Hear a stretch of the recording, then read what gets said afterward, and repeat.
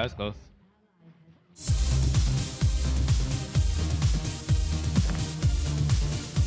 Yo, Lemon.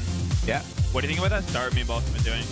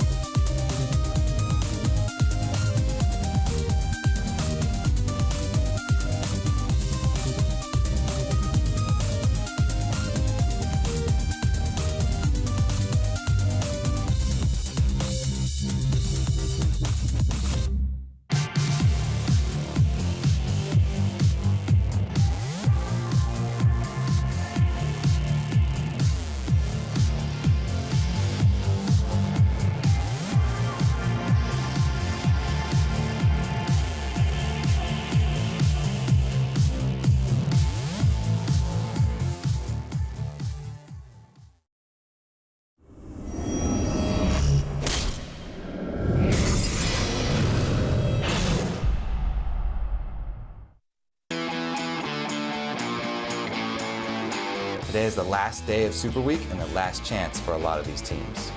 Everything that means being a pro gamer is on the line. Every game right now is going to decide who faces who. Oddly enough, for some of the teams at the top last split, Curse and Dignitas are both fighting for their lives here. Like, we just need to win one game, then we're good. We're top 6. Dignitas is a team who actually has a really good chance of qualifying for PAX, but they're going into the playoffs backwards.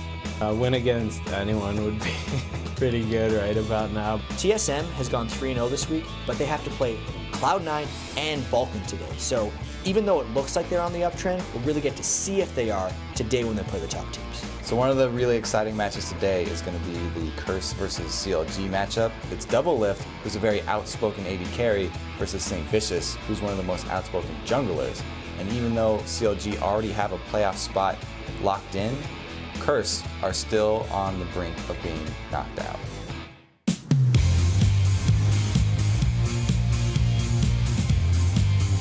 Welcome everybody to the final day of the summer split. I'm Riving Kaviz in the third, and camping the lanes for the first 2 games with me today is Joshua Jat-Leesman. And today we have 8 games coming your way, starting with Coast fighting for their playoff lives against first place Cloud9. Before we get into today's matches, we have to talk about yesterday's action, starting with Team Solo Mid pulling out another win to go 3-0 so far for Super Week. Yeah, TSM's schedule has actually been very easy up to this point. They've played the 6th, 7th, and 8th place teams thus far, but today we'll see how strong of a team they've really become because they have to play first place Cloud9 and second place Vulcan as they try to lock down that 3rd place finish. And right behind them in the standings is Counter Logic Gaming.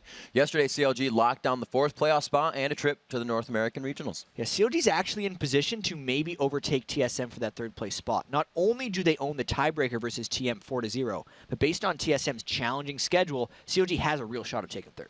And with CLG securing the 4th playoff berth, that means there are only 2 playoff spots left and 3 teams trying to claim them. Yeah, and the least likely team to get that playoff spot is Team Coast. They need to win both of today's games and then also have Curse lose both of their games to force a tie for 6th. Coast could even force a tie for 5th if Dignitas loses both of their games as well. But if Team Coast loses the first game against Cloud9, none of that matters. Dignitas and Curse will be in the playoffs. But no matter what Team Coast does, all Dignitas and Curse have to do is win a game and they're in. And besides the final push to the playoffs for Curse, Dignitas, and Coast, there are a few playmakers making a final push to break some LCS records. Yeah, we got some cool records coming up across NA and EU. ManCloud can break Alex Each's and Bjergsen's record for most kills in a split. Last spring, those guys got 159 kills apiece. Right now, ManCloud has 146, which is 13 shy of their total. He has 2 games today to break that. His teammate Bloodwater can also break the all-time assist record, which is actually currently held by Curse's former support and Coast's current coach, Elements. Bloodwater has 305 assists and is just 3 away from tying the record and 4 away from breaking it, obviously. And finally, we have Meteos. He's on his way to a couple of records. He can get the highest KDA ever for an LCS split if he holds pace. And as long as he doesn't die more than 7 times today, he'll also have the fewest deaths of any player who's played all 28 games in a split. So these records are across North American and EU, and I'm excited to see if they happen. Well, before we get to today's potentially record-breaking performances, let's take a look back at yesterday's 6 games and the best plays from Day 2 of Super Week.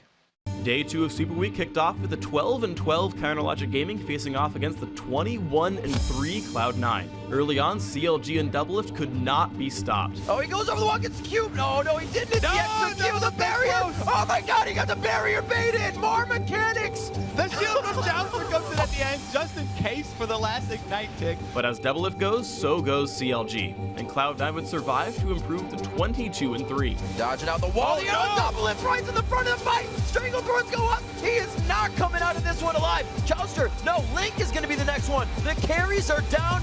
Let the damage follow from the rest of the team. Taking out the Nexus now 37 minutes into the game. The GGs are set, and Cloud9 has the victory.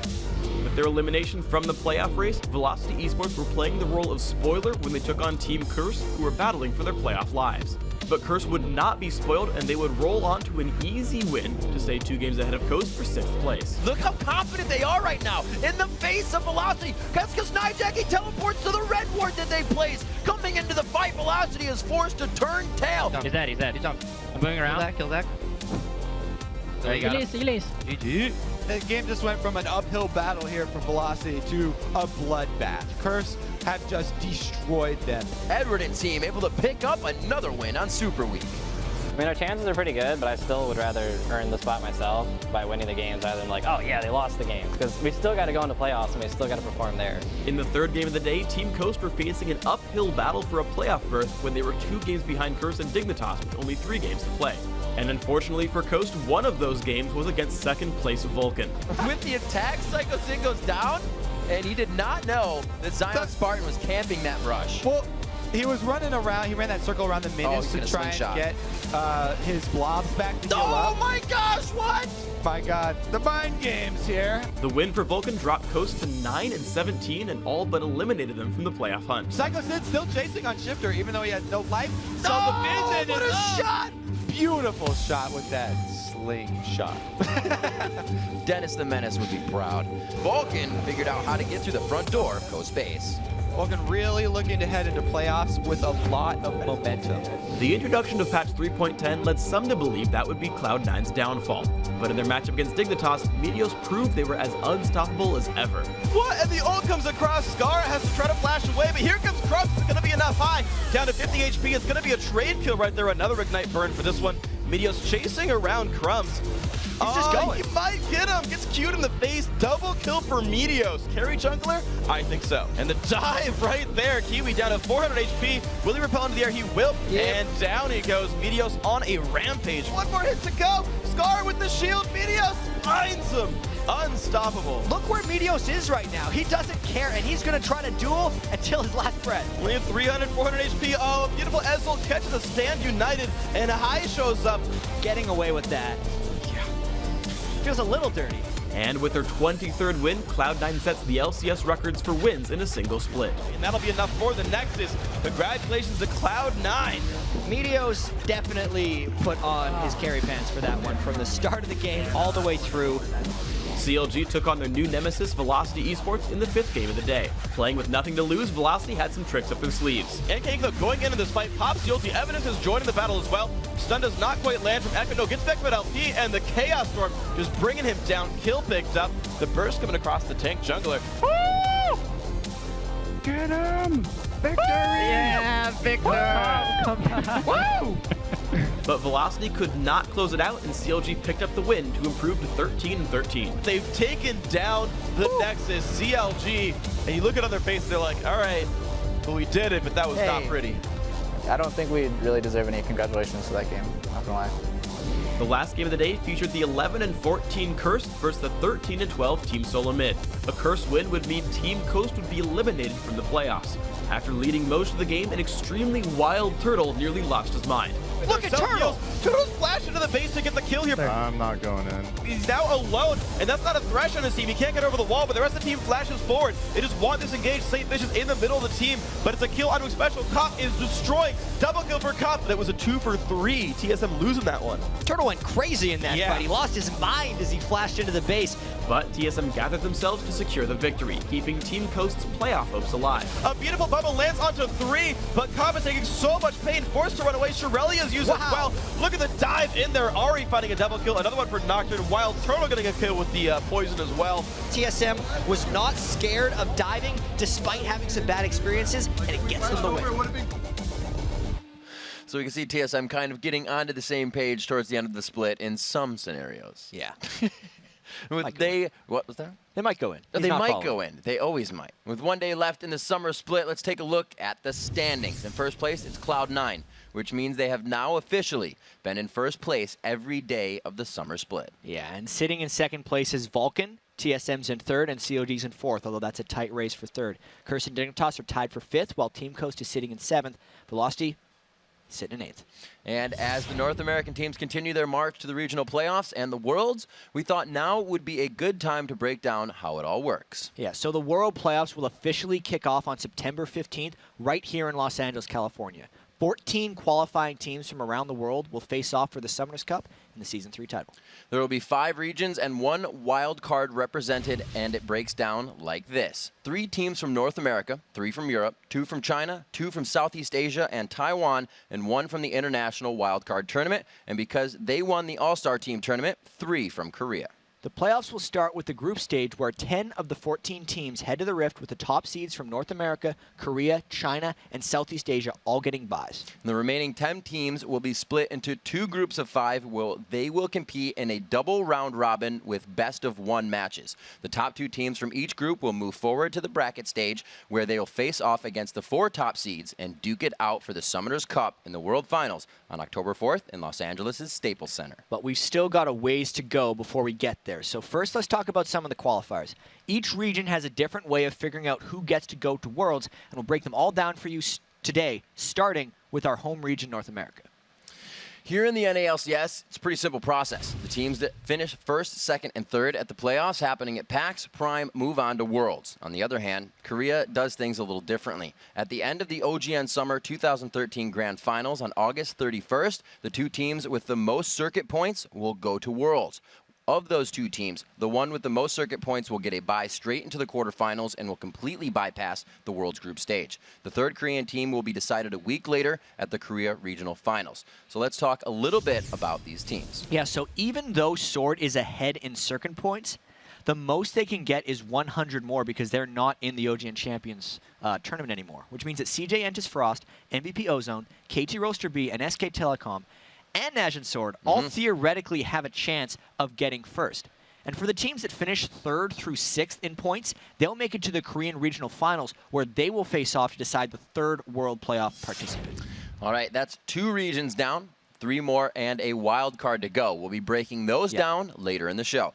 And all right, if that info has your head spinning faster than Garen's judgment, don't worry. Just head over to lolesports.com and check out the full details. But before North America's best teams can try and conquer Worlds, they have to make it to PAX Prime and the NALCS Regionals. The final playoff positions will be determined today in our 8 epic matches. Exactly. Our day kicks off with Team Coast facing off against Cloud9, followed by Team Dignitas taking on Velocity Esports, and then Balkan battling Team Solo Mid. Up next after that, Curse squares off against Counterlogic Gaming. Then it's Velocity versus Vulcan, and Team Dignitas taking on Counterlogic Gaming. After that, Team Coast battles Curse, and in our final match of the summer regular season, Cloud9 takes on Team Solo Mid.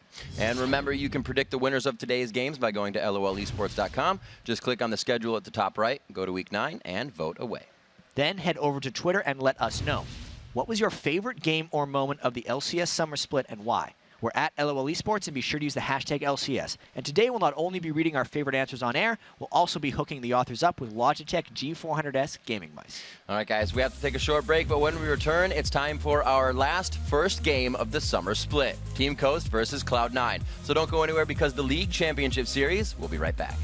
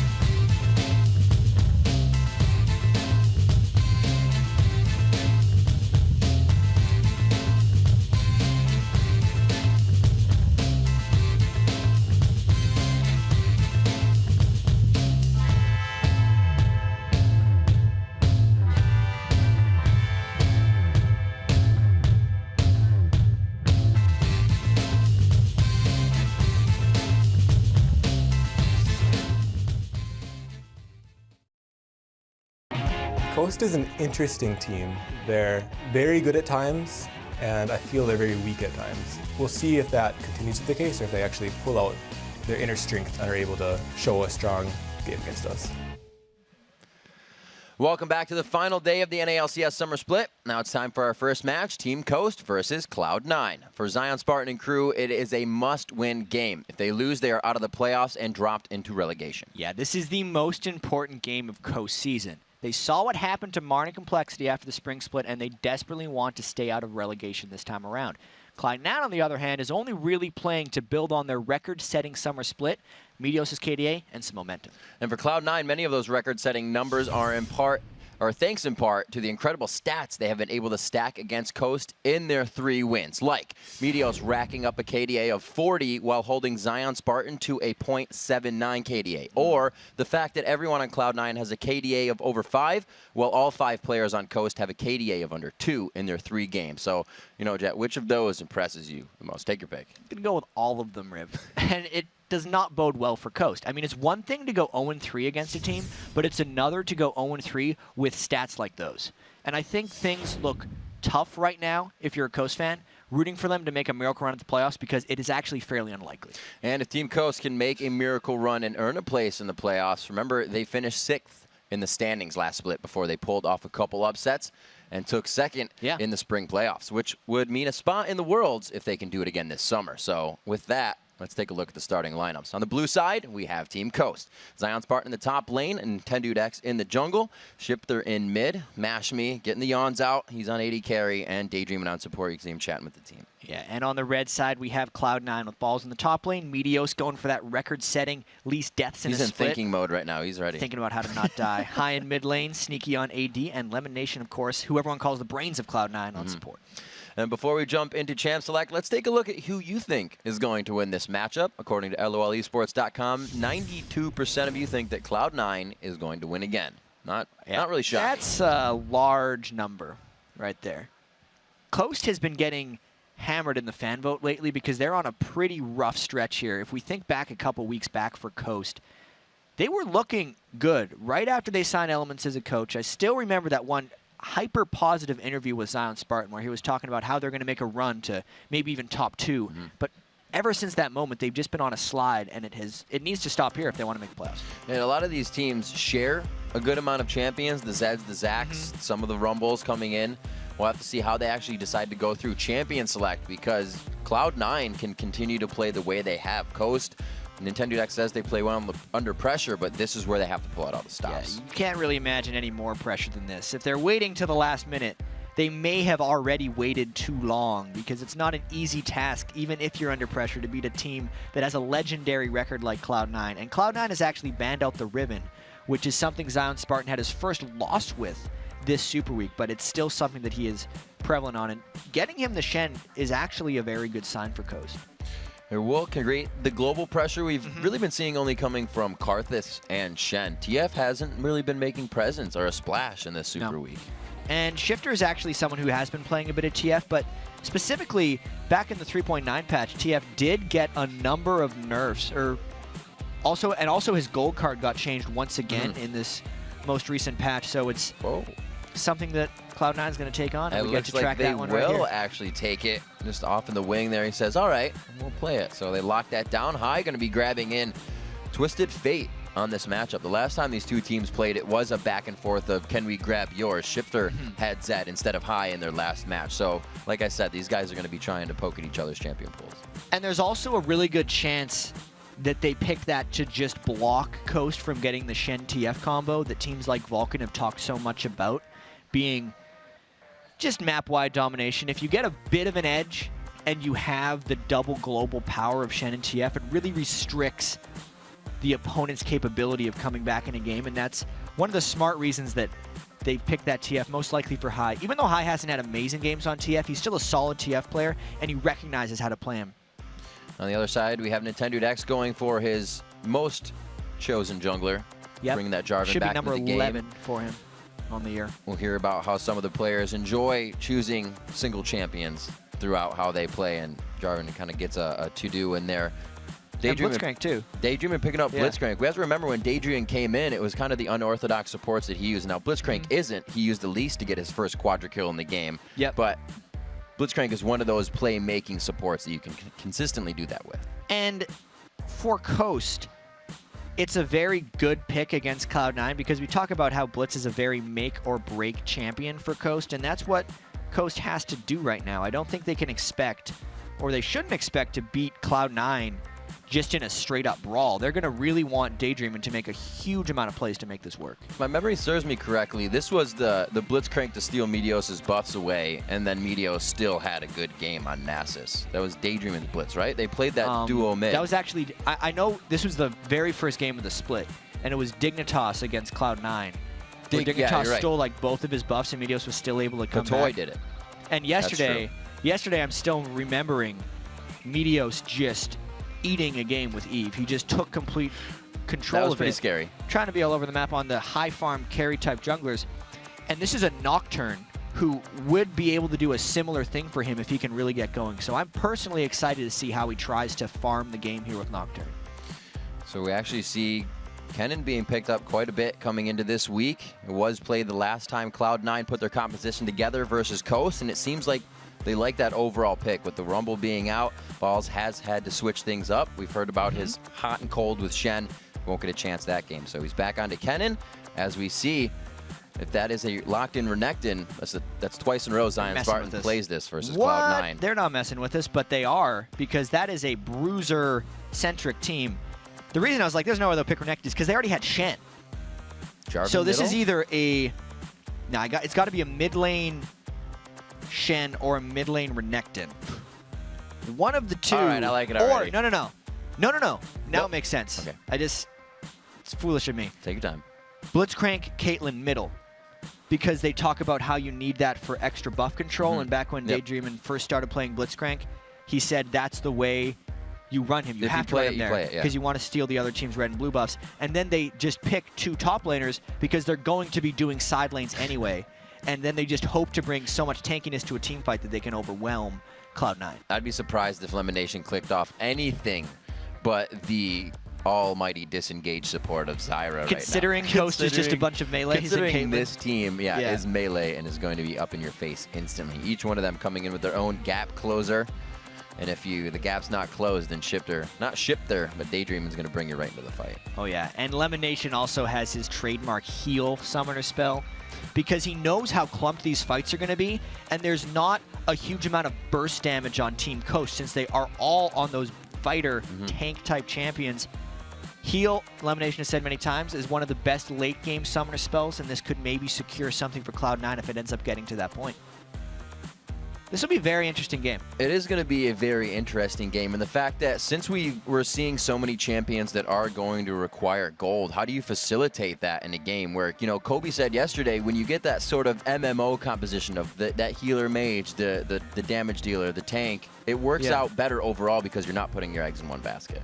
Yeah, I'm still very curious about how Coast is going to be able to farm this. I want to see Shifter's Renekton specifically and what Cloud9 tries to do against it, whether Cloud9 is just going to try and match and put their AD carry support in mid and then really put High's Twisted Fate at a disadvantage because he's going to have to go into a side lane. Or if Cloud9's just going to play with the mismatched lanes and rely on Meteos to equalize. Well, they have an absolutely amazing composition to stop anybody from getting to the back line of Twitch. The Stranglethorns to pop up. You also have Balls to just throw Slicing Maelstrom in that fight. So all those melees are going to be sitting in spray and pray for the entire time. But if these lanes get bruisered down as we think they were, I don't think Cloud9 is going to get to that fight phase. And that's where people say Cloud9 is vulnerable, is the early game. Yeah, and I don't know about that. I don't know if Cloud9's vulnerable in the early game. I don't know. Skara said it in their interview the other day. But Vulcan finds all of their wins off of Cloud9 in the early game. And we can think about it, though. Cloud9 has lost 3 games all year. 2 of those games, they gave up 2 kills at level 1. And the other game, they fell far behind Vulcan, but then still almost came back. So that's not, to me, that's not so much early game. Right. Even though, to me, level 1 is before the early game. Because that's before the laning phase even starts. If someone could take advantage of Cloud9 at level 1, yes. And that could be what Coast tries to do here with the Blitzcrank. Zion Spartan and team are moving quite diligently here to this center portion of the map. They're not going to go for the top side. They're going to try to get in fast, a ping coming out is going to allow them to know that they're coming in. So High will kind of spread all the way down to the turret, and they're going to just take over this blue. Probably going to walk their way out after the vision. Yeah, Cloud9 needs to make sure they play this one smartly. And Meteos, I want to see what plan he's hatched for himself to prevent Daydreamin' from messing with his buffs early on. Nocturne doesn't necessarily do well when he's denied either the blue or the red buff. He actually needs both of them to have any kind of real presence early game, and it looks like Coast is trying to take control of both sides of his jungle, so there could be some very heavy denial planned from Coast team. Still can't tell where the swaps are going just yet. We'll have to see how Cloud9 decides to figure this out as well. It looks like they themselves are going to want to run the standard lanes with the AD support in the bottom lane. I'm sure they expect Blitz and Caitlyn to be mid. That's almost told by the It's almost a picks. given, Yeah. since they're running 2 melees in the side lanes, and you typically don't put melee tanks in the mid lane at all. And this is Meteos' plan as far as it seems. And it actually looks like as long as nothing changes, this guesswork is mostly appropriate. Meteos will take this red and then run straight to his blue before Daydreamin' can deny it. But because of the wards actually that are on Meteos' blue buff, there's a good chance that Daydreamin' would be able to roam over and stop that. We need to see how this develops. They have it. Look, it's symmetrical on both sides. 2 to the left, or 2 to the top side, 2 to the bottom side. So they know wherever they want to go, they can start to default to that strategy. Right, but if we actually look at where Daydreamin' and Intended are right now, they're not getting any benefit out of this. They used 4 wards just to trade buffs. Meteos and Cloud9 guessed exactly right. There's no real benefit gained from the early warding, and I gotta say that's a great play by Cloud9 to just stop the Blitzcrank buff denial. Quick adaptation with the buff denial. What lane do you think they would have focused if all that went correctly? Because now they have to start adapting Coast. I think a lot of it was just straight up guesswork. Okay. And at this point, Daydreamin' just wants to go and make a play because they didn't get this. Balls has got to watch out. Balls at level 2, playing it very safe. Goes with Q and E instead of getting a W to keep the farm on, and that saves his life. Well, Cloud9 will play this one conservatively. Yeah.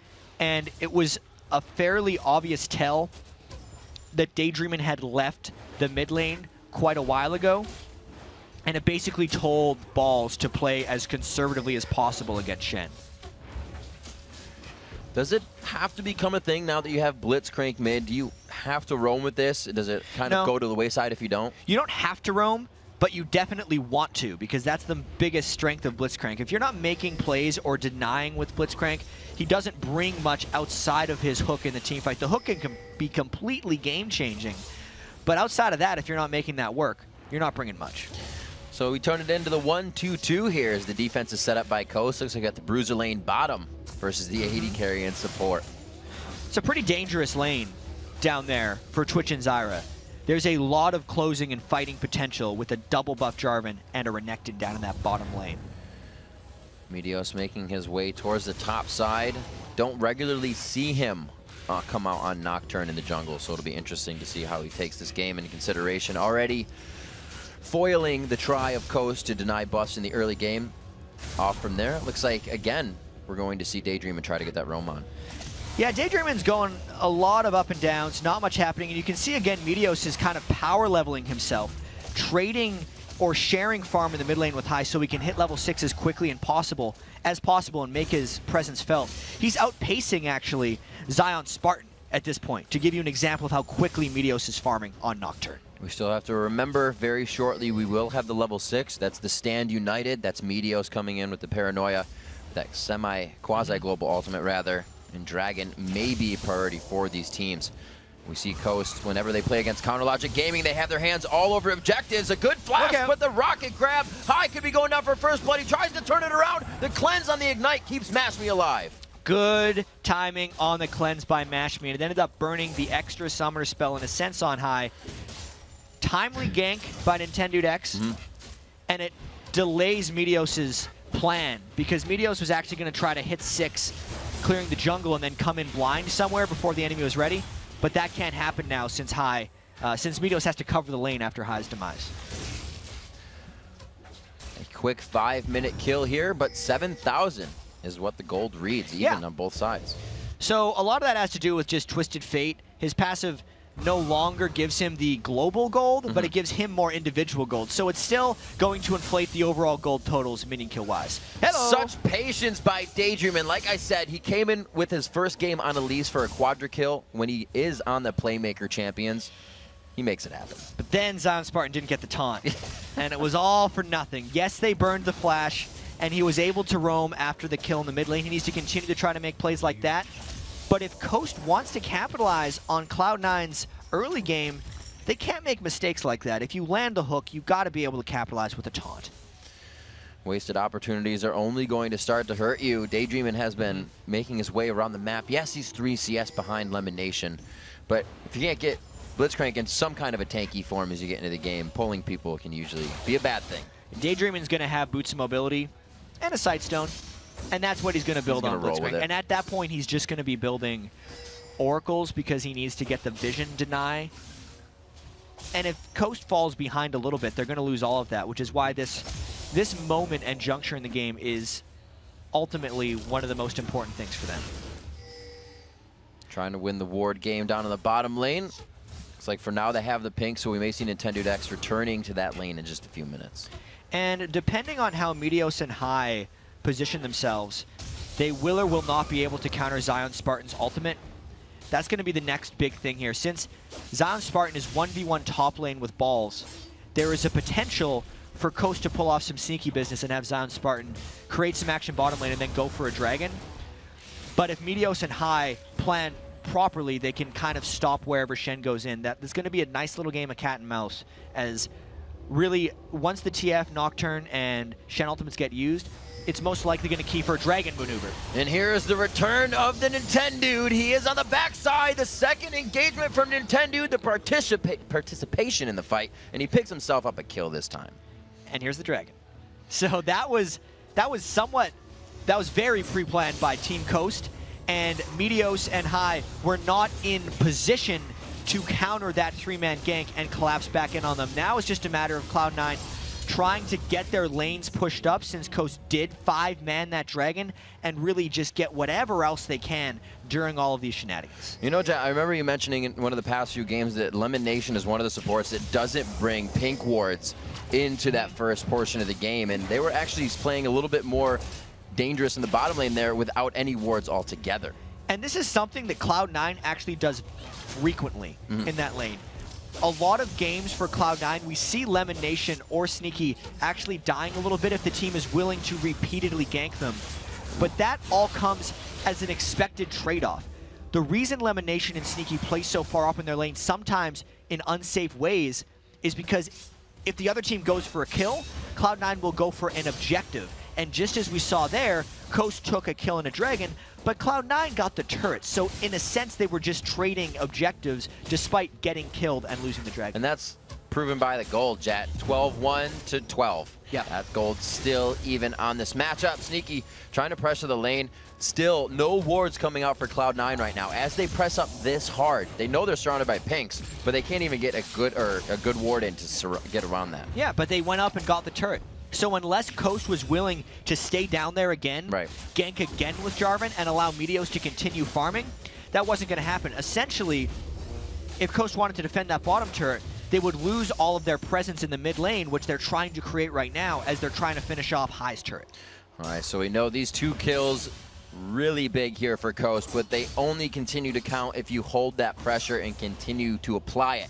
Cloud9 still looking for the objective of Dragon, which has already been taken nicely by Coast as they were able to grab it, but that will be their next fight. We usually don't see them trying to engage if they are behind until something like that, or a turret divers, something as such. Cloud9 kind of waits very patiently for their window and then just goes all out. I'm a little surprised Meteos has done so much farming without ganking. You can see his levels and experience are very high right now, and he's also wearing the double buff, so he's ready to go. But he's still just powering up. 69 million kills, now almost 70, keeping pace with the carries on his team on Nocturne. Meteos is going to want to make his presence felt fairly quickly here, because Nocturne, even though he is capable of getting a huge amount of farm, doesn't have the greatest late game scaling with that farm. So he's got to make something happen in the mid game. Looks like Coast wants to back. No aggression for now, as you see. Mashme using that ace in the hole. That's just the pressure off high, so they don't try to go and do anything crazy in the jungle. They will return to lane as we check out a few other things. Meteos is a full level, like you said. He's been farming over Nintendo X right now. He's hitting 9. Nintendo just hit 8. These guys should be engaging soon. Meteos is actually the highest level in the game.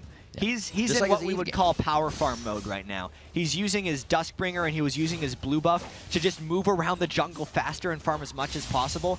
He's going to go convert 1,400 gold in his base right now into that aggressive Lizard Elder item, not the tank Golem Spirit that we've seen so many other junglers like Big Fat LP go for. So he's going to want to fight soon, maybe in this mid lane. TF and Nocturne might approach as Coast tries to take down this turret in a 3v3. Now, everything is always definitive when you have this outer ring of turrets to take down. Coast getting a little bit of pressure on that. A gold card. Oh no, they get on the high. It should be some good damage, but probably not everything they need. Nintendo also should be able to walk out here. That turret, though, one shot away. Oh, and Sneaky gives a little love tap to Shifter's Renekton in a 1v1. That mid lane fight may have happened if I did not get hooked in, but that's just not a way Cloud9 wanted to start the fight. They're still looking to make something happen because they know that they're kind of winning the other two side lane 1v1s, so they want to at least stall out in the mid lane. Losing the turret is actually not a great outcome for Cloud9. And still evens up the gold once again. It's just creeping in favor of Cloud9, and then they just got some investment plan going on. Yeah, it definitely appears like Cloud9 is slow playing this one a little bit, which is somewhat unlike them, but I do feel like they're just waiting to pounce. Probably at the next dragon is where they're going to want to make their move. Kennen in mid-game dragon fights, once he's got that magic pen and the bit of items, can be brutal since the tanks of Coast haven't actually fully tanked up yet, so they don't have that mid-game edge that they would normally have. You can see the kind of pressure that Twisted Fate creating here. There are no turrets for Caitlyn really to be farming in, so the long range taking the shortest of the lanes to be the last one farming in, leaving the melees to take the outside push. Seems to be working for him so far, but like I said, once that mid turret's up, you know what you're doing. After it's down, it kind of gets a little slower. And I wonder how Cloud9's going to deal with this. Specifically when Twisted Fate loses his mid lane, it heavily restricts where he's able to go. Ideally, Twisted Fate wants to kill the enemy mid-turret, shove the lane as much as possible, and then kind of walk into each side of the mid-lane river to threaten the side lanes. But Hai is actually just trapped in the bottom lane now because he's already been pushed out of mid, and he's holding against another 3-man push. I'm really noticing here that Cloud9 is just trying to get balls as farmed up as possible.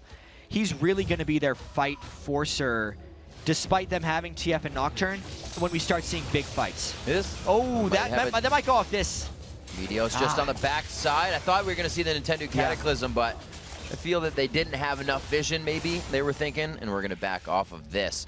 With this kind of, we'll say, version of Twisted Fate that Hai is playing, it's not one that he can Destiny in and assassinate somebody out. What's the role he can take on now that he has this entire tanky team he's got a Destiny? It's a lot trickier for him. I think he actually wants to play mostly in the back line, stunning and kiting backwards when we see the team fights.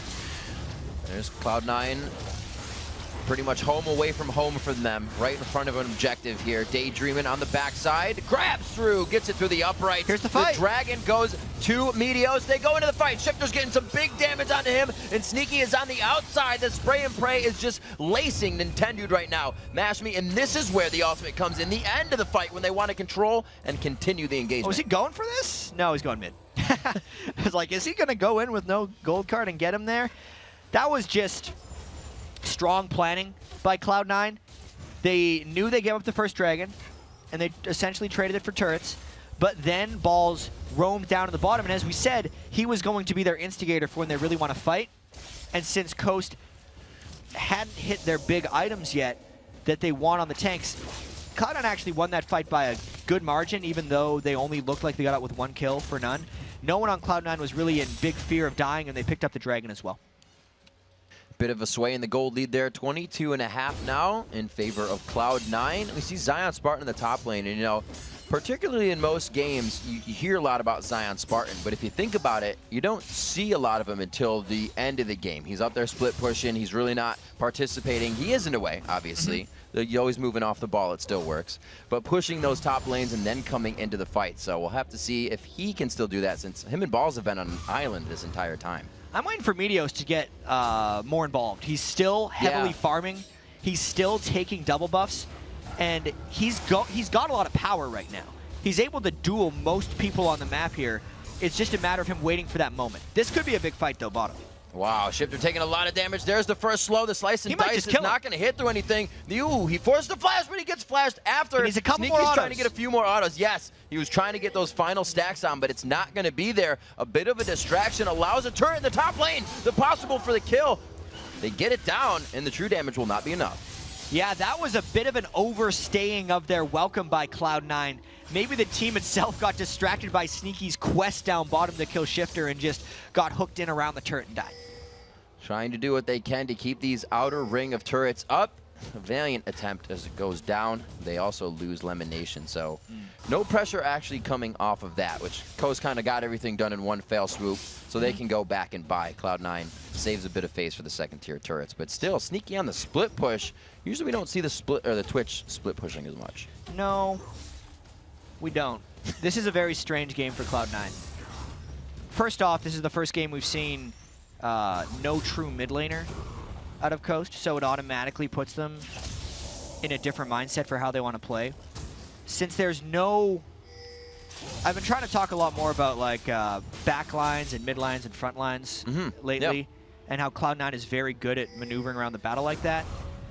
This Coast team is basically all front line and then a Caitlyn, which changes the Cloud9 mindset greatly. Oh, that'll change your mindset greatly as well. Nightmares in your head, the transfer of the buff. Good guy Meteos just takes it. Nintendude having a little bit of a tussle here, not liking plans whatsoever, however. Balls, Zion Spartan in the top lane. That Sunfire Cave gives him a bit of an edge. Balls doesn't like it. That was Meteos starting to get involved. Yeah. Level 12.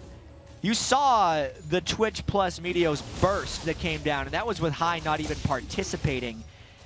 That's going to be their answer to stopping Coast split pusher farm very shortly. And it looks like High, you know, telling us how he's going to play the game. The Zanya's on the first build, so he will be throwing himself into the fight sometimes if he feels necessary, trying to engage. And we see Tiamat's on both sides of the inventory. Yes. So this is Meteos' full aggressive Nocturne. I really wish I remember the name of the player right now in solo queue, but there is a Nocturne player in very high elo who builds Lizard Elder and then Ravenous Hydra on Nocturne and just tries to fight people for the entire game, like Glass Cannon Nocturne. Meteos may have taken some inspiration from that, and he's just going for it. It's a pretty effective build for melees. I honestly feel like Ravenous Hydra is a better AD item for melees than Bloodthirster, because you don't have to stack it and you get that nice active spell. Ooh, that was a close one. Almost put it around that first melee minion, but it's not going to be the case. There are a lot of people that are about to party in the bottom lane, though. Yeah, this could be a big party. It's going to be all about whether Shifter can make it down in time. Other than Cloud9 playing this one defensive, because they know that Zion Spartan can always join a party since his ultimate's up, and there's no way Cloud9's going to opt in to a 4v5. After walking through a Vision Ward. No, not going to do it. To get back to the team fight play, though, I do believe potentially High and Meteos might just want to dive straight onto Don't Mash Me, since he doesn't have stuff there. He's just an AD carry by himself, kind of awkwardly on a team with a bunch of tanks. But the rest of the team, and maybe why Sneaky's getting more farm, is because he needs to sit in the back line all alone and try to take people out. Ooh, they walked out on that one. We get a teleport in for a bit of safety.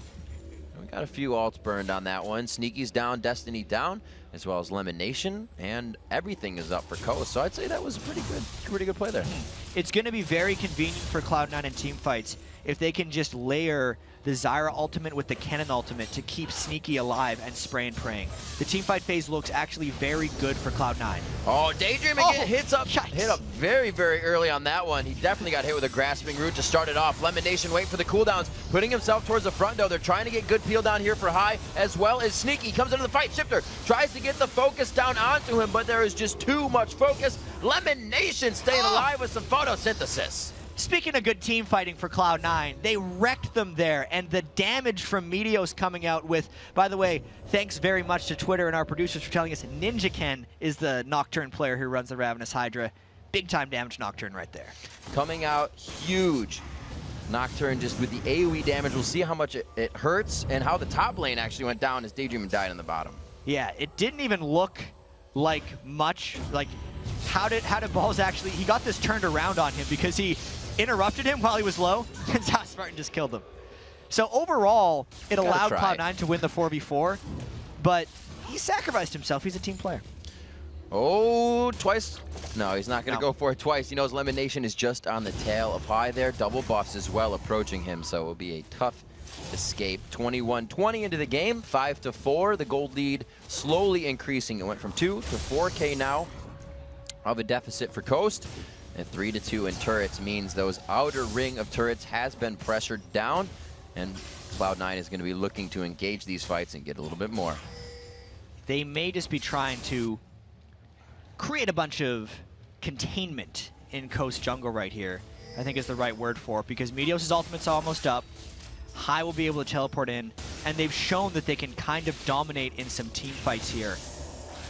Since Meteos has the benefit of just killing a squishy, as long as he can actually dive through the front line of Coast.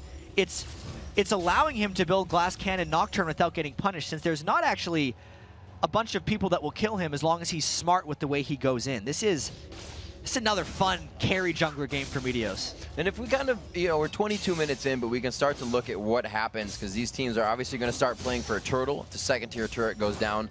If they get the beef that they want onto Coast, will they just start to be able to walk over Cloud9? Maybe, but probably not, only because of how well Cloud9 finished their pick phase. When Lemon Nation picked Zyra, on top of already having Kennen, plus just having Twitch to AoE down, it's so difficult for their 3 tanks to dive in, Shen, Jarvan, and Renekton, and not just get caught up in all of Zyra's roots and obliterated by Twitch's spray and pray. Oh, obliterated just like this, possibly, but it's going to be a 2v1 as he calls for some help. Shifter gets himself away, a few ultimates used for a few ultimates.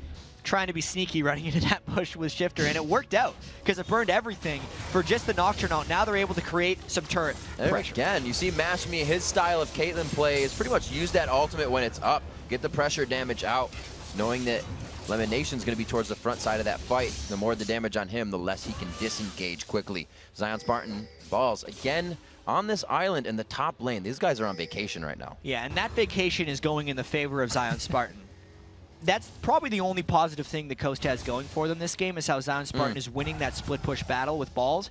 It's now a matter of the rest of Coast not losing these 4v4 scenarios that actually, if we remember, happened right here when they got obliterated in the team fight. No Nocturne ult up this time, but if Lemon Nation lands something, I wouldn't be surprised to see Cloud9 just go in head first. Daydreaming, pulling the balk out. It definitely gets High to walk around the corner, so they see their 4 strong in the bottom lane. Zion Spartan expecting a rendezvous with Kennen in the top lane in just a few seconds, as the bottom lane now being taken out. Coast is going to focus on the turret, but Nintendo tries to focus on getting a kill here. Decides to go back in the end. You got a little scared. You did get scared. They got the turret. They had total no problem, position. Nintendo. Nothing was there. Don't worry about it. There's no nightmares coming. You got another about 30 seconds on those. It's weird seeing Cloud9 react to things so quickly. Usually they're the one at least pushing a turret when they're losing a turret. They're having to defend a lot of things right now. But who knows? That could change in the next few seconds. That's Cloud9's play. They need Meteos to be able to go in, is what they need. They can't necessarily get a clean initiation without him. And I think that's why they had to concede that turret. That's tough. I'm just thinking, I'm like, all right, Meteos, I am going to Nocturne ult in to a Renekton, a Jarvan, a Shen. Like, yeah, he's going to go to the Caitlyn, and he's then going to force everyone else to go back. And if they clump like that, it would allow sneaky elimination to land all of their AoEs on top of them. It's all about forcing Coast into a ball so that the AoE can happen. Best way to do that may be to throw on the like Destiny. this. They're going to try to rock it down. Mashmi over the wall. He positions himself great for no accidents there. Nintendo throws himself back into the fight. A valiant attempt by the It's jungler. a 5v4 now. It looks like they are going to continue the fight. Zion Spartan not making it to the fight, did he? Daydreaming and Shifter there. Mashmi, there's Spartan. He did make it past, but that means Balls is pushing the top lane by himself. And Coast this is running so from good this. for Cloud9. They're going to continue the chase. They get the grab. That's the minion. Oh, man. Oh, it's a little bit of gold, but not what they wanted in the disengage. Balls has the turret to half health in that top lane. A kill onto Zyra. A quick run in from Mashmi on the side. Nobody sees him, and he gets out stealthily. It's going to be Daydreaming to overdrive his way out of this fight. And Cloud9 wants to continue this as long as possible because Balls is just happily split pushing the other lane. I have to give a shout out to Meteos in that fight because he just ran through the lane after he overdove and is now healed up so much thanks to his lifesteal. That was a brilliant fight by Cloud9. He has finished that Ravenous Hydra. Looks like he's just going for more damage after that as the Lich Bane coming out for, oh, of course. Yeah. As High is finished that means their turret taking, or turret aggression is going to be turned up a little bit more. And we saw Destiny, they really kind of just walked that one in. Like, a lot of the ultimates are just being used to put fear in Coast right now. So we could really see in broad daylight. Oh, look out, Balls. Is Daydreaming going to land a hook? He's going to try. He could have it. Boom. Left or right? Oh! Shot it right. He went left. Sun was in his eyes. Yeah. Anyway, we're talking about the initiation patterns by Cloud9. Very clearly, High has the Zhonya's to go in and land a stun onto Don't Mash Me's Caitlyn, and Meteos will then go in directly after. And unless Don't Mash Me uses Cleanse Flash, he will be chained up for the TF stun and then the Nocturne Fear and die immediately every fight. Unless Coast completely pulls back and balls up, which is again exactly what Cloud9 wants. It really sucks to be Don't Mash Me right now because Cloud9 has a perfect combo to take him out. He was forced to run Cleanse this game, so really everything, it would be Barrier if he was not, but that defensive, oh, going into Nintendo. Hello. This is the second time they've really gone on him after not getting a first target. We saw Mash Me flash in the last fight, but they said, we could take Nintendo down, let's just do it. Yeah, Mash Me wasn't there, so they just took anyone. But they had. You can build as many take items as you want, but with all the damage that Cloud9 is building and all the catch potential, they're still going to die, which is, Coach really needed to get a lead with this game or maybe turn it around here. This is their real only opportunity, and this is a very dangerous Baron by Cloud9. They're looking for a fight. Stand United coming in from the bottom lane. Shifter gets a little bit of help there. Can he continue to call the meek and slice and dice around? He goes down, turned into a briefcase, and Mashmi try. Oh, I was like, well, I get a little close there. You have long range. You don't have to attack. A headshot into the next one. A double kill coming up for Mashmi.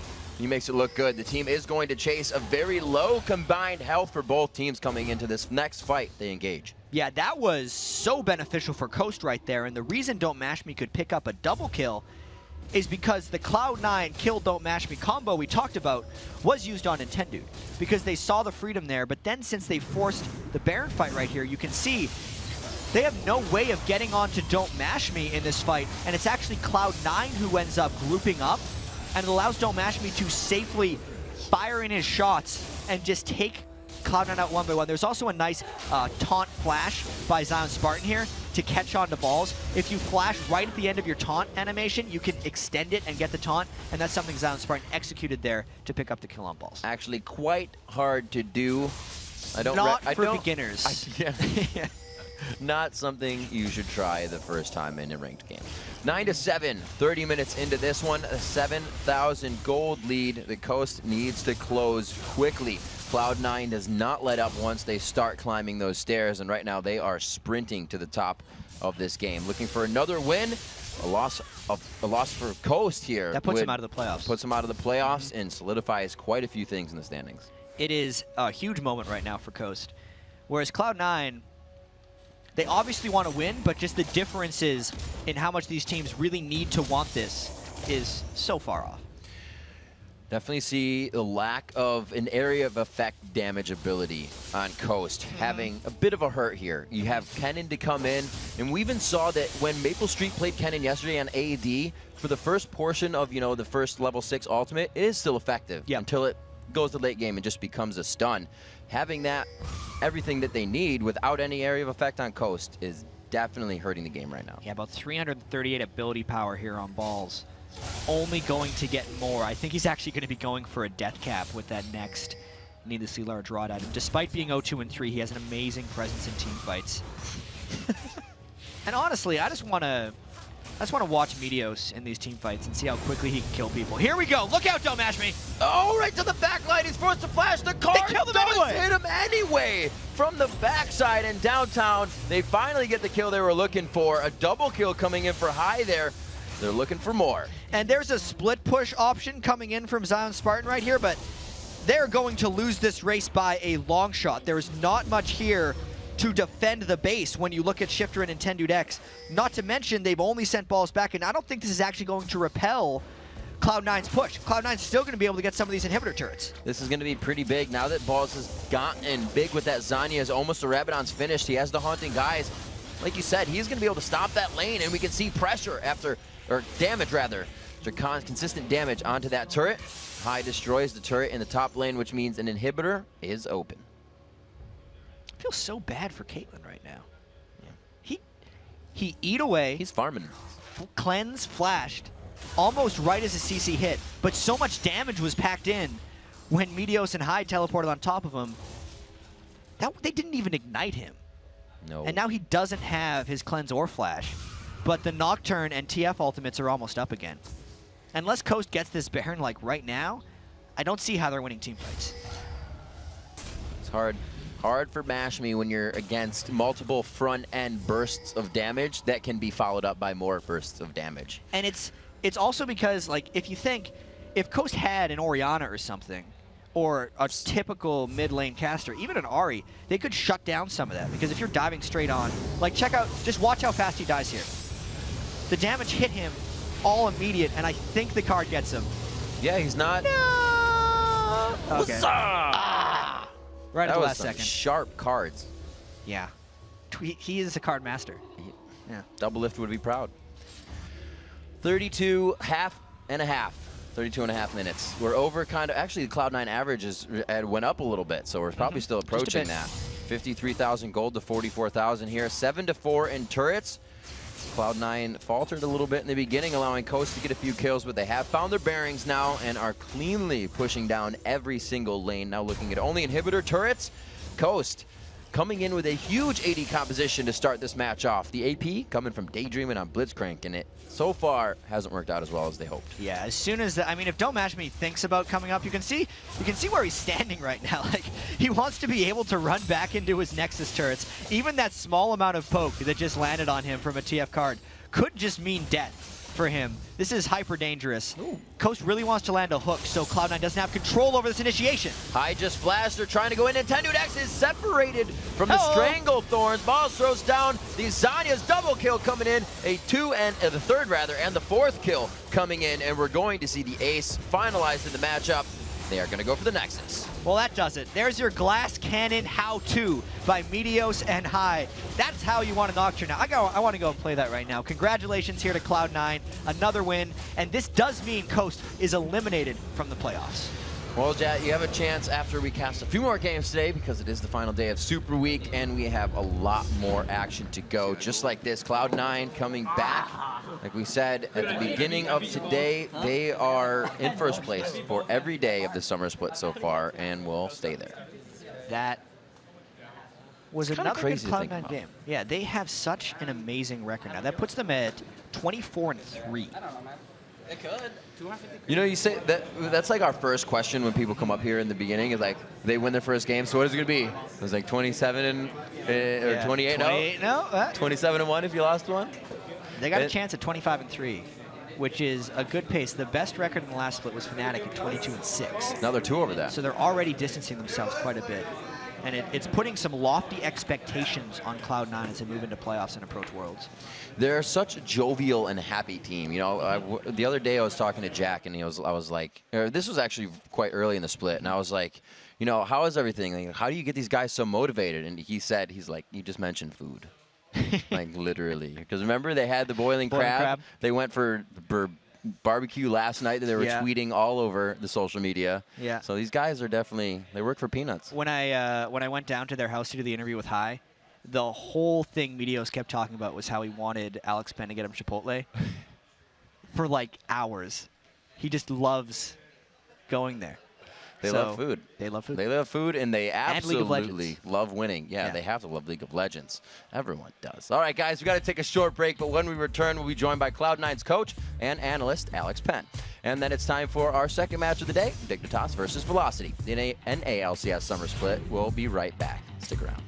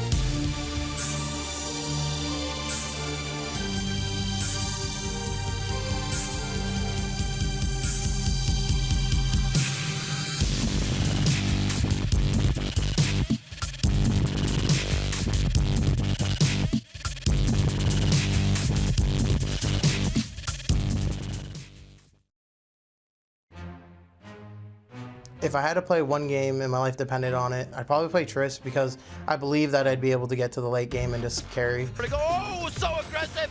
Jumps past the turret so he doesn't grab aggro. I would pick Vayne because she can carry really hard, and if it came down to that, I might need to carry very hard in my one game to win.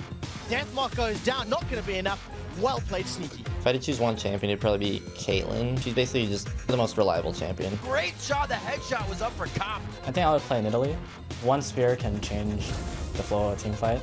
Same with one heal. AP Nilly can just completely dominate a game by herself. Probably pick Ari. Here comes Shipper though on the side. Goes in, gets knocked in the air, but finds Chowster. Usually I like to build Ari full glass cannon because she is an assassin and I need to get my target. If I really desperately needed one win, I would probably play Jace.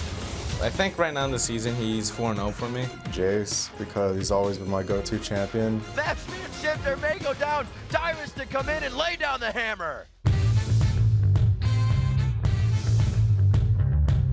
All right, welcome back, everybody. I'm here with Alex Penn, the analyst for Cloud9. So congratulations on another win. Thanks. And it seems like your strategy hasn't really changed that much with 310 because you guys did give up the first kill still, but you got the first 2 turrets anyway. Right. The tower nerf, or buff rather, just forces us to wait longer before we can start taking towers. We don't have like the 3-4 minute pushes with like Nasus and stuff like that, or even with like a Jarvan or the heavy push comps, because you just can't do the damage. You can punish a little bit. You see teams still doing the dives like CLG where you do the 3-man dive, but they're still not taking towers off of that even if they get the kills. So it delays the push, but it's still an objective-based game. Do you guys focus more on any other objectives in the early game then? Maybe like Dragon or something, which has not gotten... Yeah, Dragon's definitely way more valuable, and that's why we're going to see a lot more 2v2s in the bot lane, because Dragon control is just way more important than the 2v1 pushing, which is basically how I feel Riot intended that to work. So definitely more 2v2s and definitely a little bit slower objective pushing. Okay, so that was slow, the objective pushing, but also in that game was a little bit slow. Meteos coming out of the jungle. He stayed in the jungle a very long time, farming up for his very fun carry Nocturne build. We attributed a little bit to Ninjakin on the solo queue, but to my knowledge, every time I played against him, he would go into Blade of the Ruined King instead. The Hydra just seems like something completely out of left field. What went into that? Was that from you? That was definitely not me. Meteos came out of the booth and just said, how'd you like that build? So I think he was just having fun, going for a different unconventional build to test the limits of Nocturne. Meteos does not like to come out of the jungle unless he knows he's going to get a gank off, right? So like he's very efficient when it comes to farming, and he doesn't like to wait around for ganks. It's more of a, if the laner knows he can get the kill, he'll call for the gank, and then that'll happen. So in that game, he just didn't have a chance to get a gank, so he just took his time and farmed. Built up the Meteos area of effect Nocturne special there, I guess. Now, what do you actually do as an analyst for Cloud9? A lot of people want to know what really goes into that type of job. Right. So if you see like Lemon's notebook, a lot of that is me getting the stats of what people are playing, when they're playing them, what patches they're playing them on, what we banned against them in previous games, what they banned against us. So I'd say probably about half the notebook is me writing stuff in it. And then we go into a prep after that, where we spend, depends on the game, 30 minutes and up to 2 hours just working on different scenarios of picks and bans. What we want to ban, what we think they're going to ban against us. What we could get first pick. Sometimes it goes to all the way through 5 picks on each side. Sometimes we can't predict that against some teams like Coast, where they have like such a wide range of champions that they've played over the season. So a lot of that. I also live with the team, so I'm sort of a team mom in a way. I'm older than all of the players except for Lemon, and I'm the only one with a car, so I'm transportation.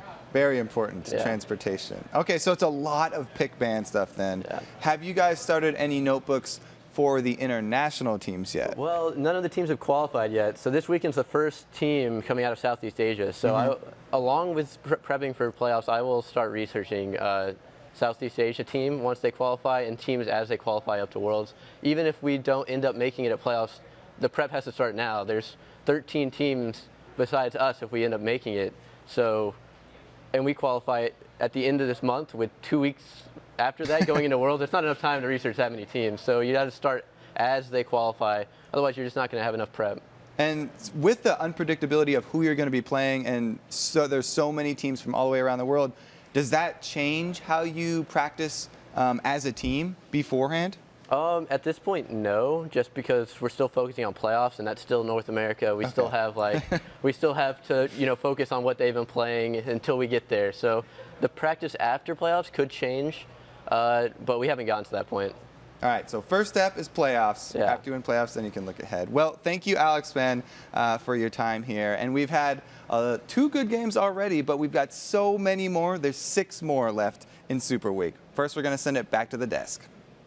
Thank you very much, Kobe. And now it is time for our second match of the day, Team Dignitas versus Velocity Esports. And with Team Coast's loss to Cloud9 in our first match of the day, Dignitas is now guaranteed a spot in the playoffs, even though they haven't won a game all week. Yeah, Dignitas needs a win today, even if they don't need a win today. They don't want to go into the playoffs on a losing streak and playing the way they've been playing, or they'll find themselves in the promotion tournament once again.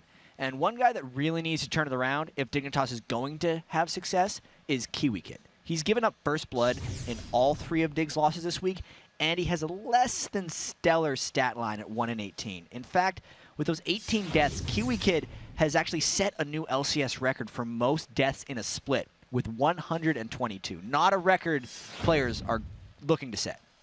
But he should get one. He does have one. There you go. And if Kiwi Kid and Dignitas want to turn around their Super Week, they are up against the right team today. So far, Dignitas has stopped Velocity all 3 times they've played, so things are looking up. Yeah, so Patoy has had an incredible amount of success against Velocity. He's amassed an unbelievable KDA of 55 against them while helping to hold Velocity's duo laners Maple Street and Evaniscus to KDAs that are actually under 1. And we're about to see if Dignitas can get back up to speed against Velocity.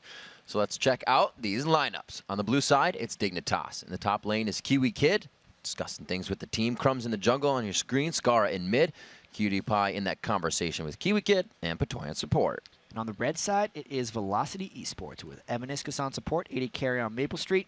They need to get that KDA over 1. Echo pulled out the Victor yesterday, which I was very happy about. That was NK Inc in awesome. the jungle, Chris in the top lane. It almost worked, too, that Victor. And we've heard that Velocity might be trying something else a little bit special today. I'm excited. No details, though. No details. So we got to try to sniff it out and find out what it is. They were one of the earlier teams, and we were standing out next to them, and they were like, you know, we should do it. And you kind of saw Guitar put his hands in his face. Oh, and I was really? like, do it. Do it. You should make it happen. I mean, at this point, Velocity is playing the role of a spoiler, and they're trying to just mess up team seeds and confidence going in, and maybe give themselves a bit of confidence for the eventual promotion tournament. Plus, they want to try to improve their record right now because they're running the risk of having the dubious distinction of the worst record ever in an LCS. Obviously, we're still in Season 3. We've had only a couple splits, so all these records, you know, yes, they are record-breaking, but they're the early trendsetters, and they don't want to have that title. We'll see what Dignitas can do coming into this matchup. Everybody does give Velocity that respect for being able to pull out something that will throw you off your hinges right off the bat, like the push-poke comp strategy, what they can do with it, how it doesn't fight. Things that they have been able to kind of catch Dignitas off in picks and bans before by making Dignitas think that they didn't really do their homework. So they've really been able to play a pretty good chess game, if you will, in Champion Select, but too many mistakes, you know, as they go along throughout the games is what hits them. It's actually a little bit surprising that Dignitas has had so much success against Velocity, because Dignitas likes playing very scattered early game strategies where they just try and create as much confusion and get as many kills as possible. I mean, yes, we talked about Kiwi Kid's high death count, but Dignitas fights a lot. All those guys on this team have a lot of kills as well as deaths. Kiwi Kid's just on one kind of far end of the spectrum, but you compare that to Velocity, who plays early games generally well, and Dignitas typically only wins games that they have large leads in because they keep talking about how much trouble Dignitas has closing games. So if Velocity can hold off, especially with a weird strategy, a very solid early game, they could very well try to pull themselves in with a victory to at least tie themselves with what Dragonborn's mark was, which was 6 wings in the spring split over in Europe, because Velocity's sitting at 5 right now. We'll see what they can do for themselves coming in. Obviously, they still want the wins. There is still that heart and passion to play. It's kind of interesting because they still are in the relegation tournament coming up in the spring. You still get the LCS format to play here, the LCS style of play and the intensity. So you are pretty much able to try anything when they're in their shoes. Yeah, this is definitely a learning experience for these guys because this team by no means is dead in the water. They need to make sure they have practice, preparation, and a little bit of confidence going into the promotion tournament, because especially since they're going to be the 8th place team, that means they will not get to choose necessarily who they play as far as upcoming challenger teams when we have the 3 challenger teams coming in. So that's almost the equivalent of like imagine there was another Cloud9 right now in the Challenger circuit, maybe like FXO or something. They don't get a choice. They have to play them. So Velocity needs to, even though it's really difficult now, still start thinking about that one and how they can up their game for that moment. And in the back of their mind, and even fans have to remember that they've kind of seen the most changes to the most pivotal people they need to keep on the team. We've seen teams go through changes and pick different people up, but one, their strat caller went away and then came back and now is gone again. They brought somebody else in that kind of filled in for the strat caller. NK Inc. right there? NK Inc., yeah. It's not usual to lose your strat caller right off the bat. No, and it's not an easy thing to make an adjustment for. Not at all. A lot of the teams we saw build, Curse has built themselves, CLG has built themselves. Velocity had trouble doing that because of the situation with their roster. Yeah, you really try to build your team around a specific strategy and then kind of get players to fill that. I can use kind of like a personal example. For sure. This is going back, but at least because some of the players are still familiar. Back when I was on Dignitas in pre-season 2, I really liked that team because I was a strategic player, and at the time, Voyboy and Skara, in my opinion, were the 2 best individual laners in the game. So then I could just build a strategy around, all I have to do is farm the jungle. I don't need to gank. I need to rely on my laners to hold their own, and then we can go take Dragon. And since I knew they would outfarm their opponents, that's how we'd win games, right? But if you remove that, say I have a game plan where I wasn't necessarily great mechanically, but I was good strategically. So if I didn't have strong laners, but instead just had another strategic player, it wouldn't actually work for me. So it doesn't complete the composition. Exactly. Likewise, if they had a very technically proficient jungler at the time, it wouldn't have worked as well either because we wouldn't have had the strategic planning to go with their strong laning. So it's the balance of things that you need there to really build up that team, which is Velocity hasn't been able to put it together this season.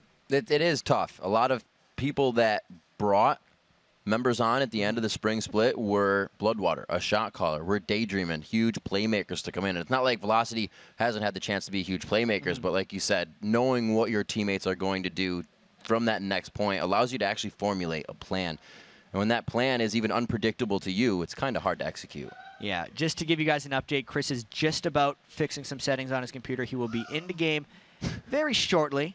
Scar is also laughing maniacally in the background for some reason. We'll have to see what's going on in the Dignitas. These guys, despite the losing streak, they always keep the smiles on.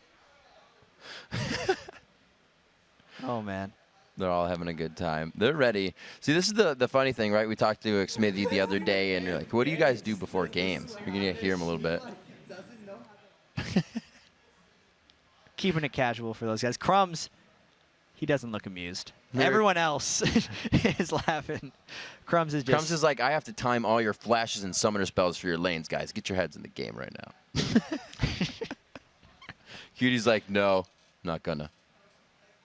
Oh, Cutie Pie. I loved the hair flip that I'm a Cutie Pie had. It was in one of the recaps that we had and also one of the pregame flips. His hair has only gotten longer since I've known him. Some people cut hair.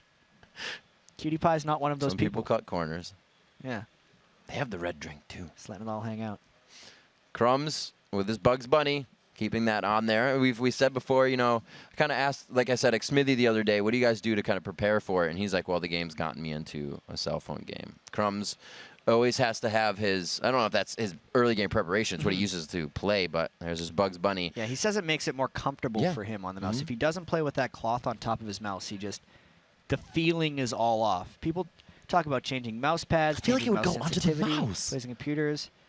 No, I mean, I've never tried it personally. Like being a Counter-Strike player, you lift your mouse constantly as you spin and turn. Yeah. I feel like you can't lift your mouse if you're playing like that. No, well, personally, when I played, and I don't know if Crumbs is the same, I actually play with very high mouse sensitivity. Ooh. Right? So I don't need to move my mouse much. Come from different worlds, Riff. I play without much mouse movement. The high sensitivity battle. Some people have those giant mouse pads that they like to just whip all around. Yes, please. Just for that preciseness. I like the preciseness because I feel like I get there faster. I don't have to move as far. Then I can make quicker decisions. I just have to be more precise. I always felt like it's more of an extension of you instead of just your wrist.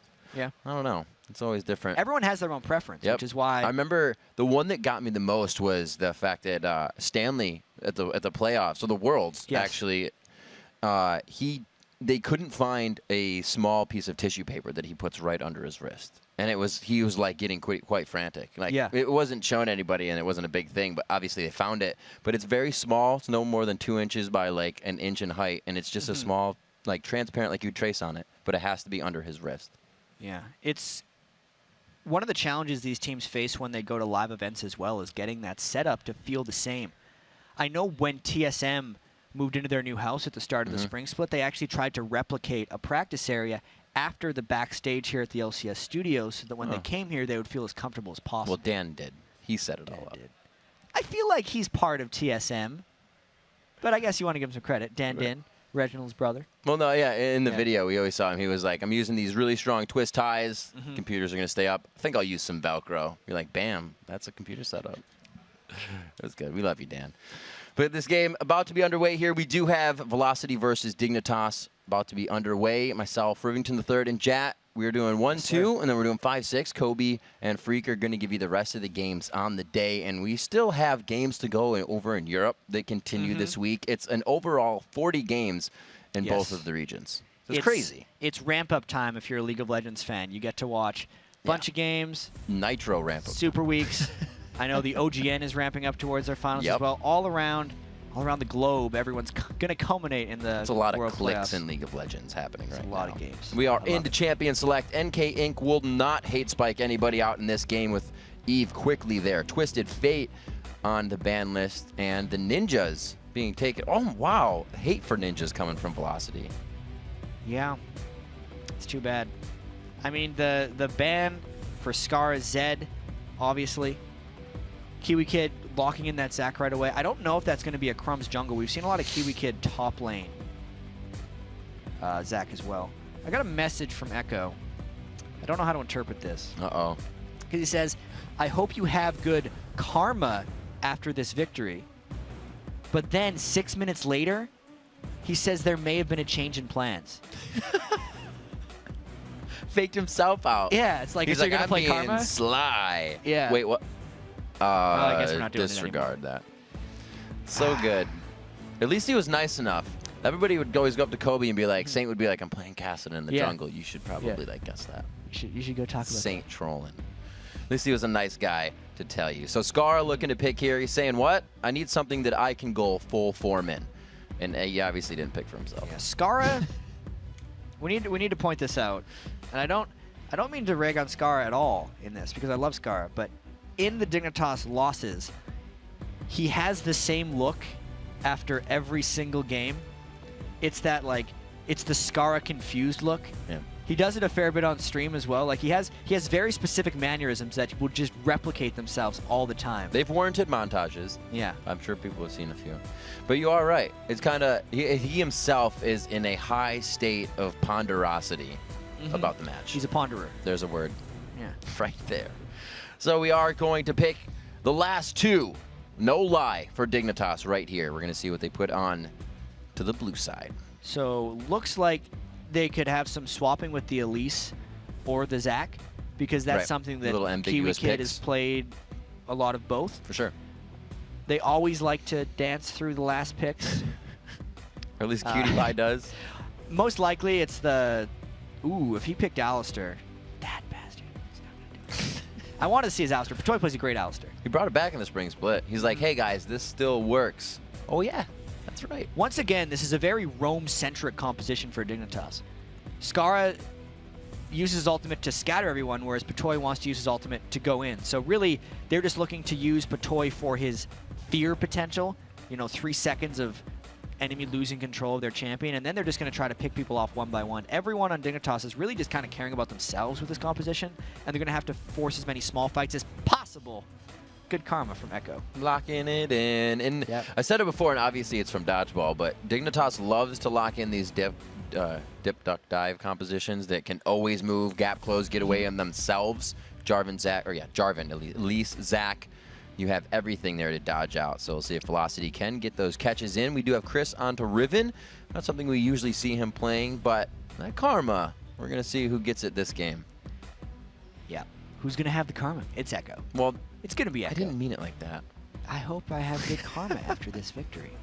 So Chris has actually played a lot of Riven before the LCS, and then almost never in the LCS. When he was getting known before he joined any professional teams, he was known as one of the Riven guys. So he definitely has a bunch of experience on that. And I feel like since, with Echo kind of calling his shot there with the Karma pick way beforehand, I feel like everyone on Velocity got to call their shot on their picks this time. Evaniscus got to play Zyra. Maple Street got to play Twitch. They're all just playing the stuff that they want to play. And maybe, you know, for a team that has struggled all year, sometimes you talk about all the strategic things. We talk about Alex Penn and Lemon Nation planning everything out. Sometimes what you do to win, you just have some fun and you play what you're good at. And that's how you get the best play, especially if you've been struggling. Look at Complexity when they picked up Prowley. All he did was have fun. Those laughs. Okay, Scar is laughing again, very loudly.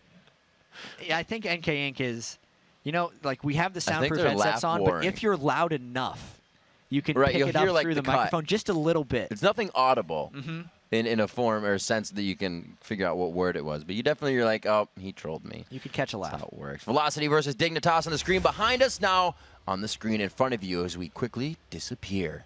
See you later. On the Rift, we are underway. 15 seconds in. That's going to go up a second every time, and it's going to be a long one. Every second it's going to... What was that? Yeah. Yeah. Yep. Time. Just like you said powerful thing. the other time, there will always be left-handed people. Yeah. There's always going to be someone who's left-handed, like Chris. Like Chris. He is present within this game, and we're going to see if that helps them to grab this victory. A huge, destructive Karma Q coming out right there. And really, back in the day, in some nations, that's one of the rudest things you can do. All right, then. Going to leave that one out there. I got to talk about Echo, though, and his Karma play in particular.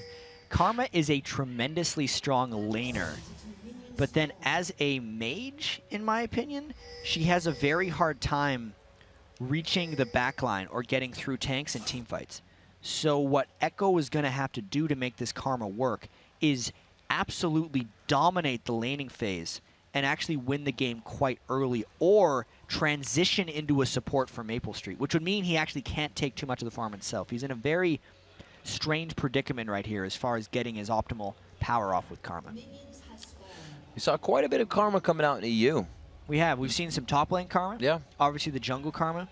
I haven't seen Karma win many games in Europe, but we have been seeing more and more play of her. So these players are still kind of feeling her out. They see a lot of potential there, I think, just because, you know, any one of her Mantra's spells is really good on its own. Just the amount of speed you can grant the team with an Alt D. But there's actually a very exciting, potentially, fight going down by the... It's almost exciting. Here. It's going to get exciting. Yeah, I feel like it's got to get ramping exciting. up in excitement as we speak.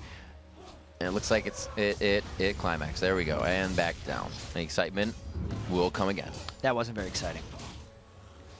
I thought we were going to see a delayed invade. Are they giving the blue buff to Evaniscus? This is exciting. This is something new. I feel very sorry for NK Inc. I don't know what he's going to do now. They're going to go over and take the dragon that's not there. They're going to go for dragon. So they're going to try to tank it with the plants. The reason they gave Evaniscus level 2 is so he can get plants and he can detonate them on this dragon. This is the way they're going to try to trade damage on the dragon and sneak it at 2 minutes and 35 seconds. This is the velocity we've been waiting for, Rick. Here we go. You can see the smile on NK Inc.'s face. They're like, they have no idea. And they're actually doing this very well. If he comes out with this over 50% health, I will be impressed. And I'm still impressed. That's cool. You know, why hasn't Velocity been doing stuff like this before? They clearly have it in the bag. Before the season, Velocity was talking about how they were going to pull off this risky stuff, and they need to. Got to see how this affects NK Inc. later, and we got to see how this affects the rest of Velocity, because that was a great sacrifice NK Inc. put in. He's still level 1, 3 minutes into the game on Jarvan, but that dragon is going to catch Dignitas completely off guard. They have no idea. They went for that fast. He also smited. Has his flag for the jungle, so he'll be able to get through that, looks like, alone. Kiwi Kid in the top lane, getting pushed out quite hard by Chris right now. Like you said, being that Riven player, not showing it too much for us in the LCS, but definitely having his way right now. He gets him on the third broken wings. Won't be able to pop the passive.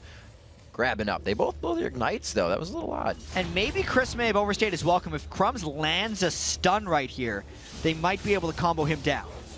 The wings are out. The ignite is down, coming in from Kiwi Kid, and he doesn't want to aggress there. They did force the flash, not the worst to be lost on Riven with her gap closing, but still going to be effective. Yeah, so Crumb's having to go and rescue Kiwi Kid a little bit there. Chris started with a red Elixir Riven and has burned through the remainder of his health potions, so as long as Kiwi Kid withstands a little bit more, he will have a bit of an edge in that lane. You know, just as we were talking to Alex Penn in the last interview, he said, you know, I think due to the changes, we might see a few more standard lane matchups, and that's what we're getting here out of this game as well. Cutie Pie and Patoy versing off against Evaniscus and Maple Street. And Patoy has been running some fiddlesticks lately. I like his variety of support champions. And I wonder what they were thinking, or what Dignitas was thinking when Evaniscus came to lane with the blue buff. Because typically, you're thinking, oh, they messed up the pull and got blue. Yeah. That's why they're late to the lane. They So many may implications. still not realize the dragon is gone, because they haven't warded that area of the jungle yet.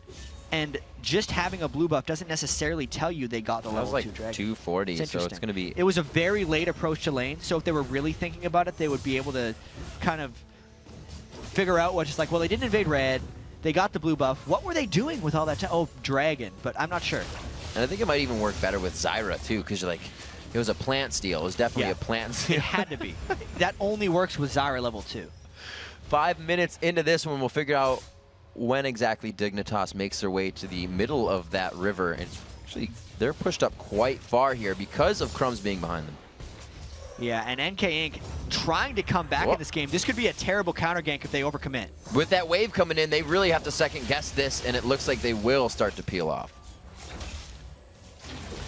Yeah, Meniscus super low. These guys, they're being kept out, and Kiwi Kid as well. So Chris doing what he can to pick up the slack for the bottom lane. Not that they're losing it that bad. It's 10 CS, but they're kept down and at the turret the entire time. So it's going to get worse and worse. Yeah, the farm in that top lane between Chris and Kiwi Kid is actually still pretty close. Doesn't actually make up oh, yeah, you're right. for the 350 gold of that red elixir. So Kiwi Kid, Gotta take even though it everything looks into like he's losing, consideration. yeah, hasn't had to detonate his passive yet. Still has that cell division, and hasn't lost. He has a bit of a risk of when Chris comes back to lane, since he's level 6, of just getting all in right away, but I feel like Kiwi Kid should be ready for it. Winning a lane just doesn't come off of HP. Comes out of the inventory as well. We'll have to see if Kiwi Kid can now bring the CS up to equal out that lane in the way it should be for Chris. His flash and ignite are down. You got to remember from the last pressure Crumbs brought to the top lane. Chris will be heading back with a Brutalizer and a ward, so he should be able to disengage on anything brought to him there. Crumbs is in base. Looks like he's going to start heading towards mid. The reason this lane between Maple Street and AmaCutiePie is so one-sided for AmaCutiePie is because of the experience advantage that they had after Maple Street and Evaniscus took that dragon. Always having levels has just given Cutie Pie the ability to bully and is keeping him down in this lane. So with Echo on Karma, as you said before, a little bit harder for Karma to dive to the back line. What does that purpose become in the late game team fight for Karma? Is it a lot of utility, burst here and there? It's a very confusing role for her there, since she doesn't have the true ultimate that a lot of other casters would have. Yes, it's utility focused, and you're basically looking for prolonged team fights with lots of kiting. Uh-oh. Echo walking in. A little bit of a problem there. You can see the shield and the speed. A little bit of that utility coming out right now for Echo. Kiwi Kid flashed in that top lane. Chris may be able to grab a bit of an advantage off of that. So NK Inc. has no smite here, and Crumbs does. This could set NK Inc. far behind if they end up contesting this blue entirely. Neither jungler really wants to commit here, and they're basically just trading. Crumbs is worried about Maple Street collapsing in behind, and Skara might be trying to help them as well. They missed the stun, but they're trying to hit him. That was a dodge. It gives him the right positioning, but Maple Street didn't turn around there. He's still backing up. They said, we don't want anything to do with this, because blue is still up. There's the exploding cast. Cannot get a hit from Scar there on the body slam. The ignite is up, the repel is down. They get the Q, the true shot barrage going by just for a good look. And that's the long game loss almost of everything that's happened to NK Inc. in this game, starting with the dragon.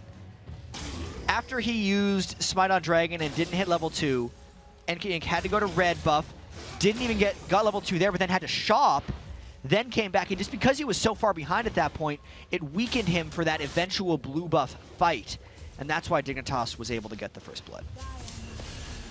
Great pressure coming out from Crumbs to keep himself omnipresent on the jungle, along with the rest of the team. This leaves Chris in the top lane, and he really, with these tussles and pushing KiwiKid out of lane, excuse me, he, like you said, hasn't been able to grab too much of an advantage. The CS is still very close, and I'm sure the turrets have not taken much damage yet in those lanes, which they have not. No, especially not with the standard lane setups. Yeah. Now, since it's 9 minutes in, the armor bonus that turrets have for the first 8 minutes is completely gone. And if teams have a window after shoving someone out of lane, the turrets could start falling very quickly. Dignitas having a very scary press 6 composition here with the ability to disperse and displace the team of Velocity in their attempt to stop people from getting to that back line. They do have Evaniscus on Zyra though, so those dives from KiwiKid and Crumbs repels will be able to be stopped somewhat. It's going to be a barrage, for lack of a better word, of everything after that they have to dodge. Oh man, oh, just missing the cocoon there, but it looks like they'll be able to follow up. Skara picking up a kill for himself in the game. That was a nice wait and see by Skara. He's been shoving the lane very well and then faking Gank's bottom again and again, which is why Echo tried to contest, and now Patoy flashes in for the fear.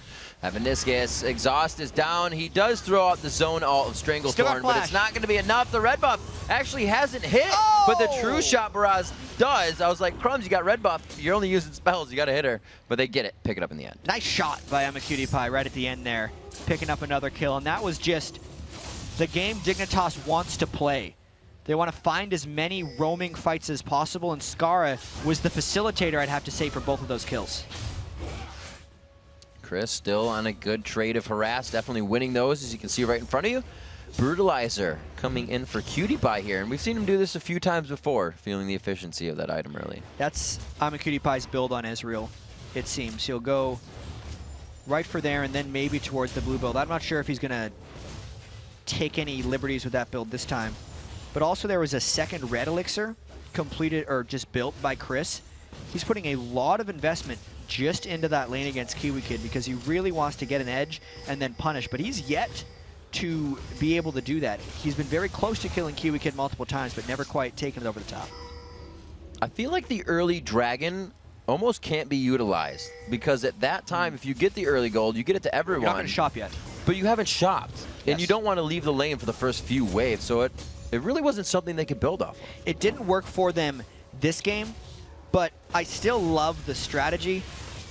It could have helped. It can help Echo against Skara and also Chris against KiwiKid. Because on their first shop, they're going to have that extra gold to then take advantage. That's true. It's a delayed reaction, and it all depends on how much Crumbs does with the time gained when he doesn't have an enemy jungler threat against him. CutiePie, that was his last bit of mana. He does have flash up, and he will proceed to use it. Should just be a walkout here from Patoy. He's going to use his ultimate to get away. That was crafty. He knew the crowd control was gone, so he's like, hey, let's just do this. Patoy had no flash from the previous engage, and since all of NK Inc. and Evaniscus' roots or knockups have been used, surprise party out of there. Oh, CutiePie, you're low. Low on the mana. Get yourself out of there. Again, it goes down. He gets out with 300 health. This time, Crumbs might have been baited in. Here comes Echo from the outside. The minion takes it. Good guy, minion, but Crumbs goes down eventually. Oh, but look out, Skara! Boom! Oh! That was huge. Everybody going for the max distance ride on that one. Skara gets locked down. He's got the Athenes, but it's not going to allow him to fight that well just yet. And as nice as that ultimate was, it wasn't a finisher, and then he was in 1v4. I'm actually surprised that Velocity wasn't able to kill him after that one. And that is actually what Karma wants, is what Velocity got there. Echo has the extended long fight where he gets a couple cycles. Karma wants to be able to use 2 Mantrid spells at least in a fight to get full effectiveness, since that's really her edge with no true ultimate. That's kind of what Velocity got there. Chris is really not giving too much respect here to KiwiKid. Farming behind his turret, directly going at Kiwi. Kiwi with a lot of health sitting on the ground, forces the flash, and this lane's about to turn around a little bit here for KiwiKid. KiwiKid is stacking a lot of armor. Ultra shot. Oh, that was close. I'm surprised. You know, it's a good guess. AmaCutiePie was hoping that he was recalling in that brush and that he wouldn't be bold enough to take double golems. Since he did take double golems, KiwiKid gets a lot of turret damage now. So I'd say that was a very intelligent guess from QtPie, because if he's done the golems, it's potentially the wrong choice. But if he doesn't, then you're going to kill him. And then KiwiKid doesn't even take the turret. Come on, man. Looks like they're going for... Thoughtception. Yeah. Sometimes too shallow, sometimes too deep. They'll never let you be right, Jap. No. They will never, ever let you be It's right. all those smiles and laughs. 15 minutes as we approach that into the game, 3-1. The gold has been closed up a little bit here between what's going on. It's within 1,000 right now, that 800 gold lead in favor of Velocity. Yes, that's right, as they're down in kills. And now it's a straight-up 3v3 in the jungle. Let's see how this goes. We're going to see, there's the 2. Oh, bouncing him apart as they try to get the buddy system going on. He keeps Chris in the Cataclysm, and he wasn't using much to get out, but he does save himself. He's able to hop out afterwards. But that 3v3 was very on the side of Dignitas, even without the Zac ultimate. Echo's doing his best to save the red buff as well, at least because he was untouched in this fight. NK Inc.'s got to worry about getting bursted down. KiwiKid flies into the fight, trying to give the speed over. How did you just make it out alive, Once NK again. Inc.? He is limping away. Echo could pick it up with one more Q. He's got good shield. This is where the utility, that blue buff starts to come in, hits the blobs. NK Inc., will you dive over the wall? He's like, no, here's a ward. This fight is going on for a real long time. That was so late. What are you doing? The bottom lane. Zyra goes down as well. They're going to try to trade this back. He tries to get the plant down. The true shot barrage of QtPie just missing wide, but Toy's got a ward in the bush. He goes down. There is a bloodbath everywhere. Having 3 kills on I'm a QtPie and Skara is fantastic for Dignitas' overall plan. The fight inside Dignitas' jungle was a little bit loopy, and now they're just going to continue to dive. From Wraiths, doing what he can. Oh, wow. Gets the heal on. Can he get the damage? The shield is so big. That's that utility. The last Q, the buff transfer. And the minions won't be able to chase. That was Look at almost Echo. really cool. He's pulling his hair out. He knows it's so close. He'd actually timed his mantra W right for when the dive hit, which is an absurd heal. It's an instant 20% heal and then 20% more over the duration of it. Let's check out how this kill happened bottom, though. There's not much you can do in the call surprise. And then Maple Street tried to get something back. He did give one, but giving the double kill to I'm a QtPie, not necessarily worth it. That was like a very fast reaction by Maple Street. Like, he heard the sound, like the first yell of Ezreal. He's like, flash. That true shot barrage looked like it was completely off, but Maple Street was just too fast. Yeah. And he got himself the kill with that. No one has been criticizing Maple Street as a player this entire split, even being on Velocity. He's been, when they win, like hard carrying them. Yep. He'll have 10 or 15 kills.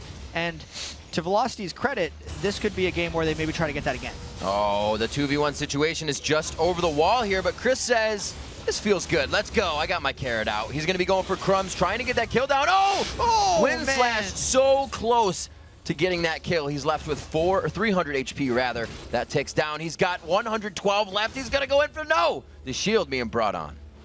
That was a very close engagement. And if Chris would have held his third Q for when Crumbs dropped, he would have gotten the kill. Round 2. The second Round chance. 2. He might recall all the way by the time he gets there. He's gone. Nope, it's gone. I think he was on. I think he had the aim right. It looked good. Yeah. It looked pretty good. KiwiKid was kind of trying to hug the turret there to give him a bit of like fog of war vision just on the hip. Like, here it is. You might want to shoot. You might want to shoot here. That gold lead of 800 is now 2,000 in favor of Dignitas. They found their way around the map, and that roam has definitely given them the control and is causing Velocity to have to adapt quickly mid-game here. Ooh, I'm a QtPie is probably going for Trinity Force. We have not seen that in a while as he's getting fought by Maple Street. He's missing the 3 Dorns that he usually builds, but the Triforce would be cool to see. I'm sure Freak will be happy. The engagement here, NK Inc. just on the backside. We'll see who thinks they have the engagement here. For a big man, Gragas moves very quickly. Probably one of these most of the mobile champions that you would kind of not consider. Chris going real aggressive on this turret. This is respect being given and not given at the same time. When one has more health than the other, the fight is almost going a different way, but it doesn't look like Chris is going to have too much of an advantage here. The slingshot was used quite early there to keep him in range. The kill in mid lane. Dignitas is finding something somewhere if the other thing's not happening. Scar's trying to take over this game. like I said, he's going for that final form. Yeah. What's crazy about this one, though, is how close the gold actually is despite the 9-2 kill score. A lot of that has to do with the early Dragon Velocity took down. Yeah, this is that kill on NK Inc. It was just Crumbs landing a point-blank stun, and then Dignitas using all their spells. A very straightforward kill, but again, here comes the fight bottom. Oh, Evanes gets that boom! Exploding cask. Maple Street trying to run away. He's like, I'm feared right now. I don't know where to go. It still hits me. Well, I'm invisible. Yeah, he's not too invisible. They're still able to guess where he is. To get back to the point, as Dignitas takes another blue steal, this relates to it. NK Inc. got set so far behind by that Dragon, Dignitas is continually punishing that fact. Boom! Goes away, goes to Gragas. Scara, it's happy hour, he says. Chris trying to push that top lane. He does have the first here, but again, the engagement. Dignitas walks out of the jungle. Deja Vu walks back into the jungle. Doesn't make it over the wall, but Cutie Pie does. Yeah, he does. Trinity Force completed. This is 11 of the 12 kills for Dignitas on their 2 most threatening damage dealers and highly mobile characters as well. Scar and I'm a Cutie Pie are looking to wreck face here. Anywhere they go, they want to fight, and Velocity almost needs to group up against these guys because otherwise you're going to continue to get obliterated. Still doing big damage to pretty much, the Flash Sphere! They get the drain on as well. Cutie Pie finishes that one off. The Brutalizer Trinity Force build coming through here. The mid game, it's going to be super powerful. This is the time for Dignitas right now. I'm a Cutie Pie doesn't even have boots right now. The Trinity Force is something we have not seen on Ezreal in a while since the Iceborne Gauntlets kind of do the same thing but more defined. Cutie Pie just built a Ghost Blade as well. Yeah, he did. I saw it come up in the chat and I was like, all right, that's on Riven, that's on, it's on Cutie Pie. Yep. All right. Good on him. We'll see what we can do with it. Does that synergize with him? I mean, obviously the speed, you get that anyways out of your passive. Yeah, a little bit. You get some crits. He gets move speed if he pops the active, which could increase his mobility, and it will also allow him to stack more armor penetration if he really wants to. Yeah. A little bit of crit to help with this Trinity Force. He's just going for the overall stats, but mostly I think he built it because he's 6-0. He's like, what? Infinity Edge Zephyr? Okay, double lift. Triforce Ghostblade. Triforce Ghostblade. Oh, Scar put himself in a 3v1. Knows the team is on the other side. He's very low here. The Drunken Rage is on, but it won't keep him alive for long. NK Inc. follows in the 2-for-1 retribution here coming up from Dignitas. Crumbs and Kiwi Kid definitely reconsidering the fight. A little bit of miscommunication on those flashes. Chris in, Echo out. Yeah, they want to be able to swap that the different way. The flip side would have been better. Maple Street does not decide to chase from the back because behind him is an even bigger squad of Dignitas. There was a bit of trouble if he tried to open up on Zach there. Overall, though, I have to say Velocity won that fight. They took the deaths, but they got the shutdown bonus on Scar, and as long as they don't die here, it's all right. That's going to be pretty big. Tough, Cutie Pie just on the outside. It's Kiwi Kid with that red buff, so Dignitas, or rather Cutie Pie, is trying to walk himself into these fights. You can see it caused him a little bit of trouble there. Get the auto attack to keep himself alive with some HP. I don't think the blobs will make it out. Cutie Pie doing what he can. He needs to get out. It's a correct assumption that those blobs are dead, and that was an overdive and then some by Dignitas. Cutie Pie flashed in, only to never auto-attack because he then recognized the error of his ways. Can he get him? Oh. That's big. The error of his ways, and he nearly died to the Twitch poison, but he essentially baited Kiwi Kid into dying. Here comes Patoy. Huzzah! Happy birthday, Maple Street. I didn't know what his address was, but Patoy had it. I mean, he lives on Maple Street. It's in his name. Well, there's obviously more than one house. 231 Maple Street. Touche. 17-5, 23 minutes into the game. It's 36,000 to 31,000 here. Dignitas is increasing this lead quite a bit. Every time they show their hand, it's Velocity folding, except for that last one. They got the bluff a little bit, like you said. We're able to gain some ground on Shutdown Gold. If we can get Twitch on the outside, get some good ults coming in from Riven, get them squishy, and get that spray, and definitely pray. Regardless of the bad fights Dignitas has kind of had, wow, they need to get They need to keep playing this chaotic way because they don't necessarily have the team that groups up and just has great team fights. The chaos of this game is what Dignitas lives for.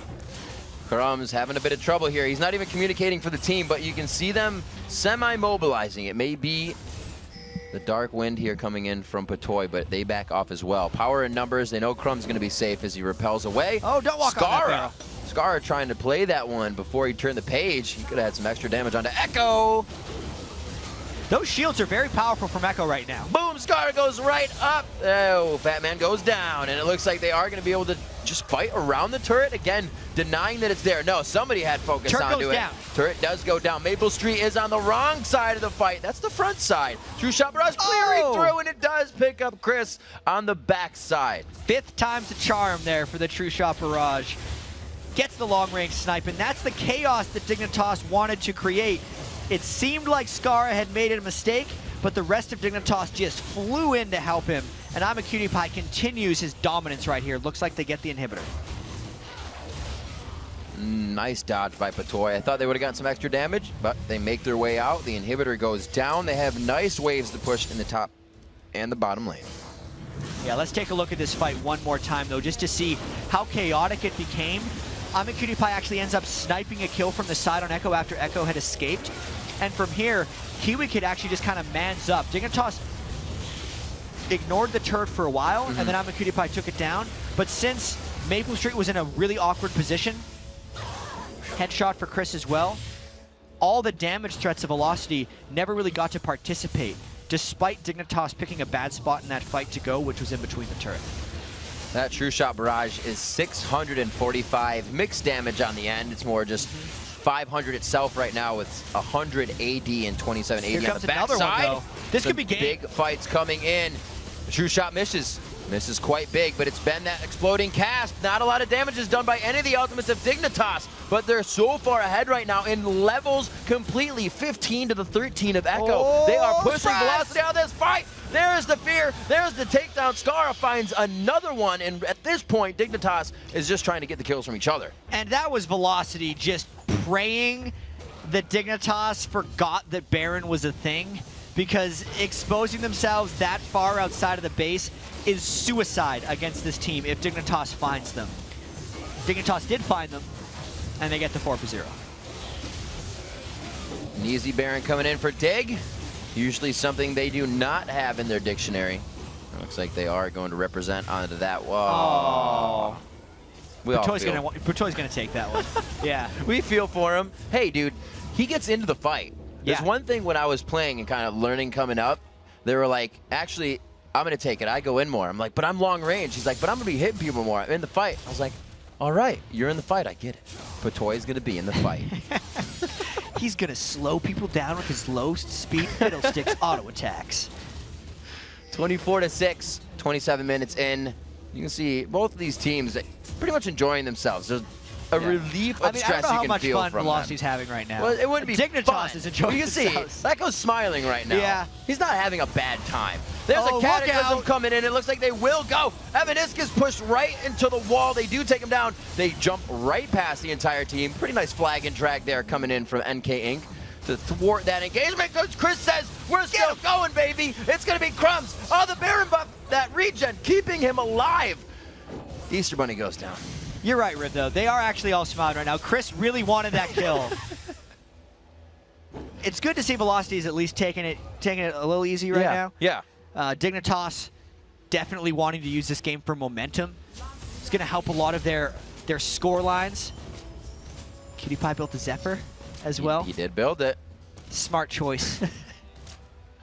Making a bit of a move here into Zephyr, seeing him come in the inventories of the AD carries. Hearing that kind of becoming a likable build on Vayne, as we saw yesterday and have heard from the community. So the Vayne thing is absolutely legit. Yeah. This is Cutie Pie, and I think you can just kind of categorize it as Cutie Pie. This is a Cutie Pie build, which is legitimate in its own way. Always. Always. 6-1 in turrets here, Jat. It's quite a bit of global gold that's being fed in there from the turrets, but the objectives now going over. Barons have been, falling into the hands of Dignitas. A lot of this Almost made He tried. That was pretty nice. He actually had the range to do it. It's not going to pull you over from the queue, but he did get the repel in. A quick explosion of Chris in the top lane. Yep. We get some pings going down.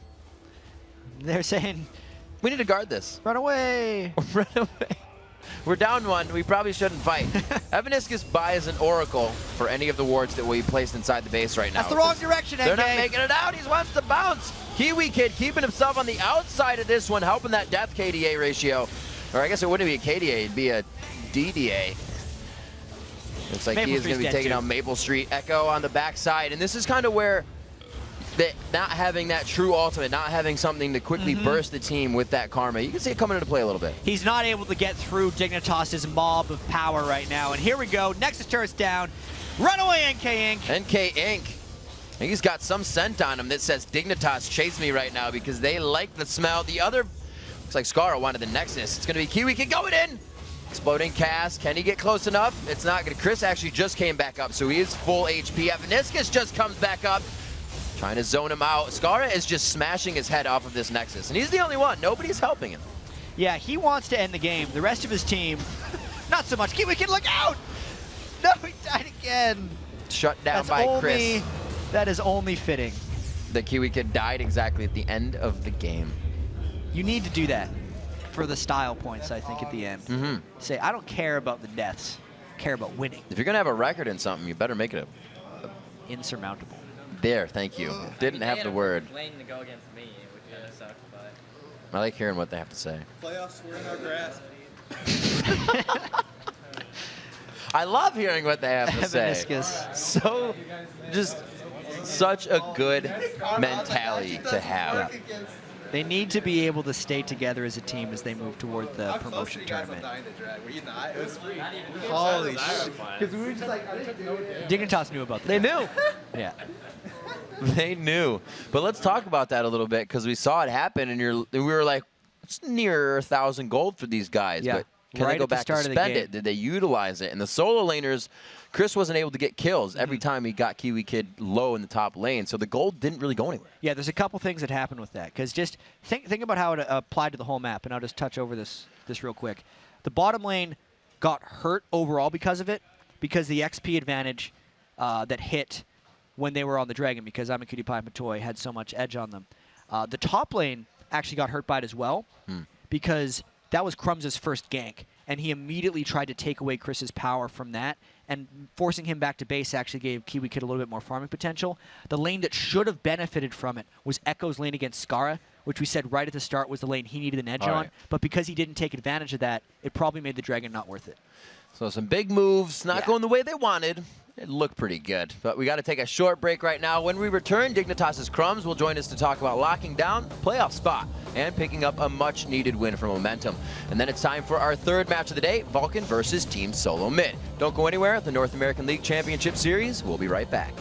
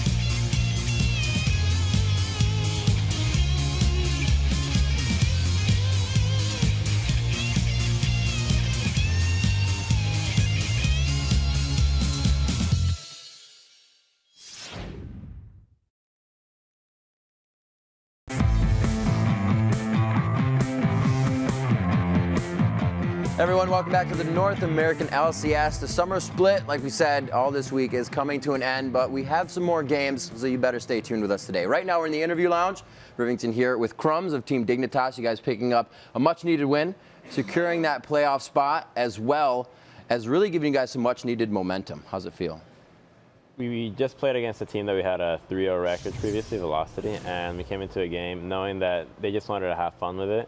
I mean, we came in prepared to play our best, but clearly it was just a lighthearted game, and it was really uplifting to your mood, just having to kind of cool off after every single grueling game, especially the one we had 2 days ago against Curse. It lasted over an hour. So I think it was a good change of pace that will hopefully allow us to perform better against CLG later today. And talk to me a little bit about that, the grueling pace. Is it something that affected Dignitas throughout the season?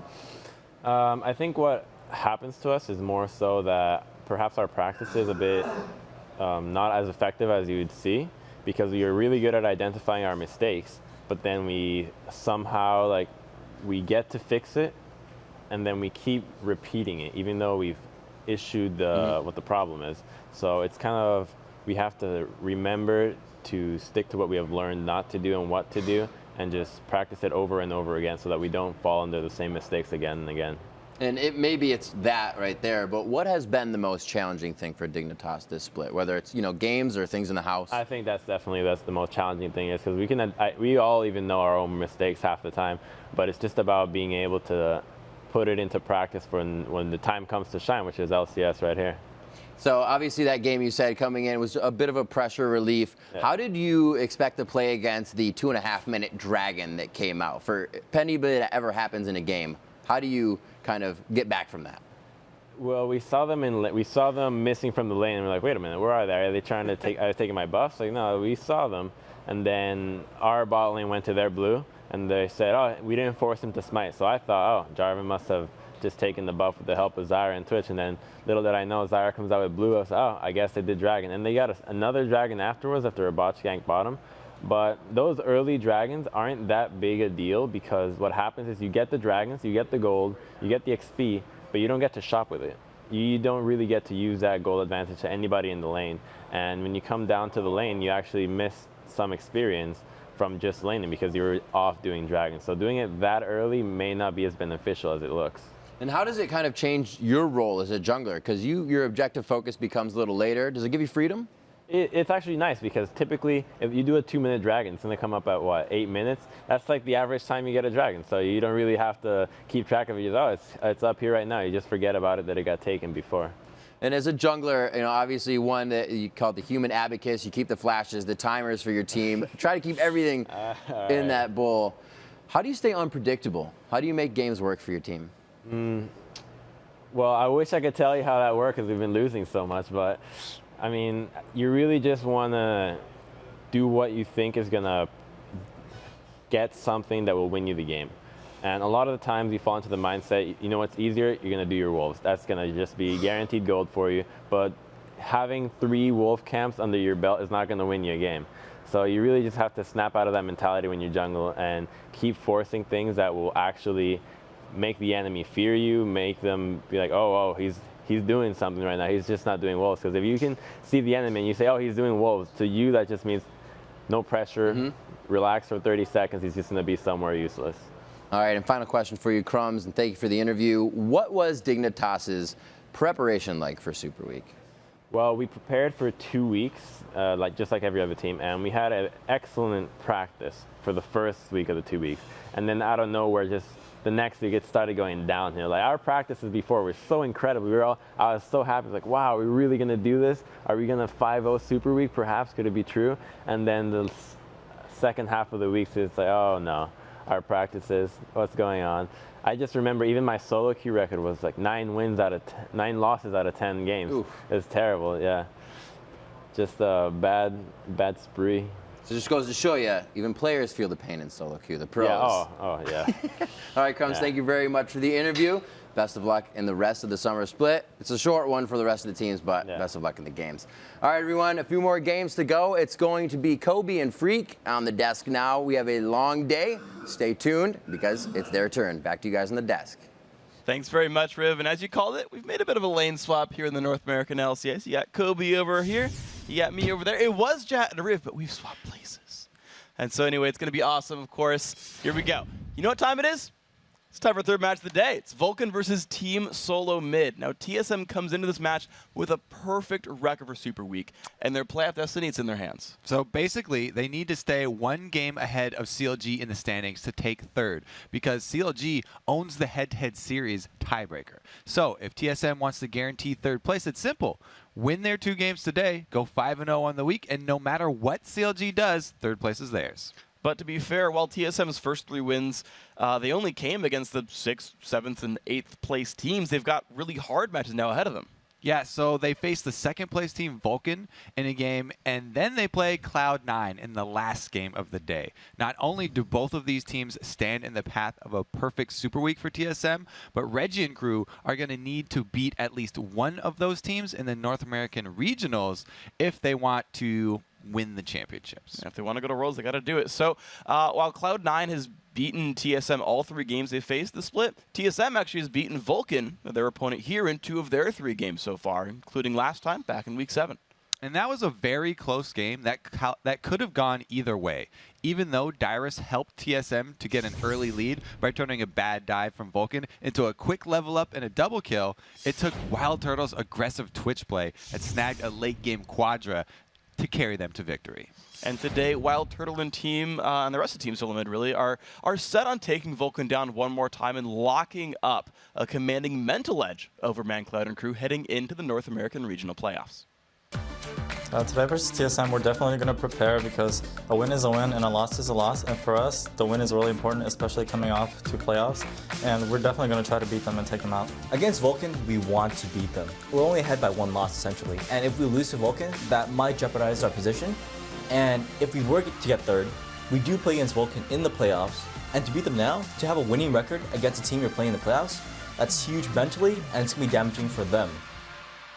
And that could really bode well for TSM. You beat them right here. You play them again in 2 weeks, maybe in the semifinal. It's a good road for TSM if they can do it. Now, guys, we're about ready for the only 2 teams left with undefeated records here in Super Week. They're going to face off, which means there's only going to be 1 left without a loss here, but there's guaranteed to be 1 left without a loss after this game. Let's check out the lineups. On the blue side, it's Vulcan. Psycho Sid in the top lane, Smithy in the jungle, ManCloud in mid, Zuna the AD carry, and Bloodwater on support. And in the red corner, it's TSM. Up top is Dyrus. The odd one's in the jungle. Mid is Reginald. Wild Turtle's the AD carry, and X-Special supporting. And it's interesting to look at these teams. Like, I look at TSM's, like, their roadmap for this year, because it's weird because, like, they had such a terrible start to this split. They had a really, really rough beginning, and if you watch Game Crib, like, they're yelling at each other and no one's having any fun. They're like, guys, let's focus, get back down to business. But you look and it's like, well, here they are about to clinch 3rd place. They've got a winning record against the number 2 team here in North America. They're actually looking pretty good coming into the playoffs, and kind of like in the spring split, they are showing up at the end. They're going for that 5-0 Super Week at the end, and suddenly TSM looks good again. They do have a knack for winning when it counts and coming back at the end of tournaments. So let's jump into Champion Select here. All right, well, we got ourselves going on here. Twitch and Ari dropped away. Wild Turtle's been playing a lot of that. The Reginald Ari, yeah, we talked about how good that was for him back when Jat and I were casting last night. I think it's a smart ban. Of course, you know, smart things coming out as well. A lot of targets onto Smithy, I think Vulcan's most improved player. And that makes a lot of sense, I feel. Yeah, taking 2 bans away from him has... I mean, he's been the most improved player, they said yesterday in the interview. And taking out some of these very early playmaking champions is really big for TSM, because if they're able to lock down the early game, then they feel confident in their team fighting skills. That's what's always carried them through since they became a team. It was their 5-man ability to execute. And finally, the Shen dropped away. Interestingly enough, it's fun to watch which teams will ban sort of champions that they'll play themselves. But the Shen dropped away by TSM despite being a Dyrus special, just as stealed away from Psycho Sid. It's kind of interesting to watch, and now we got to see what Vulcan first picks. Well, because Vulcan banned out so many assassins here, I'm thinking that they're going to run some sort of split pushing composition, or they were looking to do that. Maybe that Shen last ban was a really good last ban because that was what Vulcan was looking for, but I think that they are very wary of being picked off here because of both the Zed and the Ari ban here.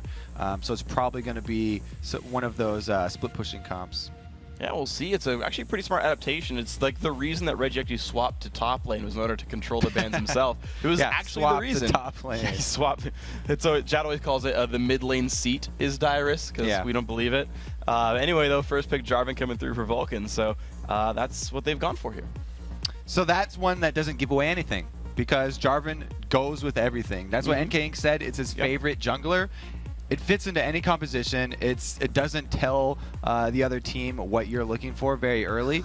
And it's just an all-around really good first pick here. Ooh, yeah. So last time TSM got the duo pick, they went for Sona Twitch, which banned. They're like, all right, well, you gave Reggie Karthus. Guys, what? All right.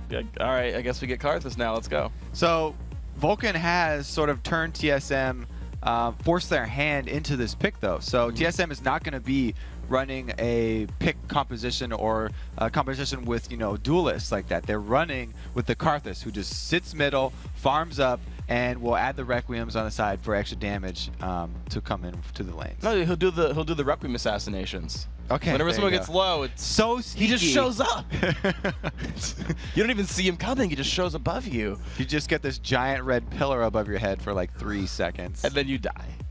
It's sad. The song ends. It's a really short song, by the way. It's a Requiem, but it's not many notes in that one.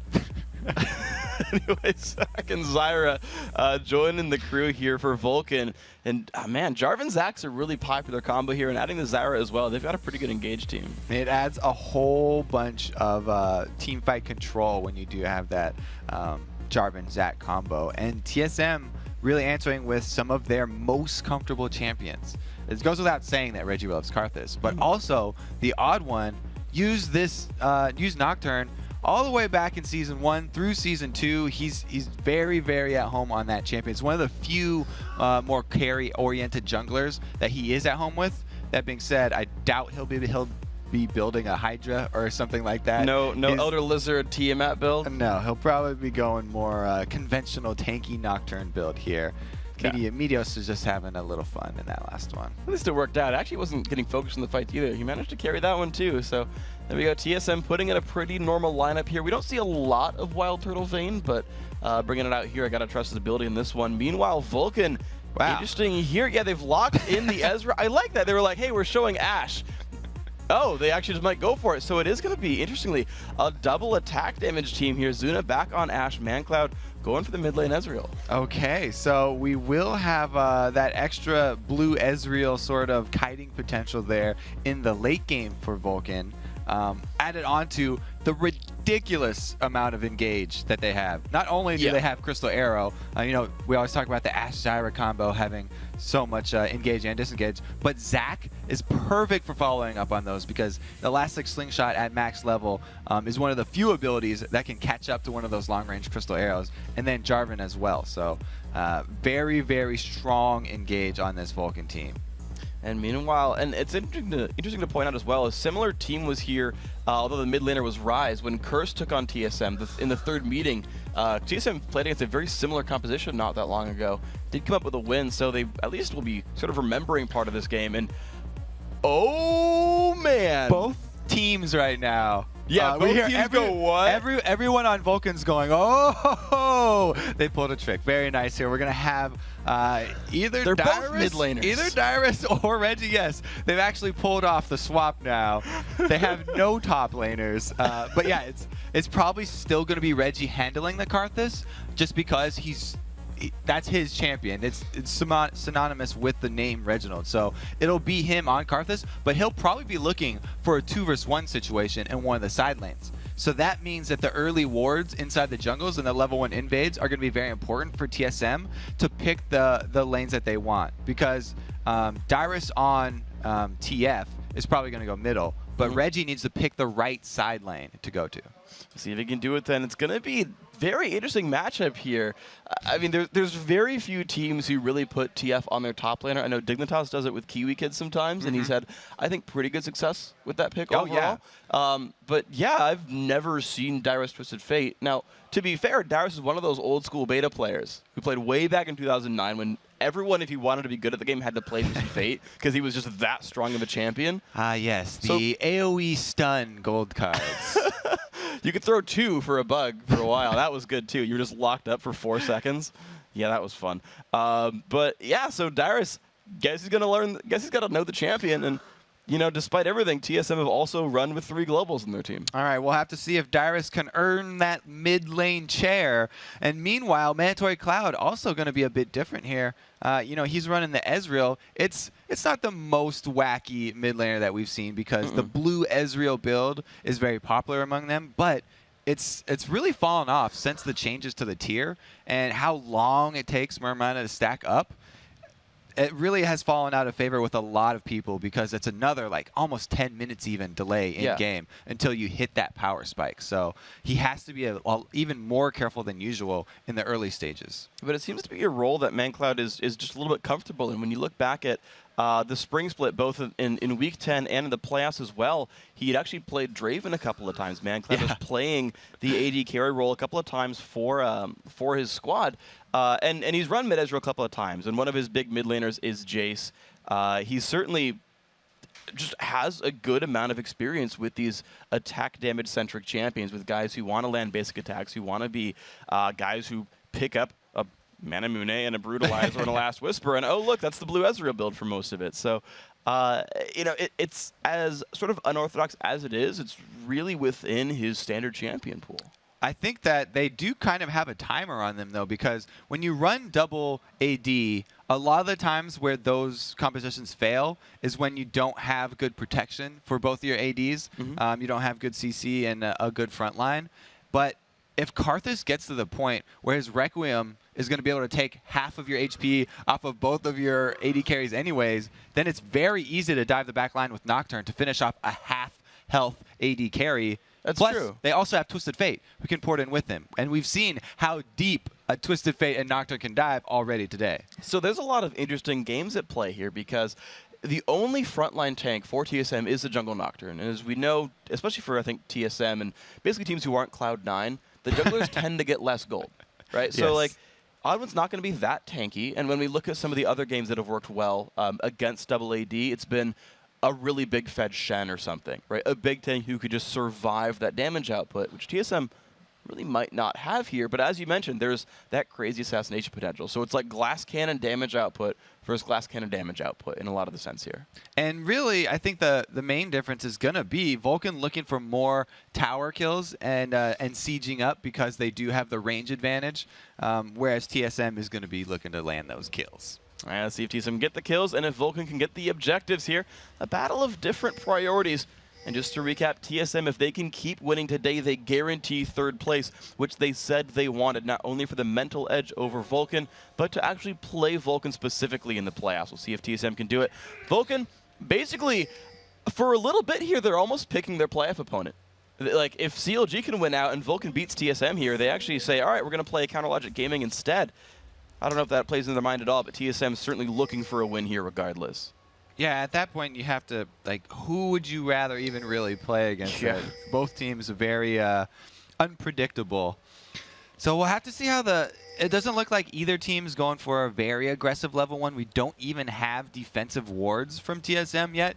They're just using the human wards, so sort of saving their vision potential till a bit later in the game. The longer you can hold on to those means the longer they will last when you eventually do put them. It saves you a little bit of cash.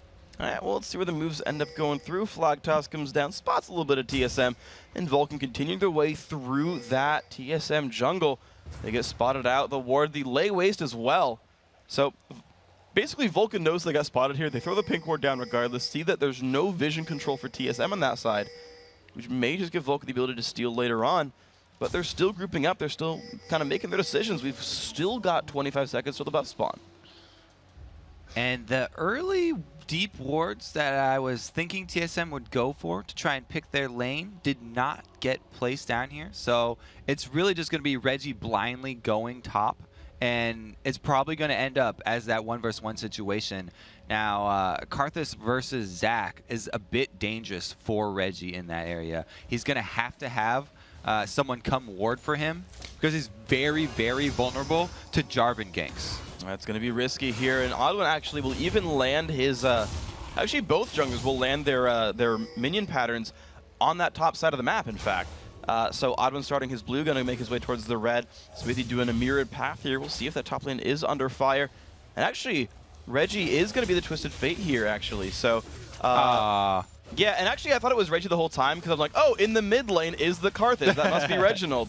So Reggie actually holding this one up against ManCloud. It is that side lane Carthage here for Dyrus.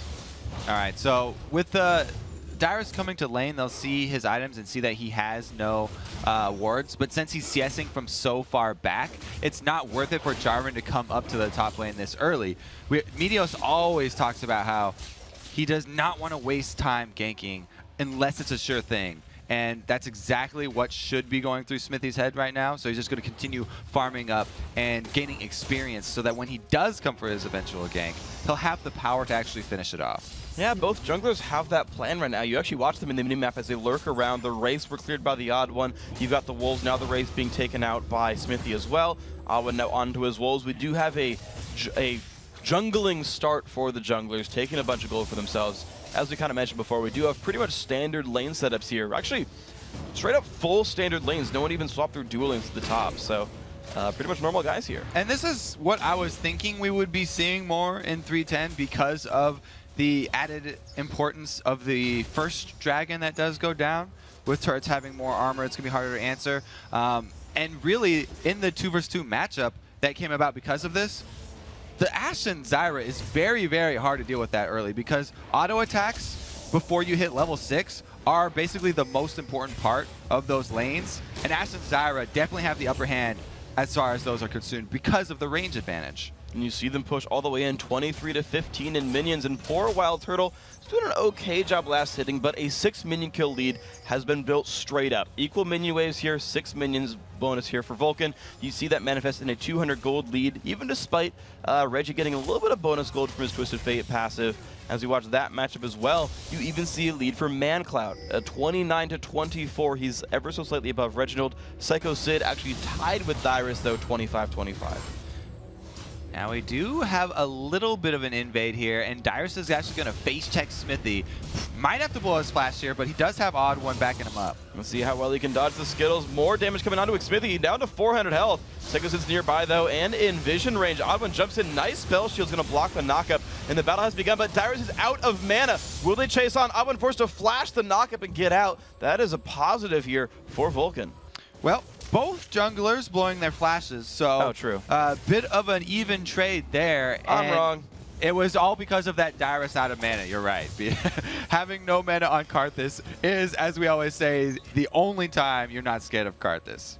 Unless he's dead, then it really doesn't matter anymore. Well, if he's dead, then you're more scared of him than when he's out of mana, because he's still going to be casting on you. Meanwhile, it means that both of the top, bottom, and the mid lane are all shoved up to the turrets for Vulcan. So they're doing a great job in the early game, making TSM lose CS to the turrets, and they're taking chips off of all of those towers, getting the early tower damage advantage, which is exactly what you need when you're running a double AD composition. So well done right there by Vulcan, playing it as you called it. And Smithy, by the way, a second ago, actually lost a smite battle for the big Wraith with the Odd One. They both were equal level. Odd One, by the way, this is a precursor, won the first smite battle between these two junglers, and is now, as you mentioned, those pushed up lanes, looking for the bottom lane. Exhaust on the Zuna. Silverbolt procs up. A lot of pain coming across, and that's not going to be a successful flash here. Zuna taking so much pain now. One attack to go. First blood goes to the Odd One, and now Bloodwater being chased down. It's going to be a bit more damage from the Wild Turtle, but he escapes. Still 1-0 TSM. Wonderful rotation from the Odd One just as the ward runs out. I have to wonder if they had the timer on that ward, because keeping track of those 3-minute timers on wards is what can make the difference of wasting your jungler's time or not. And it looked like they had actually called the Odd One down for that one at the perfect time. Great job by TSM. You know, I was about to ask you if they were pushing because Nocturne's like pre-6 ganks aren't quite as strong, and I'm glad I didn't say anything because he ganked at level 4 and it succeeded. So good job, everyone at TSM, making that all happen. Psycho Sid, though, still on the push. Of course, knows Abum was down in the bottom lane, so why not put Dyrus under his turret? But I gotta say, Dyrus, right, he found the matchup, he found the 1v1, and he's winning his lane. He's 52 to 46. I gotta say, it's a good job for Dyrus on a champion I've never seen him play before. Well, his Karthus is not terrible, so we'll give him that. Yeah. He's doing a very good job CSing, and all he really has to do is stay far back because Psycho Sid's constantly pushing. Like we said, Vulcan's game plan at the beginning was to shove all of the minion waves in each lane to the turrets to constantly keep them back. And Karthus is actually very easy at CSing under your turret. So great job, yes, by Dyrus. And as well, if it wasn't for that turnaround bottom lane, then Wild Turtle would really be hurting here. And it's a good job by Odd1 returning to that bottom lane. Now that he does have his paranoia, that level 6 scary Nocturne gank that you talked about is on the table. So let's see what ends up happening. You've already got the pink ward down in the right-hand side on that bottom lane. Smithy, though, looking for actually a steal right now on the jungle.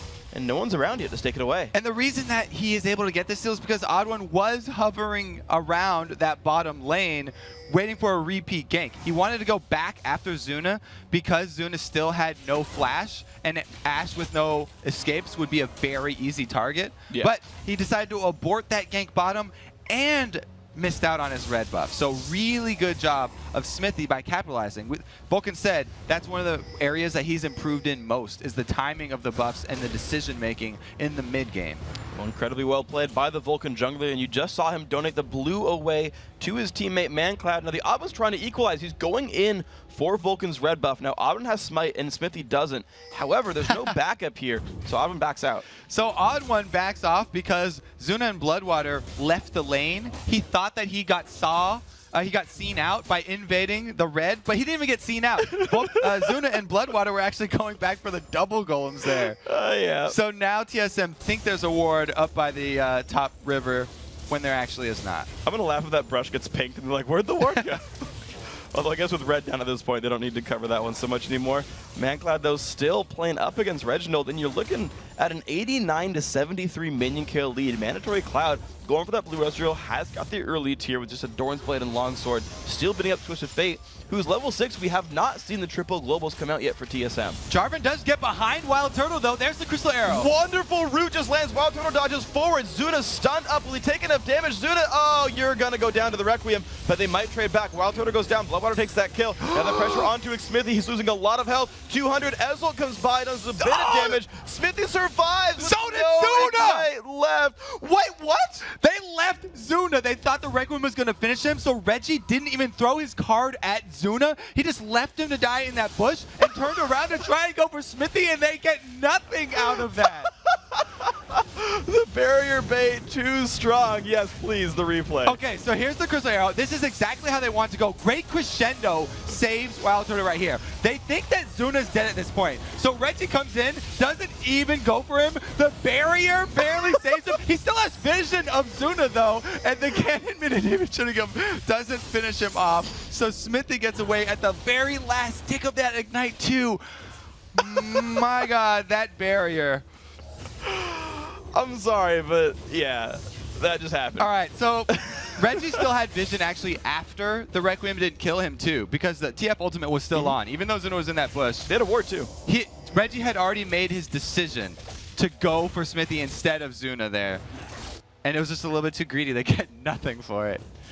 Oh man, it's like Wile E. Coyote with tunnel vision there. Just unfortunately smacked his head on the wall. Going in for Dyrus, though, puts the wall down. Yeah, I'm sorry, Dyrus, but no spells here to save you. Great gank there by Smithy, making that one happen. Vulcan now 2-1, and they're now got a 400 gold lead. However, the jungler shows top, and TSM immediately reacts, puts their head in the game, and goes for Dragon. Great job, but this will be an opportunity for Vulcan to poke at TSM and try and delay this Dragon. We'll see if they can do it. The Nocturne goes by to deny vision. And that's enough for the Odd1 to pick up a smite, but a 3-man knock-up here. Zuna, though, getting jumped on, has to flash away. Psycho Sid gets the turret in the top lane. Good adaptation here by Vulcan to keep the pressure up there while the Dragon goes down, so they manage to trade objectives. TSM still with that Dragon. Well played. Yeah, so TSM try and get something out of that death of Dyrus up top, and it was a really nice paranoia by the Odd1 as Reggie does get jumped on here and cataclysmed. A lot of damage coming across. Reggie does not have any summoners available. Smithy's going to have his Q up in a second. He makes the shot. Nice job right there. ManCloud would have confirmed it if he needed to. But there we go, 3-1. And just to track, by the way, ManCloud 13 kills short of the record for most kills. Hasn't had any of the game yet, though. He's only got 2 games to do it. And now he's going to get a pretty easy turret kill here as he does clear out the waves. Odd One's going to come to defend it with Dyrus, though. So they are able to fend it off. Let's see. Yeah, turret does survive. Okay, TSM holding up their lane now in the bottom lane. They're going to rely a little bit on Wild Turtle, who's actually... I'm thinking, yeah, this was Wild Turtle was basically the reason that they had won the last time around when they met in Week 7. We talked about it a bit in the pregame when he went kind of crazy on Twitch, got a big quadra kill at the end there and made the fight happen. Actually flashed into one of the battles, like into melee range, basically as an AD carry. And Wild Turtle sitting here at 93 minion kills. He's got an assist. He's basically above Zuna right now. That's right now. Like, I feel like that's where the hopes lie so far for TSM. So this is the man we got to watch for. Okay, yes. So now that things have calmed down, take a step back, and TSM are thinking the same thing as you. They want to try and get Wild Turtle to that peak stage in the mid game, and they've used all of their globals to try and get him there. It just happened that they did flub the first round of those globals, and it put them pretty far behind. So now Wild Turtle's in trouble once again. He's taking a lot of pain right there. Goes to jump backwards. Zuna now under fire. Will they do the damage properly? Zuna, oh, the Summoner Heal's going to keep him alive. And the answer back, Wild Turtle, that's going to be a kill from the Requiem. I assure you, double kill, in fact. Nice job, Dyrus, with the chase on for Bloodwater. Bloodwater will get away from this one, but a nice 2 for 0 for TSM. Man, Cloud, I feel like you're a bit overextended. I think he's going to walk away. All right. Second time's the charm. We just talked about TSM using all the globals to try and get Wild Turtle going. Pick up the kills this time. They are able to execute it. This is exactly what they have to do because they've basically built all of their globals they've used all their globals to support Wild Turtle, and Dyrus is just still trying his best to farm at turret up in the top lane. He's doing a very good job of that one. 134 minions. Basically first place in the game. He's only 5 behind ManCloud. 2 kills as well, going for the early Rite of Ages, has the Tear of the Goddess as well. And the odd one, he's tried now twice to counter jungle, but can't quite find it. Even though he's not standing on a ward, there's too much sort of presence here from the Vulcan squad stopping him up. The bottom turret also goes down, so TSM are finding a lot of globals here. They've got a 1,000 gold lead. So interestingly, they're actually equal in gold and actually winning the objective game. They're equal in kills, winning the objective game. Now they're tied, okay. So that turret's going to go down, and then the bottom turret also is extremely low still, so they could chalk up another one right now. And with the double AD comp, they need to take the momentum of those 2 turret kills to roll into a secondary turret here. So they have to keep up the pressure on TSM because the way to take away part of the advantage of this triple sort of semi-global comp that TSM is running is to gain the map advantage by taking out as many turrets early as you can. See if they can get the pressure on. Then you've got Zuna pushing that bottom lane. He's looking for that pressure. You've had Psycho Sid barely ever leave top lane. He's kept Dyrus there. There is the Turtle. There's the third one. So the outer turrets by 15 minutes are down. Vulcan have that one. There's the first one they were looking for. Dragons in 2 minutes. They might grab that objective as well. They're looking for some globals. And this is just sort of the case here for Vulcan. As you say, early pressure. Can they keep finding it? We'll see if they go Dragon. We'll see if they go for a second turret. Or a second tier turret, I should say. So what you usually want to do against a team with globals like this is go to the source of those globals, which would be Reginald and Dyrus. So if Vulcan want to try and pull off an attack, it will be on one of those 2 solo laners. Psycho Sid doing his best up here by himself, but it's really going to come from that Crystal Arrow. If he can catch either Reggie or Dyrus off guard with that, they can easily roll that one into an actual objective, one of the secondary turrets. Well, you're seeing Vulcan set up for it. They've got some ward coverage over this upper jungle. They've got 2 wards above the river on TSM's sort of side of the map here, but the ult's coming in for the mid lane. It's going to be a jump onto Bloodwater. Will it be enough damage? Reggie down to half. Bloodwater falls over. Reggie with very little health, but Smithy's stunned up. This is rough. Oh, Bloodwater grabs the kill actually with the passive. Smithy forced to run, does not have flash. His other abilities are on code, and there it is. He can finally flag toss to the wall, but Oddone shows back up. He's got a turret defending him though. Will it be enough? Oddone just dived this one. There's the Requiem, and he will leave it for Dyrus. Oh, that was close. The shield not enough to save Smithy. So they were able to trade 2 for 1, but TSM committed a lot of resources. Those were all their globals used. And Auburn has nowhere to go, no health bar, and a kill for Mandatory Cloud. There's 1 of 13, going for the record tie right here. And unfortunately for Bloodwater, he's also going for a record. 3 assists, and he ties the assist record at 305, but he's kill stolen all of them. This is the one time you don't want to kill secure. And it's not looking as good for TSM anymore. They used the Paranoia, the Requiem, and the Destiny only to trade even there. They ended up cleaning up Odd One there, so Vulcan really came out ahead. And great stuff then by these guys. Dragon is available, and it looks like they're making the move over. There's not a lot of wards for either side. In fact, TSM has better wards here, but the fight has begun. The double AD carry and Zyra putting down a fair bit of damage, but they realize, yep, TSM is coming over. Vulcan gonna have to run away from this one. Psycho Sid's too far across the map, and it's a retreat here for Vulcan. This will be a 4 versus 5, so Vulcan probably don't want to start out the Dragon, but they can actually defend it. That was a bit of a risk right there. Some damage on a Dyrus. Wild Turtle is around as well. As you say, it's a 4 versus 5. There's the full TSM lineup. Sid is still top lane. TSM just going in hard for this. There is some vision from the Zyra plants. Smithy is still lurking around. Nuh-uh. It's the Dragon going to TSM. We'll see if Sid can equalize with a turret kill. It's going to be very difficult for him. He'll get a good chunk of damage on it, but TSM were able to pressure Vulcan away from the Dragon and get enough damage on them, forcing flashes as well, that Vulcan weren't able to successfully defend that one. Because that Crystal Arrow was missed, so much of the threat of that 4-man squad of Vulcan down there was gone. That was really the main reason that TSM were able to capitalize. And of course, you're seeing Dyrus right now just chunking Psycho Sid, forcing him back. Exhaust was used. The Wall of Pain as well. If he actually splits him into little particles, it might be enough. Sid jumps in on the Dyrus, collects a little bit of the Globlets, Ignite Burn as well, but here comes Twisted Fate. That's not good for Sid. Can he do enough damage to kill Dyrus? No, he cannot, with only 50 health left, and this is going to be a kill here for the TSM squad. Who's going to get it? It's going to Reggie. Really, really well played by Dyrus, by the way. You talked about him not playing Karthus that much, but doing extremely well on him. And right there, he did a good job of not only using Karthus, but also the red buff auto attacks. A good job there, especially taking a bunch of pain, but no dive here. Smithy's ult doesn't end up resulting in more than just Expresso's flash, some damage in the turret, but here comes a flank from Wild Turtle. Oh, the re-engage here from TSM. It's going to be a lot of damage into Mancloud. He's forced back. Wild Turtle goes in hard, finds one kill. Barrier's going to time out. The Aqua's going to get traded back. No, he survives. Wild Turtle's still getting chased. Can Smithy do enough damage? He's got 2 Silver Bolt procs on him. We're watching the chase. There is the kill onto Reggie onto the side. The kill on Wild Turtle does come down as well. Requiem comes across. Not enough damage. Double kill for Zuna, but here is Dyrus for the cleanup. Gets one kill, then gets stunned. Has no more ability to chase down for this one unless Zuna stays in range too long. So that's going to be a 3 for 2 in Vulcan's favor. Dyrus does sort of have command of the map right now, though. With that red buff, he's pretty scary, and he'll have the pressure on the turret. And he might just have enough to kill the turret. The Wall of Pain comes down, pushes back Zuna. Minions are running out, but one more attack is all it takes. Dyrus finds it. Whoa, Zuna. Yeah, you're going to have to leave that one. Okay, so. The global's down once again. All right, let's just take a look at the re-engage.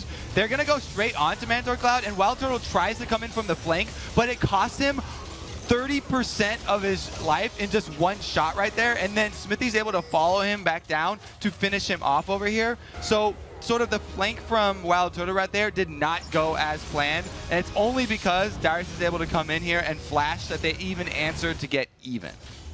Well, nice try then by TSM. Interesting battle, and to be fair, it has put them up 1,500 gold so far. So you look at the weird battles, look at the 8-8 in kills, even the turret kill lead for Vulcan, and you realize that, well, Solomid are actually still in the lead this game. They're the ones with a bit more gold, a bit more power on the map, so you still got to respect the fact that they're still looking good, even with the pretty unique champion picks.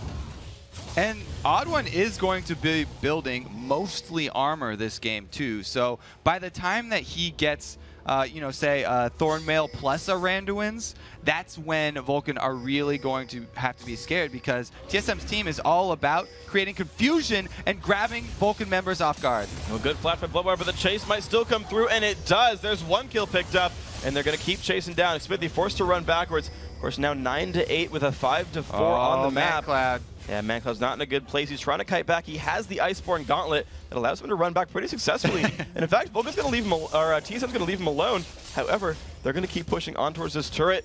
Although ManCloud's going to kill minions off and prevent that as well. Pops the ulti, spots the rest of TSM. They're still lurking in the shadows. Smithy, this is a 5-man TSM team. You're walking into a lot of dudes right here. This is pretty dangerous. A stun lands. They're going to go for the engage anyway. 4 versus 5. They find Dyrus. Reggie getting knocked up into the air. Crescendo comes across, but 1 kill's been found. Zuna still off in the wings. 2 kills for 1 now. Odd1 dangerously low. He's not quite going to go down, but Requiem is not available, so Wild Turtle can get jumped on. ManCloud finds one special. Slowed down too much. He goes down. Only the Odd1 limps away. A 4 versus 5, and they get 4 for 2. The Hawkshot sees him, and Mandatory Cloud's on the chase, but he's so far away. The Dustbringer trail is going to give Odd1 enough speed to get out. But there's 7 seconds until ManCloud's ultimate's back up. That said, of course, pretty sure the spell shield's still there for the Odd1. We'll see if ManCloud tries. Yeah, his spell shield's ready, but if you're not expecting that in the base, so we'll see if this one can snipe him. A little bit off, and he does spell shield anyways. Worth a try. Nice try, but after that fight, it gave Vulcan control of the map because TSM were so low. Wild Turtle, or the Odd1 did not have enough health to defend anything, so they ended up getting an objective on it after that as well. What a great engage. We talked about the massive amount of engage from Vulcan, and since the cooldowns there from TSM were out, Crystal Arrow into Zac bounce was a perfect start. But he's fighting on top of a dead Dyrus here. That's the passive from Karthus doing so much work. Wild Turtle just got a little bit too close right there, and a great job by Mandatory Cloud cleaning it up. There's actually something that ManCloud did really well, which was he actually, as soon as he killed Dyrus, stayed out of range of Lay Waste and Defile until the Death Defied ended. I really like that move by ManCloud. Smithy didn't do the exact same thing, though. No, nor did Zuna even. Actually, Zuna was targeted by those Lay Wastes, but it was enough for him to survive, of course. So now we're at 12-1. This game incredibly hectic, and Vulcan pulling a lead back. 500 gold. They also capitalized with a turret off of that fight, so 4-2. Also a blue buff steal, that's big for them. And Dragon's up in 15 seconds. We should have seen how brawly this game would be from Champion Select, just because Vulcan have so many ways to engage, but so did TSM. They have got all the globals that they need to close that gap. And then they have the Vayne, the AD carry that's almost the best in the game at chasing people down because of her passive. So both of these teams are just looking to hunt each other down, and try catch just one person out of position can mean an entire team fight. And we'll see Mandatory Cloud is actually powered up, though. He's got the Muramana combine, or the upgrade, I would say, completed now. So he's going to have some bonus damage on his attacks and his Mystic Shots whenever he toggles the item on. Got to be a little bit careful about Lay Waste, but now comes the interesting part. Dragon is back up, and for the first time, Vulcan actually have 5 people here to contest for it.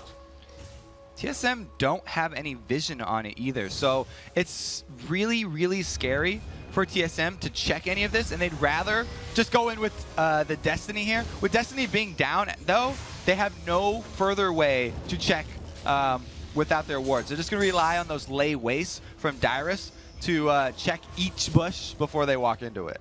Well, right now, ManCloud has burned his ulti to clear off the bottom side of the map, so it proves that they're still wanting to stick around right here. TSM still lurking around there. Vulcan is standing on a ward. Bloodborne's going to check that for himself, though, and spot it out. So they've darkened some of TSM's vision. The standoff, though, still on both sides of Dragon. TSM have a slightly bigger wave pushing bottom, but Vulcan have a slightly bigger wave pushing top right now. So this is as much of a stalemate as you can possibly see at this point of the game. Neither of them want to be the one tanking Dragon because the team fights are going to be so close. Wow. That little difference could mean the change. Reggie doesn't have Destiny, by the way, so him showing bottom means that Vulcan are aware of this, and they actually just do the exact same thing with Zuna. A good set of moves on both sides, and this is TSM saying, hey, Zuna's top, or Zuna's mid, great.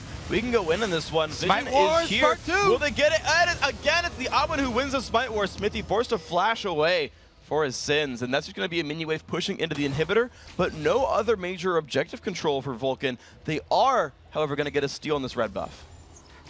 So we're back to even, Freak. Yes, we are. 12-11, and the gold's pretty much there. Good steal here for Zuna, but since Ashe already has slow and won't add a whole bunch more to her kit, the extra damage is always helpful. But Wild Turtle is going to be getting more damage because he's got a nice juicy wave of minions up top. Nice, and looks like another blue buff though going to go over. So this is the one thing that Vulcan has controlled well. TSM has gotten every single dragon here, despite Vulcan's attempts, but Vulcan has stolen so much of the other jungles, the buff holders, the blue and the red buff. That's been their real strong thing here, and in fact, ManCloud turning on his Muramana, they might pressure the arrow lands. They're going to destroy, absolutely destroy Xpecial. Smithy proving he has the better capital X leaded name. They're going to move in for Baron here on a 5v4. They did use 3 ultimates for that, though. So no Ezreal, Ashe, or Zyra ultimate for this. And TSM have only 3 members by the Baron pit. Dyrus is still very far back, so they're just trying to delay this. See if they can do it. Oven jumping in on the fight. A lot of pain coming across with the Nocturne, though. Oh, Wild Turtle too burns close. his ult, forced to run away. The Let's Bounce comes across. Wild Turtle still trying to run. Looks like the damage is going to be found. ManCloud takes it. That's his 5th kill of the game. He's on his way to the record. Iris pushing away Psycho Sid. The battle still ensuing though. Zuna in the battle. He might drop down. Does he have the barrier? He does. It is just enough to survive. So no trade kill. 2 for 1. A long form 3 for 1 actually for Vulcan. Those types of moves are so hard to pull off, and it's so dangerous. TSM really playing with fire around that Baron, just trying to poke Vulcan to make Vulcan worried about doing the Baron. They only want to delay them until Dyrus could arrive, but they got a little bit too close, and Psycho Sid did a great job of turning towards Wild Turtle and jumping on them. It's that Vulcan engage power. Even though they burned the Ashe arrow to jump onto Smithy, or sorry, onto Xpecial, and Smithy followed up, Psycho Sid had saved all of his stuff to still continue on. Bloodwater, I believe, still had his ulti as well and got to use that in the fight. No, he didn't. No. He used that for Xpecial? Yeah. Okay. So they burned 2 of them and still had a couple available afterwards. So good moves then by Vulcan to have that much engage. They can go for 2 battles after each other. Zuna's gonna... Is he saving the red buff for later, or is he giving it to ManCloud? Yeah, he thought twice about that. He got the red buff all the way down to 100 HP and then reminded himself that he's already wearing one and would rather save his for later. I think he was just giving him a warning shot. He's like, hey, I can kill you anytime I want. You think about that. You give it up next time. Lizard brutality. Yeah, We're gonna Peter get would not be happy with us. Oh well. He's lit on fire, by the way, too. He got frozen and lit on fire. That is not the best. I would hate being a lizard in this game, but Vulcan running through. There is ManCloud, blue Ezra with a matching red buff. A little coordination there, and Wild Turtle is going to continue on farming. He's got 202. Been donated a fair bit of the farm. Despite his other major carries having globals, he's still getting a good number, being donated a lot of those lanes. This point in the game with these 2 compositions is so tense because Vulcan are going to be trying to force TSM into a bad spot by Baron, while TSM are going to try and take advantage of the destiny that they do have to have a split pushing Reggie, but so much rests on Reggie's shoulders to not misplay his split push and be able to join the rest of TSM when something does break out. And something inevitably will break out because of the Crystal Arrow and the almost guaranteed engage that Vulcan have built in. Well, speaking of guaranteed engage, to say there's Destiny being burned, and Reggie actually doesn't find the place to go in. So burns that. That's actually that's twice now at least. He's used that and been like, you know what? Never mind. That gives you a sense of just how worried TSM were right now. Smithy gets caught. He gets jumped in on. He's going to jump away from this one, though. Blade King was burned. Reggie takes a bit of pain. There's the engage on a Bloodwater. He's just going to explode. Does get Stranglethorns down. The knockout comes across. Psycho Sid dangerously low as well. The arrow coming across, trying to stop down the team. ManCloud might just take too much damage. It's going to be close. He does fall over. Zuna, it's on you. He's got to run from Reggie. So many kills now going TSM's way. Triple kill for Dyrus, 3 for 2, TSM's favor. Zuna was not with the rest of Vulcan when that fight broke out right there. Good job of TSM jumping on the opportunity, but you can see even then how close it is. They only came out with a 2-4-3. They also burned the Zac passive though, which is going to be a very on the opportunity, but you can see even then how close it is. Smithy, and then they just continue to jump on here. The Paranoia goes off, and an amazing crescendo from Xpecial, but an equally good Stranglethorns there from Bloodwater forces TSM back, and then Zuna steps up, and he goes full into this bush here, taking out 2 more people of TSM. Speaking of Zuna, there's one thing I actually really like about his build, is the addition of the Static Shiv. We almost always see Phantom Dancer Infinity Edge, but Static Shiv works for Ashe for 2 reasons. One is the guaranteed crit from her passive. You can crit Static Shiv's damage. So you'll do 255, instead of 100 lightning damage. Also, since his team is so physical heavy, you're not seeing much magic resist from the enemy team, so he's also going to deal full damage there. And there's the exact same thing. Special, poor guy. No arrow available, though, for Zuna, so Special not going to die this time. The watchful eye of Reggie comes out, though. He pops the Destiny and saves his support. Vulcan, I'm watching you. Don't go after X Special. I need him. He's mine. He's my support. Is our happy hamster. So he lives to fight another day here. And back to your static shiv point, yeah, that's all the same reasons that Sneaky always gets that static shiv. And one of the main reasons why that Zyra Ashe combo works so well for Cloud9. And it's the exact same reason that why Vulcan picked it up. So great job for them, but because of their focus on this Baron Pit area, it enabled TSM to take advantage and grab up that dragon for free. Which has put them now 2,000 gold in the lead once more. 4 of 4 dragons, if I read that one properly. TSM with a lot of money from those. And it's helping them really hold on to this game right here. Because Vulcan, they've just done such a good job of picking engages. I mean, I suppose TSM's done the same. They've got 15 kills. But you've got to realize, like, Dragon is the reason TSM are winning in gold. It's that objective that has given them the lead here. And even still, Vulcan still feels aggressive. Reggie creeping around behind here, and he has Zanya's. This is going to be scary. They find Bloodwater to jump in. He will pop the Stranglethorns, but go down right away. The engage comes in from Psycho Sid. Adwin in the front. They're going to chase on Reggie. Reggie falls over and just drops down. Zuna is godlike on Ashe right now, and the chase has begun. Blue Ezreal's got so much kiting and chasing potential. Dyrus is going to go down right here. Double kill now for Zuna. And the health bars, they're going to risk the Requiem. Vulcan are not low enough, but they're dangerously hurt. Oh, Reggie around the back there gets cut off from the rest of TSM. Meanwhile, they're only able to answer with Bloodwater because Psycho Sid and Smithy were just so tanky. And really good for Vulcan right there because they retain possession of this Baron Pit. Well, the smite is up for the album, but no paranoia and no flash. He actually couldn't steal if he wanted to without taking the long way around. He's trying, but it's too late. The smite comes over. There's the ward over the wall, and Abra is getting slowed now. 2 champions, 2 AD carries are slowing his movement speed, but Special re-engages. Smith getting focused, jumps on a Wild Turtle. Wild Turtle just destroyed right there in the fight. There goes Special. The Abra has nowhere to go as well. 3 kills and Baron. That was not worth it, TSM. So the tanks of Vulcan come out ahead in the clash of the 5 vs 5 finally. TSM's globals did not help them in that mid lane battle, and Vulcan were able to roll that one fight into a Baron plus an inhibitor. And they've got 30 seconds. Look at this. The death timer is still there. Globals don't help you inside your own base, let alone when outnumbered 2-1. So there is the inhibitor picked up. Now it's the gold lead back in Vulcan's favor. Only 2,500 gold, mind you. It's 54 to 52,000 gold. Very close game. We'll see if Vulcan can capitalize more on the next 10 seconds of Wild Turtle's death, but they don't have minions on top of turrets yet. TSM are still very much in this game.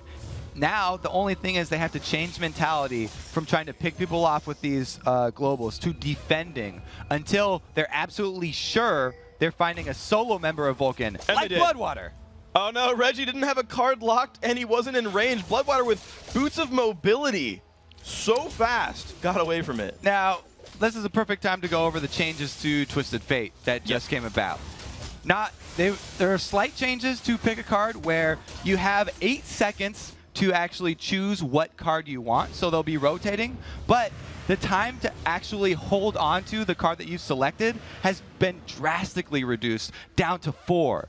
So that was a huge change. That means once you pick your card, you better use your card. You can't just hold on to a gold card. And Reggie right there lets it slip through his fingers. Unfortunate, dropped it, couldn't pull out the right one. Or at least keep it. I guess he probably pulled out the right one, just pulled it out a little bit too early. Doubler should teach us some more card tricks, but these guys milling back over to the right-hand side. Vulcan trying to do their best to capitalize on the Baron buff. All of them on this side of the map. Middle inhibitor already has gone down. They've got the Baron buff still. They're actually well under their average game length so far, so they could close it out in not record time, but a good time to jump in onto Dyrus. A little bit of poke coming across there, but no hard engage Arrow just yet. is up. Yeah, there might just be waiting though. Maybe they don't want to dive headlong into a crescendo. That might be troublesome. So the positioning of the team was not perfect there. They had the opportunity for the arrow, but the rest of the damage wasn't close enough to follow up.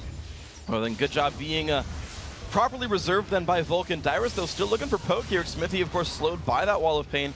Has to be a little defensive here. Vulcan on their way forward, though, still dropping the minions down. They still got 1 minute left on the Baron buff. ManCloud happily taking some damage in order to poke because he can always regen it back. You're seeing that happen again. Special losing a bit more of his health, getting a little bit of mana regen, but not a ton. You're just seeing back and forth. Vulcan walk up, deal some damage, walk back. Walk up, deal some damage. Dyrus now below half HP. Odwin poke down even more. The siege continues. They go in with another minion wave. This could be the turret going down, and that is Vulcan inside the base again. This is terrible for TSM. They are completely helpless right now. The Baron buff adding so much strength to this Vulcan team. Now it's going to be the 5-on-5, but TSM would have a very hard time finishing up right here. It seems like it's hard. You look at the Psycho Sid. He stood on the wall of pain, charged the elastic slingshot, and said, "I dare you to walk at my team." And TSM said, "All right, we're not going to do it, Psycho Sid. Never mind. We'll back off from here." 1, 3, and 12. That Zac has been scary pretty much all this game. Even though his lane opponent's 8, 3, and 2, Psycho Sid's been playing very, very well this game. Doing a heck of a lot for his team. Being one of those big initiators, and the siege continues, of course, in the top lane. Now this time, Baron buff has timed out to this poke. The mana, will slowly time out here and start running down for Vulcan. The health bars won't be quite as full. We'll see if TSM can hold on to the siege. All they have to do, though, is stay up top because they have 2 lanes of super minions. There's the Crescendo, there's the dive on in. Zuna down to half HP, pops Barrier, but no one's really going to hit him too much through it. Still losing HP, gets Cataclysmed. Oh no! Smithy, you are not helping, and Zuna goes down. 1 for 1 so far. Dyrus still alive. Smithy's going to fall down. TSM with a very good team fight so far, 2-1. And now Vulcan, though, still waiting around, still pushing in. Special dropped dangerously low. Last hit follows. ManCloud with the kill, but he is not in a good place anymore. Shutdown goes over to Wild Turtle. Psycho Sid's going to answer one back. This is not good for Psycho Sid. He's going to die. Mandatory Cloud just put the man in his name right there. Arcane shifting forward to try and get the kills, and it actually caused Psycho Sid to go in to try and follow up on that one. Not actually the best move, but he definitely showed TSM who's boss. That was a Wild Turtle type move right there. That was last Wild Turtle game, flashing into the base and getting a bad engage for it. Let's take a look at that last fight. It was a nice crescendo there, but look at that Stranglethorns. Great job of zoning, and Reggie can't get his Zanyas off until he's already almost dead. At this point, it's a red buff, dual buff, Ezreal in the back lines, firing away, and TSM are running scared here. They actually leave poor little X-Special behind this time. There's no big brother Reggie to watch out for you today. Here goes the Mandatory Cloud man mode, and we'll see the rest of the kills pop down. Yeah, it was a little bit aggressive. He got hit by the wall of pain. That was a good cast by Darius, but I gotta wonder if he could have walked backwards at that point. Either way, 25-20 here. Vulcan getting control over their own blue buff. I assume that will go to ManCloud at some point. Zuna's gonna hold on to it. Looks like TSM are not aware. Here comes the ulti. Yoink! Picked up right there. ManCloud's gonna have nice low cooldowns. He's also picked up a nice Guardian Angel for the next time that he decides to Arcane Shift into the fight. Yes. So always a dangerous proposition. Sneaky tried it once. It didn't work out very well. It was one of their 3 losses on the season. Yeah, he said he'll never be trying that again. A bit of a misfire there. All right, so this time around. Wow, look at this. Like, the buffs just keep being taken.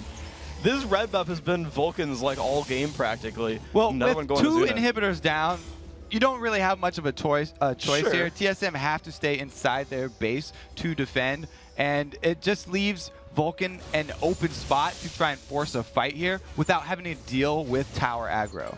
Well, right now they're looking for the open inhibitor also. There's the ulti's coming across. The Global's coming on through. Smithy up in the front. He's going to jump back to his team, but the fight has begun anyway. Reggie off on the side. Psycho Sid going to tank up for his team. Wild Turtle down below half HP. Knock up onto the Oblin. Great stun on a Wild Turtle, but Vulcan are disengaging pretty successfully here. TSM still wants to chase forward. The slow's coming across. Wall of Pain down as well. The battle lines are drawn. The re-engage comes across. Look at the knockup. Special goes down. They trade 1 for 1. Wild Turtle trying to go crazy. In the back line, still alive. Double kill there for ManCloud, and he's reviving. Let's see if it's enough damage. Zuna's going to drop. Oh, a double kill for Dyrus. Looks like 3-3 so far in this fight. Wild Turtle does get rooted. He's not going to find anything else to kill. Dyrus times his Requiem perfectly so that after Mandatory Cloud jumps up from his Guardian Angel, he sits right back down. And that was after a very well executed team fight from Vulcan. They played to the strengths of their blue Ezreal, kiting backwards as long as they possibly could, and it's almost gotten ManCloud to that record. Exactly. I feel like they're actually delaying the game as long as possible. So just to recap, 13 kills what was required from to tie the record of Alex and Bjergsen.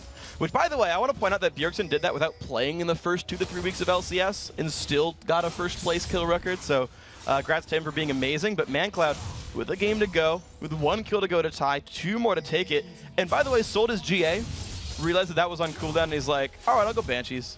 That's probably a better idea at this point. He's popped the passive on the GA, and it's just a little bit of magic resistant armor now. So selling that one, picking up that Mercurial Scimitar, he can now cleanse off. No, I'm looking at the wrong person here. We got the Zuna with the Mercurial Scimitar. I assume that's for Crescendo and stuff mostly. Maybe the gold card as well from Reggie. I don't think you can Mercurial Scimitar Requiem. Nope. Didn't think so. You can remove Deathmark, not this one though. It's the other R button. The red laser beam there from Karthus is more like the red dot from a sniper rifle you see on you. I have a sash! I have a sash! Get it off! You can't, exactly. You can't put a sash in front of your head. They're still going to shoot the bullet right through that. What if it's made of something really strong that blocks bullets? If I have like a 7-inch thick titanium sash, does that work? Yes, Freak? Yes! Yes, it does. All right, that's a really good fashion accessory, by the way. Now, let's look for Vulcan's next move. They just tried to walk into TSM's base to an exposed inhibitor, and they were chased off even though TSM have no more turrets remaining. So this game, dead even in gold, and TSM are not afraid to look for fights. And they found one. Psycho Sid, not in a very good spot, gets jumped on straight away and explodes there. 1 for nothing so far. Smithy, he's got to hide away from his own team. Wild Turtle's ulti will end, but TSM getting a win there. Baron and Dragon both up as well. And TSM still have Crescendo and Requiem available. In that fight, Wild Turtle did a great job of skirting the edge of that Stranglethorns from Bloodwater, allowing him to avoid that knockup. Really nice engage from TSM. This game is looking to be a long one. It's looking that way. 43.5 minutes in, 44. I said a while ago, Vulcan might be beating their average game time. Not the case here. This is a CLG game through and through, but a 4v5 Baron attempt is risky. No Destiny or Paranoia for this one, so TSM's going to have a harder time catching up to their targets here, and they're just going to face check this Baron. And that Baron does go down. Alma gets stunned up. Will they do the damage? He's forced to flash away. Now they find Dyrus. Dyrus flashes into the Vulcan squad, pops his Zonias as well. Vulcan now forced to run, but again, Vulcan are outnumbered, but they're going to find 2 kills so far. Dyrus getting away towards the back to channel Requiem, but he might get caught out. Will they kill him in time? Suna doesn't kill him in time, but they still survive. 4 kills picked up in that battle. Oh my gosh. All of them barely surviving, and Wild Turtle's the only member on TSM left standing. He had enough life to survive that. I didn't know. He was low last time I saw, but he had lifesteal. But Vulcan come out with the Baron and 4 members to 1. So we may finally be seeing the end here. But let's take another look at the odd one. He's able to flash over the wall at least to avoid getting finished off. But that was at the same time that Dyrus went for the initiation here. And he immediately popped the Zonias, but there's not much they could do to follow it up. Too much kiting and consistent damage from a double AD squad that Vulcan are running. You know, beautifully played by these guys, rewarding themselves with 2 inhibitors. 20 seconds still to go. They actually might go for the base right here. They're going down for the first Nexus turret. The dive in on Wild Turtle. He's going to get exploded right there. Goodbye to Wild Turtle. Special is now alive. He does have Crescendo. Lands it onto 3. Will that be enough for the TSM groups? He's going to get hit there. Knocked into the air, trying to flash away. Now Awa trying to buy enough time for the team. The rest of the revives are coming in 3 seconds. Smithy finds 1 kill. They've actually traded back. Ashe is dead. Here comes Dyrus jumping in. The Nexus dropping lower and lower. It's going to go down. Vulcan takes the win. Vulcan can still go 5-0 on Super Week. Yes, they can. They're doing a really, really good job here, making an amazing showing right before playoffs. Teams are going to be very, very scared playing them in the playoffs. Yes, that's just remarkably scary team. Of course, they still have 1 game to go. And to think about TSM's playoff race, they still want 3rd, but it's no longer in their control. If CLG goes 2-0 for the rest of today, that's going to let Counterlogic Gaming take 3rd place at the end of the regular season here, drop TSM to 4th. Now, TSM are guaranteed 4th. They still have the top 4 locked up, but they wanted third. They need to win their next game. They need to stay ahead of CLG, and that road's gotten tougher for them. It's never going to be an easy road. No. But yeah, TSM, they've got a long battle ahead of them, and they really want to make their move in the actual playoffs. So we'll have to see at PAX. It's getting so exciting right now, the stories that we're building. It's going to be great. I'm looking forward to not only the rest of the games today, because remember the last game of the day is actually TSM's final showdown, and they face Cloud9, I think, and they've got to win against the toughest opponents in the league to try to keep their third place run there. It's going to be a fun one, guys. Stick through because we've got more. Now, we've got to take a short break, but when you return, Vulcan's killer combo of ManCloud and Zuna will join us to talk about taking down TSM. The North American League of Legends Championship Series will be right back, so stick around.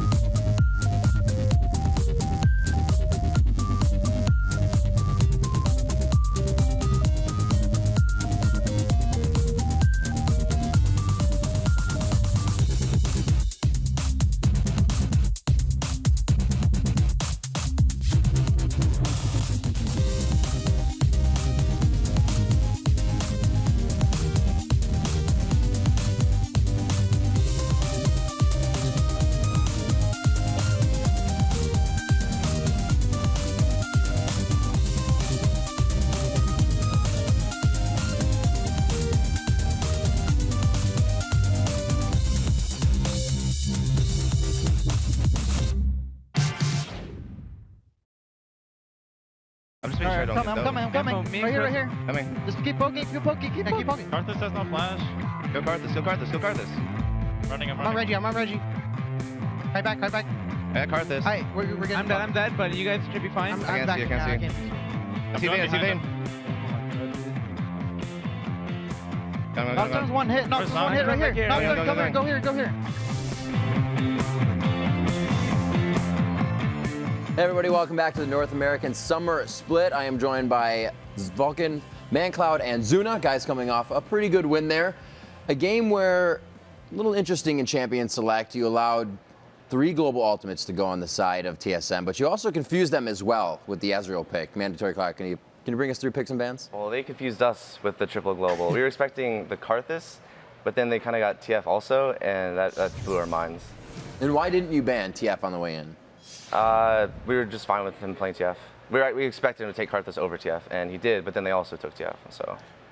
All right, and Zuna, playing Ashe in this one, obviously coming out in the spring and into the summer, you're more of a late game AD carry. What has the transition been like for these utility carries, obviously coming out pretty strong on them? Well, early game Ashe is actually pretty strong if you can push to the tower because you won't die.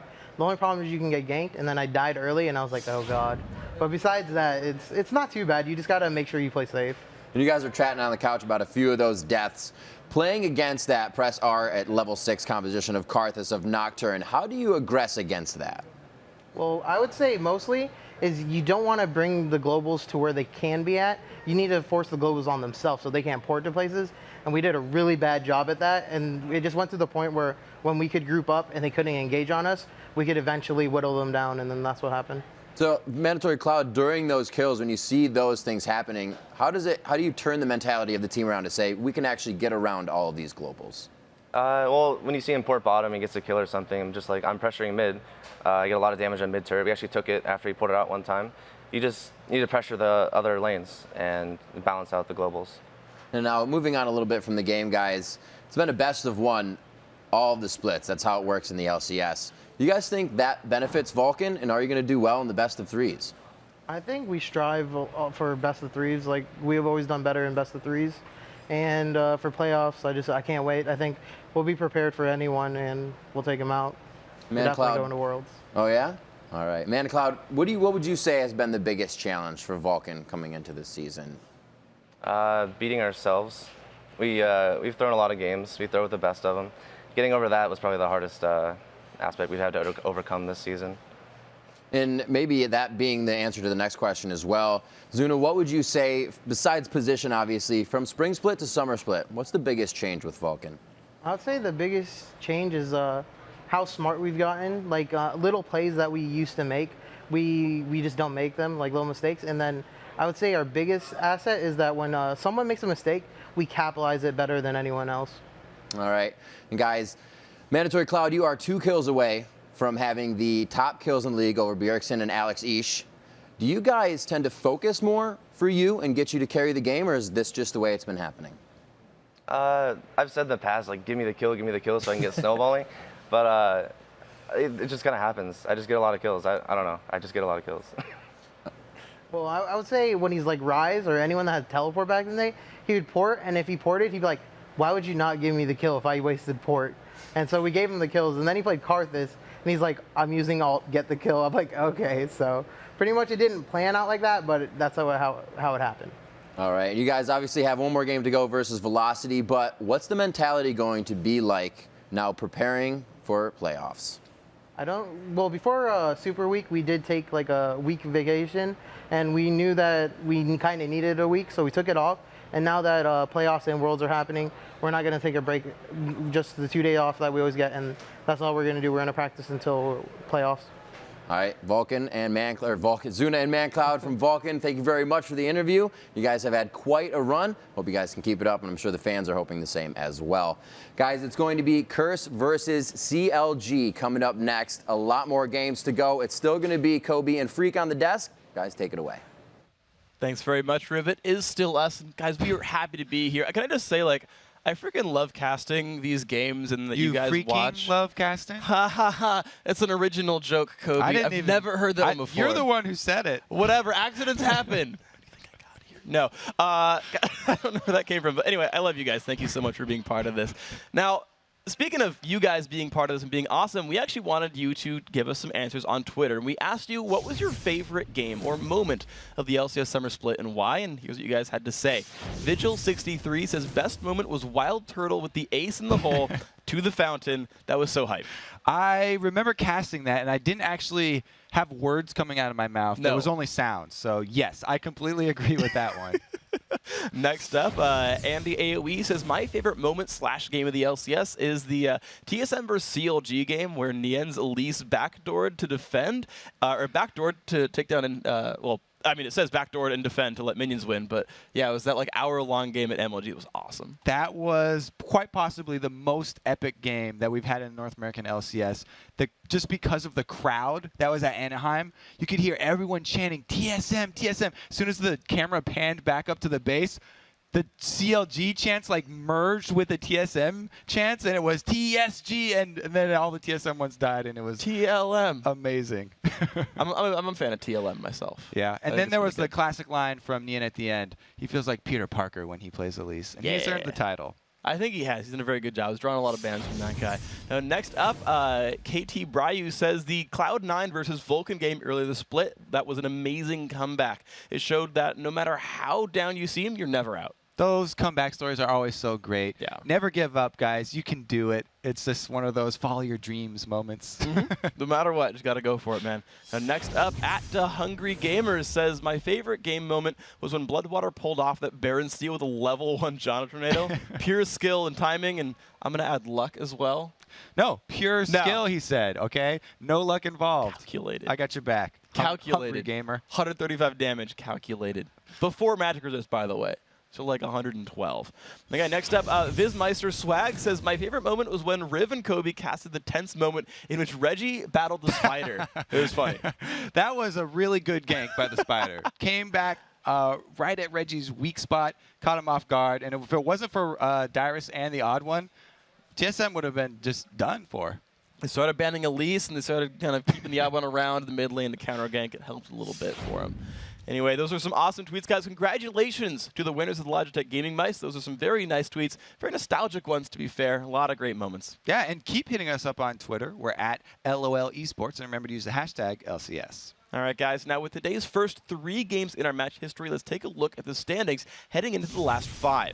Now, Cloud9 is in first, Vulcan's in command of second, and now TSM is clinging to third. CLG's right behind them in fourth, though. And in 5th place, it's Dignitas, with Curse sitting in 6th, while Team Coast and Velocity are locked in at 7 and 8.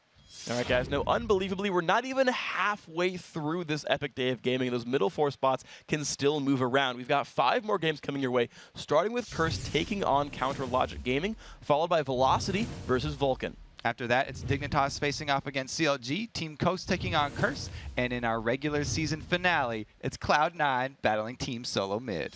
But first, it's the second in our 3-part series, Get to Know Your Regional Qualifiers. Up next, Southeast Asia and Taiwan.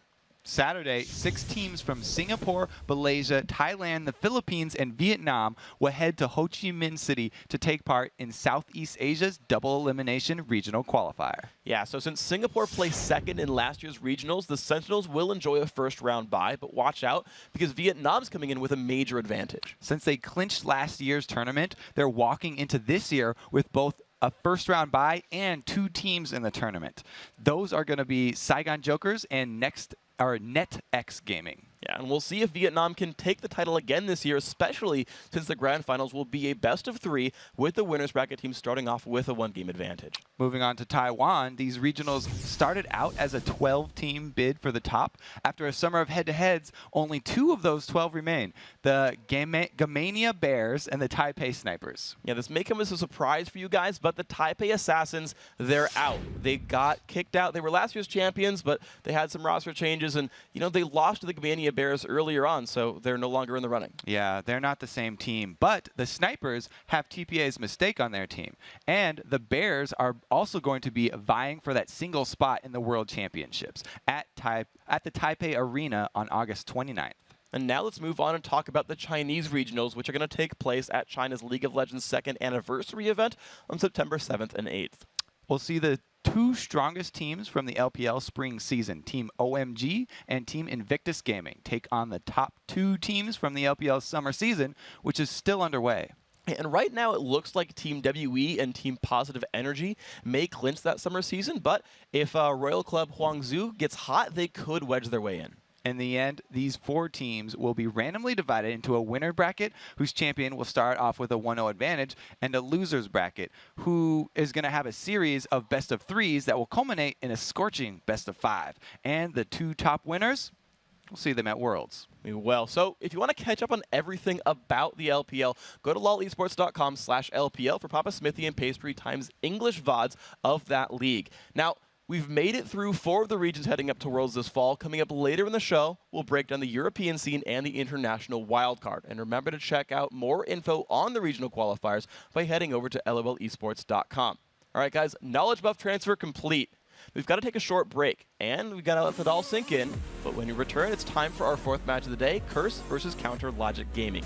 The North American League of Legends Championship Series will be right back, so don't touch that mouse.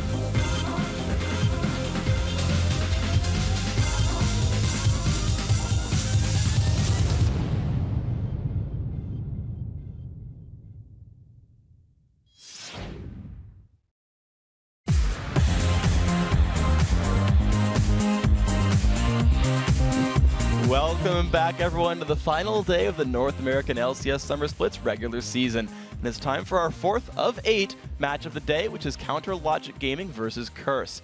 For Doublelift Crew, they just need one more win to guarantee 4th place and take control of 3rd, while a loss to Curse would force a showdown against Dignitas for 5th place later today. If they lose that game to Dignitas, then it would mean a 1-game tiebreaker at the end of the day today, because the head-to-head series would be tied at 2 games apiece. So a loss to Curse in this match could be the difference between 3rd and 6th place in the playoffs. And a win for Curse would have a similarly dramatic effect on their postseason position.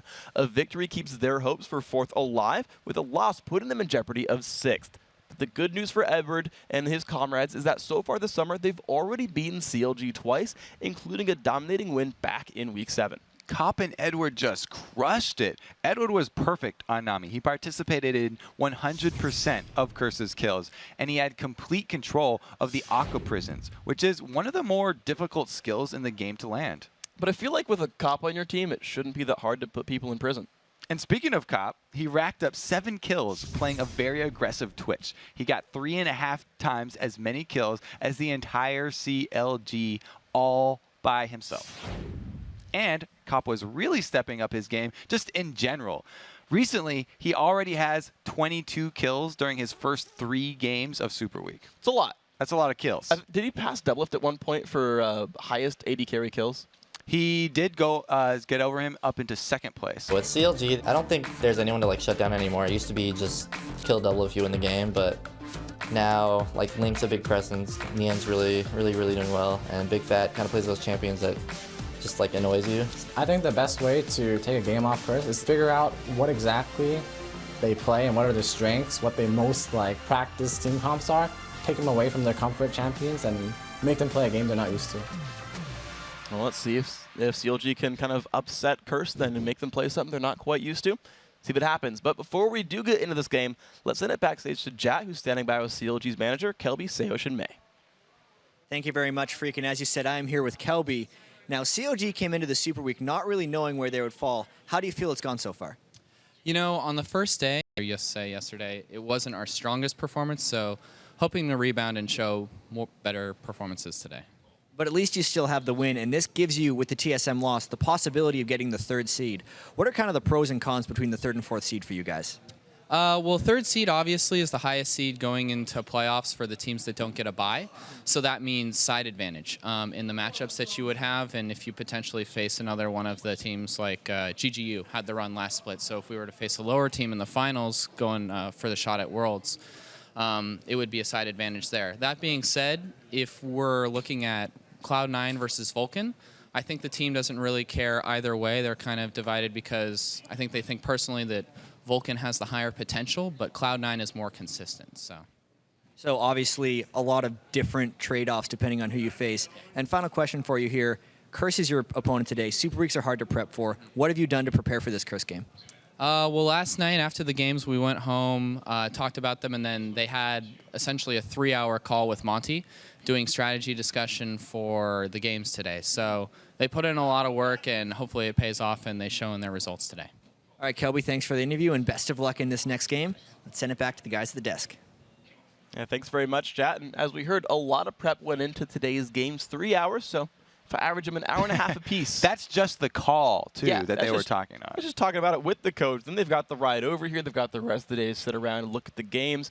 And, hey, there's a good chance, as he said, they wanted to try to upset Curse, make them play something they weren't quite used to, use their bans, use their picks to make something happen. I always love seeing clever champs select tricks. Now, guys, we're going to find out in a bit. Let's check out the starting lineups. On the blue side, it is Curse with Voyboy in the top lane, St. Vicious in jungle, Jackie in mid, Comp on AD carry, and Edward on support. And on the red side, it's Counter Logic Gaming. Nian is up top, Big Fat LP in the jungle, Link on mid, Doublelift on AD carry, and Chowster supporting. And the showdown between the supports is our featured matchup of the day. It's Curse's Edward and CLG's Chowster. So this is going to be a battle over Thresh. Edward's been feared for his Thresh play for a long time over in Europe. He's been dubbed the Thresh Prince for his skills on the champion. Chowster, on the other hand, has played Thresh 15 times this summer, which is the most that any player has played one champion in the entire North American LCS. Yeah, I feel like 15 out of 26 games is a pretty high percentage. Really prioritizing that champion. You don't have to be good at math to realize that's a very high percentage. It's more than half. Stay in school, kids. Don't do drugs. Good work. Glad you listened to my advice. YouTube had it on repeat for a while. It's been glorious. Now, guys, Champ Select has begun, and we'll see what these teams have prepared for us. Curse with first pick and first ban. And they're taking more than 10 seconds, even though they knew they were blue side coming in. They got to get rid of Nocturne. This is interesting because, yes, Curse are 2 games up to CLG's 1 in the head-to-head here, but CLG in Super Week beat the other team, Coast, that was ahead of them in their head-to-head matchups too. So if CLG have put in that work that they were talking about, Velocity. then yeah, exactly. Both other teams actually. So if they have put in the work, then we'll see a lot of it manifest itself here in Champion Select. And the targeted bans already seem to be looking at Saint. It's interesting, too, that also Curse have dropped away the Thresh. That you mentioned in some of the pregame how good Edward's Nami has been, that he's been running to that champion. So he's like, screw it. We'll remove Chowster's Thresh as much as it might pain Edward there. He's got something else to go to. Of course, the Shen dropped away from Nien, giving Voidboy more room to run playmakers. We got just one more ban coming up for CLG. Yeah, so I was thinking they're either going to first pick that Thresh away, give it to Edward, or they were just going to ban it out. And it looks like they just want to put Chowster on something else. If you consistently play the same champion over and over in competitive play, then your skills will deteriorate on the other champions simply because of unfamiliarity. You haven't played them in a while. You do begin to get a little bit rusty here. So we'll have to see if Chowster's other supports have faltered at all. Namely, it's probably going to be going to something like a Lulu or a Janna, one of the more old supports that he was very comfortable with and has been just for a very long time. And it's his chance to steal away Nami right now that Zach was first picked away by Curse. It's been Nien's really go-to top laner. It's been good for Void, good for Saint as well. So, so far, Curse doing a good job of stealing away picks as well as picking good ones for themselves. Zach's been one of the most first pick champions that we've had in the LCS. Psycho Sid, even in the last game, he's been picking that over and over too. A lot of top laners really happy with the way that kit works up in the top lane, especially if you're going up against an AP solo laner. You can just rush a Spirit Visage, which is his holy grail of items, gives him every single stat that he could possibly want. And CLG, though, they're just becoming TSM. They've gone full TSM. They're going for the Twitch for Double Lip. They're going for the Karthus there on Link. I mean, it's a lot of damage already, for sure. The thing about locking in Twitch early, a lot of AD carries have really been liking Twitch recently, and it's because I even heard Lemon say Twitch should win every single 2 vs 2 matchup. He has such good early harass, and he has such good versatility that you can pair him with a lot of different supports. So it's no surprise that they're locking in that one very early here. Cool, so Twitch in there should be good then for Counterlogic Gaming. I mean, Double If Chowster are one of the best, absolutely duo lanes in North America, so it'd be surprising to see them falter here. Curse now going to make their own choices. 10 seconds to go. They're actually talking in pregame chat, I think jokingly, about the Corki pick. But we might actually go for it for real. No, it is going to be Corki coming through here. All right, they weren't trolling after all. The Elise coming by as well, so plenty of damage now on this Curse lineup. No jokes with that Corki there. And we've seen a Trinity Force already today by Cutie Pie on that Ezreal. Corki's another viable option for your favorite item in the entire game. So maybe we'll see one of those. Too. I'm looking forward to it. All right. But yeah, it looks like a Lulu pickup for Chowster.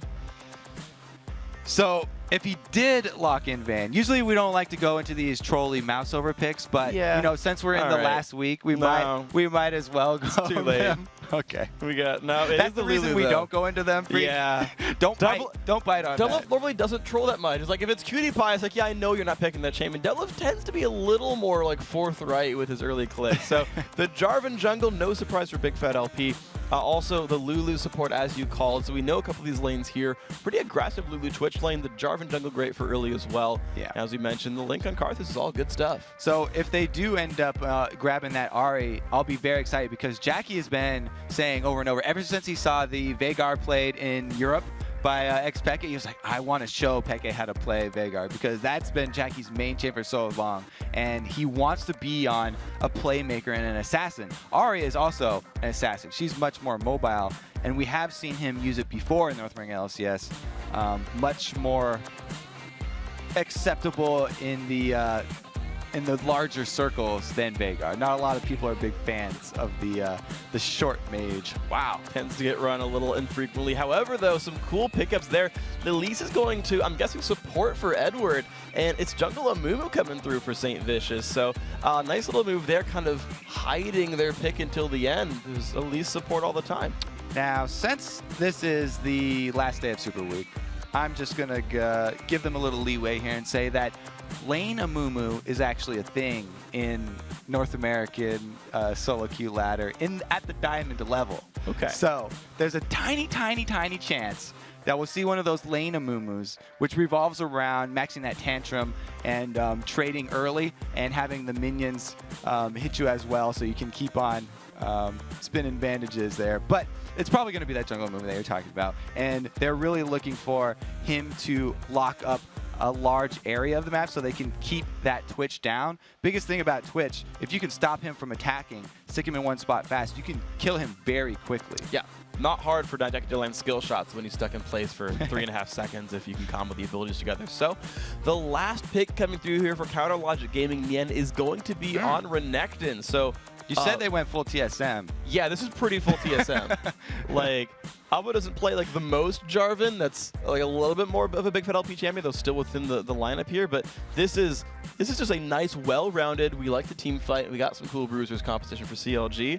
Curse got a bunch of really just stuff we don't see very much. No, this is really interesting from Curse. I'm excited for this composition because, like I said, they've got so many means to catch out Twitch. They can either have Ari started off, if he's able to pick him off, land a charm, him or Elise, whether it's Edward or if they do a last-second switch here up to Voyboy. Either one of those two, Cocoon or Charm landing, would be the signal to go, and they can easily initiate with Zac and Amumu. A very good combo there. Or they could just have Amumu flash in and hold that Twitch in place to easily land those skill shots like you're talking about. Yeah, we actually saw, just a couple games ago, CLG against Cloud9, that one of the big turning team fights was actually a max range Cocoon landing on a double lift. Yeah. And everyone else was able to follow up in time and drop him down. So certainly a lot of options to play, make a lot of opportunities for these guys to get a pick, to start things out, and then all go in hardcore. Every one of these champions, actually, on the Curse lineup can dive forward.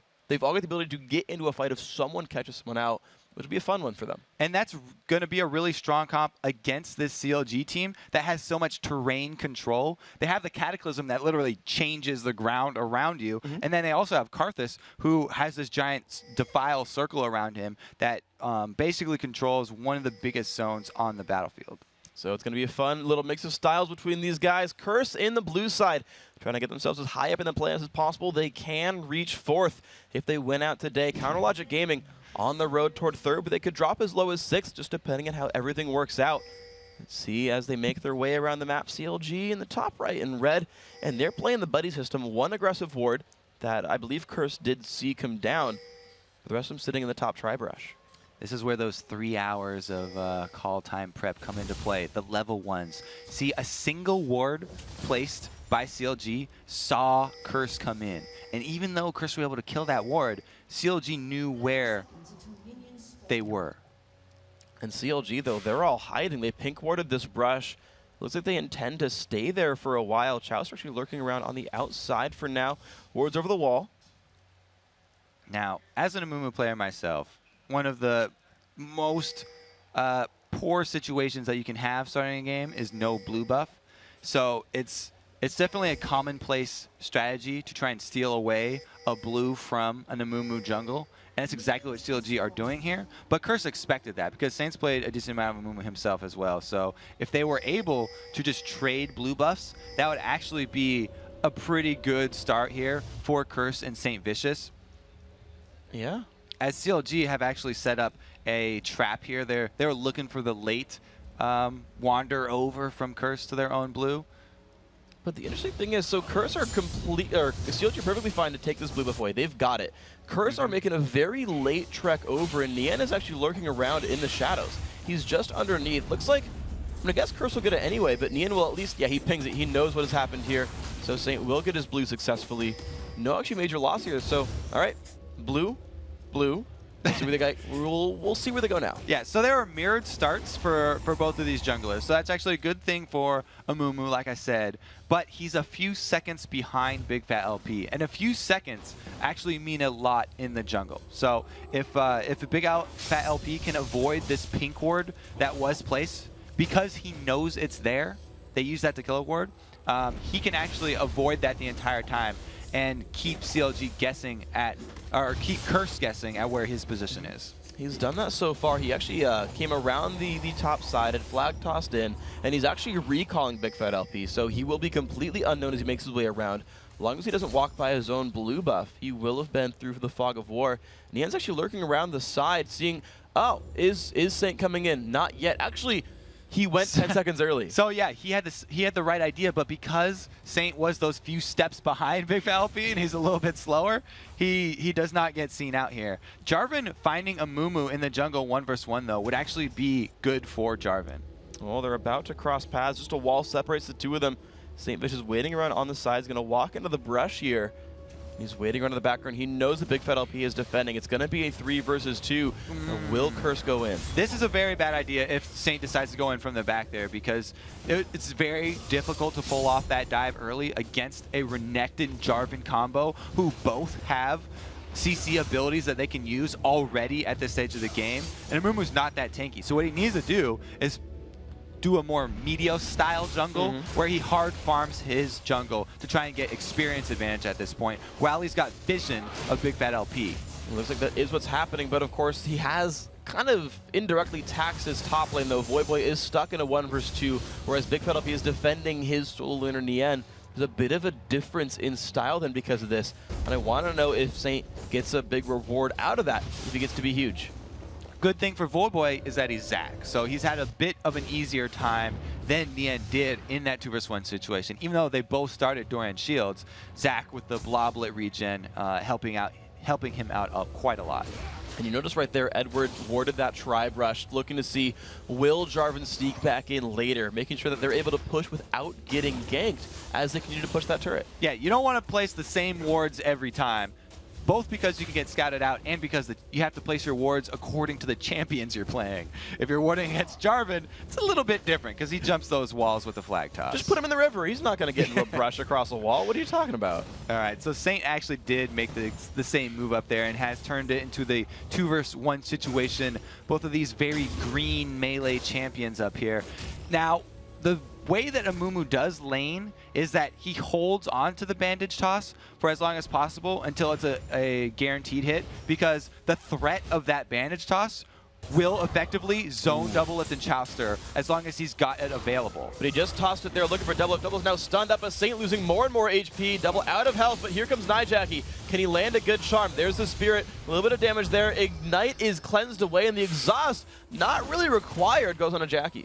And Link is going to take advantage of this time. He's going to shove the minions into the turret to try and make Jackie pay for that roam up top. When you heard that talked about in the Vulcan interview, whenever Reggie left his lane, ManCloud went for turret damage, and you're seeing Link do the same thing here. Good adaptation, not needing to roam, and typical Karthus to be fair, but Big Fat LP getting like super dived on under his turret. Ignite is burning, but he survived it. Now it's up to Cop. Can he do the damage? Cop level 4. Yeah, there we go. First blood, 400 gold, 200 to Edward. That is one of the most frustrating things for a Jarvan player. What just happened there was Big Fat LP did not have the mana for the combo. And Nian trying to jump in on Edward, but the flash away for release lets him be an elusive spider there. Link landing another, good exhaust, good charm. It forces the flash away from Jackie, but Link is not done. He is still chasing Jackie down. He's low on mana. Can he get the damage he needs? Nuh-uh, there's St. Vicious, lands the stun, and now comes the chase back onto Link. Karthus trying to run away, those stubby little legs under his cloak. He's gonna get out of this one. Yeah, that's just terrible. When you see a Jarvan throw down the flag and have not enough mana to throw out the Q and follow it up, feel bad for Big Fat LP, and it does give first blood over to Curse here as he meets up with St. Vicious once again. Puts a bit of damage down, says, those are my wraiths, how dare you. Pentakill Karthus making sure he gets out of his territory, so Saint's gonna walk his way back, but look at Cop. Only 7 minutes in, already has a BF sword, so unfortunately, no Trinity Force rush here for Corki, but Infinity Edge, pretty good too. he has picked up that mana potion, though, which will help out with the fairly high mana cost of Corki. Even after the slight buffs to his mana cost, he still does run Hoom pretty quickly. And if he's using those to both shove minion waves and get harassed on Nien, then that few extra gold that you spend on a mana pot more than pay off in turret pressure that you have by shoving minion waves. Yep, so here we go. Caught back in action. Has a pretty full mana bar so far. It's going to be all right for him. We'll see if the rest of the moves keep going that way. Link is level 6 and will be donated the blue buff here. So 7 minutes in, you've got a lower cooldown Requiem if Link can use it in the next 3 minutes. And that'll be just a little bit nice to have that cooldown coming up 40 seconds sooner. Ooh. Jackie a little bit late on the read, though. Puts a ward down. Misses the ward on the brush, to be fair. But was attempting to maybe stab at the blue buff, but is too late for that one. Now, since both mid laners have blue buff, you're going to have to watch out for Link's positioning when he decides to Requiem, because Ahri can very easily close the distance and interrupt the Requiem with his charm. So any aggression that CLG decide to go about in the side lanes, thinking that they've got a guaranteed Requiem going to help them out, will have to be prepped for by Link. He can't just throw that out whenever you want it. That's going to be a bit difficult possibly then. See if Link can do this one right. We actually saw last game Dyrus nearly got killed mid-channel before. Something that we've seen a lot of top Karthuses do is just occasionally get that one interrupted. Now, when I play in a Mumu jungle, as soon as I hit level 6, I want to go make use of that amazing ultimate in a gank. He's got a flash and Curse of the Sad Mummy. That is such a good combination because you can guarantee your bandage hit after that. As long as you know the timing of your ulti, then you can chain it, and that amount of CC is pretty much a guaranteed kill. On someone like Karthus, where the laner is Ahri, yeah. On a Mumu with ulti and flash is a dead Karthus. Well, they're using it now to actually lurk into the bottom lane right here. Ahri's already lurked his way in. St. Vicious though going towards the top, so splitting focus actually. The ping did go onto Jackie though. CLG had watched him walk through a ward, and that was enough to send Nien back and away and hiding. That pressure does, however, give Curse, I believe, the turret if they keep pressing for it, but Nien wants to stop them. Oh, a second roam by Jackie there does free up this bottom lane. There we go. Nien's going to jump in, pop his ulti. Requiem comes across well. Will it be enough damage? Edwards switches forms and tries to run down low on HP, and Big Fat LP gets the kill. It's just going to Nien. Cop low on health, and the dive comes in. Nien, so much damage to CC chain. 2 kills picked up in this lane, thanks to Requiem and the great play by Nien and Big Fat. Oh, Cop really wanted to finish that one off so that Edward hadn't died in vain, but 2 bruisers with those CC abilities that we talked about very early in the game, way too much to handle, and that cost them. We talked about also the Karthus positioning. Link had, at that time, gone around to farm Race. So he was protected by a nice wall, and Jackie had no vision of Link. Really nice movements there. They're almost going to get rewarded with a turret for it. Look how low this turret is actually getting here. CLG forced to run from this one, but they've got not much more time left. Actually, I think it's funny, Big Fat LP has gotten more minions than Nien has from lane camping and last hitting with his sort of active abilities. So a bigger Jarvan than Renekton, but they've sent the last wave in, but it's not going to be quite enough to kill the turret, though. And Big Fat LP is skilling up his Jarvan in sort of the classical where you max that Q for the extra damage on your Dragon Strike, instead of maxing that Golden Aegis where you want to be the main tank of your team, and something that Meteos is especially a very big fan he of. Maxes second. He maxes the shield second. Okay, but well, the reason why you match that second is because when the armor was taken off of the flag, they actually increased the shield that you get for each nearby champion when you pop your Golden Aegis. So that's actually the most effective tank build on Jarvan. All right, so here we go. Let's see where the rest of these guys move on toward. Still the standard lanes though for Curse. They've tried to roam a couple times with Jackie. Saint hasn't yet found that ulti gank just yet. Level 7 now and still farming up. 40 minis on him, pretty high mark here.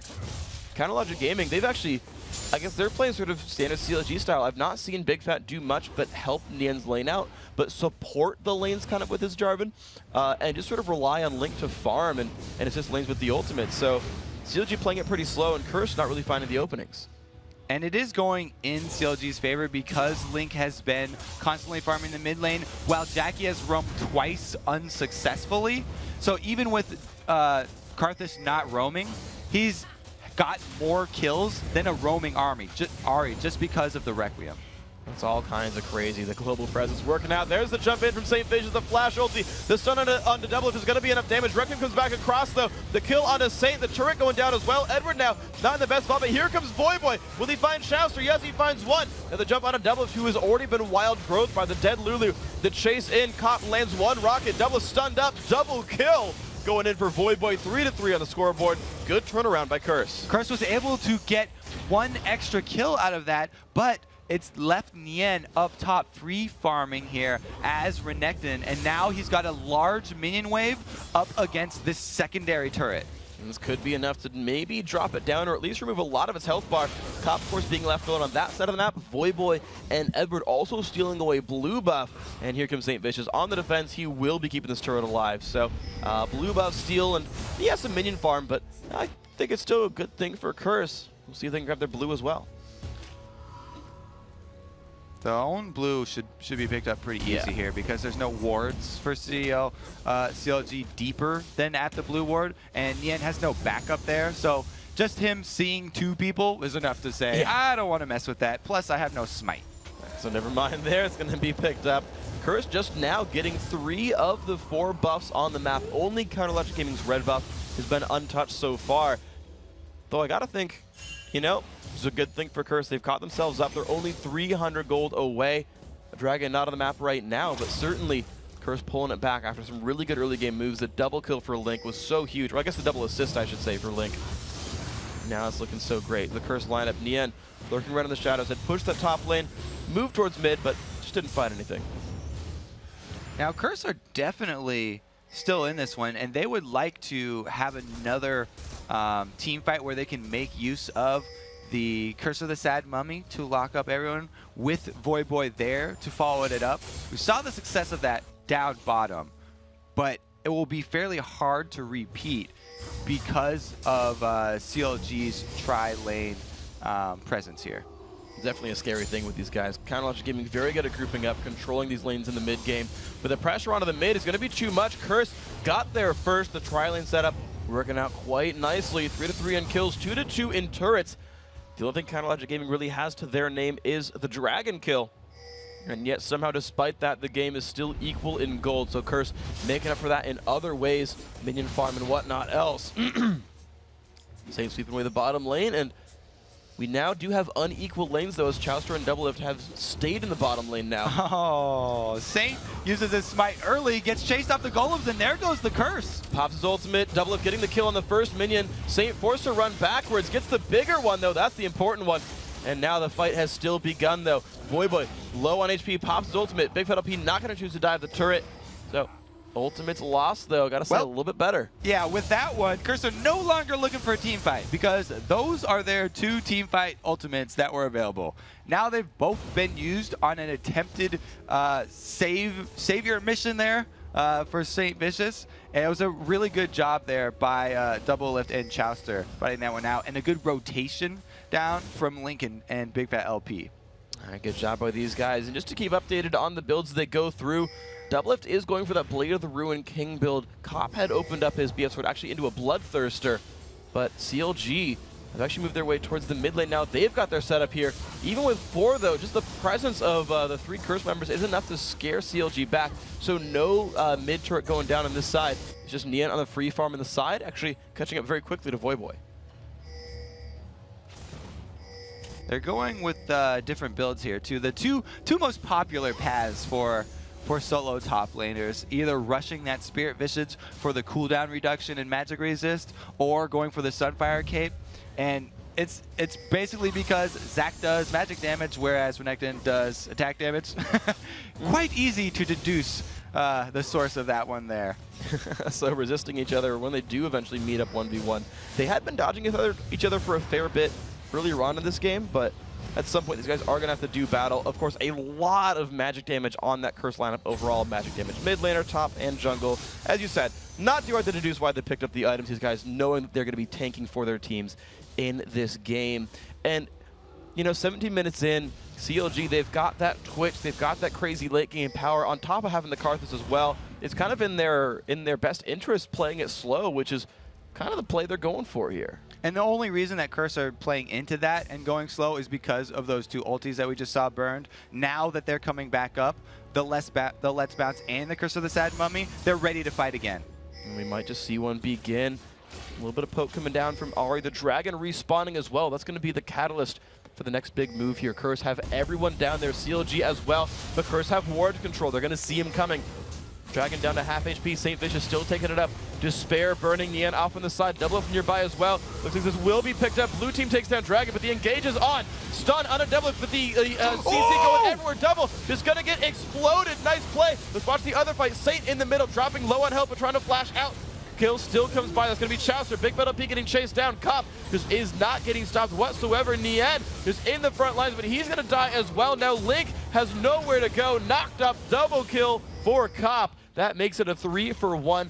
Now Requiem, nothing. Well, it's got something there. It took Jackie so low that he can't even chase Lulu and had to start running away from Chaucer instead.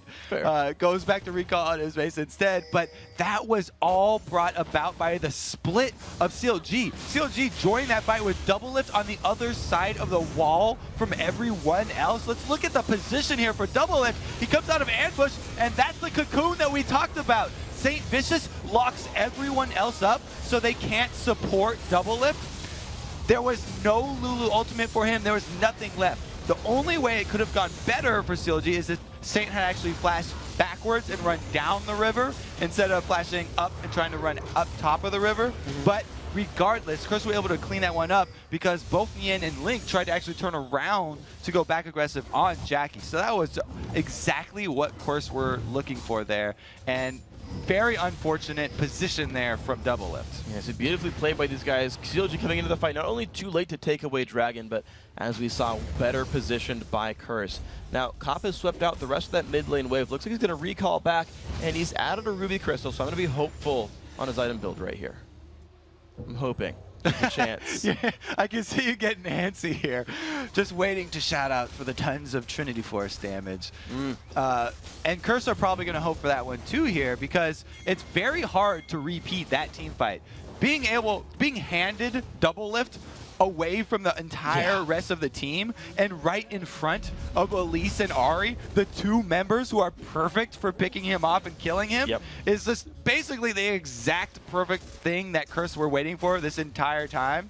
And if CLG make the exact same mistake twice, then it's a very, very bad showing for their team. You know, and it's funny to look at this as well because think back to the pregame interviews, right, where Curse said, yeah, you know, there's more than Double Lift who's scary. They've got Link and Nian who are really good damage dealers as well. And CLG saying, yeah, we want to make Curse pick things they don't normally play. Well, these are not things that Curse really normally plays. Jackie's not a lot on Ari. Cop's almost never played Corki. Edward's not been supporting Elise for a long time. Saint Anamumu's a new one as well. Really only the Zac pick is a standard one. But Curse is excelling with this sort of lineup. Meanwhile, they're going single target assassin, only killing Double Lift, and Link's not carrying. Yeah, think about the first part of that statement. Double Lift is no longer the only damage source we have to worry about. Hello, Nian is going full tank Renekton here, and we have a Karthus Link going all ramp up items. So at that point, he had a non-finished Rod of Ages that is still stacking up to this day, and an unfinished Tear of the Goddess. So he had very little ability power at that point. You know, there was basically, it was the same old sort of CLG problem where Double Lift was the main damage source. They caught him out. That's the team fight. GG, so well played on this one, of course. Curse finding out a really nice set of champions and finding the playstyle that makes it work. It's interesting, actually, just sort of talking to more players about how they play games, how they play champion select. In my conversation with Meteos yesterday, I talked to him about sort of the comps that they would run, and he said, actually, when we get into the game, we just sort of look at what our champions do at our strengths, and we figure out how are we going to play to maximize what we can do in this game, you know, to beat up theirs. And as you mentioned, Link not powering up yet, and Double Lift being the main threat early on, the end building tank, they're like, yeah, we'll assassinate Double Lift a lot. At some point worry about Link, but not yet. And that's what's happened here for Curse. I like their moves so far. Just want to chime in and say there's a Zeal now on. But a lot of people buy Zeal. That doesn't give me any hope yet. I want to see you excited, Freak. I want the Phage for the Sheen. That's the only things that matter. Okay. Zeal, everyone builds that item. Gives me nothing. It's a false tell. Well, How dare you, Cop. we are going to have Curse sieging up here because they are very much aware of the timer that they're working against here. They want to make use of these team fight cooldowns that we keep talking about, the Amumu and the Zac, the two green guys. Those are both up right now, and so they are going to try and press this advantage while they have it at this midpoint of the game. Because we already talked about Link's ramping up build, it's only going to get more powerful from here. As soon as he finishes that, very close charm right there. As soon as he gets that Seraph's Embrace, then he's really going to come into his own. Exactly. He's about 500 gold away from Archangels, and the Tear of the Goddess is halfway stacked. So you're absolutely right. He is getting there. He'll be there soon, and this is the timetable that Curse are working with. The push still continuing. They're just sieging this lane, and of course, with no one having global teleports, you know, there's no split push in this one. It's just the 5-on-5. Engage goes off on a Jackie, but he's going to disengage. Their Wall of Pain is separating the teams as well, and there's going to be nothing found on either side, but Jackie has lost his ultimate. Amazing move from Big Fat LP right there. Taking out the Spirit Rush from Ahri means that he can't reposition to punish double lift like that again, and that's a huge part of this Curse composition. They have to stick that Twitch in place with St. Vicious ultimate, which will allow Jackie to get his clear shot of full combo off. Without the reposition, though, they can't continue to go for it. So single-handedly, Big Fat LP stopped that push. And you look at it, both teams knew it. Right? The rest of Curse backed off. Ahri recalled. Okay, Dragon's up. Curse might still get that, but COG immediately split, said go take the 3-lane farm, go get damagey again. We need some more items completed. Curse, sure, they're still rewarded with globals. Sure, they're getting the global gold up there. They're now almost 3,000 gold ahead. As you see up there, 3 of 3 dragons. That's just earned through and through by Curse here. Counterlogic Gaming, though, trying to lick their wounds, get their gold back up, and try to just get to that 45-minute mark. Yeah, so they got the consolation prize of Dragon, but they lost the pressure that they had built up. The pressure in terms of minions that are up against CLG turrets, by the way. Both the top and the mid lane had minions pushing all the way to the turrets. At that point, with Curse having to back off, those minions just turned into gold for CLG because they were able to rotate over and go clean them up. Very, very timely move from Big Fat LP. Exactly, and when you look at it, you can actually sort of read those sorts of moves. Who's getting the better minion wave kills? Because you see Curse with a kill lead, a dragon lead, and a turret lead, and yet only 2,500 gold. Those would add up to about 5,000 gold if you looked at it all, but CLG doing a better job controlling the minion waves this time around, getting the farm their way because of those other grand map moves, keeping it a lot closer. But Curse, though, they're still looking to force things. They're still looking for pressure and objectives. You see them warding deep into enemy territory, grabbing buffs, and then again being on the aggressive. And because of that extremely heavy magic damage, Curse team, we also saw a locket completed here from Big Fat LP, getting that magic resist aura from the Aegis, and then also upgrading it to get the extra shield so that he can shield people for AoE damage, which Curse actually have quite a lot of. A good move picked up then. Big Fat LP being the support here, being as tanky, just tanky enough, I suppose. Look at this solo Saint push, the Amumu solo lane push up there. Meanwhile, the rest of the team engages. It manages to bait CLG into a battle. Big Fat LP down to half HP, and down goes Chowster. 1 kill picked up. Jackie jumping in. Big Fat LP low, has to flash back out. Double kill, though, for the Ahri. The trade kill comes back across the re-engaged Cop, starting to clean up the battle. In the end, one of the only ones left alive, taking damage. Requiem, though, could be crazy. No, it will be in the end, dropping down. The health bar is just hanging on for a Curse. A 5-for-1. That is massive. Now we're seeing the power of the Carthage start to come in. His Rod of Ages is fully stacked, and he's added that needlessly large rod. Let's take another look at the initiation here, which was amazing by Boy.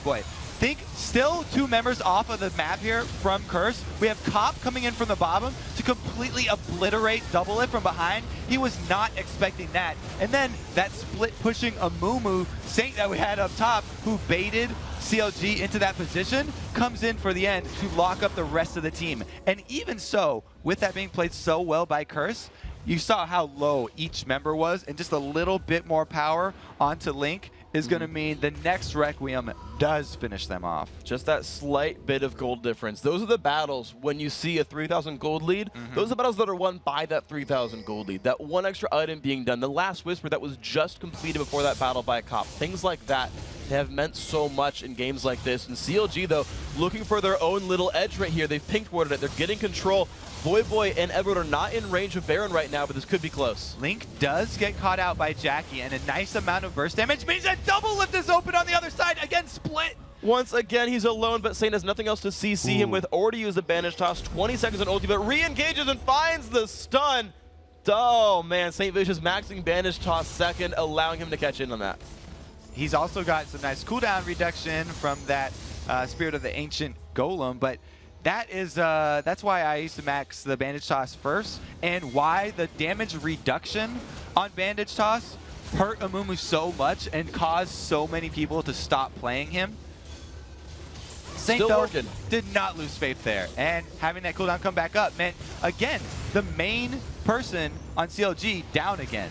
And even with Sorcerer's Shoes, like he's even playing as Assassin who just jumps in on a big fat LP, has the ulti, will he use it? Doesn't need to. He zoned away CLG just by walking forward and is rewarded with a kill onto big fat LP. The push still going. Curse are going to take this opportunity. They also have Jarvan down right now.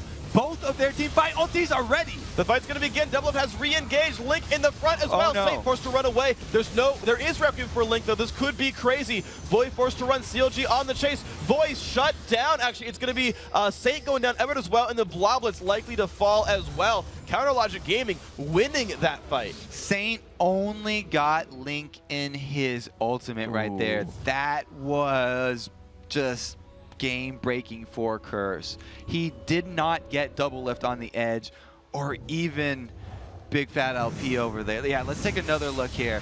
Here comes the missed cocoons, and the charm does hit, but look at that knockup. Really good Lulu ultimate, and then Chaucer and double lift are on the outside of it, so Twitch is constantly firing from the side, and with that now powered up Requiem coming in, able to finish off 2 more. Wonderful job then by Counter Logic Gaming to find the engage and know they had to fight 4v5, not lose the turret. There's good coordination by them.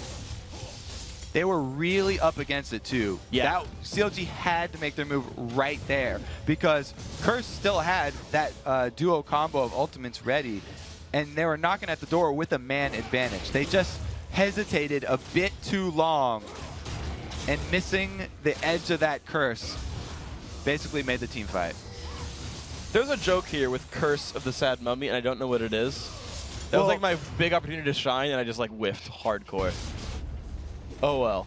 Saint Vicious though still on sweep up duty, and I still like though that his build it is Assassin-y. He's going towards what I'm guessing is actually going to be a Abyssal Scepter. He's got Sorcerer's Shoes, Sunfire Cape for damage. It's not just like, oh yeah, Aegis and Aranduins and Spirit Visage. He is a damage dealer here, which is interesting. Yeah, and he also did go with the Sunfire Cape, so magic penetration helping out that damage as well. But 5 members of CLG here on the Dragon. They had a 3v5. Well, they don't have complete vision. They don't see where Ahri was. They saw Edward coming down, but that's just the support. They don't actually want to get picked out here because they are aware that Curse can easily turn another team fight. The only reason they landed the last one was because of the Curse of the Sad Mummy hitting someone that it basically doesn't affect. Having it hit Link, Link does not auto-attack. He's okay with that, and he was already in the middle of the fight, so it did not really affect CLG at all. Well, so there we go. Curse with 4 of 4 dragons, though. They've still kept that under control. Double lift. This is a nice move by Double Lift, a split pushing Twitch, but Curse are already on the move anyway. All of them running up here. Voidboy being sent on defense, and without Double Lift, I don't know if CLG has the damage to defend. Classic CLG, though. They've always had, in the end game, double lift, split pushing, as the AD carry by himself. This time he's Twitch, so he actually has an escape route, and Voidboy is choosing to chase. He guessed properly on which direction. Look, guessed perfectly. Oh my god, he found him! Wow, Voidboy is a mastermind, knows exactly where Double Lift went. Now Double trying to run. I don't think he has anywhere to go. Pops the blade of the Ruin King. Void still on the chase. Double flashes, but Void's gonna catch him. Almost lands the knockup, but I don't know if you needed a flash there, Double. I don't think Twitch mechanics. Oh man, okay. Oh my, never ever ever play Voidboy hide and seek. Yeah, that guy, like... Jackie can follow this one up here. He does land the charm. Oh, this is not good. Double Lift forced to... Oh, big fat LP, sorry. Also going down 45 seconds on his respawn. Baron is up. Dragon's been taken. This is map control for Curse. Again, the picks for Curse are the game-changing plays. And Zach is not the person you expect that pick to come from. The one from Ari is expected, but wow, Voyboy starting that one off, taking out Double Lift, just earned his team a Baron. Beautifully played. Baron goes down at 32 minutes. Voyboy opens his eyes during the countdown of hide and seek. That's what I was going for. Curse now 6-4 on turrets, 4-0. Well, once you started talking, gave me some time. The Curse, the Sad Mummy, is still eating at me. Check this out, though. So this is the Ari pick that you usually expect. You know, he's even got the blue buff on him. So Charm lands in the middle of that flag toss, making it even worse for a big fat LP. And great job by Jackie being able to follow this one up for the second Charm because of that cooldown reduction that he has from his blue buff. And the Deathfire Grasp as well. Just wonderful stuff there. Jackie making a lot happen for his team. 3-1-7, 5-1-5 Cop, who is a Betrayer and bought a Phantom Dancer, is going towards an Infinity Edge. The Ruby Crystal was just a ruse, but it's okay. I'll forgive you, Cop.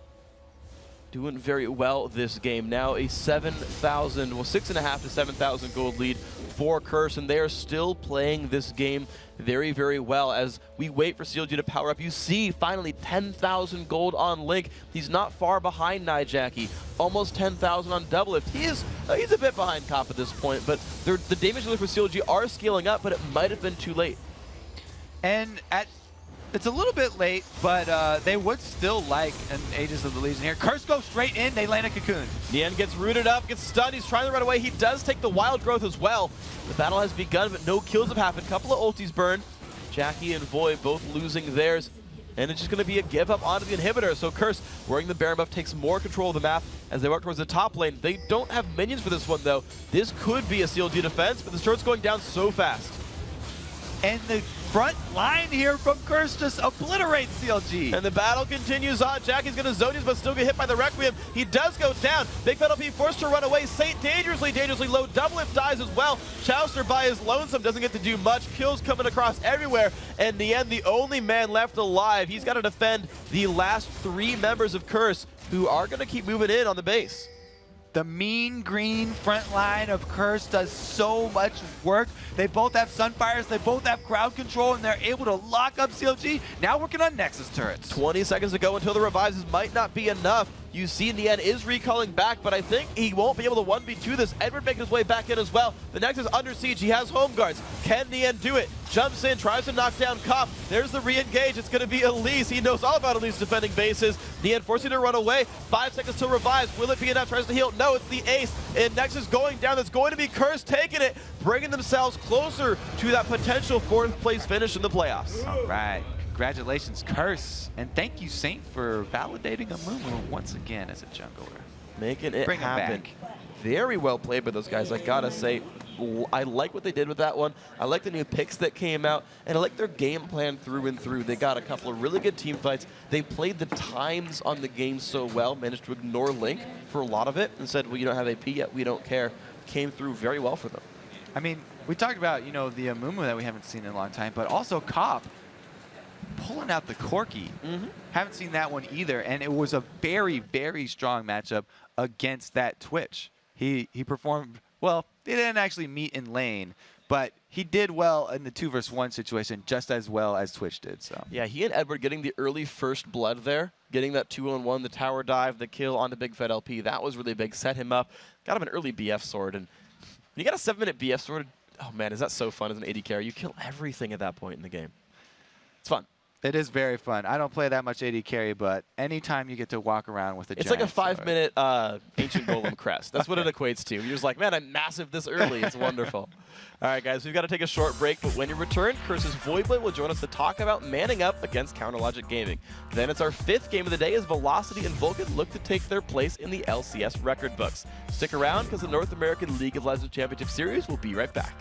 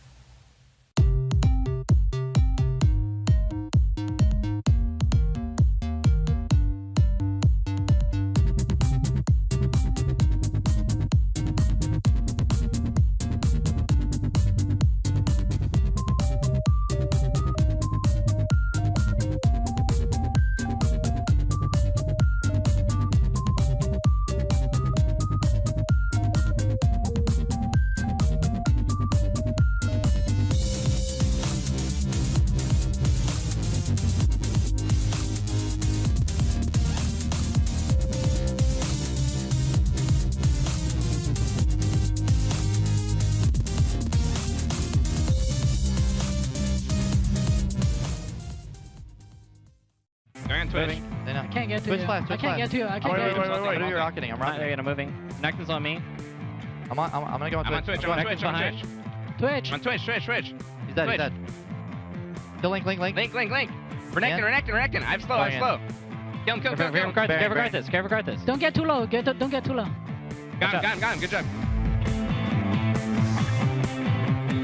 Hey everyone, welcome back to the show. Freak here with Voyboy, the top laner of Team Curse. You guys doing really well so far this week. 3-1, going for the 4-1. You can finish top 4. What were your thoughts coming into the week, first of all? So going into the week, we knew that there was a possibility of us not even making playoffs and having to face relegation. And that's something that I know for me and for my whole team, it's just, we were dreading the possibility.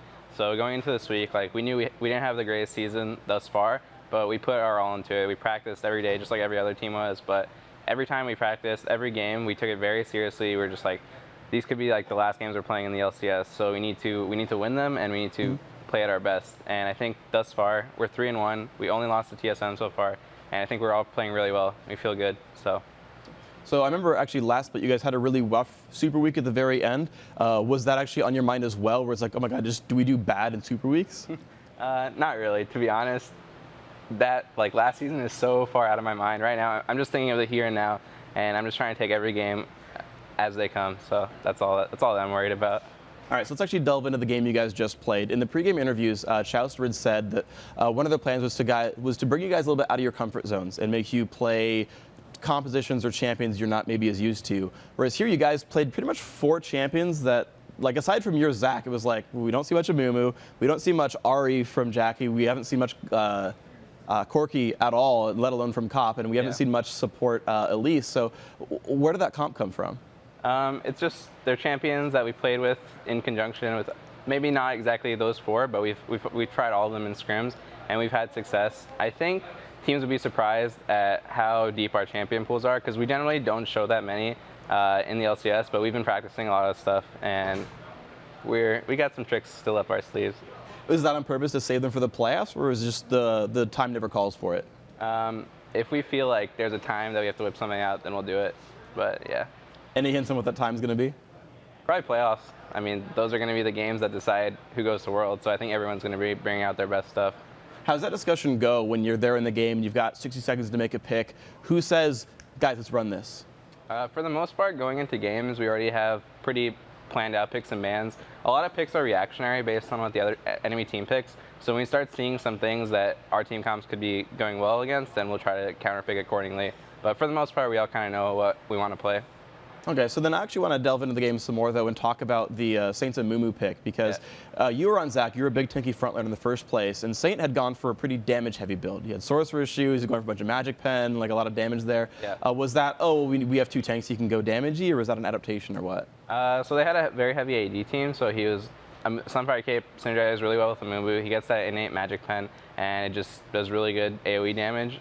For the most part, we started winning the game very early on, and we were sort of in the mindset like, yeah, we're so far ahead of the curve, we can just get enough damage to kill people. So I went for like Haunting guys, Sunfire Cape, and Mumu kind of built a little bit AP heavy, and of course our carries, Ari and Corki, were getting massively fed. So we drew, like every fight you just saw, we would just blow up their front line, and just I'd be in the back zoning while everyone else was killing people. So it just ended up working out really well. Coming into that game, did you know you had to get ahead early when they've got Karthus and Twitch who are going to scale really hard in the late game? Not only Counterlogic Gaming loving to play 50-minute games? Yeah, I mean, ideally when you play versus LG, you want to beat them early, not only because obviously you'll have the biggest advantage, but that way you can avoid like an hour-long game, and it's a lot less stressful for everyone, I think, involved. All right, so Voyboy, one more question for you here. You've got one more game to play today. If you win, you've got a chance at making 4th into the playoffs from, as you said, a rocky start to the season. What are your thoughts coming into your last game of the day? So we're playing Coast. I think we're 2-1 versus them thus far, and I think we've been watching them play. I think we're pretty confident going in. We've had 3 really strong games this week, and we're just looking to go out on a really high note. If we can go 4-1 in Super Week, that would be amazing, and I think it'd be a lot of positive momentum going into playoffs. So look out for us. All right, we're going to look out for you. And, again, congratulations on your wins today. 3-1, going pretty well. We'll look for that 4-1. Of course, congrats on your win. So, guys, we've got more games today. We're only halfway through, and to bring you through some of the next ones, let's send it back over to Jat and Riv at the desk. Thank you very much, Freak. And now it's time for our 5th match of the day, Velocity Esports versus Vulcan. And while this game doesn't matter as far as LCS standings go, it means a whole lot in the LCS record books. Game for the ages. Vulcan's Bloodwater has already set the record for most assists earlier today, and he's going to try to add to that total of 325. Also, Mandatory Cloud has 158 kills right now, which means he is just too shy of breaking the record, which is currently held by Alex Each and Bjergsen of 159. It's kind of crazy to think to get that many kills. It's a lot Seems of like the kills in summer the season. split has flown by, too. He only needs a couple. Look where we are now. You only need a couple. He gets like 6 during a game. Well, ManCloud is trying to get his name in the record books. Velocity wishes they could keep their name out of it. Unfortunately, though, they can't completely avoid being in the record books for losses. Right now, they have 5 wins, and the EU LCS's Dragonborn's last split had 6 wins. So no matter what, Velocity will have the least wins in LCS history, but if they can pull out a win here, they wouldn't be alone in the record books. They would be tied. Right, and the good news for Velocity is they've already found a way to beat Vulcan once this summer, which actually seems pretty crazy since most teams that can't. was a stomp, too. Absolutely. That was back in week 6. The last time these two teams met, it was Xmithy who ganked the win, though. Yeah, in that game, Xmithy had a fantastic game on Eve. He also won the Week 8 MVP that week. He helped Vulcan go 3-0. They were actually overcoming some of their midseason missteps then, and it's really been strong for them since that winning streak has taken them to 2nd place. The deja vu of the last split for them. All right, let's get this record-setting game going and take a look at the starting lineups. On the blue side, it's Velocity Esports. Evan Iskis on support. 80 carry is Maple Street. Echo in the mid lane. and K-Inc in the jungle. And Chris in that top lane. And in the red corner, it is Vulcan. Psycho Sid in the top lane. Xmithy in the jungle, who they call their most improved player. ManCloud going for that kill record. Zuna on 80 carry. Probably the loudest player in the LCS record books. And then Bloodwater, of course, that assist record holder on support. A lot of love there coming from Velocity and all the hearts from them. They're trying to bring out some good stuff for us. They had fun in the last game. They're bringing out some cool stuff recently. I had a lot of fun with the Victor game. Even though their level 1 dragon play didn't work earlier today, doesn't mean they should stop doing that stuff. I think they should keep going. Oh, man. It's my turn. Yeah? Oh, what's he telling you? Echo. What's Echo telling you? He's just being a troll. He's not telling you, like, no, you're going to have some misfortune in the mid lane or anything? Yeah, right? Yeah. All right, into Champion Select, we will have to see where Zach decides to go. Oh, it's the ban list. Nowhere, actually. Zach decides to get trapped in ban prison right now because Psycho Sid Zach has been really strong. In Vulcan versus TSM game, he was the sole tank initiator for them, and that's a very difficult role for them to play when they did that double AD composition. But Velocity's not going to let him do it. They're taking out quite a few things here. Ari, Evelyn, and Shen. Assassinators are, please. They didn't ban out Nasus, though. No. It's kind of a shutdown to the comp. We'll have to see. So, but there's like deep breath. That could be a jungle Ezreal if Velocity is willing to be awesome. But that would also require them to go Janna mid lane, and it would require Vulcan to just kind of be nice and not pick a huge amount of early game wave clear. The Sins would make sense. The gears. York could kind of work as a support. I don't know. This is I don't think it's happening anymore. Maybe, though. That could still work. This could still work.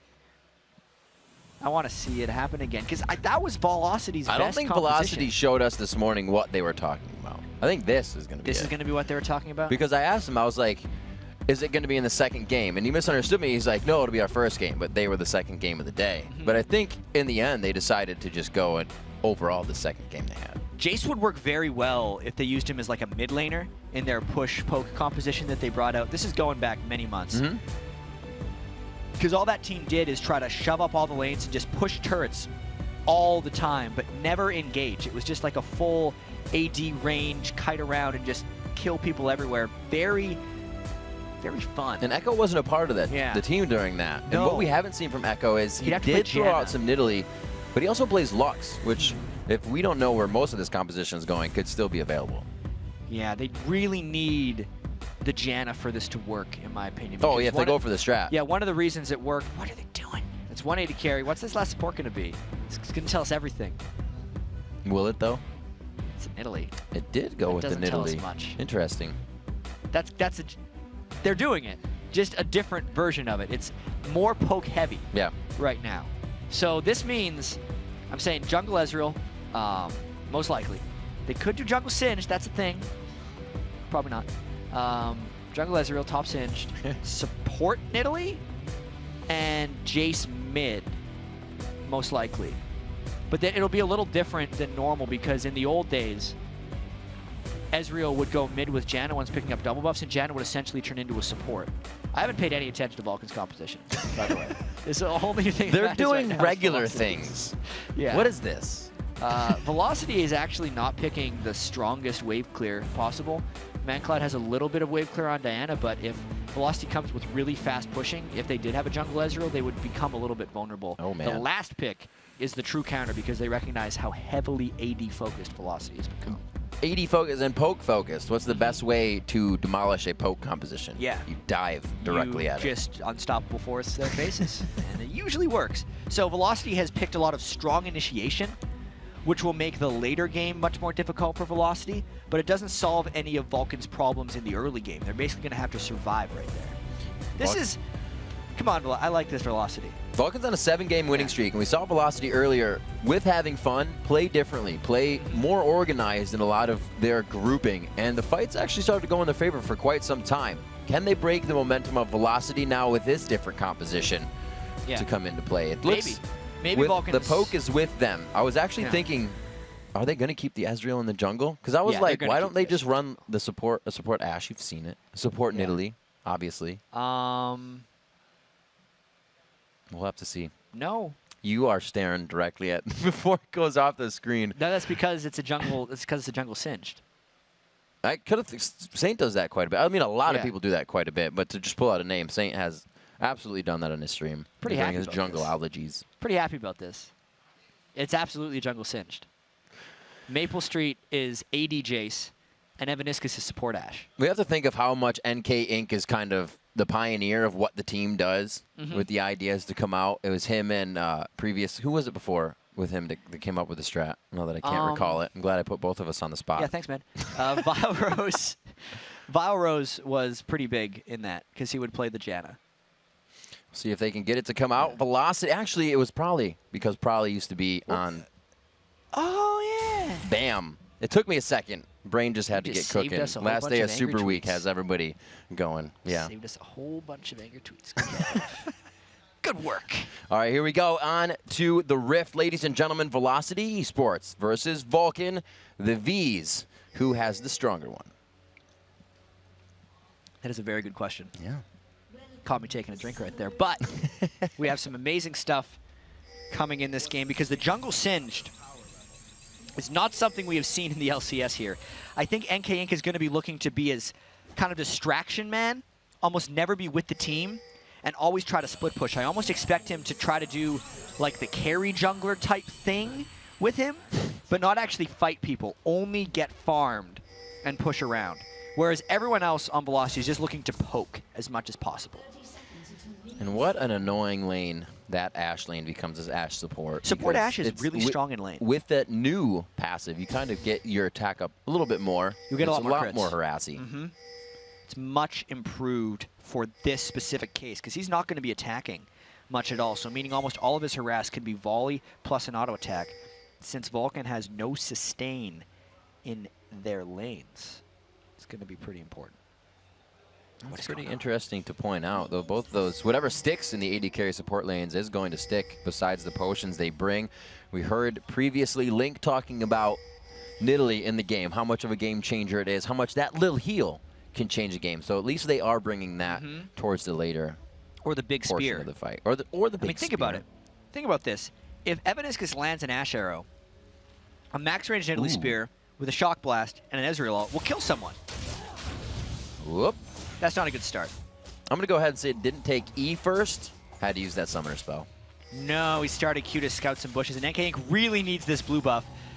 Zuna and Bloodwater are doing their best to take away the small guys. They traded 1-1, but that still means Echo's not getting level 2 for this. NK Inc.'s not getting level 2 for this. This has been a great little bit of harass by Zuna and Bloodwater. And seeing Chris there means they don't have to go to the lane. Smithy can just steal this now. No, yeah. I was going to say, he's just going to smite it away. This is awesome harass, and if they get it, it'd be perfect, but now they will. Yeah, Smithy was called the best carnivore jungler in the game by his teammates, Psycho Sid, yesterday. He was going to be a little bit carnivorous right there if NK Inc. decided to stick around, but instead, he's still level 1 and is going to have to solo this blue buff. This will be the one Psycho Sid can't stop because it would be a 3v1 harass, but it's still very good early game harassment by Vulcan to at least delay the amount of pushing the Velocity would want to do with this strategy. And it's been interesting to hear teams, as we come into Super Week and we talk less about the games directly when we interview them, but of the play style. And to hear that so many junglers like Meteos and a few others will only leave the jungle when they directly think it'll be a kill. I love that style of jungling. Or they know it's going to be something like this. Yeah, jungling to me is all about efficiency. And that's what Meteos lives off of. That's what NK can't be right now. He can't be efficient once he got counter jungled like that. And he's really just trying to catch up at this point. And really, out of any jungler, you're going to have to go with Singe being an annoyance. It's not a for sure kill every time you come into lane. A lot of pressure. So how do you play that? Sorry, I got distracted by the very low turret. This is away. going to be the fastest turret of the week. I think they're going to be able to get this one despite the early game armor buff. That's true. Just because NK Inc. hasn't been bothering to babysit because he's been trying to catch up. And if he does come through, Smithy would kill him. So that's a sub 4-minute turret, which is the first turret we've seen taken down before 4 minutes this week since the turret changes. And they completely own that side of the jungle. Smithy's been there from blue to the turret, now Wolves without any scare. Yeah, he has been going wherever he wants. And just to bring up some turret stats that we had, not counting the games today, but the games through the last 2 days, average first turret in the first 8 weeks of the North American LCS was 8 minutes and 8 seconds. In the first 12 games of this week, it was 10 minutes and 38 seconds, so 2.5 minutes later on average. But that did not stop Vulcan from that one because they had such a long 3v1 laning phase that since they were just able to wail on the turret for extra wave after wave, they were still able to take it down. Pressure already second tier turret. 1 in the favor of Vulcan means they have denied a bit of vision towards that top side. We'll have to see if they decide to switch up where the AD carry and support go now. As Psycho Sid isn't doing too bad, 13 in his lane to that 33 of Jace. But it's 7 over Ezreal. We see Echo taking some good damage in middle there. ManCloud trying to pull him back in with a vacuum, but does not get the kill. Echo's actually maxing his spear right now on that Nidalee, just trying to get as much harass through ManCloud as possible and not worried about healing up for sustain. Velocity really wants to make something happen because if Vulcan gets out of this first 15 minutes of the game or so and then can really start hard initiating, it's going to mean huge problems for Velocity when they start trying to poke Vulcan out. So we talked about it a little before, right as Vulcan started going for that top turret, but as we look back at NK Inc., what kind of options are you left with a jungle Singe to help your team out? He needs a lot of time, mainly. If he can ward up a bit, he can maybe avoid X-Smithy coming to kill him. Always. But he didn't have wards. Oh. That is a very good recall by NK Inc. Because he was definitely dying if he tried to run through for double golems. That's one of those efficiency versus danger balances right there for NK. Because he had his smite up, and he knew if he would have went for his double golems, by the time he killed those, his race probably would have been up, and he could have done like one more cycle of the jungle and then shopped. But he was low. And he knew they had no idea where X-Smithy was, and he knew how aggressive X-Smithy was, so he decided to be a little bit inefficient because it was too risky. And it turned out to be the right choice.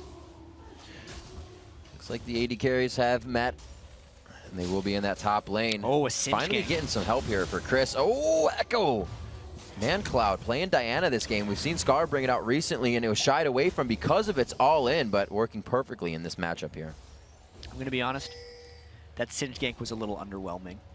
He's not level 6 yet. Oh no, again, no! Boom, safeguard in, crippled. That's what happens when your knees break. You can't run so fast. Diana, ManCloud going all in with Xmithy to get that first blood. That was like a delayed counter gank because they recognized where NK Inc. came from, and Xmithy, he's so good at tracking where the other jungler goes, he just assumed he'd go to the thick part of his jungle where he'd have 2 camps, just waited for him and killed him. You say that he kind of tells where he's going. With the last recall, with being there for the blue, and then knowing he could take Wolves, he's 4 steps ahead of the game right now. Maple Street by himself in the bottom lane. We haven't seen AD carry Jace, besides Sneaky, I believe, with Cloud9 in the first week. So this coming out. These guys trying to go with that as well. A lot of double 80 carry being played this week. Yeah, it's coming back a little bit. Vulcan definitely had another successful version of it against TSM earlier today. And that means they know how to play against it as well. The Diana plus Malphite makes things so hazardous for Velocity. They're almost triple 80 carry if you count the support. And ManCloud is going to be able to do that a lot this game. That was awesome. ManCloud hitting his ultimate right before that Crescent hit, and he was still able to get the refresh. Picks up another one with the help of Zuna on the backside of that. And for having a bit of a late game team, they're doing everything they need to really early. And that was the record for ManCloud. 160 kills. Starts the game, no messing around. Yay! Crowd stands This is up. where we like stop the game and give him like He comes out of the club of Chris's Ezreal. Shakes his hat. As his keepsake. Maple Street! Trying to stay alive here. The Ignite will not take him down, but he does run away, taking a gasp of breath. NK Inc. doing what he can behind enemy lines right now. Nobody really wants to toy with him just yet, but that true damage is sure going to sting. He seems to not want to have fun with Zuna. Coming out here, Smithy trying to get that cripple down onto him after the Tempest, but you can see he's still kind of creating a little bit of trouble. He's trying to. Velocity, to put it lightly, has not had a very good start to this game. Once they group up and try their first turret siege, we'll really start seeing if they're able to get it going. But I don't even know if they're going to get to that point. Xmithy can easily outsmite. Oh, the arrow! The arrow! NK Inc. ducks really quick as Xmithy takes a pie to the face there. Don't keep chasing. And they chasing. are going to go. He's poison still on. You are running out of mana, sir. And he will also run out of the blue buff area. But he got it. He did He got the blue. That's... I like how he danced under it so he couldn't really click on him or hit him with a Q and follow up anything after. This is little witty tricks. That's a positive play there for Velocity, so they need a lot more of those. They're still down 1 turret to 0, and they need to start setting up some type of turret sieging potential. You can actually look, Maple Street has farmed very well. We haven't seen any of him at all because we've just been following around Xmithy and all the action he's been creating. But 74 minion kills to 59 on Zuna is a pretty substantial edge, and they need to get those tiers going. 3 tiers needs a lot of ramp-up time. We're gonna have Maybe to see if they can get get there. that support. 11.7 to 13.7, so that 2K gold lead resting on the shoulders of Zuna, Bloodwater, and the rest of Vulcan, but right now they're using that as momentum. It is not weighing them down at all. We'll see Psycho Sid meet up with Chris in the top lane, and these guys have the advantage. Besides Echo, if you can dodge spears, they can kind of just build full armor out in this game. Yeah, and I think that's what they're going to be going for. Look for Psycho Sid. If this game goes 40 minutes, I'm going to say he's going to have 350 armor, at least. Because he's going to want to be building Randuin's, Frozen Heart, and maybe even a Thornmail. Sunfire Cape will be his first. Right. But then after that, just all those things. And when Totally he presses implied. his W to multiply his armor, it gets silly. Speaking of bad Chris. situations. Oh, unstoppable force. He hits up. He does still have the Arcane Shift. He's trying to get through the minions, but the slow from the Seismic Shard really keeping him in as Psycho Sid steals his movement speed. There it is. There's the next Q as they continue to chase. The red buff is on as well. And he throws out the Cyclops Eye before he goes down. Yeah. Unfortunate for Chris there. Just a timely gank by Vulcan. I feel like Vulcan can be a bit on cruise control right now, but look out! That's why you don't want to be on cruise control. Yeah, they tell you never to be on cruise control. Yeah. There's Zuna trying to get away from this one. He gets the condemn out, flashes over, flip back into his turret, flop back the other way, and a little bit of ping-pang. That was an and he goes alley-oop. down. It was. Yeah. Too bad he into the didn't Jace like to the knockback. skies right there, and it was Yeah, over. that would have been nice. But because of that extended gank, we're going to catch actually the kill ManCloud had on Echo as Vulcan takes down some of the other turrets. This is the danger of going tier first, like no defense Nidalee, against a melee like ManCloud, because he can just spike you down with brute force, really. I do that sometimes. It's kind of like you have a ton of money, but you haven't gone back to buy, and it seemed like Echo thought he could just clear out those minions, turret aggro onto ManCloud, and then spear, and that would be a great win. But he did like 25%, and ManCloud was like, really? It's like, was that a really Then good he went idea? back and bought his Fiendish Codex for that little bit of AP damage he didn't have. So unfortunate. I definitely see what happened there. Something to note is ManCloud right now is 55 magic resist on Diana, so those spears definitely aren't hitting that hard because There's only 5 magic penetration on Echo right now since he went for the split penetration runes. Echo's got to get at least a little bit of magic pen if he wants those spears to actually beat ManCloud, especially if he's going to be turret diving like that. And a lot of it, that is almost, you know, even a plus more must because of the no initiation they have. It's all poke. The way that Vulcan, Mandatory Cloud specifically used to use Nidalee and Link is to start off the fight with the other team having half HP. And when it's the other way around, he's still doing damage there. That spear was pretty nice. That was nice. So they may still have it, but that's what they're looking for. They're going to have to poke before they fight. All right, this is their poke start. This is it. Look at how many Velocity members are in mid lane right now. They're trying to get as much damage down as possible as Vulcan collapses in. Now keep track of how low the initiators all Vulcan get for whether they're going to go in or not. ManCloud and Psycho Sid are the 2 big people here. Oh, they're the just back going. line, it's dodged out. ManCloud does Look go. out. Psycho Sid with the unstoppable force, but ManCloud's already used his ultimate, so it's all about vacuuming in, keeping the fight going. Psycho Sid for the peel. They're on to Avaniscus. That's the support, but they still take him down. Chris now, not much damage onto him either. They're sitting on the tiers and a few long swords. NK Inc., really the chaos of the fight. Like you said, he has not had enough time to get where he wants. Echo again going down to the hands of ManCloud. Ooh, and that was a 3-for-0 in a 4v5 for Vulcan. Gotta say that fling NK Inc. did wasn't doing Echo any favors because it saved NK Inc., but he just actually flipped ManCloud into Echo so he get his 4th kill of the game.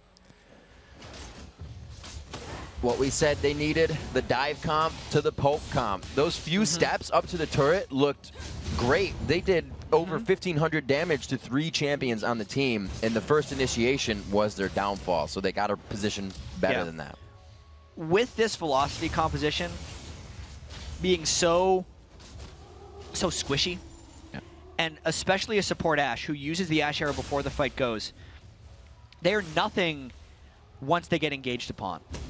And because there's so much long distance initiation from Vulcan, it doesn't work well for Velocity. Vulcan can pretty much, if Psycho Sid lands a Malphite ult on 2 or more, likewise with ManCloud, if he can just land his vacuum on 2 or more, I think Vulcan will win every single one of those fights. Wow, straight onto Avaniscus. He actually used his ultimate to close the gap. He making the kill with the Ignite down. He will find it.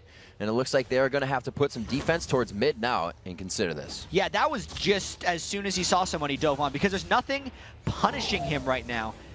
There's no supports to, you know, catch him in a route other than a super long cooldown Ashe arrow, which can stun him. There's no mage that's going to spike him out or stun him when he comes in. There's complete freedom right now for what Vulcan wants to do.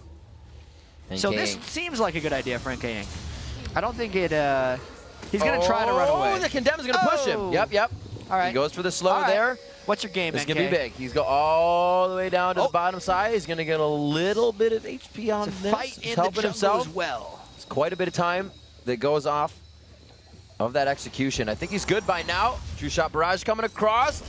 They're trying to help him get away. Zuna takes him down. The fight in front of us now. Stranglethorns popping it down. No. Chris falls. They try to get the Ashe volley down to kite this one out, but Psycho Sid, Malphite, such a good chaser. One more shot here on Echo, but he denies the vision in the next brush. Things are going very well for Vulcan right now. It looks like they're going to end the season on an absurd winning streak, and at this point, they're really trying to pad ManCloud's stats, is what I'd be doing if I was Vulcan right now. Give him as many kills as possible, make sure Bloodwater's in the kills. Ouch. Shots fired.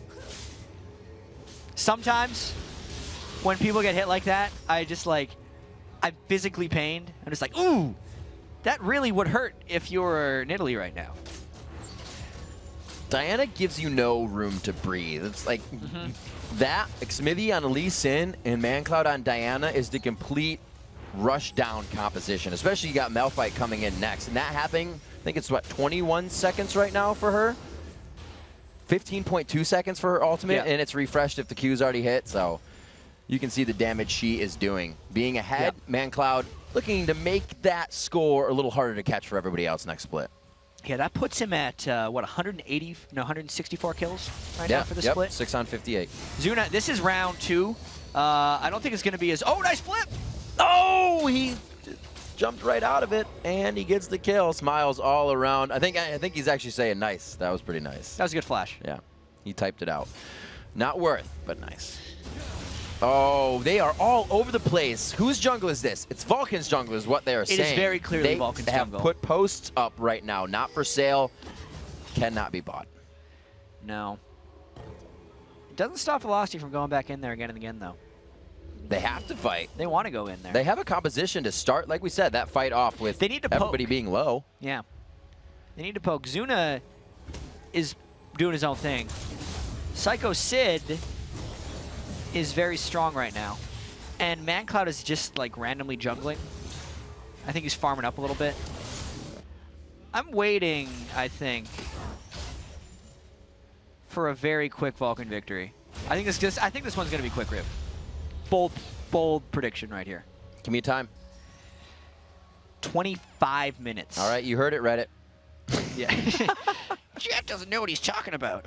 30,000 gold in the pockets of Vulcan. You know, makes that time seem like it could be possible here. That's a few full items as they are. 7,000 gold in the lead right now. Oh! He stayed alive for quite some time, longer than he probably should have. He was trying to showcase his Vayne mechanics, but he missed auto-attacked one of those. I think he hit the wrong target because they were standing on top of each other. Yep. 13-3, almost coming up on to 20 minutes here. We will have no surrenders this day on the last week of the LCS and NA. 5-1 in turrets, and it's not really the outer turrets going. Besides the bottom one, there it is. They have all three. Now they can go around the horn of the base, and their jungles, 2 jungles to farm now. They have 3 quadrants of the jungle right now. Zuna tried to get control of the 4th, but he was repelled by the Velocity attack. Let's take a look at this duel. He was trying to keep his attacks on Maple Street, but I didn't catch it right. Yes, he dodged the Ash Arrow by getting hit away. But I think he started attacking NK. Yeah, he hit NK once. He hit NK once, and that dropped his attack chain on Maple Street. Man, that's a frustrating thing. It's when all the teammates run on each other and jump on each other. You're like, I couldn't click the right person. Damn it.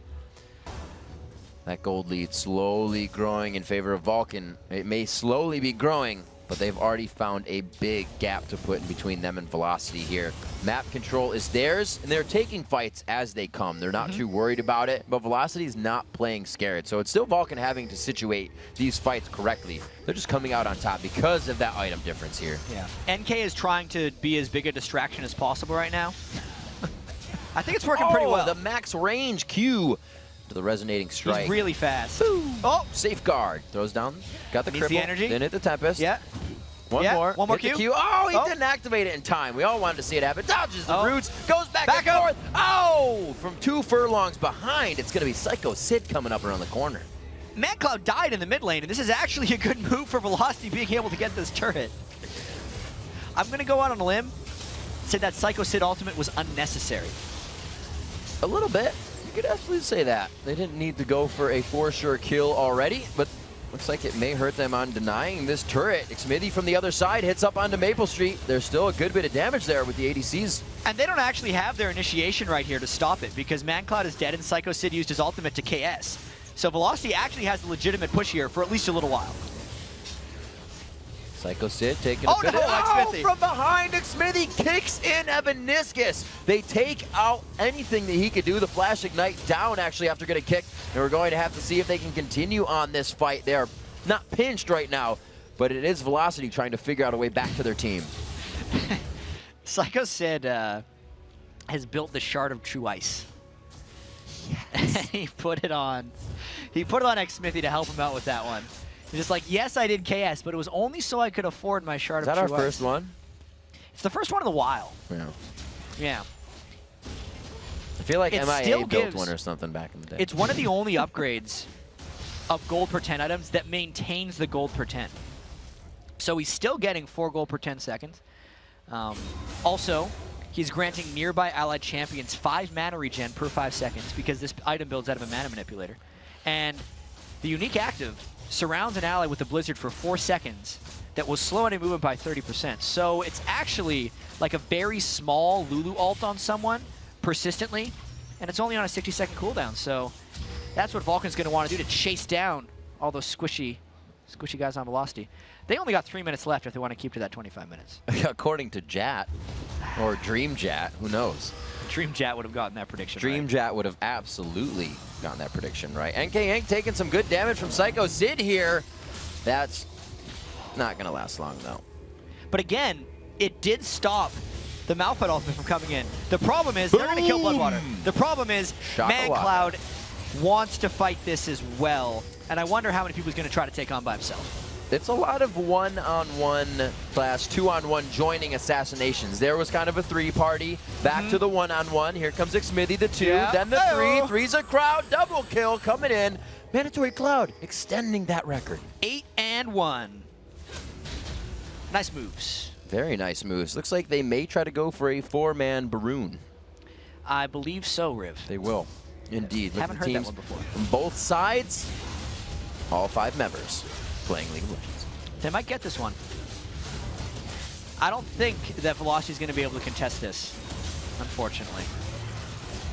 This game has really gotten out of hand. It has. Yeah. A little bit, but a lot of it. Baron is now in the hands of Vulcan. Xmithy was able to get that down. He got a for sure smite on it. True Shot Barrage coming across a little wee late there. It looks like they're going to be able to resituate. No, that's down. We'll see if it can keep being NK Inc.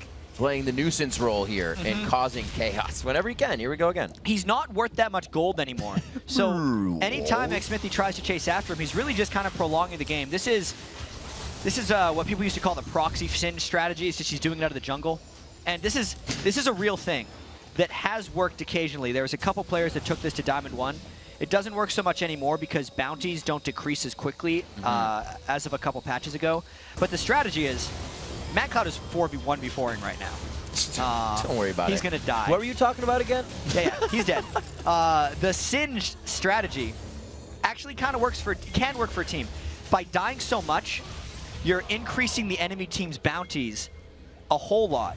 And you're keeping your minion kills higher. So ideally, you're out farming and the rest of your team is able to do things while you're dying. But then when your team does get kills, they're worth more gold. I don't think it's going to work for Velocity, though. Xmithy taking some damage. Maple Street, he's getting some power on him. That Miramana finished up now. Evaniscus goes down. A little bit more cash for the Rock. And it looks like Zuna will pick up 2 kills for himself in the roundabout fight. It only works if it's only the Singe dying. The rest of the team has to stay alive.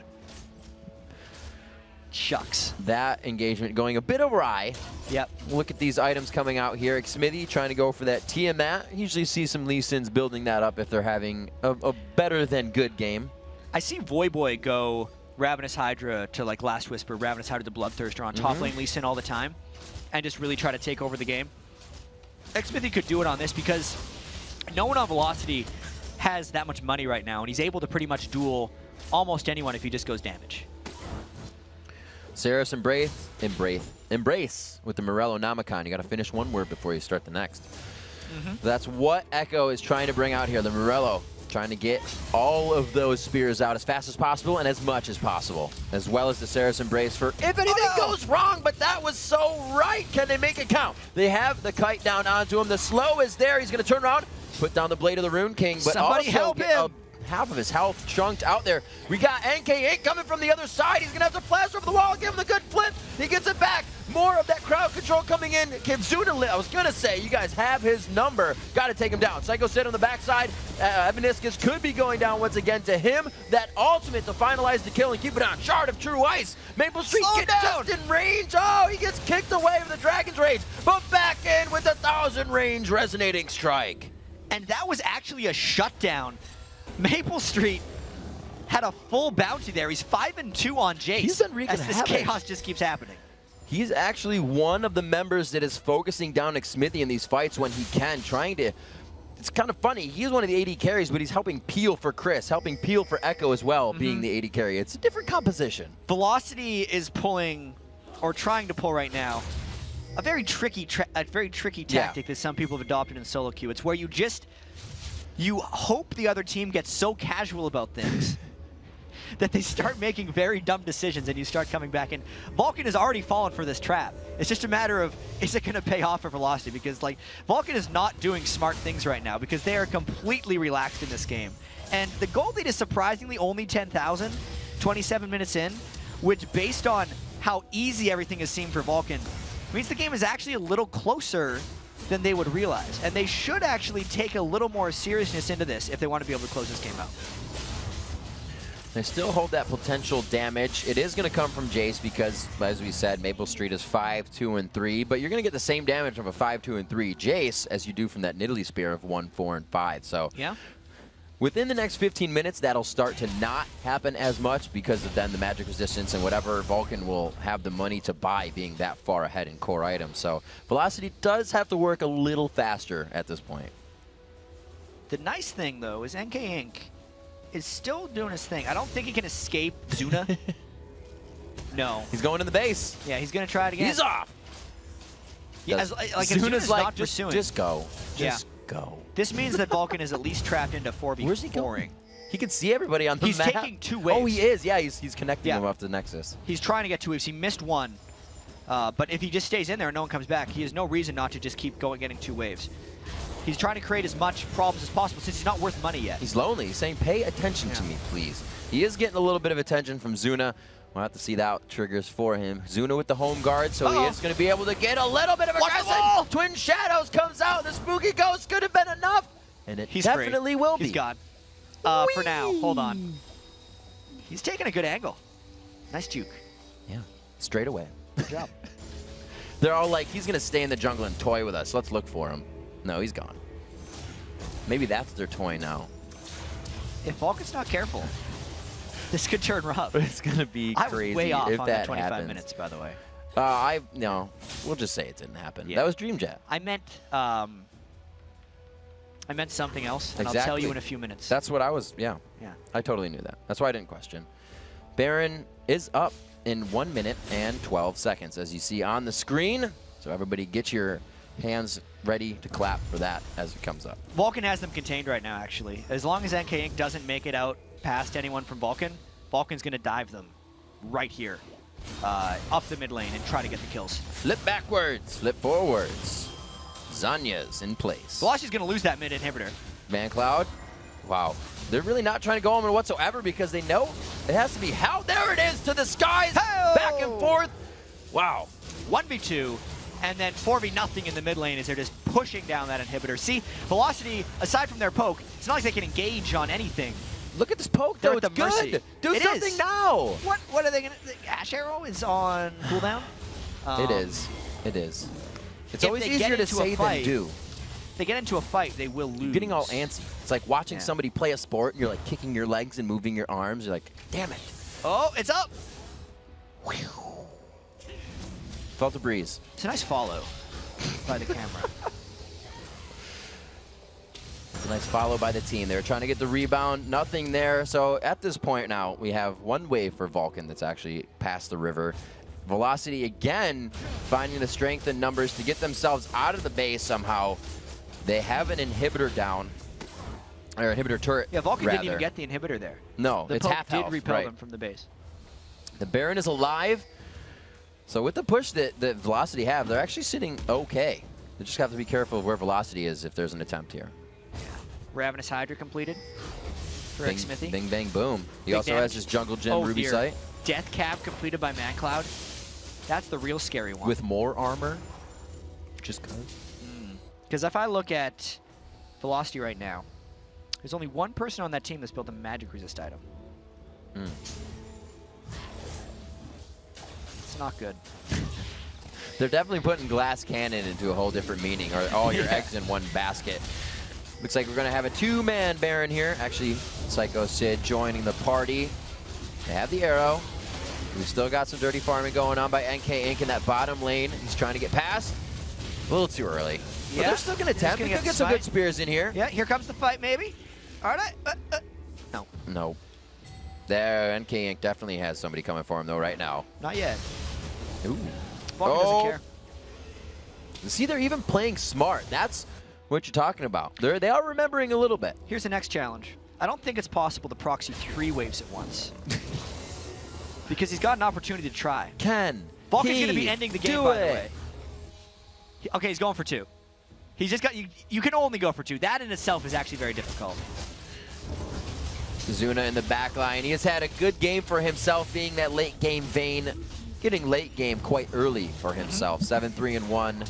And even coming out on Zuna, he has the static shiv himself, which means adding that push to the kit, meaning Vulcan wants to get this one done. Oh, ManCloud does not delay. They're going in with no minions here since Singe took them all. Looking for the inhibitor turret. Psycho Sid is huge, but they're all taking turret shots. Zuna just took 2 to the face.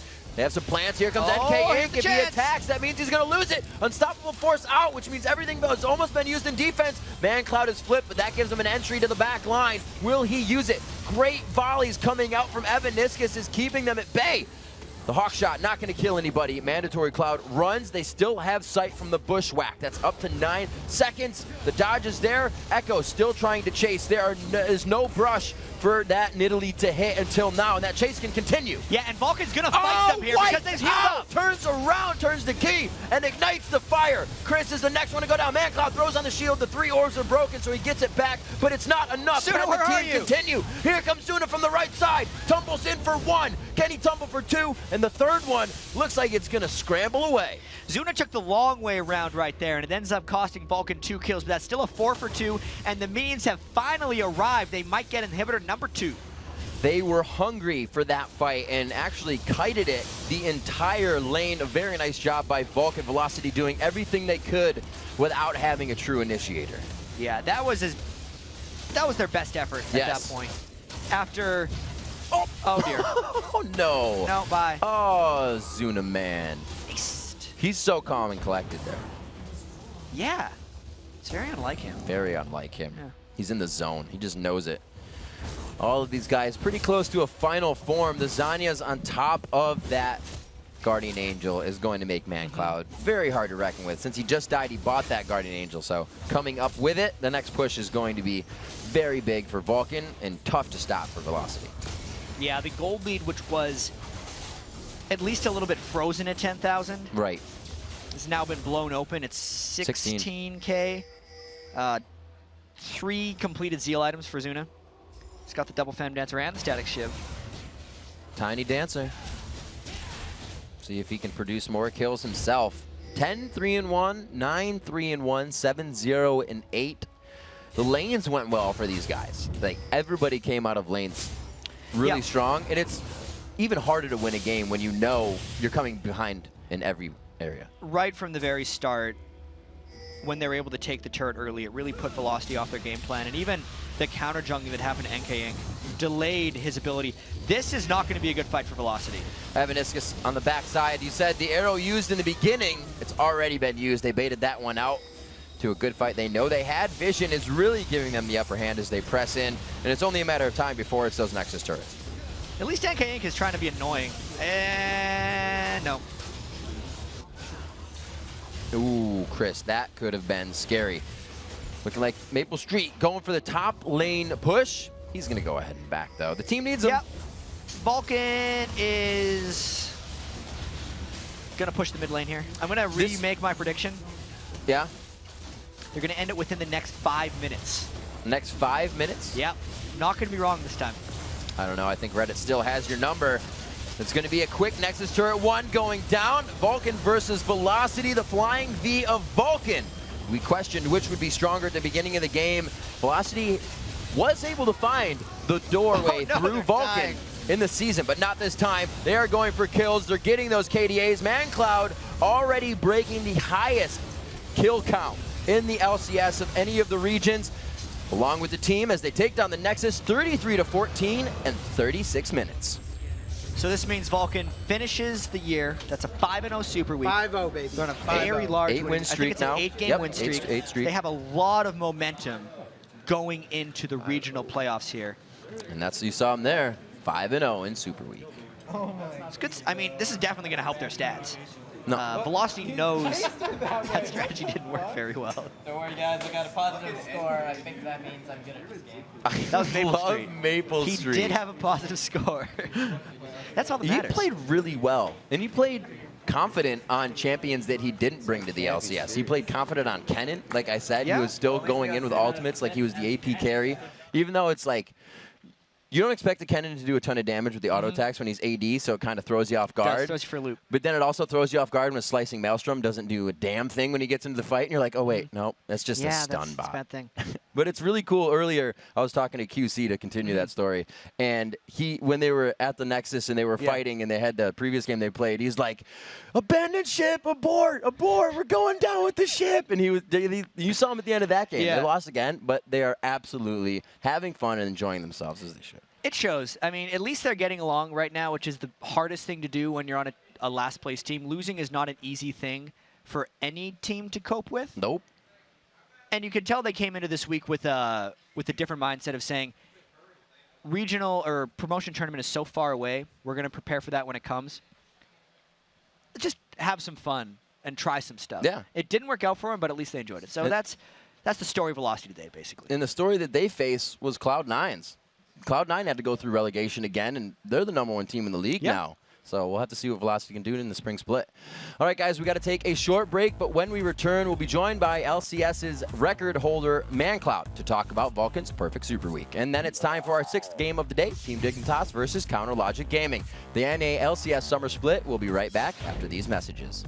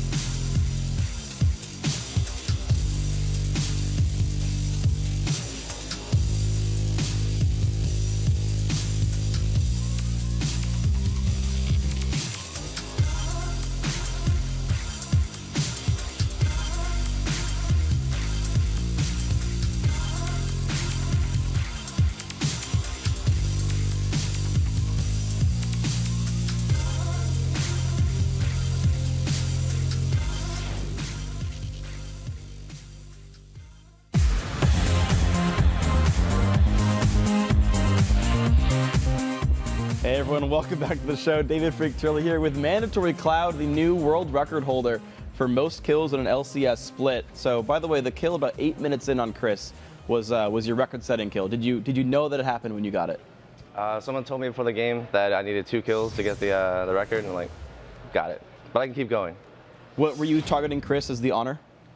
Like Chris, you get to be the one that sets the record? No. Fair enough.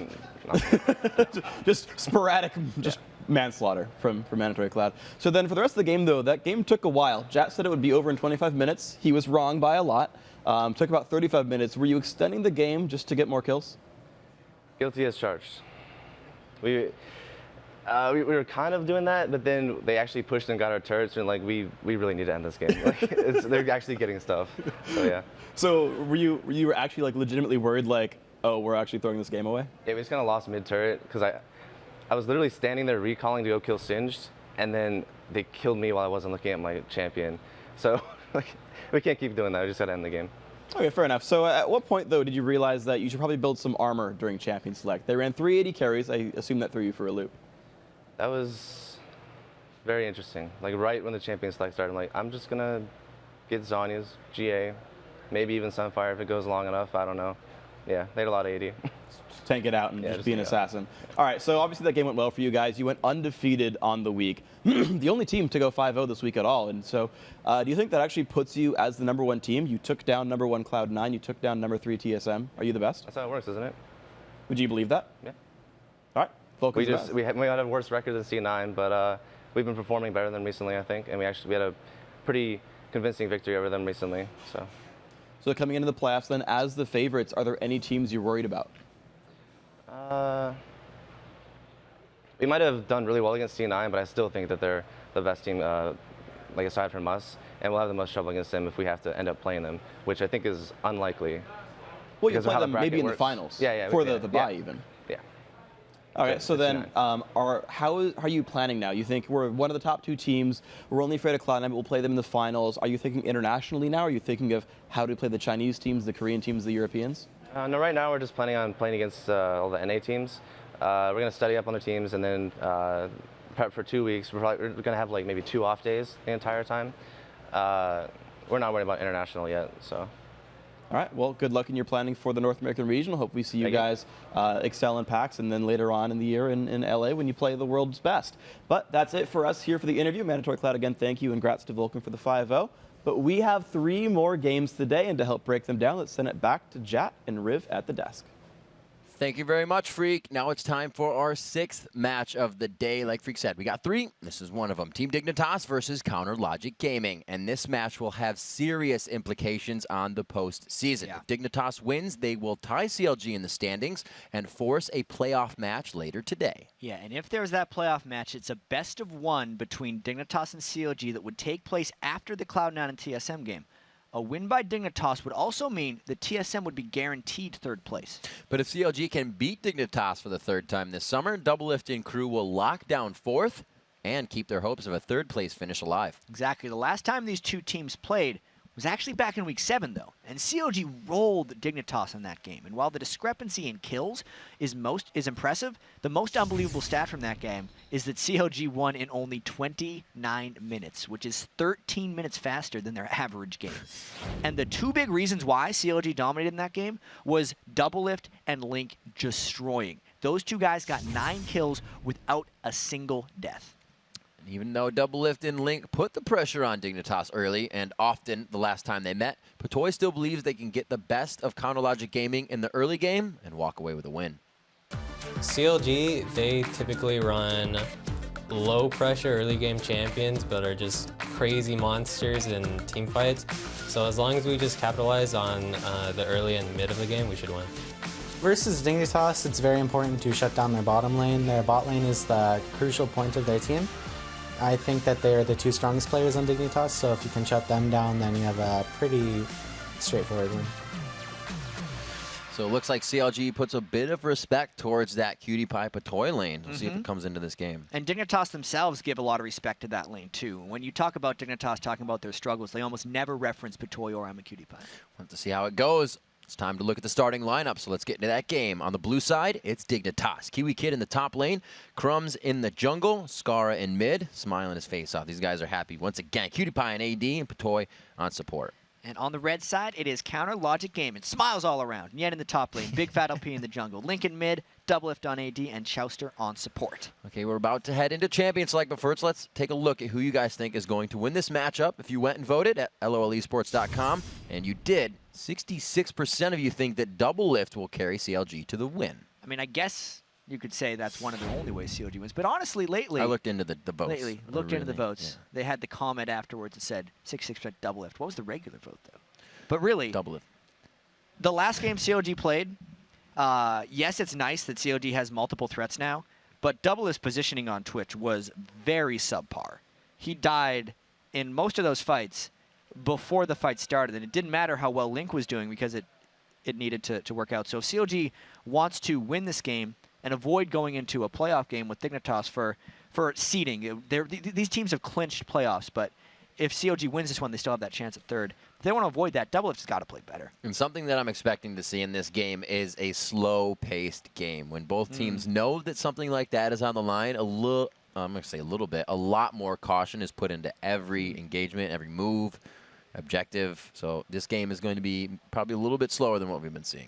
It's a little strange, though, because when I think about the Dignitas game that happened earlier today, they were very carefree, almost want to say. Yeah. In the way they broke their losing streak. And maybe because that was against Velocity, and Velocity was playing around a little bit, it could have created that environment for them. But that's when Dignitas plays best. So if they could try to create that environment against CLG, I think it would be to their benefit.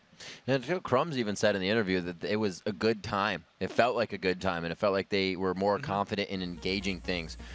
Dignitas has done quite a few things differently this split. Not differently, people are doing it, but they put the doubles mid, or the AD and the support mid. See it a few times. They push all three lanes at the same time, so they have a few of the strats they can go back and forth to. But we've asked them many times, how do you stay unpredictable? So we'll have to see if they can do it this deep into Super Week after all of these games have been watched by every one of these teams. Dignitas is going to be unpredictable right now. And I say that only because they haven't found a strategy that works for them. So it's true. The other teams don't necessarily have anything to scout because you scout the other team's recent successes. And Dignitas hasn't had recent successes. Yeah. So in a way, in a strange, twisted way, they're hard to scout. They just have to improve themselves by a large margin. So the Taipei Assassins came out with. Yeah. They're able to just, nobody knew them. But honestly, for some of these longtime teams that have been on tilting for a little while, I almost kind of just want to point out, like Gambit Gaming over in Europe, who were on a late game slide. They started boot camping right before Super Week to lead into their Gamescom regional playoffs, and they're 4-0 in their Super League right now. Dignitas will have to do a similar thing before PAX in their 2 weeks if they want to make a big stride there, because maybe not. Maybe we'll see some crazy turnaround here, and they'll beat CLG and come in on a 2-game winning streak, but they haven't looked very good recently. There's a lot of variations that go into these matchups, whether the last time they played was on a different patch a few weeks ago, different champions coming out, like we see Dignitas not running Aatrox after the few times they did run it. Maybe it was composition specific. I like Dignitas's Aatrox picks, actually. I thought Kiwi Kid was actually quite good at him. It allowed Dignitas to kind of all pile in and continue the chase, which is the way they win when they're doing strong. And that's kind of why CLG banned Lee Sin, Caston, and Gragas, because those are all extended chase champions that Dignitas likes to play on Skara and Crumbs, but they can't when they're banned like that. Banned or picked as well. A few of those going on to the side. A lot of Cutie Pie and Ezreal have been matching up together. He likes to do his own builds, going into it with the Brutalizer into such. We'll have to see what they can choose on the Crumbs side. Crumbs liking the Lee Sin quite a bit lately. They had to ban out the Jarvan, the Nocturne on their side. And the Zac is already picked, but that's kind of the ambiguous. We don't know where it's going yet. So what does Skara have left then? Because he's been playing a lot of Cassidon and Gragas lately, since they're actually relatively similar in the way they play. Ryze and Ori. He did play Ori, but it's probably on the bottom of his list. It's on the bottom tier. His Ryze has recently been nerfed as well. All the spell ranges on Ryze. Zed? instead of being around 600, got nerfed 600 straight. Zed is a distinct possibility for him because that's what he has a lot of success on. They're waiting a little while. They want to get a good counter. They knowing that Scarra can carry the game, why not make sure he's more comfortable? Right. Too. Yeah. That just makes sense. Link has been a formidable player. One of the definitely a name when you say CLG, people say Link. Nowadays. Yeah. Carrying games, doing what he can, quite an exquisite champion pool, if you will. And he plays all of those champions at a very mainish level, if you were to say. So he goes with his Ahri, and that is deadly. So the Zed pick may come out just for the assassin versus assassin here. I love it when Link picks Ahri. I think it's his best champion. It allows him to make individual plays, which creates opportunity for CLG, which even though CLG is great in team fights, they typically don't have any playmakers outside of Doublelift. So even if Doublelift goes and pulls off a 1v2 or something, no one else is really doing anything. But when Link is on Ahri, it gives them that new element and just a new dynamic to their team. So very strong pick there for CLG. What the Jungle Pantheon? Yep. I'm waiting because I remember seeing Fizz come into these compositions a few times, but it wouldn't be what they needed now. So we'll have to see what they decide to lock in. Jungle Pantheon is something the Big Fat pulled out a few of the weeks ago. It's good. Jungle Pantheon has some strong ganking potential and a Xin. Haven't seen comes a Xin a good few weeks. Mid Pantheon? Jungle Xin? Xin Sao? That's weird. Yeah. It is weird. We're going to figure this one out once again. Detective Rivenjad on the case. Pantheon, like, more so Talon were all the AD casters that people would take to counter AP mids, right? But this is really telegraphed into this. These are professional players, so he's going to be running the right runes. It's not going to be like you're catching somebody on solo queue. He can put a lot of extra armor into his build here, since the only magic damage threat on the team is a tank. Yeah. So every solo laner for CLG is most likely popping in those armor quintessences, and they're going to be bringing rune pages with 25 armor just to destroy laning phase. This is a bold move by Dignitas. Everybody, of course, CLG is taking a lot of time on this because us and them are thrown for a loop right now. So yeah, trying to figure out. They already have the Thresh, so this is going to be the top laner. Nien not getting Zac, not having, well, Elise is on the team, but you're not going to see Malphite jungle. He needs to get too much in the lane. Yeah, you're right. Mid Pantheon, I think, is the story here. That makes the most sense. I just had to realize that. It's like, didn't expect that. Okay. Let's check out what Scar's running here. All right. Rune-wise, pretty standard. He's actually opted for mana regen per 5 yellows instead of any armor because Pantheon needs that to spam spears. Then he's got physical damage, quints, and armor pen reds. But on the flip side, what's Link going to be running against him? Is he going to go defensive? And no, kind of. Link hasn't brought extra armor, but he's brought extra ability power. So he has flat ability power blues, which gives him 26 AP total.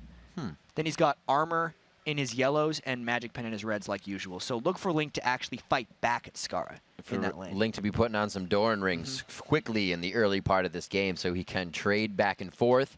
Something that, you know, with Pantheon's passive is what was the amount of, you know, if you do it right, you can take a few turret shots before really even accepting that damage. Yeah, I remember how I don't remember exactly how you can do it, but there is a way on Pantheon to block 3 turret shots in a row. It correctly done. Yes. It's not just gonna you're not gonna happen and walk in there. All right.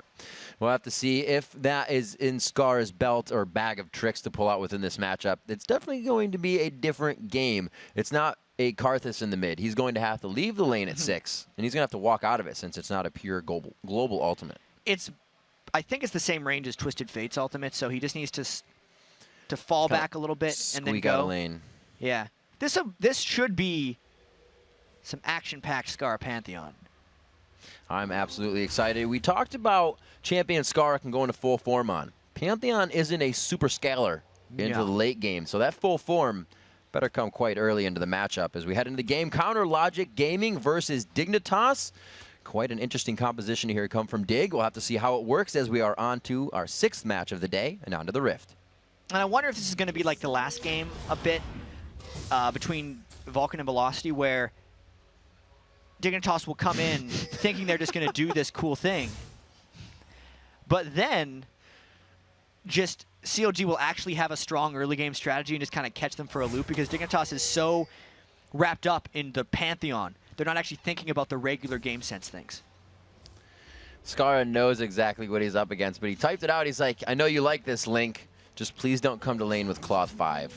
And he hasn't. He got himself some mana, but he did buy that cloth, so yeah. Link's Don't worry, gonna rush I'll go out to lane the with Zanya. Cloth 4 and a mana potion. Love the little chats between these guys and the GGs. We'll see what they do for the early part of the game. Like we said, Skara is going to have to get going early. Whenever Skara is on a Kassadin-like champion, Crumbs focuses that mid lane. So we'll see if they do any coordination of such. Kiwi Kid is going to be by himself on Zac in the top. And it looks like we will not get standard lanes to start. Not in the slightest. But we do have Kiwi Kid 1v2 against Doublelift and Chouster. Chouster playing about his millionth Thresh game this split. He's really became strong on that champion. And this game is... turning around the meaning of death sentence. Yeah. Yeah, because he threw those and usually died. Now he gets kills with them. This is very true. Yeah. It's a double-edged sword, that spell.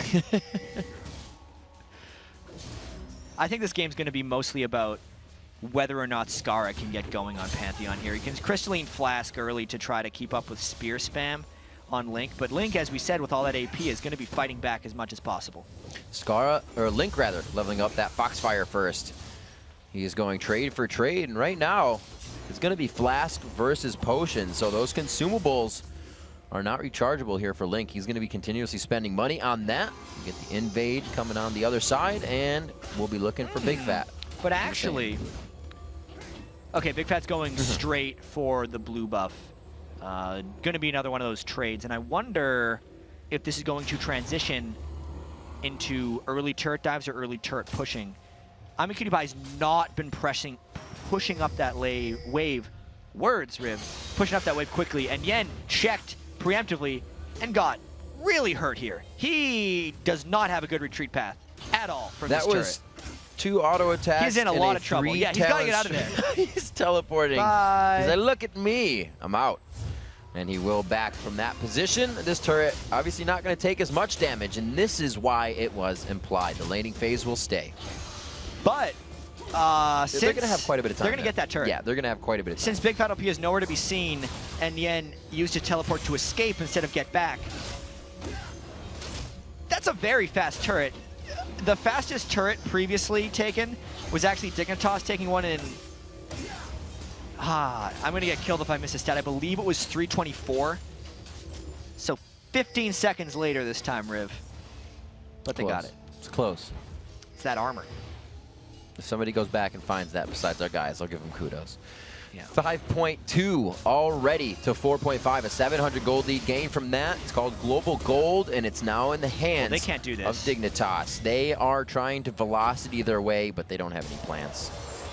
No, so they did get the early turret, and Kiwi Kid stopped his from going down entirely. I don't know if Kiwi Kid can hold this much longer because he has no help.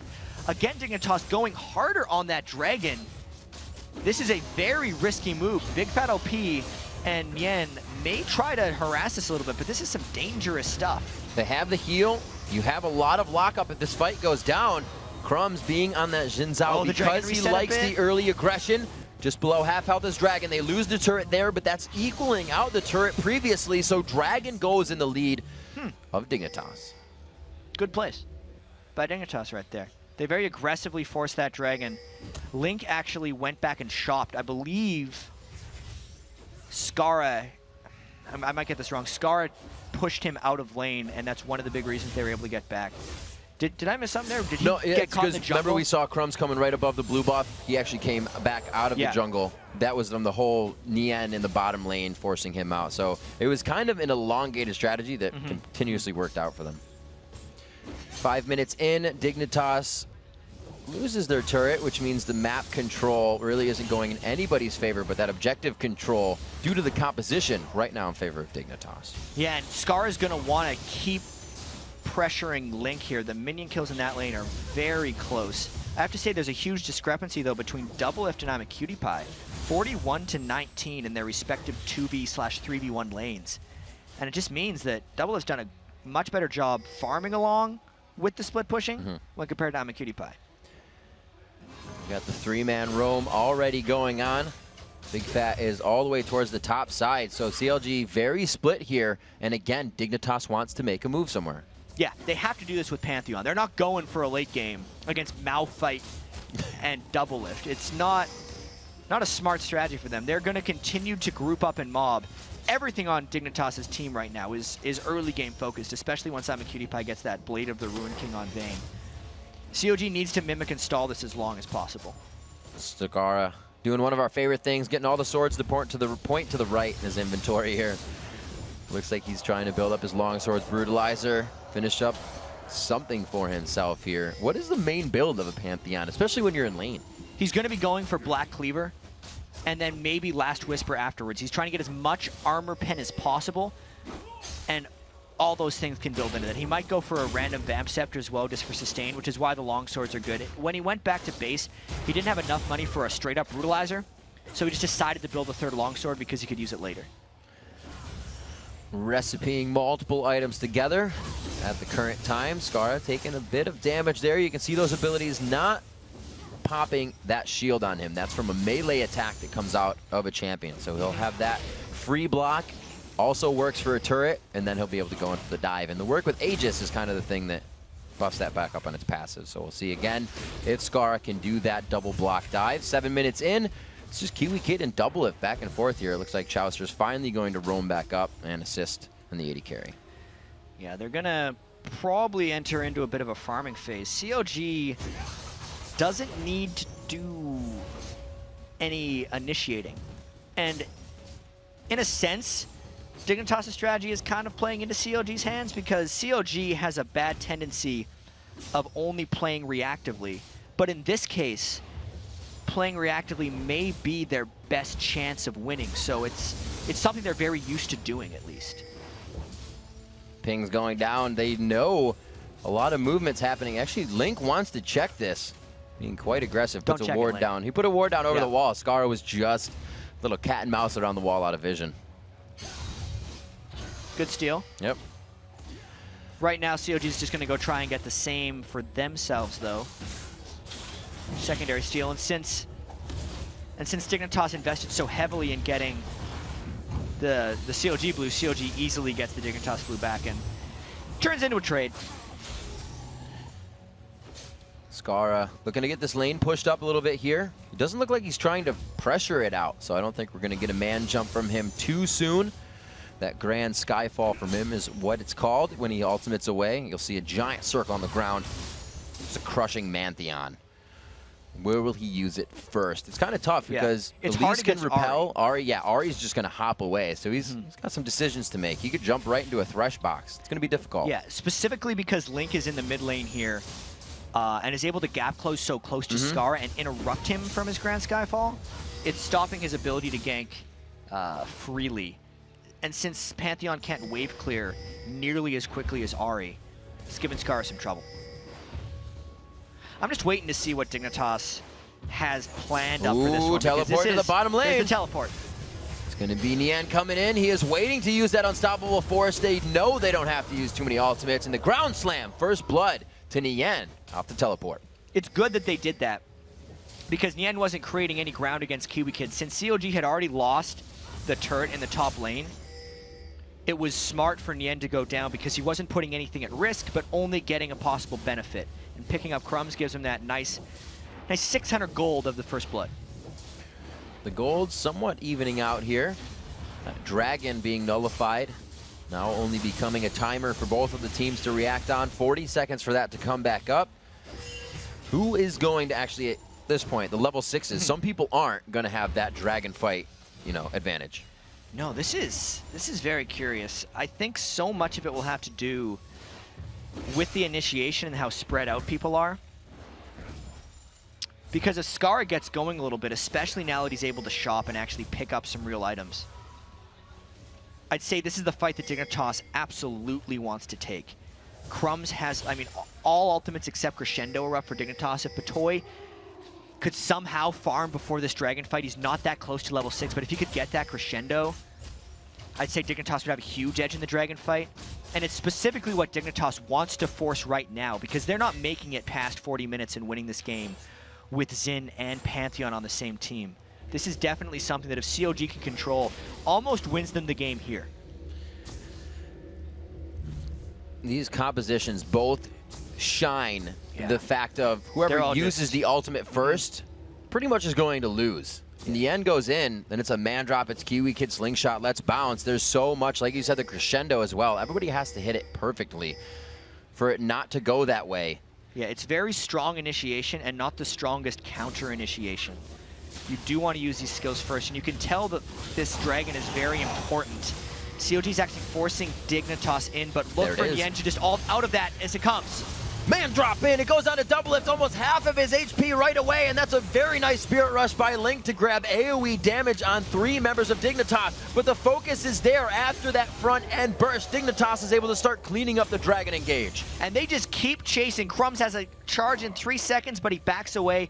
2 for 0 right there. Great drop there by Skara, and it was not counter-initiated on by CLG because we said you initiate first and you win in this one.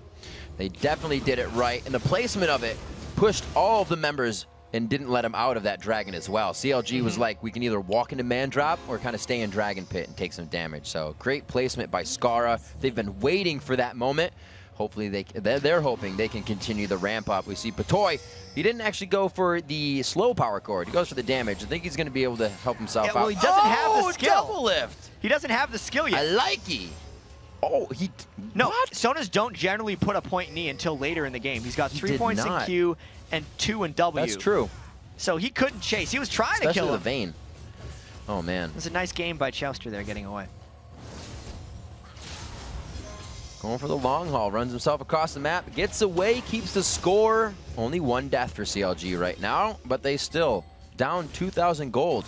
That deficit not really coming in as any core items for one person. Both of those top laners very close to having their split push go up a little bit with the Sunfire Cape creation. Go ahead, look at the gold there. It's 300 gold to 900 gold, so Kiwi Kid's sitting on that if he wants.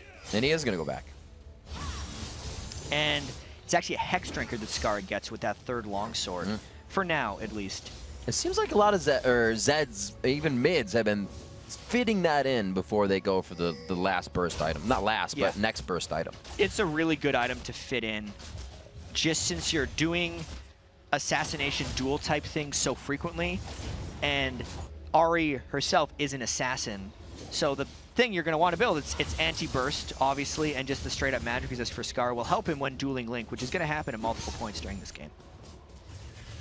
Always a pain in the butt when you calculate the last kill and somebody's Hex Drinker comes up. It can definitely turn a fight a little bit. Usually you're still going to die, but it gives you a second to breathe. 14 minutes on the clock. The wet noodle fight up top. It's a level 10 versus a level 7. Yeah, I just noticed that. It was pretty weird. That's, I think, why Nian kind of turned around. Time to run away, man. He is the only level 10. Even Link is level 9 right now, along with Skara. So Kiwi Kid has kept himself, as we've said this week, on vacation in the top lane. Just kind of holding his own. And he's gotten that giant XP advantage in small part because at the very start of the game, Nien was more heavily denied when losing his turret from experience than Kiwi Kid, and he's taken that through to keep that XP advantage up. Boom! Unstoppable force across the wall. Crumbs down to about a 4th HP, but here comes the man drop. The Grand Skyfall is just that. Big Fat LP comes in to help. Link's Spirit Rush is able to help dwindle down and drop one. The 1-for-1 in Retributions, but will they continue? Will the greed get them? It's going to be Kiwi Kid. One more shot, but he gets the blob to heal, and Link forced to run. They take the true shot barrage like men. Yeah, and he still had his Cell Division up, so that was a safe dive there by Dignitas. That's a scary dive. Cell Division, blocked shots from the Aegis pass. Get out of here. It's nice. Dignitas is pulling together the type of lead they may need to close this game early. They're going to need to continue to do dives like that, and actually, the more fights COG tries to take there, I mean, Nien opted into that fight, knowing he had a 3-level disadvantage, and knowing that Skara could ult in at any moment, was not the wisest fight to take. Dignitas is looking for opportunities to like that, and that's what COG gave them there when they tried to start a fight. A flash being expended as well there. Looks like Nien will use teleport to the top lane. So with Dragon in consideration, that's going to be a walk down for him before that cooldown comes back up. We'll see how CLG plays this one slow and steady with that TP being down. Yeah, well, there's definitely a gank attempt here, but AmaCutiePie has the Blade of the Ruined King now. Oh. So he is very hard to catch. They get themselves to safety, and that would have been, I think, Scarra may be able to clean something up there if the fight did continue. He was preemptively heading down towards the bottom lane, knowing they were a bit too far up and may draw some attention. Look at this, Scarra's Pantheon ultimate is up once again. And at this point in the game, Link is not necessarily keeping Scarra's lane shoved. So Scarra is free to look around for some of these, and it's giving Dig a bit of freedom. Scarra with that blue buff, a 34% reduction, so a little bit more percent for him coming. It's going to help a little bit. It's only 99 seconds right now. Throw a spear every 2.6 seconds. If he wants Those to. are so annoying in lane. Nope. Don't give me a Power time for Pantheon. him. Let's trade the lanes. 4-2 here. 22-2 to 20,000 even. CLG just racked up that mark for themselves. The turrets a little bit slower after those first ones. There's the dive up top. Ooh, going in. Let's bounce onto Nien. He is still under-leveled on this one. Crumbs is level 8, but 11-9 on the engage there. Yeah, they're going to be able to get a lot of turret damage here. It looks like Big Fat OP might think about the approach as there's no minions by the turret, but they'll get it. That's all because of that large level discrepancy that Kiwi Kid has accumulated over Nien. It's allowing Crumbs to really have free or unpunishable ganks up top, because even if a 2v2 were to erupt, it wouldn't be a problem. Very interesting to see what Nien just did as he went back. I'm like, you have 1,300. Oh, Scarra, that only blocks the melee attack. You must run. There he is, coming in from the side. They take him down, and Kiwi Kid pulls back the slingshot for this time. And that's Link fighting back against Pantheon in the 1v1s, especially now with that Seeker's arm guard. Link can definitely hold his own against Scarra in a duel. It's mainly Scarra's ultimate that needs to be used now to differentiate himself for Link, because I don't think he can duel Link very well anymore. And as we go back, just before that fight, I kind of made a whoop and said, wow, Nien, that's interesting. He looked like at 1,300 gold, had the chain vest, had the belt to go for the Sunfire cape, but maybe because he's behind, maybe because they want to start the fights, and obviously because they're against an extreme amount of AD, he's going to build a Frozen Heart. So specifically, that Frozen Heart is because Xin and Vayne, more so than other AD carries and junglers, oh man, they're just going. He arcane shifted out of that before he shot it, and it still wasn't enough. As soon as he cocked back to fire that one off, he's like, this was a bad idea. Yeah, we'll get to that Frozen Heart in a second, because Dignitas is still pushing this on. Link's ultimate is yet to be up, and they're out of minions, so they're maybe gonna get initiated on. That'd be scary. Kiwi Kid bought a Negatron cloak on the last back, so that burst is not gonna be as formidable as it was before from Link. He is looking quite strong. The Fiendish on top of that Seeker is keeping him a little bit more tanky as he would like to be versus this 80-heavy team of Dignitas. Sticking around maybe a little bit too long here. Gets the blue. They got to get out of there a little bit.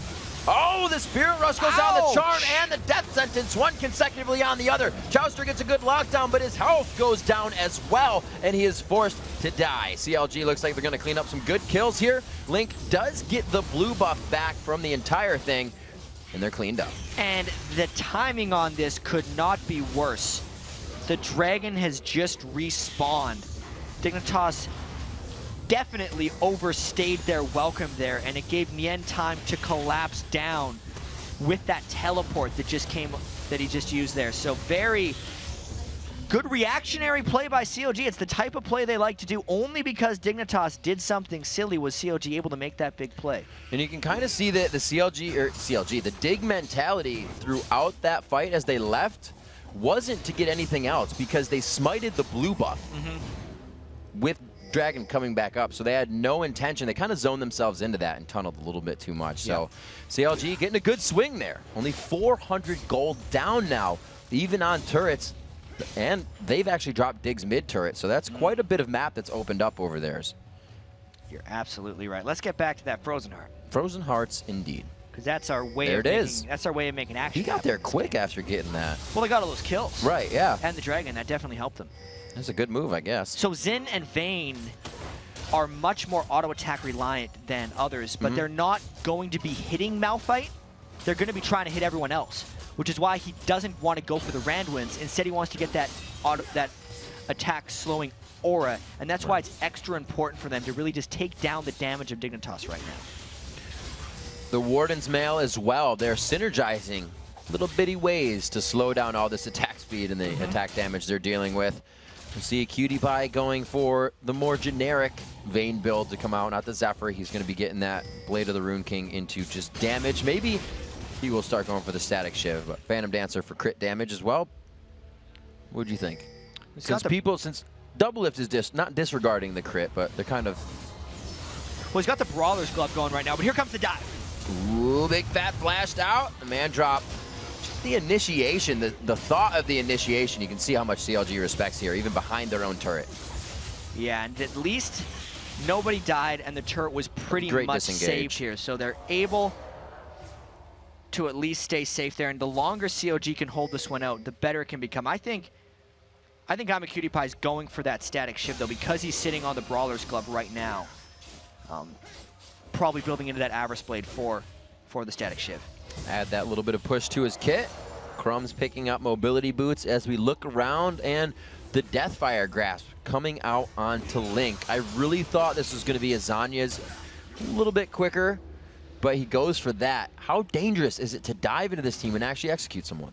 I think Link is going to be able to get away with it. He's very strong positionally with Ahri, because mostly Dignitas is diving onto Double Lift. They're not thinking right now about Link, and Link can go in with Yen to blow people up. That's just, it accentuates his play pattern right now as an assassin to be able to go in and just stomp out I'm a Cutie Pie.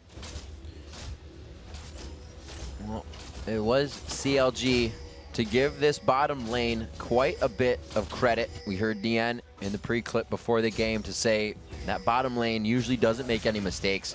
They're one to play very strong, and right now, not behind, but not even as well. 196 to 180 in CS, 1-2-1 to 1-1-3, so it's evening out there. And the supports, 003 to 015. Scar, very close. The Ignites go down. No help from anybody else. No, Big Fat is going to join into the party. Kiwi Kid coming in quite late here. He is trying to get Crumbs a little bit of aggression. There it is. Crumbs now on to Nien. They're able to pick up 1-for-1 so far here. 23 minutes in, that evens up the score.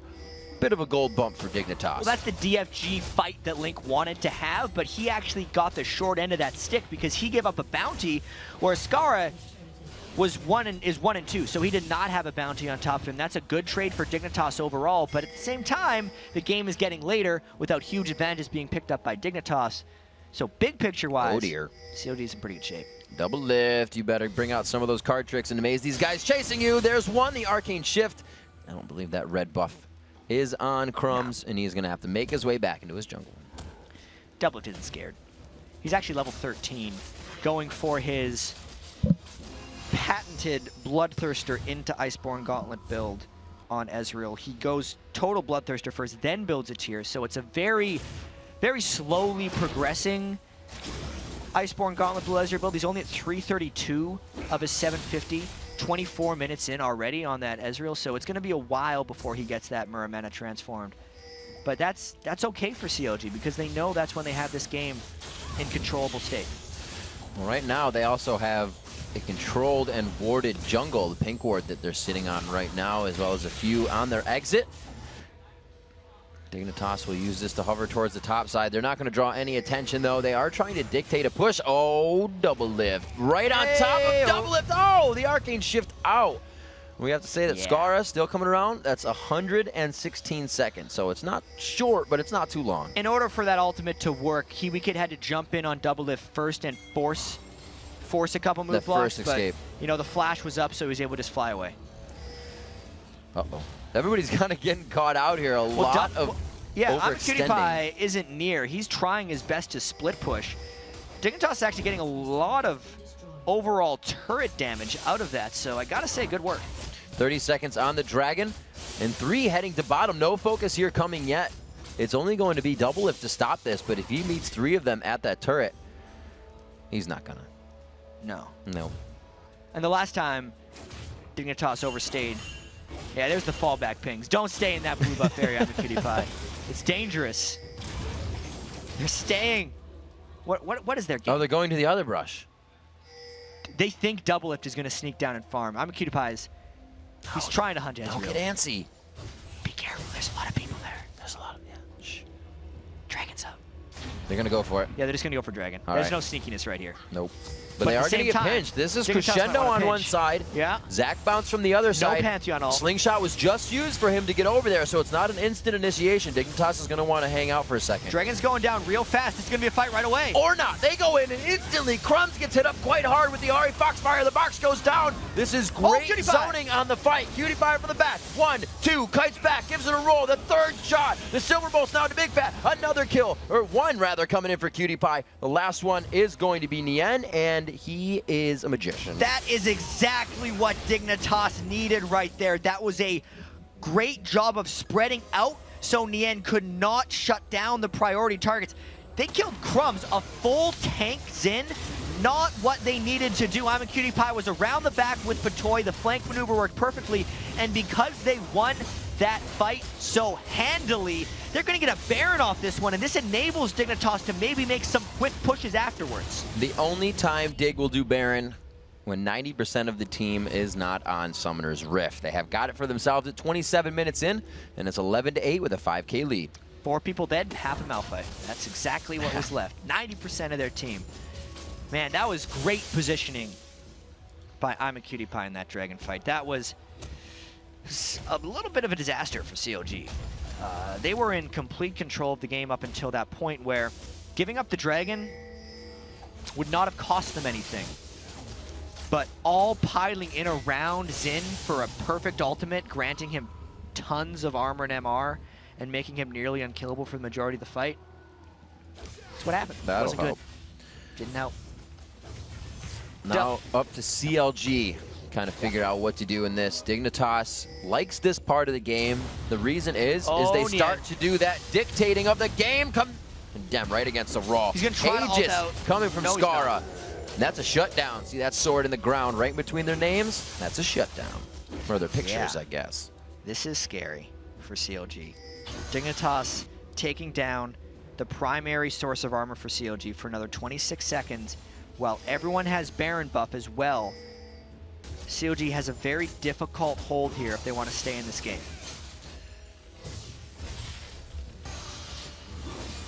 Split push going on. 3 in the bottom lane, 2 in the mid lane. That helps. That was a lot of damage that went down on Kiwi Kid, and Kiwi Kid would be the primary dive source as well. The Baron buff and the fact that Zach regens so much is getting him up very quickly, but more poke like that is what CLG needs to repel this. Nien is alive as well. He's back. And look at the strength that Crumbs is, you know, mentally bringing to this team. Walks up in front of 3 to hit a turret just with a wave as his team was backing. Dignitas knows they have a little bit of that room to play with right now, and they're seeing how much they can get out of Counter Logic. And this 5,000 gold lead is not your regular 5,000 gold lead. It doesn't mean much. Just because Pantheon and Xin Zhao historically do not trend well with gold when compared to things like Elise, and specifically because they're against a Malphite who is just an armor monster later in the game.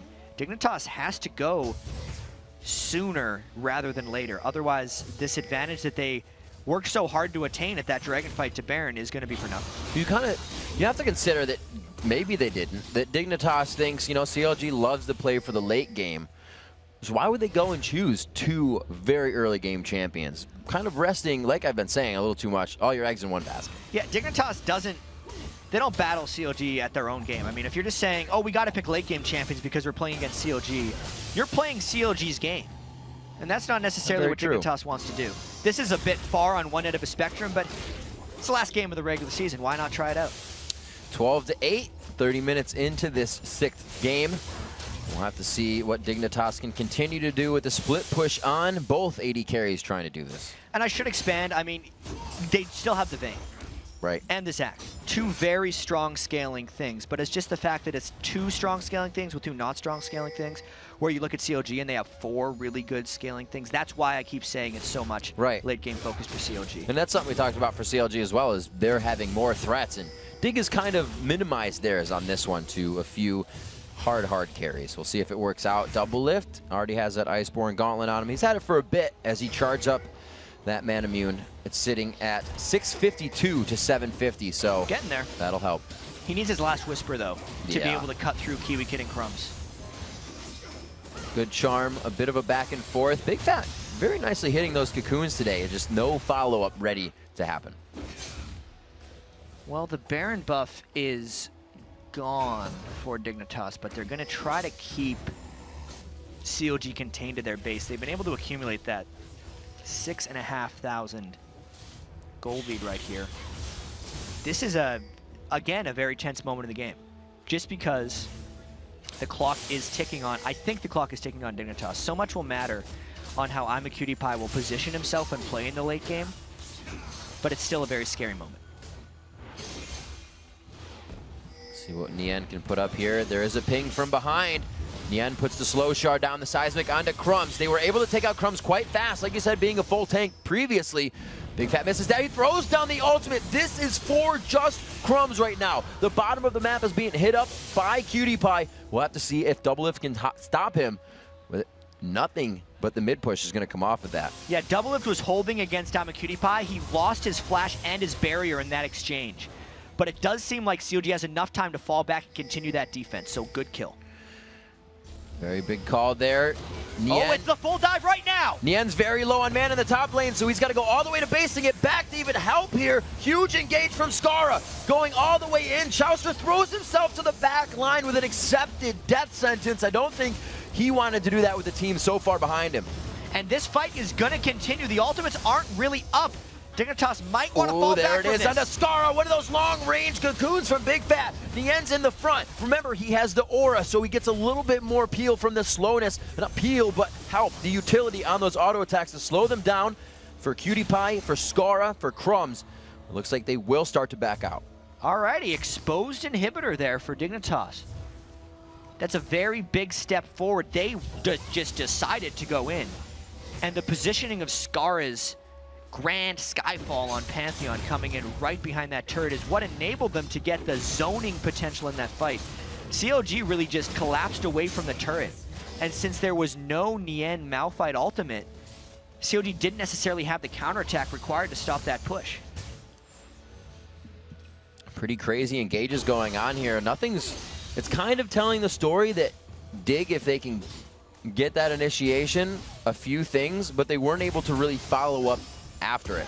Nothing came from it. So that may also mean that CLG is leveling out those fights and will soon be coming out on top. It's becoming a very tough one to call because Dignitas's gold is scaling at about the rate which is required to keep pace with CLG's almost time scaling. Right. They've definitely, I say definitely, not out-farmed them. 318 to 285, 236 to 209. You do have Kiwi Kid, who hit level 18 far before anybody else in the game. The farm is very close. 270, 247. If we were to add it up, I think, just because it's like, you know, Doublelift always has more. Just Patoy's going crazy. Patoy's gone off the wall, 31. He's got a palindrome of what Chauster's minion farm is. He does, very nice. Yeah. And he's also picking up a few core items for himself so he can start being more of an aggressor as well. He's got a lot of magic resist. Holy wow. 110 MR on Sona. Well, there are all considering it, right? One of Crumbs' favorite games. So last split, this is for everybody obviously, we put the players' games back-to-back in inventories, and there was always a Locket of the Iron Solari in Crumbs' inventory for that shield. Everybody here, like we said, buying for themselves, getting the shield from the Hex Drinker, a little bit here, Guardian Angel for I'm a Cutie Pie. It's a little bit more selfish, but it's working. Everyone's got their own individual fighting item. Yeah. I definitely see why CLG didn't go for an Aegis this game because there's frankly not that much magic damage coming out from Dignitas, which is why they went with the Randwin's Frozen Heart combo. And even, think about, like, look at all the armor that they've got. Zanya's, Iceborne Gauntlets has a bunch of armor for Doublelift, even Ninja Tabi for Chauster. So they're definitely trying to prepare for this, but I mean, if they lose another fight here at 35 minutes, it's going to be huge. This is a Baron that COG wants to check and a fight that Dignitas wants to take regardless of Baron. One team mitigating armor, one mitigating magic resistance, and the fight is initiated. The Grand Skyfall comes down. Link gets bumped and pushed, but he is out of the Zanyas. They all get to safety with relatively the same health. Double lifts on the outside. Yeah, but that was most of their ultimates used aside from, well, no, it was just Link's ultimate used, but everyone got low, and Dignitas did not take that much damage. That might be enough to grant them this Baron. Double Lift might want to look and see, try to steal this with an ultimate. Shot barrage. Nope. Right on by. Good game sense by Dignitas. They need to continue to force like this if they want to come out on top in this game. The kills very spread out for this team, and by that, it's either 3 or 2 kills for every person, and in fact 3 for Patoy right now, as he's getting himself, like we said, a little bit more of that magic resistance and able to stay in the fight more than usual. 13-9 here, 36 minutes in. The gold lead just about to hit 10,000. That's the lead for Dignitas. So as Dignitas comes up out of the base and begins planning maybe another inhibitor assault, I want to talk a little bit about traps teams can fall into when they're going against one-dimensional team compositions. So right now, Dignitas has a one-dimensional team composition in the sense that they're all physical damage with a magic damage dealing tank. So the immediate thing the other team thinks is, GG, buy armor, we win.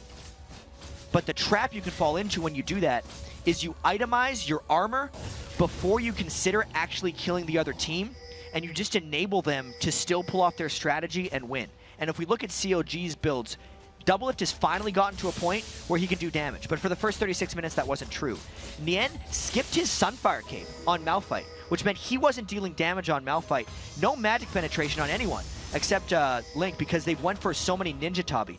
They somewhat trapped themselves into overly defensive builds against Dignitas, and they need to get some damage in there if they want to win this game. We'll have to see if this situation works out for them. Maybe too little, too late. Dig coming out with 2 Guardian Angels now, and a Kiwi Kid over the shoulder. The Grand Skyfall not to hit, but zones the fight. So the inhibitor's going down here. The fight might just follow. Repel goes in. Scar very low. Not worried about popping that Zant or popping the Guardian Angel. Crumb's gonna make it out alive. They get the inhibitor and make it out. Wow. Nobody died. You know why? Tell me. Because COG was playing hyper defensively and it looked like Dignitas overdove. But even when Dignitas overdove, COG did not have damage to repel them strongly enough. Yes, Nien never used his ultimate because he couldn't find a clean initiation, but it's because Big Fat LP, we've seen so many jungle aces this week go with magic penetration for at least a little bit of damage. But full, like hyper full take, not even Sunfire Cape on Big Fat LP or Nien, and the rush Zanya's on Link when previously he would go Deathfire Grasp to Death Cap or Abyssal Scepter, they just aren't having the damage punch that they necessarily need. At this point, they have to see it themselves. Going into the engagement, the trades. Crumb's taking a bit there. Crumb's the only one without a Guardian Angel, but really having the most just strength to go in. He has no worries right now. Dignitas is waiting a couple more seconds. They want Crescendo back up, and then they might look to reinitiate. They go pretty early. COG is far from home right now. Little baby slingshot there. And the Baron buff is regenning Dignitas up to full health. COG has to be very careful about whether they think about defending this turret or not, because if they get dove hard enough and lose enough people, they could lose the game right here. And that is a gigantic wave in the bottom lane, consisting of the 6th and 7th member of Dignitas right now. Nian getting hit up, but it's going to be the Blood Blitz out. The passive goes out. There's a Guardian Angel right here as well, but the rest of Dignitas does not feel sure about this fight. No.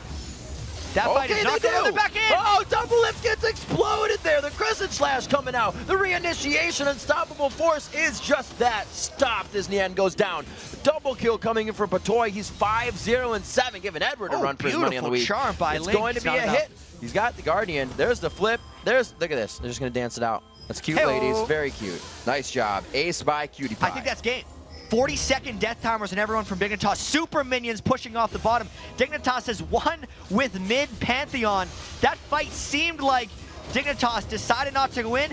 That's that's when the crescendo hit, completely catching CLG by surprise. It's a composition, Jat, that looks like it creates a mosh pit instead of a war zone as they pick up the win at 40 minutes into the game. There's no confused look on Scar's face that time. No. A couple people were confused when he picked that Pantheon, but it was all planned for Scara. And as I was saying, the mosh pit, the bounce up, it looks like they were going to throw people around, but you were right. Having Cutie Pie, having the lane that Nien respected in the pre-video and said that's something we need to shut down was the factor. Brought him in 3, 1, and 8, and we saw Cutie Pie really pulling through on those kills there. Yeah, Double Lift looks a little flustered after that one as well because they got tricked a little bit into those builds, and it totally backfired on later in the game. Cutie Pie's happy about that one. Yeah, there's that smile. Only died Cutie can twice smile. that game. He's happy. He's happy. Staying above 6 feet. It's the regular season, and that means they're tied now, aren't they? Yeah, Dignitas Dig COG. won it. Mm-hmm. That's pretty big. So got TSM now has third. Yes. So that equals out the brackets moving around. We knew that was going to happen this week. Yeah. And so this means that Dignitas and COG will become our 9th match of the day so we can get the playoff seedings right since they are tied and they are 2 for 2 on that the is season true. against each other. A little bit extended Yeah. coverage here. Extended Gonna going have all that night. extra matchup. So this game coming out for Dignitas, like we said, the mid Pantheon. We saw it before. It was actually Big Fat LP that ran it in the jungle, but it seems, you know, people don't run, and not that he's a carry jungle, but they don't run carries in the jungle because you don't get as much gold, and it seems like it did help to have that influx of gold going into the mid Panth. Well, we've definitely seen today and this week that Meteos is capable of just creating the carry jungle, but that's not Crumbs' or Dignitas' style, and Scara got off a really tremendous E on Pantheon as Heartseeker strike right at the end of that last fight when everything was grouped up inside that crescendo and really just wiped out most of CLG. I got to hand it to Dignitas. That was a very surprisingly efficient composition. They played it exactly the way they needed to. They didn't stop moving. Something that Dignitas has been plagued by almost, you could say, forever is halting at some part in the game, and that's what we were afraid of. When do they, you know, they take down mid turret and a top turret, and then if there's no dragon up, that team has the rest of that dragon time to get up back into the game. The dragon fight sways in the opponent's way, and that's where Dignitas usually finds himself, but didn't let it happen. And the biggest thing as well for Dignitas is you saw how happy Scar was, even though they'd already clinched the playoff berth there, in giving them potential momentum moving into the playoffs. And they're going to have another chance to get even more when they play in that 9th game of the day against COG once again. It makes the day even longer, a little bit more stressful, but definitely a smile on the face of Dignitas to carry him onto that last game. We've got to take a short break, but when we return, we'll be joined by Dignitas' Crumbs and Patoy to talk about their clutch win. Plus, Kobe will break down the day's biggest plays so far and break down the playoff picture as well. The 2013 NA LCS Summer Split will be right back. Don't touch that browser.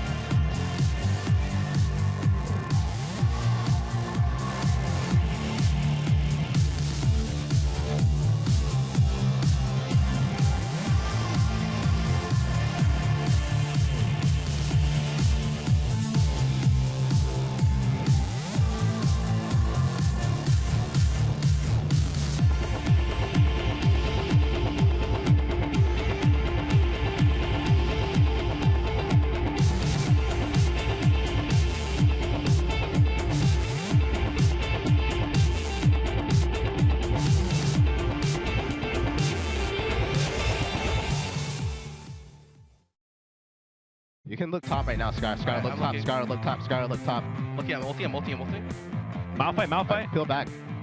Ari's there. Kill Ari. Ari. Ari. Can you tank? Yes, I can tank. Oh, Aegis in 2 seconds. I'm on GG. I'm on Get GG. elite. Nice. Still tanking. I'm still tanking. Yeah, it's fine. All right. Do you have flash? Good job. Do you have flash? No. Hello, everyone, and welcome back to the show. David Freak Turley, excuse me, joined here with Patoy and Crumbs from Team Dignitas. You guys put on a really interesting show last game. Pantheon Middle, where'd that come from? Well, I think it came from mostly from the Asian scene or the Korean, one of the two. They ran Pantheon and a lot. They ran him mid lane, support, and just any other role that they felt like it. They just played Pantheon. And he's always been known as a really strong laner, and he can abuse squishy champions early on very well, such as Ari, and we picked it just because of that. So how'd you guys prepare that strategy? It's not something we've seen at all in North America competitive, aside from like once from CLG's jungle. The most we did to actually prepare for it was tell Scar that his mechanics on it need to get better, because he canceled his ulti every time in scrim just by moving, and he didn't even know that, and he didn't even know how the shield works. So once he learned the mechanics, we just like got really good with it.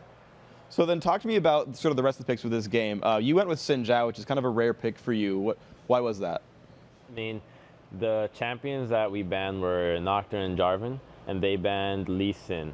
And I think that was it. Okay. And then we first picked Zac, and personally, I think Zac's just a stronger champion in the top lane, but I also am really bad at the champion. So we just let Kiwi have that, and then they took Elise.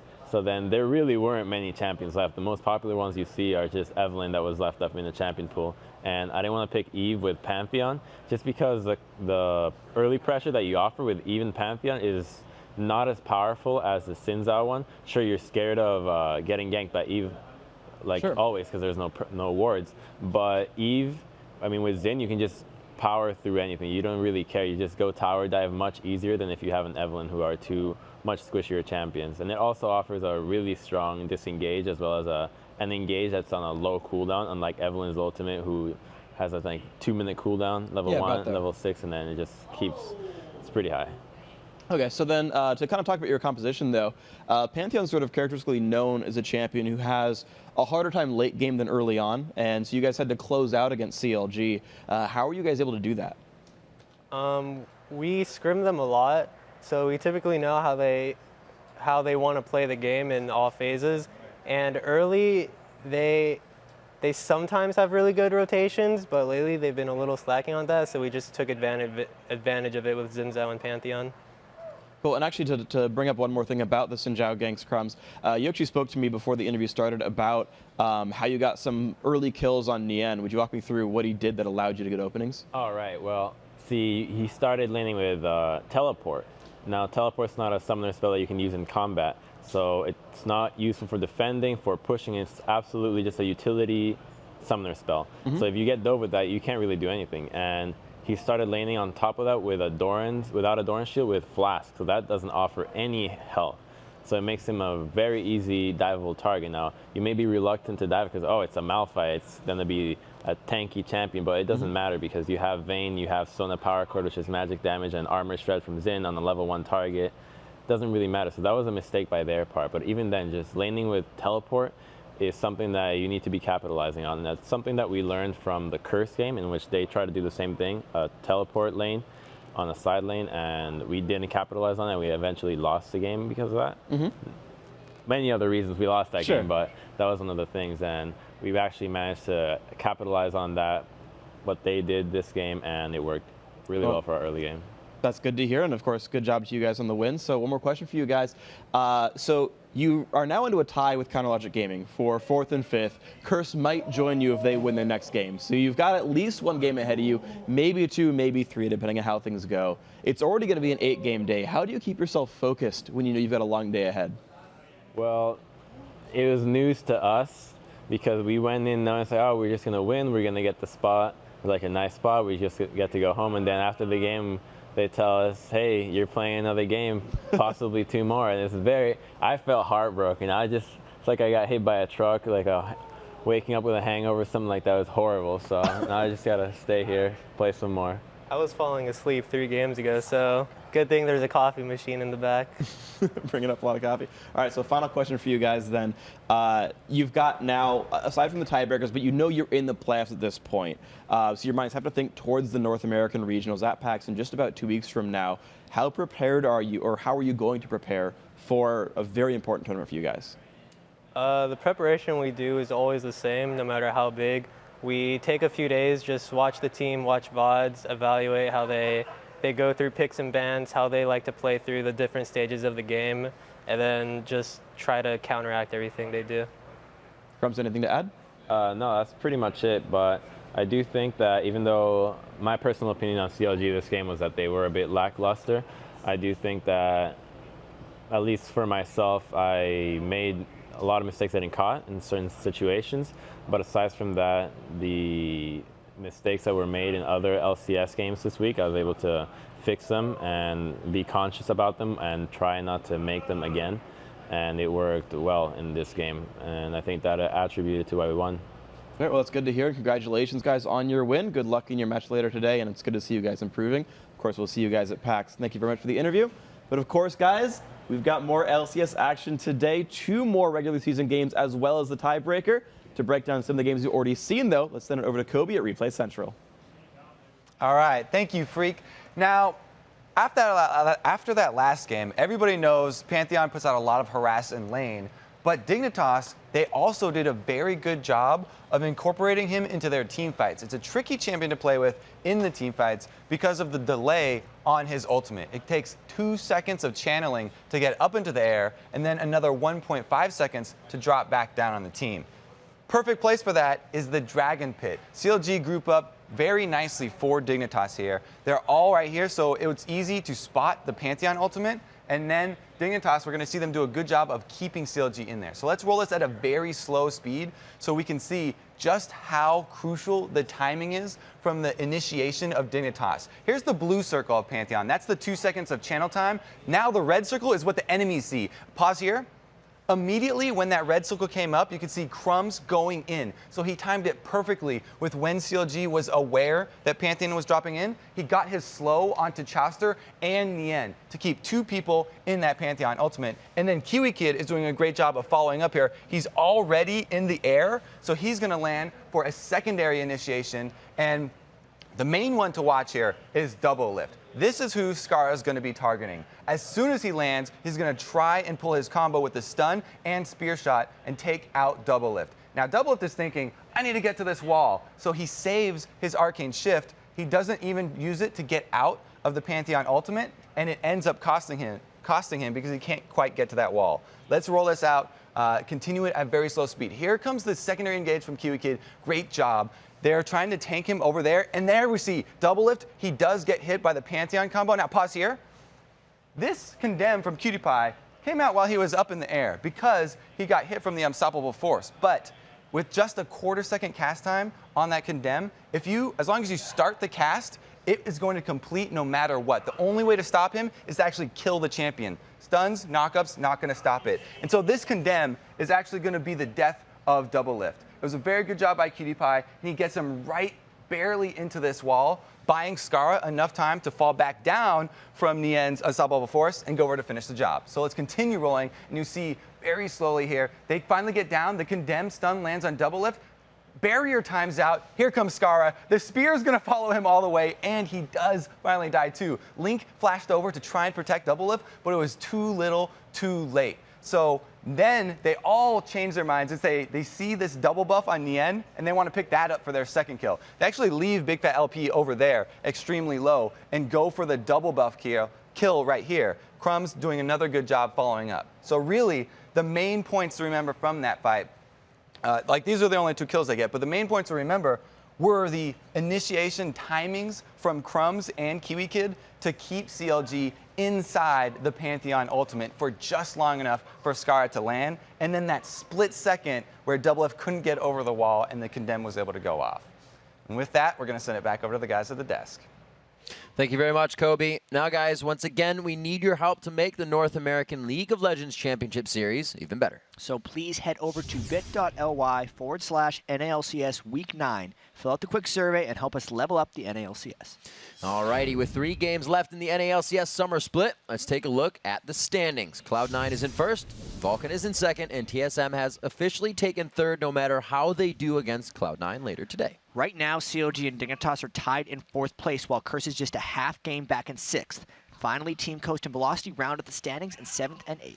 All right, everyone, we're down to our final 3 games of the summer. Up first, it's Team Coast taking on Curse, followed by summer's best team, Cloud9, taking on the Spring Split champions, Team Solo Mid. And thanks to Dignitas' win over COG in our last game, we have bonus NALCS coming your way. A 1-game playoff rematch between Dignitas and Counter Logic Gaming. But before we get to those last 2 games, let's talk about our last 2 regional qualifiers, which will both take place at Gamescom in just a few days. Right, so the International Wildcard Tournament is the grand culmination of the regional finals for the CIS, Turkey, Oceania, Brazil, and Latin America regions. These 5 teams will face off in a round robin that funnels into a best-of-3 bracket, and the winner will walk away with a berth into the World Group Stage. It all takes place in Cologne, Germany from August 21st through the 23rd. And finally, let's talk about our own European LCS. Their qualifiers will also take place at Gamescom next week.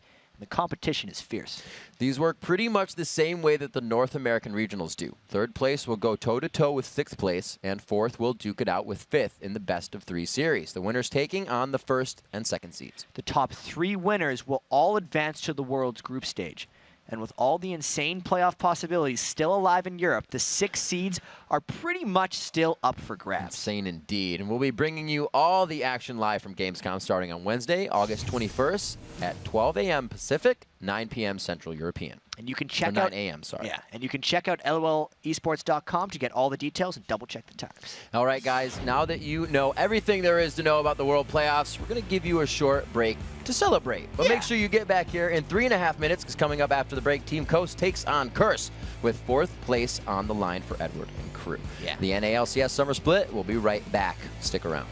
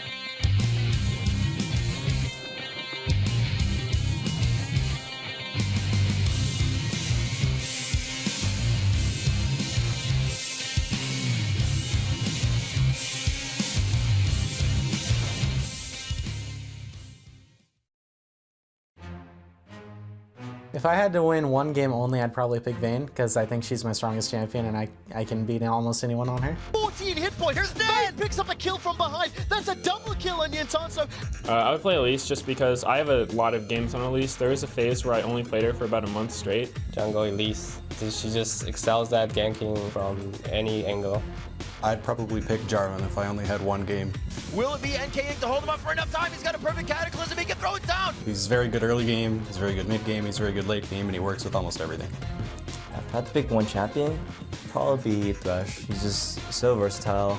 Not exactly the strongest late game, but his early game, you can do a lot of big plays. It's going to be Expresso. The out one comes in. Wild Turtles on the outside. I think it's going to be Blitzcrank for Thresh. Just grab someone, change the game. Nice hook to Maple. Knock up into the air. The barrier might just save him. It's going to be close. I'd probably pick Olaf because he's always been my favorite character. I don't care that he's nerfed. I can still make him work.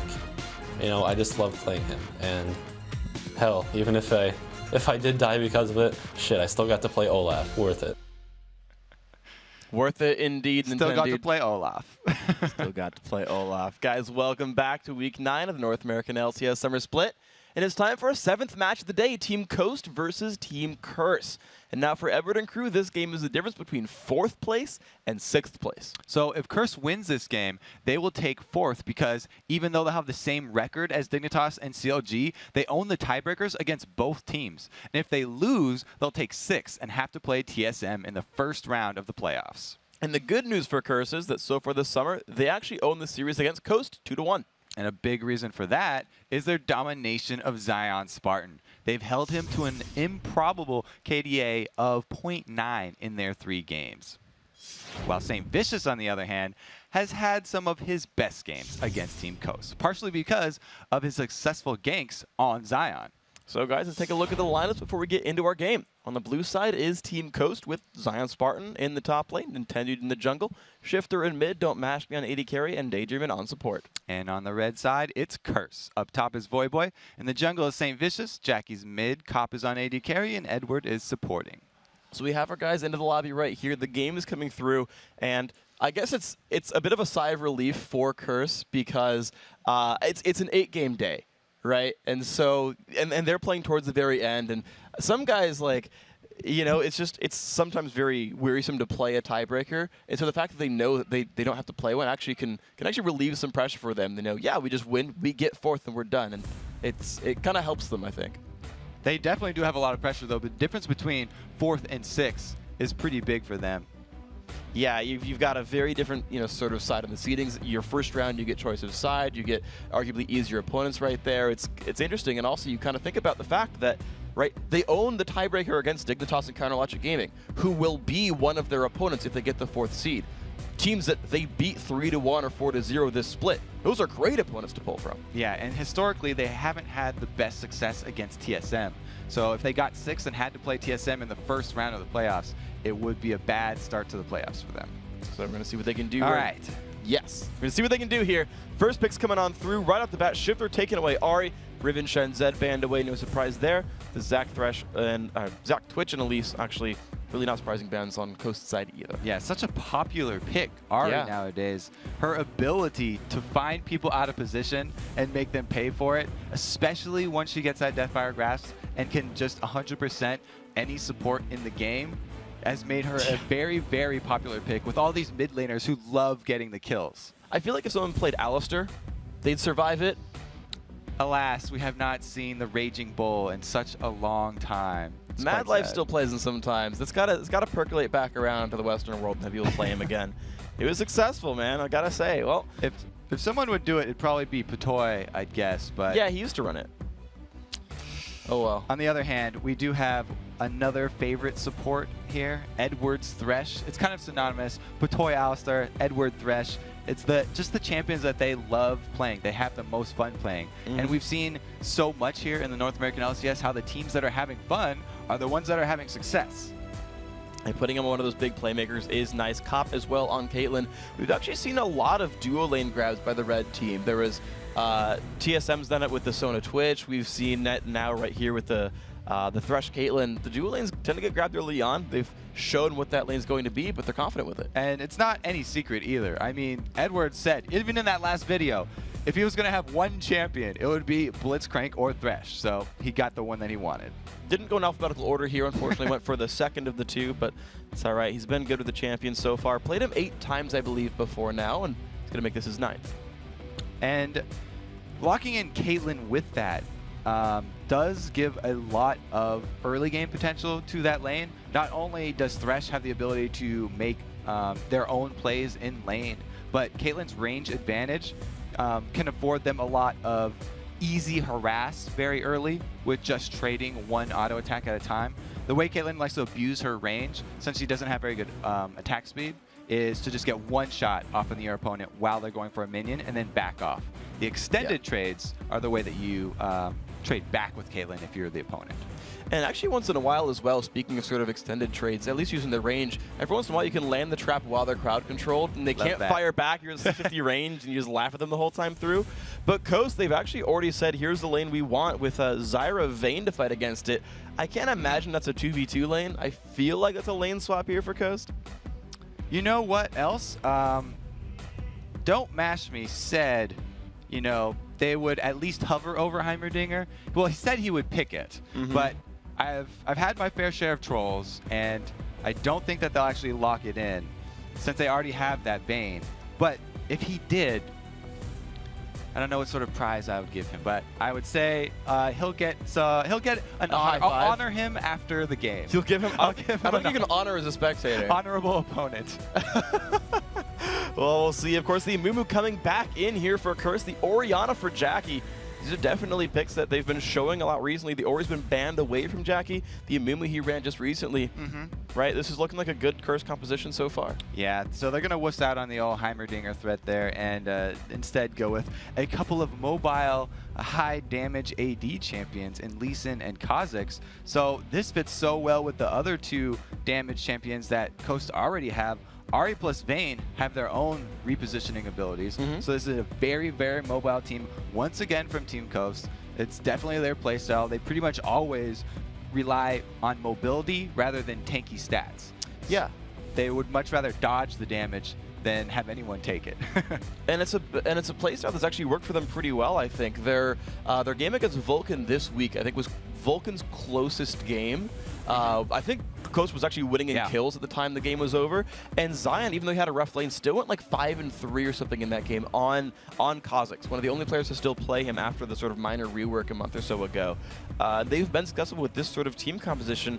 Curse, of course, going with a very different look, though. Very go in, bruise you, put a lot of lockdown in. Amumu, Orianna, Kennen. This is a very team fight-based team for Curse. Yeah, it's basically Curse picking up the shotgun to try and deal with all of these mobile Coast champions. They've got this Amumu giant circle that if St. Vicious has his flash, will be very hard for Coast to avoid. And then they also have Kennen with a similar sized giant AoE ultimate to lock down a large area. So even though these Coast champions are very good at dodging in and out, Curse have gone with almost as big of an area of an effect composition as they can get.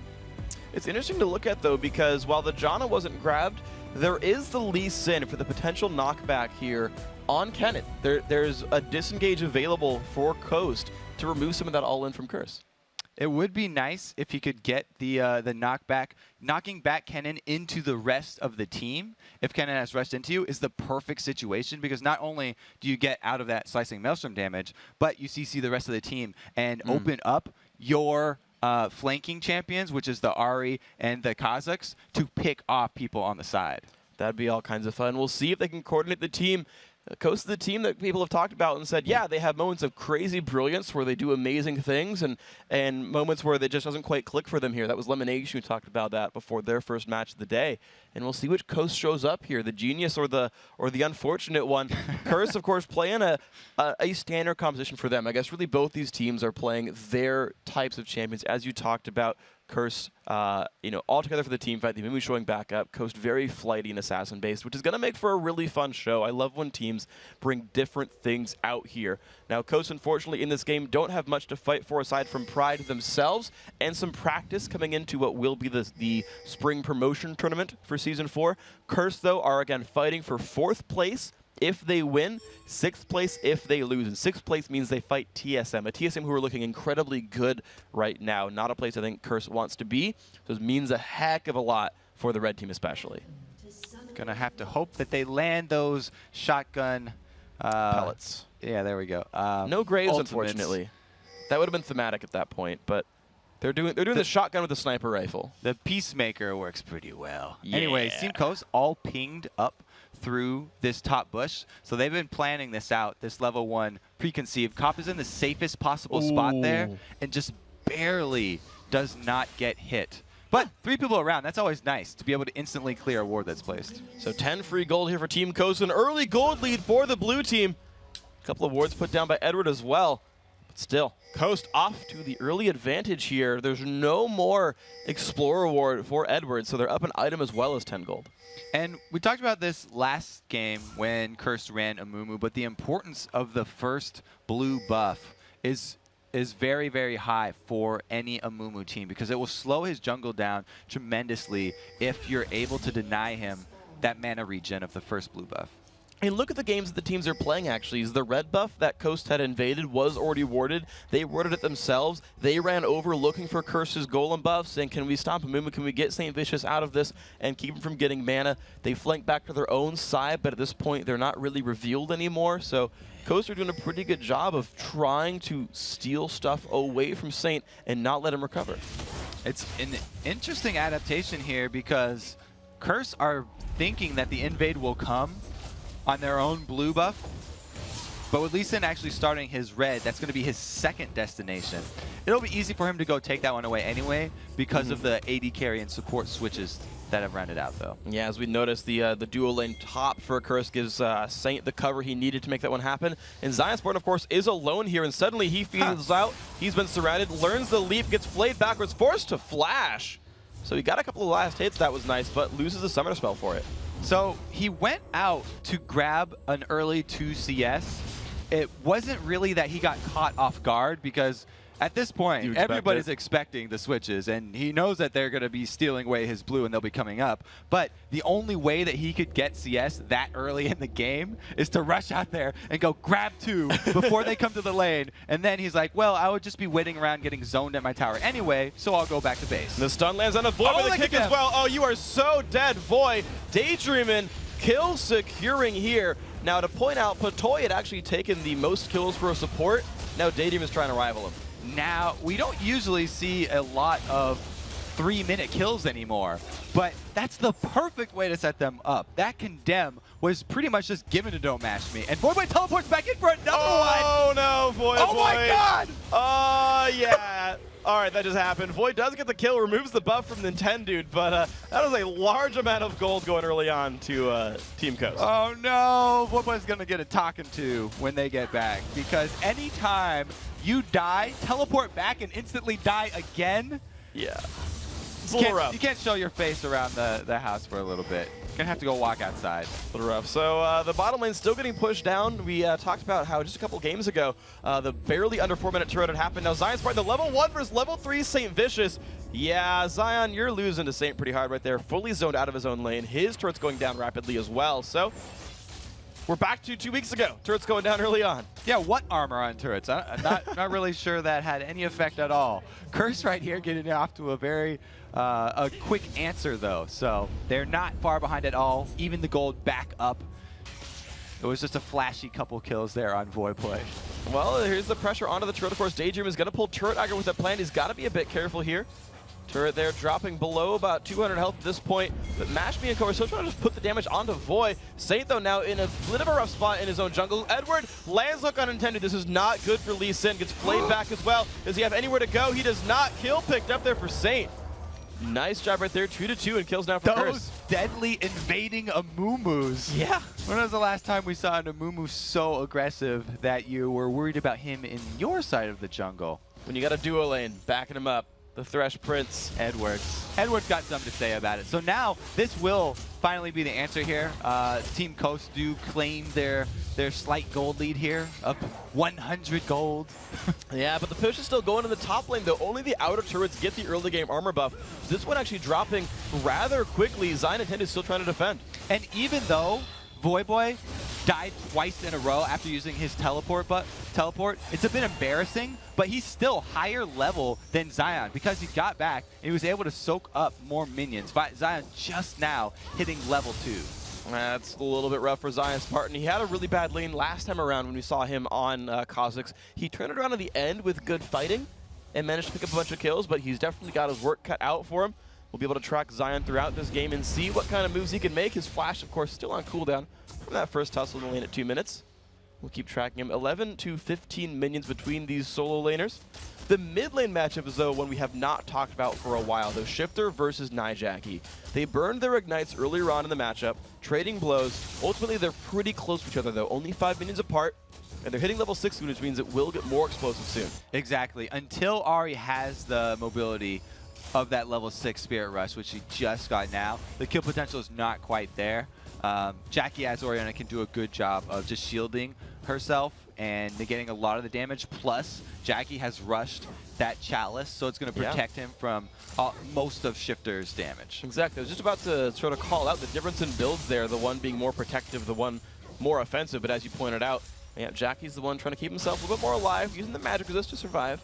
Shifter, if he's like every other Ari we've seen this weekend, likely to go for that Deathfire Grasp and play as the assassin. Don't Mash Me, though, has been swapped to the other side of the map now. Is waiting to pressure this top turret now with Daydream, and Voyboy still set to defend him 1v2, but again, still outnumbered and outleveled. Voyboy's going to have a decent time at his turret, though, until he gets condemned again and rooted up. Good CC chain here. And a lot of damage going on to Void. Look at that double cloth armor already picked up. He knows he's got to pretty much rush the Zonius to try to get some armor to survive, chug some potions, but is zoned out. However, Curse used this numbers advantage to push down for this dragon with a pink ward. No one's going to see this from Coast. They do have the man advantage down here, so it'd be very dangerous for Coast to try and steal. They could have pulled one of the Lee Sin Q over the walls in to try and steal and then flash back out, but it would have been very dangerous, and no flash on Nintendo means that, you know, he would not have had an escape plan for that. So, nice try, but unfortunately not going to work out for these guys here. For Coast, I should say. Of course, Curse making a really good move, putting themselves now 500 gold in the lead. As you continue to track their progress around the map. Their duo lane, of course, doing a pretty good job. Cop, wow, that turret has already gone down in the top lane, so that's what Coast got to answer for with that dragon. I want to see if Cop and Edward can make that same thing happen, because now it's Coast back again with the lead. And Coast are also sending Nintendo down to back Zion up, so it'll be a very long time before they're able to answer with this bottom turret. Nintendo, wow, taking a lot of damage for that one. Below half HP, but yes, with the defense, looks like he'll be happy. Now, something to be said for all of these 2v1 swaps is that Zion Spartan on Kha'Zix actually would need a lot more farm to operate in the mid game than Kennen does. Kennen provides a lot more utility with his ultimate and getting off the mini stuns in an area of effect, whereas Zion actually needs a lot more attack damage to be able to perform as Kha'Zix should and get those resets and executes. And speaking of, neither of those guys are actually level 6 yet, so Voyboy not yet providing that utility, has been zoned out a little bit. Zion Spartan not yet reaching an evolution either. But again, we'll see them as the game progresses. No games end at 9 minutes, so they'll scale up. St. Vicious level 6 just now from killing the big Wraith camp, and we'll see if he gets one of those ganks off with Curse the Sad Mummy. Last game, took him till level 7 to find one, but it worked out pretty well. This time we'll see what happens. So now we're going to have to see if Voyboy decides to shove this lane back, or if he just wants the last hit up there and freeze it, because they have just answered with the bottom turret, and you want to make good use of the timing of when you shove that top lane back so that you can make Coast decide which lane they want to go defend, top or bottom. Let's see what it ends up being here. Looks like Voy's actually still running around near the jungle and whatnot, maybe taking double golems and stuff. Cop and Edward also still playing the aggressors. They want to stick around here and keep the lanes pushed down. So it looks like, yeah, it's the slightly more aggressive play here from Curse. You're seeing St. Vicious walk in, put an aggressive ward down as well. That'll help watch rotations from Nintendo as well as from Shifter. So it seems that Curse are setting up for some aggressive play. Yeah, he's built up a very nice minion wave up here in the top lane. His cannon minion already down to half health, which will hurt him a little bit, but he has plenty of those rain minions to answer. Here, there goes the ulti from Saint and Jackie. Shockwave Dissonance, the flash in from Nintendo, unfortunately, though, still goes down. Nice pick up there, Jackie. Shifter's Charm, not enough to kill off Saint Vicious. Another advantage for Curse. They did get the kill in the middle by burning the 2 ultimates plus flash. However, Voyboy did have to back off of that giant minion wave that he was babysitting, and it's gone all to Zion Spartan. So it's a whole bunch of food that Zion desperately needed to get back in this game and get that damage that we were talking about. He is freely last hitting this minion wave. And you see him right there, catch up in minion score. He's going to catch up in levels, probably even surpass Voyboy. Well, looks like he's going to be tasting their fear after all. Zion Spartan scaling up nicely to be that assassin. But Curse have other things to answer for. Top laner farming minions, great. We'll push mid instead. That turret down below half HP. So Curse are still finding, they're not necessarily ganking Zion and going directly for the counter, but they're finding other things to do to keep pressure on and make Coast pay for what they do. And Voyboy trying to remedy his top lane situation by bringing his own ward and placing it on blue buff, as well as buying up a pink ward to try and clear out Zion's vision when he pushes the lane back in his favor. See where he ends up putting that one, and if Voyboy can play the mind games properly, you remember when he actually played against Doublelift not too long ago, actually properly guessed just where Doublelift went while invisible as Twitch? See if he can find where Zion Spartan's invisible ward goes.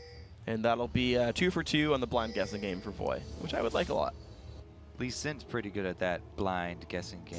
He's a good Lee Sin player. He's had a lot of practice, but he, being Nintendo, just placed a ward for Zion up in that tri-bush. Well, but the pressure is here. Not going to get stunned up, though. Good dodging by Nintendo to not take that last skill shot. Not by Cannon nor by Amumu. Now what is next up here? Just the mid lane standoff. No gank pressure has been found right here. Both teams actually putting good enough ward presence down that they're not getting found. And now he jumps to that ward that he's put so sneakily. Here comes the teleport. And Dome actually forced to cleanse away. A root lands perfectly from Daydream and helping him stay safe. Shifter running away, though, from the Ignite. Of course, that flash had already been burned. Ooh, and he dodges the trap as well. That would have killed him. Cop would have gotten that with the Yordle Snap Trap. Great job down bottom by Daydream and just countering that teleport in from Voyboy, and that means that they lost their presence top lane, so he has to recall as quickly as possible, because now this time it's Zion with the minion, the cannon wave minions. Or cannon minion wave. Yes. Got the cannon minion in the wave. There's the push going down. Level 9 now on Zion. Continuing to scale up, continuing to be scary. That team is pushing on forward. Voy's been sent to the top lane, though. After the teleport, he recalled quickly, went to go defend. Zion actually recalling back in safety. And it looks like the bottom lane push also not succeeding for Curse. They got up to the turret, then said, okay, we'll back out. We're not going to get a turret. Curse did not manage their minion waves quite optimally right there. Voyboy was playing so cautiously that he missed out on a lot of experience. And that's pretty much the entire level discrepancy between him and Zion right now. It's getting very big. 2 levels is pretty huge at 13 minutes in. And not to mention 28 minions.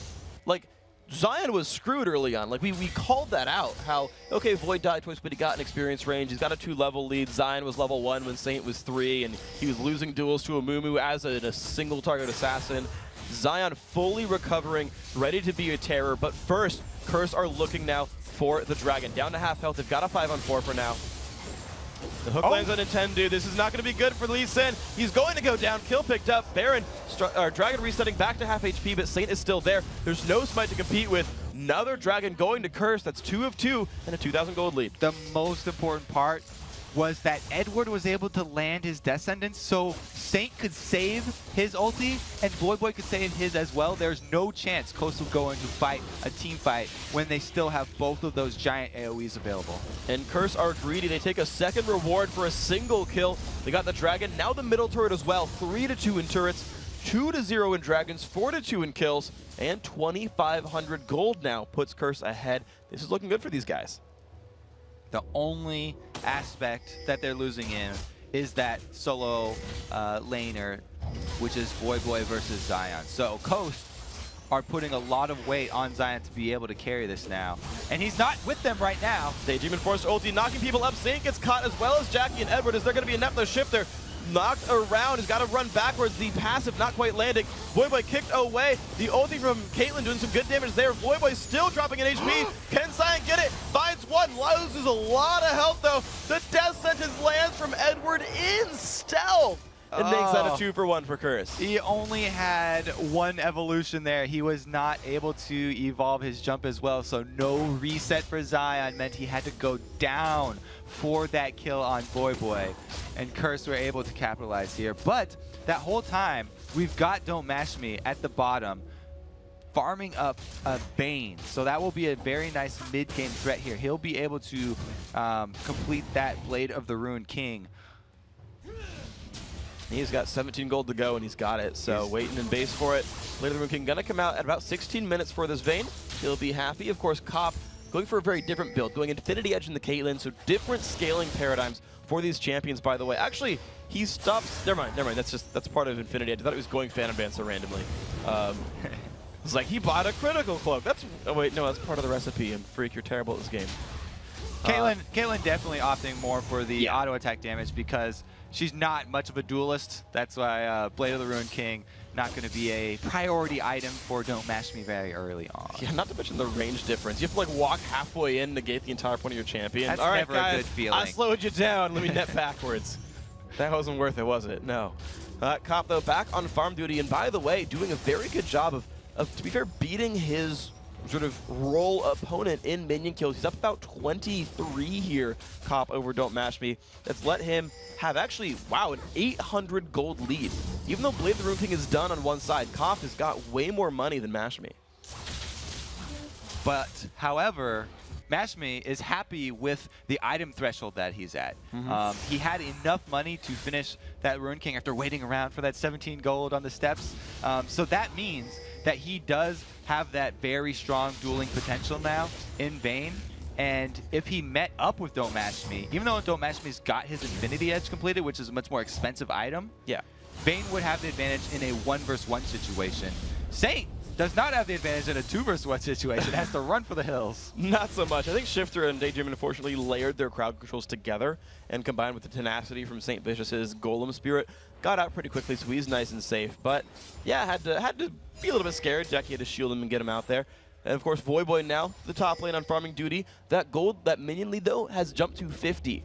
Zion's part is getting more and more ahead of Voy. That individual power we kept talking about for Coast. Zion being level 11, having a second evolution. It's almost got to be the jump my at god, this point. he misses point blank bandage. And Saint, though, getting dropped again on health bars, but there's the jump in. Voyboy going to find Zion. No HP left, but will it be enough for Shifter? It is. Zion survives the battle. The charm not going to stop the sun from coming out. Shifter still forced to jump away. Saint so tanky. Burns his ulti. His team is coming in from the river. This could be enough, but the Ignite comes down. The charm misses, but the Q lands. And Ignite burns those bandages off, turns the mummy to dust. And now Curse goes, well, he's already dead. Twice. Oh, Curse so uncoordinated right now. Jackie's going to try and finish this one off to answer, but Coast still came out ahead in that trade because once again, they pulled that move off with Don't Mash Me down bottom, farming up minions once again. So Voyboy initially going for that kill onto Zion would have been a 1-versus-1, it would have been fine. But they actually had vision because Shifter ran right next to Saint 2 seconds earlier to that. So it was a misplay aggression right there. Don't Mash Me, he gets flash hooked. Oh, good cleanse by Mash Me. That will still put Edward in range. Now, can he win the duel? Stuns him on the wall. Mash Me, do you have the damage? There's a Voyboy coming. You've got to be careful. Flash then picks one up. Now, can he win the duel? Nintendo is coming around. Will not be in range to shield toss. He's going to jump forward anyway. Got to be afraid now. St. Vicious suddenly bit off more than he can chew, and the damage output is still coming through. The Caitlyn did not do anything, and that is 2 kills picked up. Nice job by Coast. They just funneled in there thinking they could save each member of Curse, and they just ended up feeding an extra kill there on top of their earlier miscoordinated aggression. So it's a couple of unfortunate events here for Coast. So the hook can land, and the cleanse only takes off the stun part. So Edward's still able to do the second activation to follow to Don't Mash Me. but it was way too far ahead. And they actually ended up paying for it here with 2 kills as Voyboy first tries to save Edward, and then St. Vicious tries to save Voyboy, ends up paying for that one with an extra kill. It was a nice little move by Zion as well. Mid-fight, he saw the ulti was channeled onto Mashme, stopped, turned around, blocked the shot, and then kept chasing St. Vicious. So all that going on, there's even more layers to how these fights go down. However, the revives are back in time. Curse are like, well, we got control over Dragon, and there's a couple of guys back in base with a teleport up for Voyboy. They still have the St. Vicious Amumu ultimate. They don't have Voyboy with them, but there's still 2 members of Coast trailing, so they're going to just try and delay Curse right now. If Curse actually make the mistake and chase Coast, then they can easily turn this one around. Well, it looks like they might be going for it here. The Roots land Saint drop below half HP. Nintendo does not get caught, actually.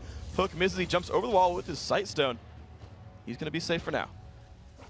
All right, so they've bought Voyboy some alone time with this turret. And we'll see if he can actually stay long enough to put the damage on, but he backs out very early again. A lot of cautious, very, very cautious play here from Voyboy all game long. Yeah, so all right, they're going to be okay with this one. Zion does clear these out pretty successfully. He's getting himself scaled up. That lead now under 50. It was up there before, but now 43 minions separate Zion and Voyboy. It's still the record I want to track because that's still where the advantage chiefly lies here for Team Coast, the 2-1 Zion, making things happen. And I'd have to say that advantage, it has a lot to do with Team Coast's composition and how it mentally affects Voyboy. I talked about him playing so cautiously this game, and a lot of it has to do with any member of Coast roaming around behind him could catch him out. So he's constantly worried about an Ahri at his back or at least Sin at his back coming to pick him off. And that's why, even with that ward at blue buff, he's been giving up some minion kills and not pressuring to the fullest of his ability. Yeah, it's definitely a scary place to be in. Shifter, the roaming Ahri, Nintendude, the roaming Lee Sin. Even with 4 deaths, he's still been a part of 4 of his team's 7 kills. Nintendude on Lee Sin. He's definitely doing a fair bit. And again, I mean, you can ward the blue buff, but think about it. He's got a Ruby Sight Stone. He can hop walls all day and just come in from the shadows. You'll never see him coming. It's the whole angle that Coast usually hope to achieve with their very mobile compositions. And Curse are definitely more at home when they're all next to each other. They would much rather have those large team fights. We'll see what they can find. Right now, the team lurking in brush. Zion decides to reveal himself anyway. They don't quite get the catch onto that Caitlyn.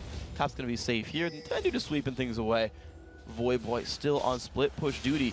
Looks like Curse are just going to play a slightly longer game here and try to, again, look for the major team fights. As you said, they want those big battles. The Dragon down, they don't find that. So they're actually going to try and delay as long as they can at this turret to buy Voyboy time to split push and buy the 3.5 seconds that it takes for the upgraded teleport to come through. What they're going to do is have St. Vicious be the initial lockdown with his Curse of the Sad Mummy, and then after the teleport does come through with Voyboy, you can follow that one up. That'll be the goal for these guys. Zion Spartan, though, has been sent on counter push duty, but has no crowd control to stop Voyboy. Now Curse will find that second tier turret right there, making it 4-2. Shifter alone pushing mid. He's got to be aware of the push behind him. There are Curse members coming up the flank. Can Shifter stay long enough to kill the turret? He's got to leave now. He is on the correct side of the map to run away. Voyboy's not cutting him off. Nintendude spots the team. Turret does not go down, so Curse does defend that just barely successfully. About 250 health left in the structure. 318, that was close. Coast would love to be able to pick Voyboy off with one of their assassin champions, preferably the Ahri, because we're not sure if Zion, even at this point, being so fed, can finish Voyboy off by himself. We saw up top, even when Voyboy's so far down in minions, Zion's still having a tough time finishing him off solo. He's still scaling up, though. I feel like you get to the point where Zion gets crazy. Saint getting jumped on right there, down to half HP, burns his ulti. Voyboy, will he re-engage? Looks like he's going to go for it. Saint still low. He's going to flash out. Zion off on the outside. Actually, almost no one getting caught by Voyboy's ultimate. Nintendo flashing over the wall, still alive, does drop down. Shifter gets a shutdown, though. 1-for-1 in this battle. Mashme still alive. Charm lands on the Voy. He's been rooted, forced him off his zone use, but no one actually wanted to kill Voy. It's just a cooldown loss right there. 1-for-1, trading mid for jungle. pretty good for Coast. Mid for jungle, plus the 2 giant AoE cooldowns of Curse. So Coast very happy with that one. And now they're going to look to steal away this blue buff. So they get an objective on top of that trade. Yeah, they get the blue buff. That's nice. Actually, just a recount on ultimates, though. Coast did actually use all of theirs. Now, granted, they're lower cooldown ultimates. So you're right. They will have a better time than St. Vicious will. But Kov and Edward do still have theirs. If they wanted to play defense, they could press R if that would help. However, just Coast outnumbers Curse right here. Edward tries to fake with the lantern. Doesn't do anything, though. This is going to be turret going down. Coast finds their third, and they bring the game within 1,000 gold. We've still got quite the match on our hands. And it's all going to be about where Coast catch Curse out of position once again, because that's pretty much their whole game plan this game and for the majority of all of their LCS games. They pretty much always try and pick these very mobile champions to catch you out of position. It's up to Curse to make use of their teleport on Voyboy without him getting caught. Well, the teleport at least is still up for this one, so as soon as the ultimates are back from cooldown, of which 3 of the 5 are, they're still winning on Saint and Voy. They can go for round 4 or so of the major team fight composition, see if they can find something. Curse still does lead in gold. They've got the ability to scale throughout this game. And Coasters, they've actually got a good set of wards scattered throughout the map. Coast really, you see the blue dot scattered throughout the jungle, trying to see where the rotations go. They find Voyboy clearing the top-hand side of the map. They might find the next opening. However, with Dragon up, this is the next interesting contest on the map. And this is what Curse are waiting for, so they can try and pull Coast into a fight inside this river where they can contain them. Oh, no steal on the Dragon. Battle has begun, though. The teleport coming in from behind. There is Voyboy. He's going to first find the support. That's not good for Daydreamin. Gets assassinated by Cop. Don't Matthew forced to run backwards. Good early fight here for Curse. Dragon as well as a couple of kills. Voyboy dropped low. Saint on the outside also getting chunked. Zion Spartan pops the ulti. Not going to find anyone to jump in onto, though. And Curse disengaged with 1 for nothing. A good teleport in there from Voyboy to pick up the kill, but the main story here is St. Vicious hit the smite. They took the Dragon down. Yeah, outsmited Nintendo, dude. Very well played there by Saint, making that fight worth it all in the end. He's going to clear away the double golem. So now you got to think about, all right, well, Curse are starting to really scale ahead at this point. They've got a pretty sizable lead of 3,000. That's one of the bigger leads we've seen in this game. Whereas they've still got the crazy team fight comp with a safe Caitlyn, the Kennen, Amumu, Orianna. That's all kinds of scary. Can you rely on a Don't Mash Me Vayne to carry you into the late game, or is Zion Spark going to be big enough? Like, what does Coast do if they stop finding picks? So the reason that Team Coast have been an inconsistent team in the LCS is because they love playing these types of champions, and this is the general gameplay that they usually go for, which is inherently an inconsistent style of play because a lot of their potential relies on catching people out and landing those skill shots that are required to lock people up. So, short answer is no, not reliable. Okay. They'll hope. They'll hope for the aim. They'll hope that they don't get dodged out, or they guess the mind games properly. It's all skill. It is all skill. Ezra would say that, and I believe him. Let's see if they can do it. Coast waiting on the outside. They don't quite find the route. Put some plants in front of St. Vicious, and Mimi says, all right, I won't hug the Vine Lasher. That's not my friend. This ward, though, maybe the creepy Thresh guy, I'll hug him. He'll be my friend. Find power in numbers there. Curse. Oh, this is what Coast don't want to do. The dance around Baron without vision. There goes Saint. He's going to dive into the side. Actually, a very split battle right here. Cop going to burn his ulti, not finding a kill for it. Nintendo dangerously low, trying to run, but that will be a kill anyway. St. Vicious still re-engaging. Saint low, but Mash Me can't chase him out. That is a 1 for nothing again. Curse just keep finding these openings. But Zion Spartan is hunting the weak gazelle here. St. Vicious is in the middle of the pack, trying to be safe, and Zion really wants a piece. The ward lands, or the ward comes down, they spot Zion. He's gonna run away. Shifter finds Edward, though. He had been surrounded. Good pickup here. And as we said, the Ahri finds support, kills the support. All right, let's move on forward. Yeah, you gotta relate this Coast style of gameplay to like a pack of velociraptors. Nice. Always on the hunt for the straggler. And they were able to find Edward there on the wrong side without the rest of his team. And what's so great about that is Curse started that fight with a kill. They're like, we won that fight. And then Coast were like, no, we refuse. They found their own trade kill and even got a turret for it. So I got to commend Coast on their tenacity there. They lost the fight, and they said, no, we win the fight. Screw you. And made it happen. It's funny that you credit their tenacity when none of them have any tenacity. Good one. Hey. Anyways, I got fooled by the Trinity Force, non-Trinity Force earlier. I can't get Evans right today. I think the main point from that is that we need a Velociraptor Kazakh skin. Yes.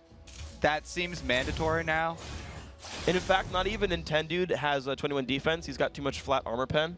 So he doesn't even have tenacity from the freaking Masteries. There is 0 tenacity in the Coast lineup, ladies and gentlemen. But they still have it in spirit. The players themselves can't be stunned. Their champions can. But Nintendo, you trip him up, he gets up faster than anyone else. Is that something that Elements brings to the team? He instills in them. He's got a tenacity aura. The Such a natural good human coach. tenacity There aura. we go. That's what he does. All right, so Curse have Groot back up because, again, they don't want to get picked off, and they're going to rely even more heavily on sticking together now because they've felt what it's like to be separated from their brethren. They don't want to be caught out of position again. So, well, that makes it very curious that Vorbo is actually up top right now because his teleport's not available. So I have to say, if Coast get any wind of Curse coming in, then they're going to probably back up here. They're actually jumping forward. Nintendo getting caught and just explodes first. The lone Velociraptor dies. Daydreamin down low on HP as well. Say Vicious splitting off. Shifter gets caught as well. That's 2 dinosaurs down, and Curse going to keep moving forward. Then Coast going to keep walking backwards. That was... All right, that's what Vision will do for you. Yeah. Curse definitely make a good move right there, denying all the vision from Coast and forcing them to come back in. That was actually Coast's mistake of going in 1 by 1. Daydreamer getting caught sleeping right there. The hook lands, kills him off. Now only Zion and Mashme are left, and I don't think they can 2v5. Baron Nashor goes down. Well picked up. That is again a smite out from St. Vicious. Second objective in a row secured by him. And here we go. Let's check out the last fight. All right, so this is Nintendo. Not only did he go in first by himself, but he used his safeguard to go in. So he had no escape after that anyway. Shifter does the exact same thing going in by himself. And Jackie does not care if it's a one-person shockwave. He's taking Shifter home dead. Yeah, Shifter jumped onto a trap. That was just so unfortunate for him. You talked about how satisfying it is as Caitlyn. Yeah. To be able to just freely auto-attack people on traps. And Shifter loves cupcakes, so great job by Cop preying on his weakness. It's not even fair. There are only 4 Yordles. It says it is in the ability. Coast doesn't even have a Yordle on their team. They still eating the cupcakes. These guys are not playing by the rules. Tenacity and everything. Curse, though, still on the aggression here. Another turret goes down, making that 5-4 for them. They've got the Baron. They've gotten, I believe, every dragon as well. Curse winning by only 4,000 gold, oddly enough, despite everything else in the scoreboard telling you they're up by a lot. The purple buff is definitely worth a lot, too. So not only do they have that slight gold advantage, but they've got the stats that come along with those circling purple flowers. Flowers? They're definitely flowers. Sure. I think they're runes. Sure. They're little runes. Sure they are. Sure, Sure, Kobe. They're flowers. All right, the point is, with that, they also have a lot more armor on Saint now. He's also gotten his Glacial Shroud, so they would not be opposed to a turret dive at this point in the game. And the only answer here from Coast that's been different than any of the last team fights is that Don't Mash Me now has his Quicksilver Sash to get out of that initial St. Vicious ultimate and be able to put out damage, which they previously have not had. And the push is still continuing for Curse. You're seeing that the damage output that lands tends to stick, whereas the damage from Coast is regenerated so quickly. So the siege is just continuing for this Curse lineup. They're in pretty good shape. Cop firing away from far back. Edward even putting the lantern down to secure everything. And that is picked up successfully. You're seeing the base still under siege. Saint in front. Engage might come. There's the jump in. Saint down to half HP, gets kicked right back out. Boyman's going to jump in there. Nowhere to kick him out. But the dive in the back is Shifter. Will he find Jackie? There's 1 kill picked up for Zion. Spartan. Saint's ult comes across. Zion will go down. But that's 2 kills picked up so far for Coast. Zion's going to just revive and be safe. Ever getting shot. Don't match me. Can he fight Cop on the right-hand side? He lands the stun. No, he doesn't. And Cop kills him off. Coast forced to run away. The Cop ult. No! Nintendude. Shoot anyone else but Nintendude. Oh, so close right there. But it was a great job by Shifter rotating around the back there. He did exactly what Ari needs to do and flanked to the back of this fight. Zion took the first hit right there. And that kick from Nintendo, by the way, saved both him and Don't Mash Me from that Amumu ultimate. Right there, Shifter and Zion finally pay for their flank, but they took out the priority targets. And with Zion getting back up, they're able to finish this one out ahead. Cop just barely able to hold his own. Oh, very interesting fight then by this Coast squad, putting themselves in a little bit of better shape. Their turret had already died. They're fighting a Baron buff, and they came out ahead in a direct 5-on-5. Right, you talk about how inconsistent and crazy this Coast team comp is. That was the exact type of fight Curse wanted. And Coast were like, by sheer force of will and innate tenacity, they found what they wanted. Zion now up to 3-1-3, 242 minions. It seems that even though he was down early on, he can't keep him out. Zion's still holding on for his team and trying to carry it through late. Well, he did also use up the Guardian Angel charge, so that's a very long cooldown for Coast. And if the next fight from Curse comes before that gets back up, then they will have much better results, as well as not having to deal with a turret this time. So an exposed inhibitor bottom is pretty much the best leverage that Curse can have for the next Baron that they're going to be looking at. Yeah. They can easily force a fight in open territory down at that exposed inhibitor, and then rotate up to Baron to force Coast into another one of those blind engages where we saw them get the advantage before around Baron. Just make use of that Oracles. And to think about it, Voyboy also does have his teleport available. If they wanted to send him towards that bottom lane, split push by himself, pull someone over there in his TP back, they've got that in their back pocket as well. So Curse holding a lot of the core core setups here. 13 seconds until Baron Nashor respawns. Spooky Ghosts coming for ya! They're scaring him away. It's Halloween here with a mummy and Spooky Ghosts. Well, that was Everyone's fun. fine. Yep, I was scared. But Curse, with power and numbers, were okay. They held each other's hands and said, don't be afraid, it's just Halloween. There we go, Baron coming up in 2 minutes. Got that number wrong for you guys, but it's just 2 minutes away there. And Curse still looking for their siege in the bottom lane. There's Voice splitting the top, actually. So they're trying to pressure with their main force that bottom lane. Yeah, so the reason that they flipped it and they have their 4 members down bottom is because they actually really want to take that inhibitor before going to clear out vision around Baron. And they want Voyboy to actually be able to teleport down to the bottom lane to flip the numbers. Oh, here we go. Nintendo steps on a trap, and that's going to be enough to send Curse back for now.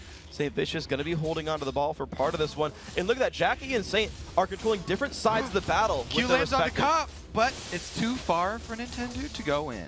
All right, they're not going to chase down just yet. Wave's still getting cleared. Look at the pink ward, though, aggressively into the Coast base. Able to scout for wards in case some were down. Able to kind of wrest control right there. Zion actually waiting in the fog of war to leap in. Plus, it also adds the benefit of a very deep spot for Voyboy to teleport in, and it would cover the battlefield in vision so that when Zion uses his ulti, they can keep track of him and burn him down. A lot of good ideas there with that ward. Of course, Voice still in the top lane, and no one has... There we go. Zion's going now to try to sweep that up, try to control Baron and Dragon, only a minute away each. Get one hit, Voyboy, on that turret. And well, right now it's the inhibitor they're getting hit a little bit. Cop playing very defensively. He's not risking his life when Lee Sin Q lands on him. Doesn't want to get kicked into the team. Then Tendude, he's got Flash and the Ghost Wards to put down. Definitely a risk there for Cop to get kicked in. Here we go. He's got the charged up Qs too. Those make a very satisfying sound. Yes, indeed. Oh, there's more the charge. the inhibitor. Lands onto Jackie. Inhib is down. Will they go in? Cop finds it. Inhib is died, and that's going to let Curse just walk right away, saying we're not going to risk anything else. Good siege by this Curse lineup. They found the openings they wanted. They built a 7,000 gold lead now. Voice still top. The rest of the team grouping elsewhere. Now would be the easy rotation for Curse back to Baron.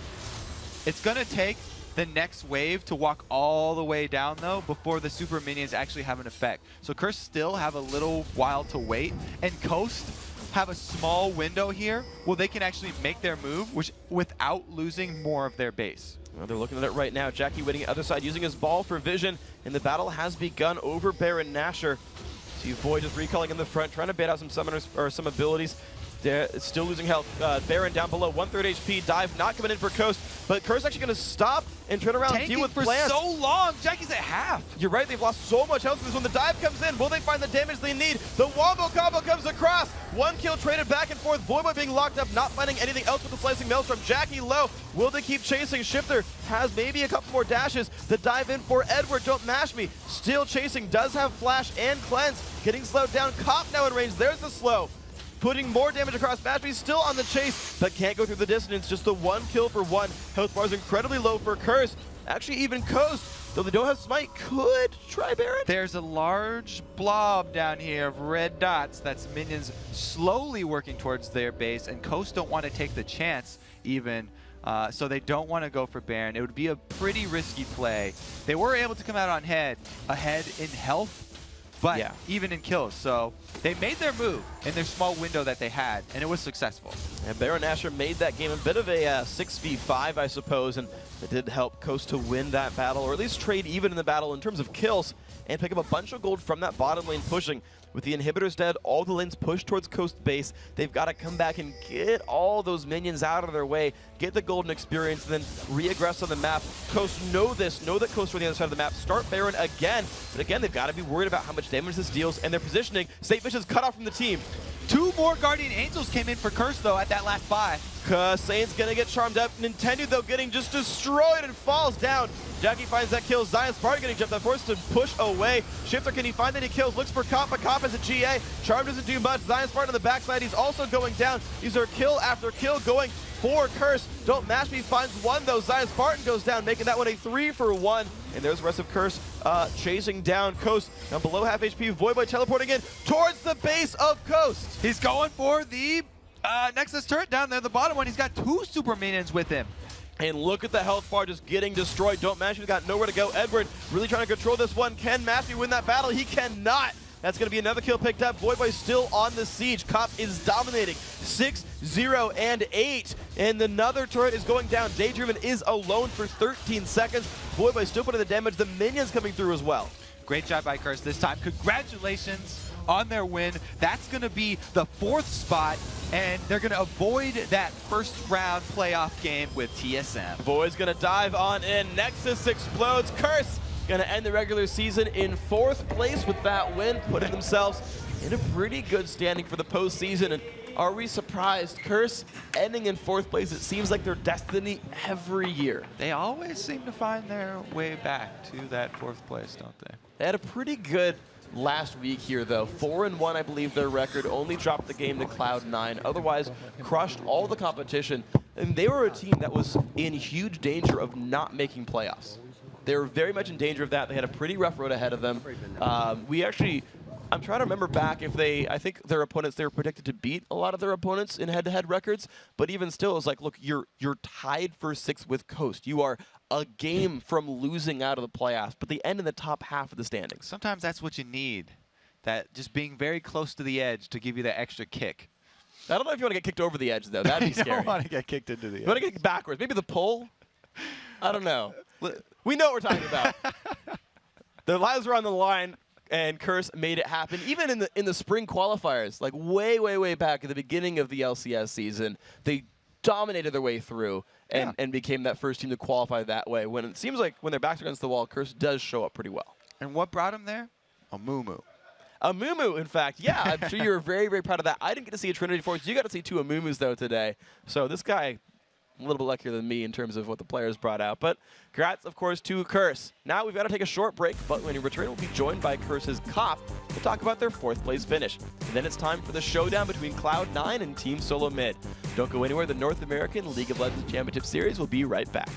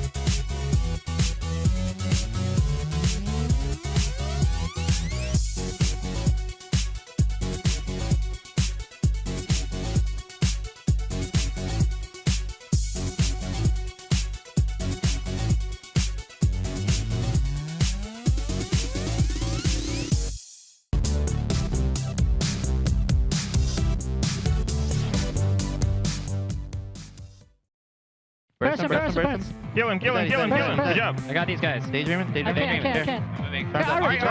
He took trap. Kill him. Nice.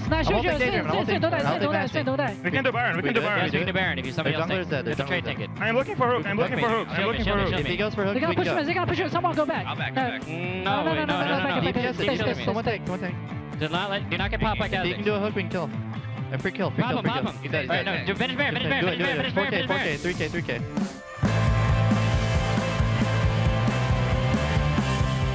Welcome back to Super Week 9 of the North American LCS Summer Split. Rivington here, joined by Curse's Comp. You guys came out with a pretty definitive win there once you definitely got the team comp going. You yourself have, as you said, you didn't even know, have quite a diverse AD champion pool here, one of the most diverse throughout the Summer Split. What kind of turned this on with Curse coming into this one? I didn't even notice at first until I was told, I think yesterday, the stat.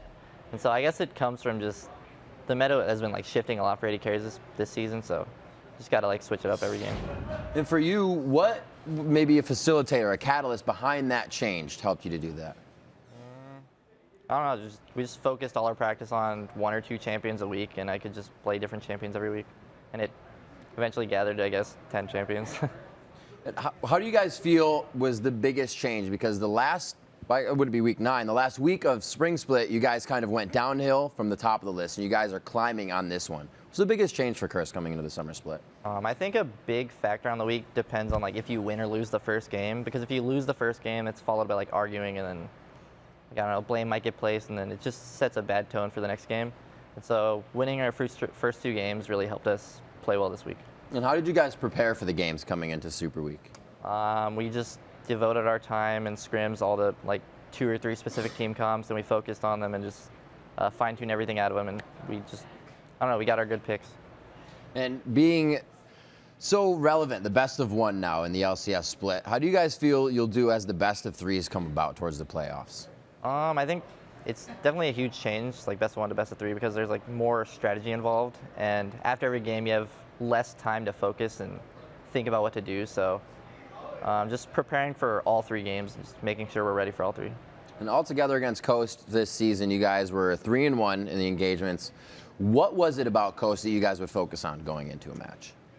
Just making sure the niche picks were kicked out of there. We banned, I think, Riven, and did we ban Zed? Yeah, Zed. So just so any assassins that could maybe super hard carry the game, we just got them out of there and then just played safe. All right, and a few more questions for you, really. Who do you think has, even if it's you, has really stepped up on the team to help Curse come up in the second part of the split? Our manager, probably.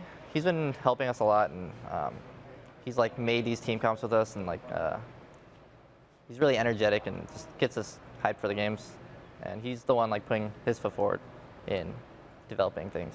Right on. And actually, we had quite a few managers come up here and speak about, the brand, what's going on with them. Obviously, Liquid having an interview previously. Final question for you. Do you have any shout-outs to possibly new fans or fans that are still of Curse that you have? Of course, thanks for, supporting us the whole time, even though we've been doing horrible, but it's helped us. And then check out the store, teamcurse.net, for, all our shirts, jerseys, everything. All right, Cop, thank you very much for the interview. Congratulations on the win and really diversifying the champion pool for Curse coming into the Summer Split. Much more to go on the day. Game extension coming onto that one, so you guys are getting a little bit more action. It's still Kobe and Freak on the desk. Guys, take it away. Thank you very much, Riv, and it's time for our 8th game of the day, which is Cloud9 versus Team Solo Mid. And though this game doesn't matter as far as standings go, since TSM is locked into 3rd and Cloud9, of course, is in 1st, TSM still wants this win to prove that they can beat Cloud9 heading into the playoffs. Yeah, so far, Cloud9 has decimated their friends in all 3 games that these teams have played this summer.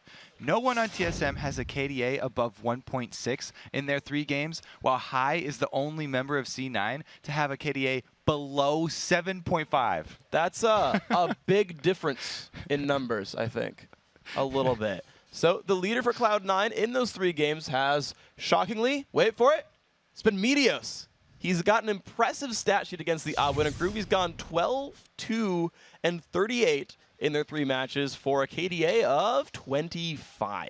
And Meteos is actually going for a record in this game too. Unless he goes something like 0-40-0 in this game, he's going to be the first player in LCS history to finish a split with a KDA in the double digits. So that'll be a first place record then for KDA. I think we might have that one set. All right, so guys, the players are heading into Champion Select, so let's take a quick look at the starting lineups. In the blue corner is Cloud9 for the final time in the regular season. Balls in the top lane, Meteos in the jungle, High in mid, Sneaky the AD carry, and Lemon Nation on support. And on the red team, it's TSM. Reginald's up top, the odd one's in the jungle, Dyrus is mid, Wild Turtle's an AD carry, and Nick Special is supporting. And before we get into this match, I want to see who you think is going to come out on top. And according to LOLesports.com, 54%, a scarce margin here. I think that Cloud9 is going to take the sweep against TSM. That is a really, really close vote. Yeah. And it might be because there are a lot of TSM fans. Plus, Cloud9 did drop their the first Super Week game against Vulcan in a very, very impressive fashion. Yeah, the level 1 wasn't the best. I actually talked to him about that level 1, and he said, we knew they were in the brush. I could have just Jarvan flag toss checked it. This is actually Meteos who said this, and he said the call was just to go face first. I'm not sure it was the right call, as we found out, but for what it's worth, he says they knew. So he says that he knew. But he didn't say anything. Ball say, hey, I don't know what's going on. Got this. But they probably need to work on the communication for their level 1s a little bit. They might need to a little bit. A little bit safer. Yeah, these guys, it's actually been one of the only downsides of Cloud9. When I look back at their 3 losses so far this split, they lost a level 1 team fight to Counterlogic Gaming. That was their first loss. In Super Week, they lost a level 1 team fight to Vulcan. Then I think they had like a straight up game lost to Vulcan that was like more on the up and up, but that's been the Kryptonite Achilles. I forget, was it your reference or well, people didn't like that one, so no, we're not gonna use it again. Please say it. I want to hear it. It was the Achilles Kryptonite. The Achilles Kryptonite and the thorn in the camel's back, or the thorn that broke the camel's back. One of the two. Either one. I actually like our phrases. I like putting them together, not knowing what to say, and just shotgunning words out. It works well.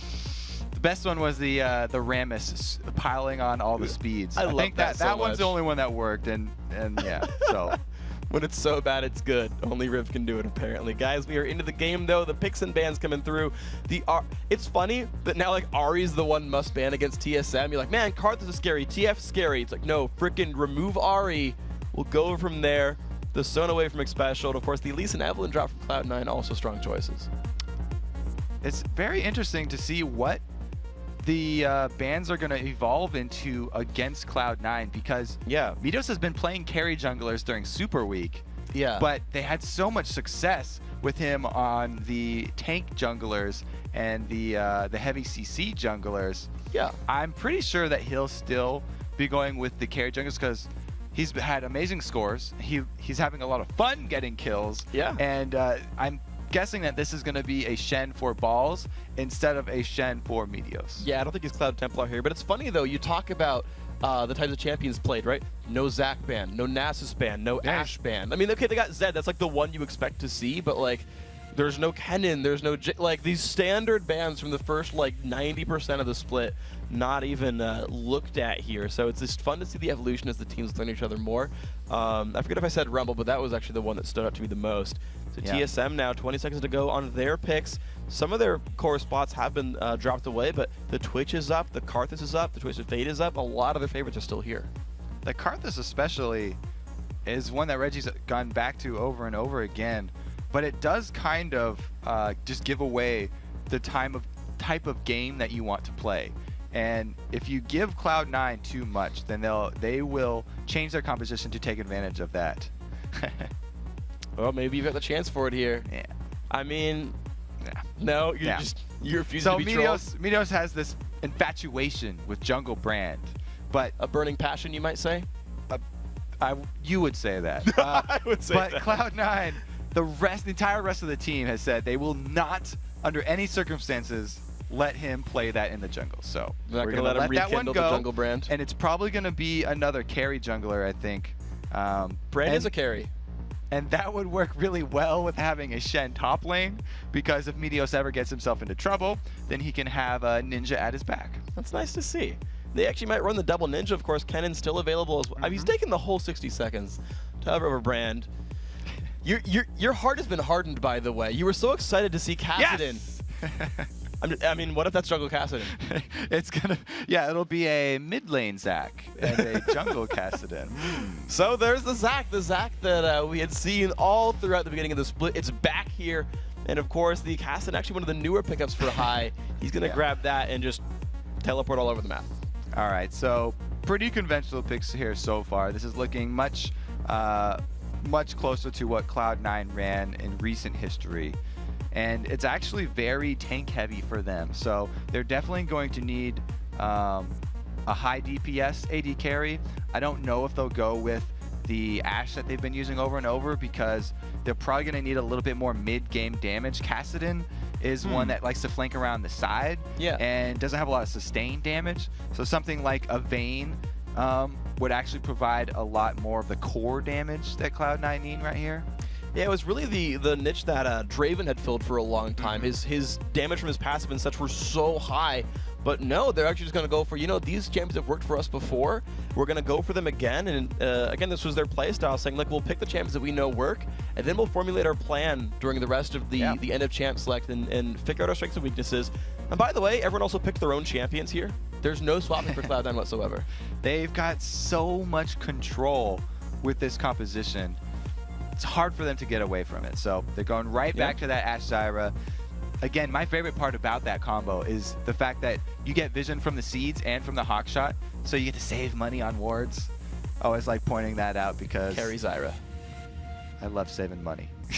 yeah, I run like 5.3 gold per 10. TSM doing the exact same thing. They're playing a very TSM-esque comp. Yeah. We've seen this exact composition from them multiple times already in the LCS. And here we go. It is champions we are not surprised to see really on both sides here. These guys playing their standard stuff here. The game doesn't seem to mean much for the standings, but certainly these teams still giving it their all, playing the champions that they are known for, the champions that they are great with.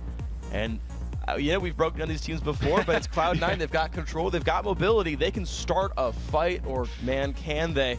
And TSM, dude, Reggie's going to farm up a storm in the mid lane. He's going to give them the globals. So the interesting part about this game is probably going to be where the lane matches pan out, because Cloud9 are probably going to be looking to get high into that Reginald lane somehow so they can have that Kassadin-Karthus matchup very early. And that's really the most interesting part about these two teams, because like these two comps have gone up against each other so many times. This easily could have been a game that we casted a month ago, the exact same compositions. Yeah, and they're even scrim partners too. They're primary opponents of each other for practice. So you look at Cloud9 on your screen and you just see determination, right? Like they're getting down to business. Kind of same thing here. Wild Turtle, by the way, not smiling right now. This is an imposter. This is not real Wild Turtle. He was not grinning ear to ear, so Super Weak off. has not been kind to Wild Turtle. No, he is. I mean, he's still wild. He flashed into the enemy base to pick up a kill on Edward, but he's angry and wild. Hope that Reggie can keep Wild Turtle entertained, because if Wild Turtle gets bored again, dude's flashing who knows the base. what's going to happen? Proxy Twitch. we see it from Singed. We haven't seen it too much spray and pray a whole minion wave. That's immediate clear, so strong. Think about it. You can stand on one side, throw the Venom Cask on the other, aggro the other minion lane. You can pull all three, and then you get the spray and pray clear. It's a good strat. You can stealth into the base. There's so many good reasons to run this Wild Turtle. You're giving away TSM secrets right now. What are you And then doing? Thresh pulls him back in the end. I'm 3 steps ahead of everyone here, guys. Here we are in the game. Cloud9 in blue, TSM in red. The top 3 teams in North America, you're seeing them on your screen right here, and they've been looking good. Both these teams 3-1 so far in Super Week, have had great records here. Only one of them's going to go 4-1. One's going to go 3-2. See what these guys end up going for. TSM with a clever little build. Got a ward over the wall, and they're looking for the blue invade that isn't coming. And High has gone with that Crystalline Flask on his Kassadin, backed by 3 more health potions. So he's just looking for that lane sustain until he gets level 6. He wants to soak up every single minion worth of experience until he gets 6, because before that point, he's going to have a fairly hard time in lane. Well, then good luck to you, good sir. Can you dodge a lay waste? Can you dodge a ball? Can you dodge Twitch arrows? We'll see who ends up getting thrown against you. Dara's going to recall back. He's clearly not going to be the mid laner here. We'll see where he ends up going. Looks like Wild Turtle Special going to take the bottom lane. They're going to help the odd one grab his blue buff. Reggie's going to hold mid, so full standard lanes here. Actually, for both sides, we look at this. And these guys are going to play completely straight up. Not even any real mind games with the jungle either. I think all the AD carries and supports down bottom have a lot to do with the added weight that teams are putting on that early dragon. So they want to have as many members in the dragon vicinity as possible. Yeah, Cloud9 won't have to force a lane swap to put balls back up there to the top lane away from Dragon when that does spawn. So you're right, the Dragon really helping to shape some of these lane compositions. High now, 1v1 against Reggie, puts the silence down. They're trading blows so far. Medius, of course, actually shared XP with balls on the way to the blue buff. So interestingly, I feel like they might have expected a 2v1 because Balls is still jungling with Medios. At this point, they've got full vision of the dual lane bottom, so he knows it's not a 2v1 situation. But I believe you're correct, and they were expecting TSM to be the ones looking for the old 2v1. So interesting, kind of mind gaming themselves, I suppose, just a little bit. Ball's going to make his way up top. Of course, most of that wave had already dropped out. The odd one has already grabbed his buffs up here, so his jungle pattern's been nice and done. 244, double buff on to the odd one. So Dyrus hits level 2 first and does not press the aggression as quickly as I thought he would. A normal top lane strategy is to shove your lane very quickly so that you can get that early level 2 and take advantage of the level discrepancy. Level 1 to level 2 enables you to win trades very, very easily because the extra ability at that point in the game means everything. Absolutely right, but he learned the stun, wasn't able to push in too hard. We still watch his mid lane. Of course, Reggie was the one to push first. He's level 3 right now to High's level 2, and we'll watch how well High can last hit on turret. He's at 10 minions right now to Reggie's 15, and 19 minions spawn in the first 3 waves, so we'll see what the mark is after these waves are cleared out. And Kassadin, before he hits level 6, doesn't have that threat that everyone talks about being the counter to Karthus. It's not until he gets the gap closer that Reggie has to be scared. Reggie, with so much experience on Karthus, is fine until he does have to worry about the combo of a gap closing Kassadin with a jungler. And it's interesting, actually, you talk about Reggie's knowledge in the mid lane. After the game against Curse last night, Voyboy, actually in the bottom lane, we've got a gank going on first. Elimination dropped low, 400 HP, but the re-engage coming back. Odd One's gank didn't happen to do much, but burn some flashes, which might just be worth it in the end. They get forced back. This is pretty much the story of most Cloud9 games, where the opponent jungler comes, does this fairly successful gank where they get at least 1 flash. In this case, they got 2. And Medios has been farming his jungle the whole time. So it's a trade that they take very often. Lane flashes for a bit of extra Medios farm. And then when Medios does come to gank, he's got an extra level on the jungler. And if it turns out to be a counter gank situation, they come out on top. Yeah, so we'll see if Cloud9 can make that pay off, because for the next 4.5 minutes, they're going to be a little bit weaker down in that lane. And now to finish the story, though, about Reggie, so after the game against Curse, Voyboy was kind of upset. He was laning against him 1v1. It was Zed versus Ari, if I remember properly. And Voyboy was like, dude, I lost that lane so hard, what did I do? And Reggie just told him, like, dude, it's about potions. Like, you know, you have to lose for the first 3 levels and just try to last hit with Qs. And then after 3 or 4, you can start aggressing, right? You didn't open up with enough potions, so I had an easy win. Like, I just islanded you on 2. I just, like, explained the matchup to him and told him what he did wrong, what to do differently. So I like seeing that, the camaraderie from the players on different teams, on rival teams. And you got players like Reggie explaining, here's what you could have done better to beat me when we meet next time. It's cool to see with these guys. Reggie is such a benevolent mid lane overlord. He definitely top laner. Yeah, oh, excuse me, top laner, top laner. That was some top laner to top laner advice. Very heart about the mid lane. Yes. I suppose lane swaps do happen now and again, so can't call too much into that. Sneaky level 4. Again, actually tying pretty closely with Wild Turtle. You're seeing both of them in the mid-30s right here. Both these AD carries. Cloud9 without flashes, but it seems like they're not being pressured nearly as much. Their wave is starting to push, though. They're starting to get to the point where Odd One can gank, and lo and behold, there's an Odd One lurking into the brush. Now, the thing is, he didn't gank through the route that has a pink ward. He ganked through the lane, which is actually where the ward is. It's usually in the river, but instead of going past that pink ward, he gets seen out by this one, and nothing's going to come of this. Yeah, you look at Cloud9 playing nice and far back. The seeds are down, as you pointed out, helping Lemonation spot where Xpecial is, and Xpecial goes for the hook, lands it onto Sneaky. Can he do enough here? Goes for the flay, puts him into range of Wild Turtle, slow lands as well, puts the lantern down, keeping him in range. Sneaky dropping dangerously low. Now, boy, oh my god, he stood in the turret range for too long. Oh! Sneaky does get killed, though. Requiem doesn't quite do enough, but still a 1-for-1 trade. Very interesting one. 1-for-1 trade, but the first blood went to Cloud9, and Reginald also had used his Requiem. It didn't even award him the kill or the assist on that. So large cooldown, not available for Cloud9, and that allows High to have the advantage in this lane. He can actually look for roaming, whereas Reginald won't be able to help that lane that High roams to by adding his Requiem damage now. And one other thing to point out about that, too, is that he used the Requiem about a minute before his blue buff would have spawned. If he had been able to wait a little bit longer, he would have 20 cooldown reduction for that ulti. So an even longer cooldown than otherwise would have happened.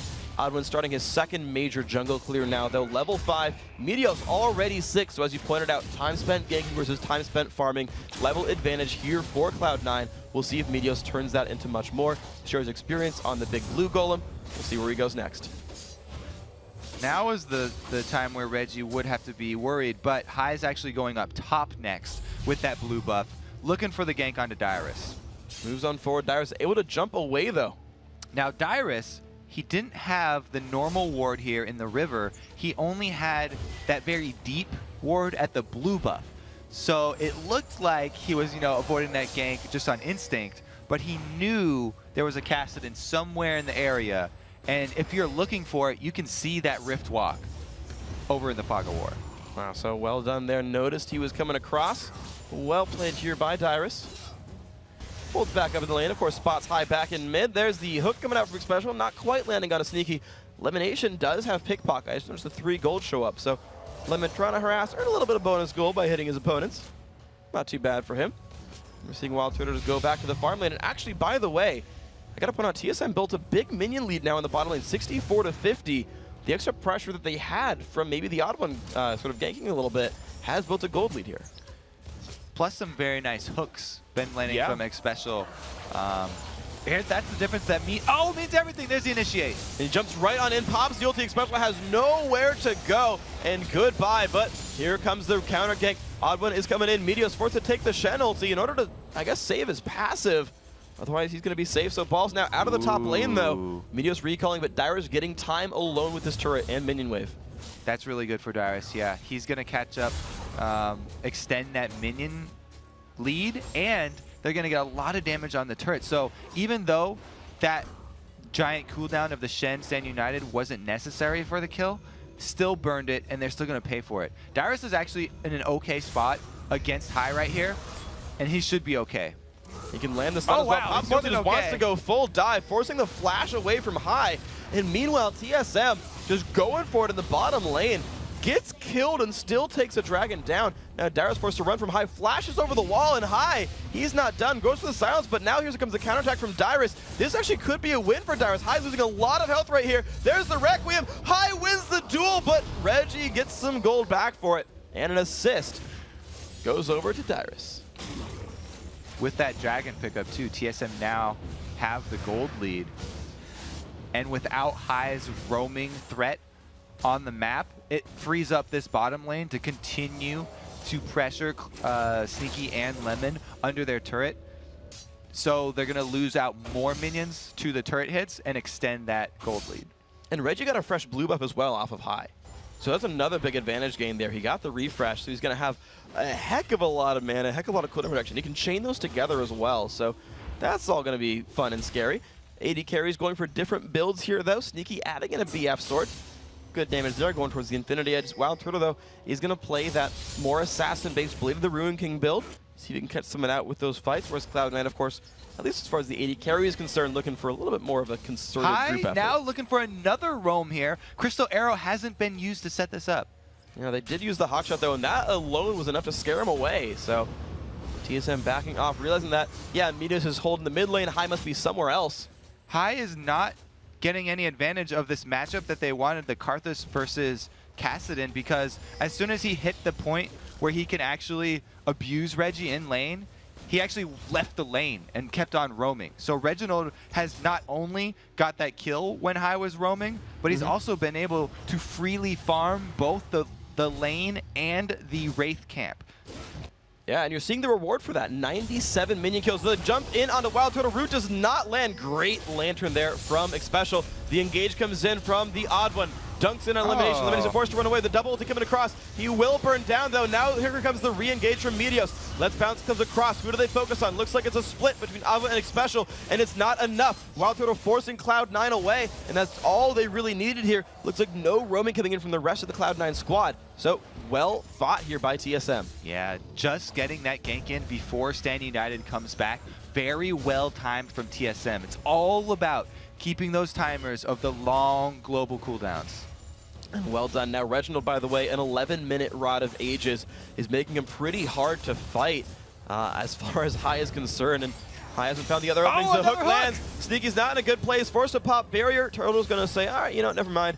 I'll just ride this Lantern on out. No big deal. Ball's still fighting up against Dyrus. Dyrus with a kill and level lead as well. You're seeing Dyrus with a lot of MR on that build as well. He's in a pretty good place.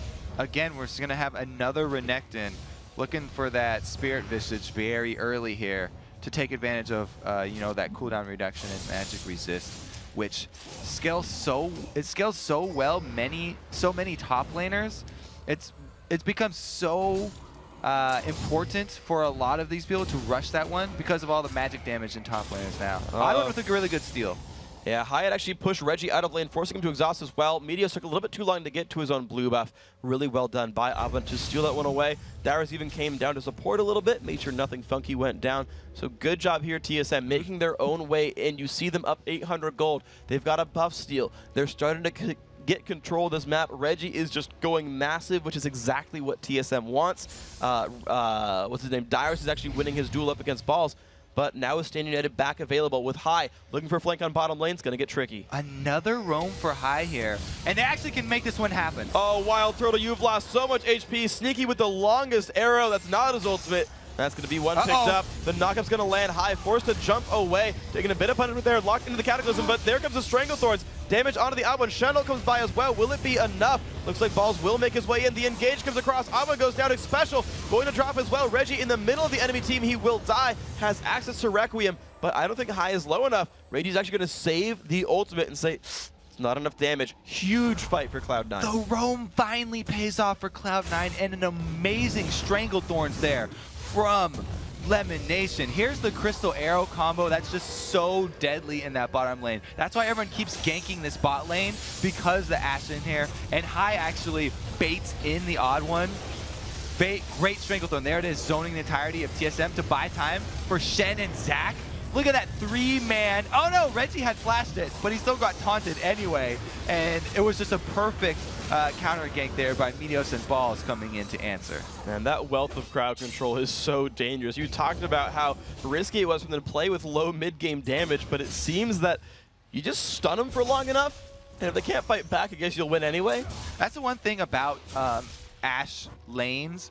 People say that she's not that great in the duo lanes, but that's not taking into account that it's a team game, and she's like the best AD carry to go gank for because she can almost always set you up for a very easy gank, and that's what Cloud9 play to her strengths by continually sending both Hai and Meteos down there for ganks. And the proof is in the score. Look at that. Sneaky hasn't sent an arrow outside of his own lane. He's not been helping other lanes.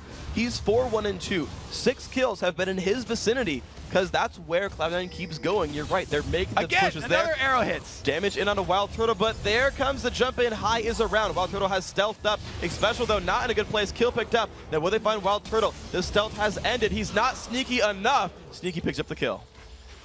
The river vision there is really key for TSM, because Hai keeps on getting in behind that duo. Meteos just looking to clear out those minions, by the way. He's not looking to fight that one. Waiting for the rest of his team to join. I mean, you look at his build, Ancient Golem, Ninja Tabby, and a Ruby Crystal, compared to the Odd One, who had been spending time ganking, compared to Meteos who's spending time farming. Meteos gets to jump into 3 guys like that and say, yeah, right, deal with it, I'm Zach. Not only does Meteos have all that extra farm, but they just got a turret, so that's more global gold, and then a dragon. 2 global gold objectives going to be taken here for Cloud9. All they have to do is ward off TSM and poke them to protect this dragon pickup. And here we go. Odd one forced to run away. Great dragon picked up right here. Dyrus now into the battle. Gets silenced, gets slowed down. Does C9 have the chasing potential? No Ash Arrow up. Flash in from Meteos. That's going to knock Dyrus back, but he's going to jump right back out of that one. Stranglethorns will knock up Reginald. Will TSM continue to fight? No hook's going to land for a special. Dyrus still towards the front, but looks like the battle is stopped. TSM definitely wanting to answer for those 2 objectives that they just lost, but they just can't convert, especially since the great disengage from Lemon Nation right there. And now we see the builds mature and the game progress, the matchups. Who's scaling up? Who's doing the best? Well, the 6-1 and 2 Sneaky, that's a pretty big part of this one. Already has the Infinity Edge going towards the Zeal. No kill found in mid lane. Good Lantern pulling Reggie back, so he's still safe. But it seems that all the babysitting for that AD carry of Cloud9 really starting to pay off. We've got a massive ADC. His arrows back up. Highs roams. They found True a couple of times now. He's up to 5 assists. He's been making 7 of the 9 kills for his team happen. It's starting to kick in for Cloud9. They're getting farther and farther ahead. They're definitely making a good use of the control that they have over the mid game. And it's up to TSM really to stop that role, because there's no more objectives left on the map to really fight for them. So it's very hard to actually answer, and they have to control themselves. You saw them getting a little bit over-aggressive there, trying to use a lot of their spells and summoner abilities to try and answer. But they have to be very cautious with that and know that they can't overextend. No, caution then going to be the game for these guys. TSM, the top lane, still in the battle. Balls and Dyrus both level 12. Dyrus healing up with the Cold and Meek still in the battle there. Another steal coming in for the odd one, but C9 are ready for this. They're lurking around in the shadows, coming across the wall and says, you better walk away. This is going to be ours. But High, fully caught out, jumps away, stun lands. They're just going to go in onto a special. 1 kill picked up. Now Wild Turtle's not in a good place. He's going to go down as well. Cloud9 making battle start out of nowhere. And now Reginald caught in the back lines alone. Jumps in, tries to find Sneaky. Sneaky's going to flash out of that one. Requiem comes across. Alba's going to go down. Triple kill now for Balls' Shen. Massive fight right there. 4 dead for TSM. Only High's been dropped down. Cloud9 goes for Baron. TSM all typing worth now. They got their target, Highs down, but they definitely did not come out ahead in that one. So High uses both the Riftwalk and Flash to avoid the catch, and then immediately turns it down with the Crystal Arrow and Shen staying united. Very, very well played here, especially from Balls, landing that very timely taunt. Dyrus, in the meantime, had went to try and stop the Baron and sacrifice his life, which is a good decision, because 1 kill definitely much easier for TSM to swallow than a Baron. But unfortunately, that does bring that fight record to 5-1. Only High had been killed by Cloud9. They got 4 in the initial engage. They got Dyrus just then stopping it. So you're right. No capitalization for Baron. No turrets, no dragons, just a few clean kills. And that's probably the best that TSM could hope for that one. You gotta say, well played by Dyrus. However, Cloud9, they've just been every minute and a half saying, all right, we're going to play aggressive again. It seems they're playing around that sneaky Astral Ultimate, saying it's up, all right, let's pick something out. Let's find the battle. Even High getting caught turned into a Cloud9 fight. He got CC, and they're like, just go on it. Just use the globals. Fight, we'll do well. And Cloud9 keep turning things into advantages. They seem to have the positioning of the rest of their team always in a spot to be able to counter TSM whenever they actually do pull off a pick. And it's because the TSM team is not specifically built for getting those picks. So whenever they do find one, it's them being already seen by the Cloud9 wards and not really having the upper hand. So just unfortunate stuff then. TSM not finding the openings they were looking for. A couple of, I guess, missed Reginald ultimates. One of them, they died too fast a couple times. Just a little bit too much health left over. Unfortunately, they've not found those same openings that Cloud9 have. So High back to his lane, farming up. The matchup you talked about, getting the Cassidy up against Karthus, then roaming away when he wants to. High has stayed there, right? Reggie hasn't left his lane except to look for fights. He's just been playing the farm role, and it's worked. He's got 160 minions. Reggie's scaling up, but as you said, the matchup for High is so good. It's allowed him to move around. It's made a lot of these openings. So Cloud9 just, again, playing those matchups, the 2-on-2s, the 1-on-1s, and then leaving when they have to. And Cloud9 have a very magic damage heavy team, so the Aegis of the Legion that the Odd One is working on right now is a very important item threshold that TSM need to hit before they actually want to fight another team fight. They just keep on bleeding gold and objectives if they keep on fighting without the rest of their members getting more magic resistance. Let's see if they can get that up in time and get the team fights to do a little bit better here. He just finished it. Yes. All right, Aegis is there. The team going to survive that magic damage a little bit more. Now only Sneaky has remained as powerful as before. See what ends up happening. Wild Turtle still getting the farm. 164 on him. I got to also point out Dyrus up to 202. He has been playing the farm game for quite a while. He's getting huge. He's going to be unkillable soon enough. Well, close to it. He'll be hard to kill. Yeah, hard to kill, not unkillable.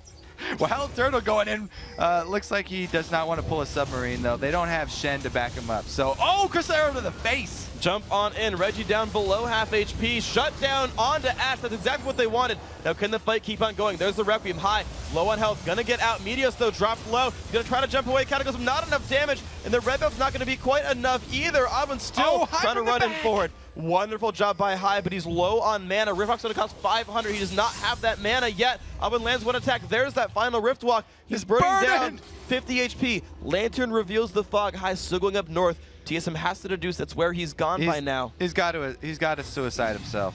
Oh no, he's going for the escape. Special. No. He tried for the escape, did not find it. Kill picked up. That's actually a better trade for TSM. 2 for 2, I believe.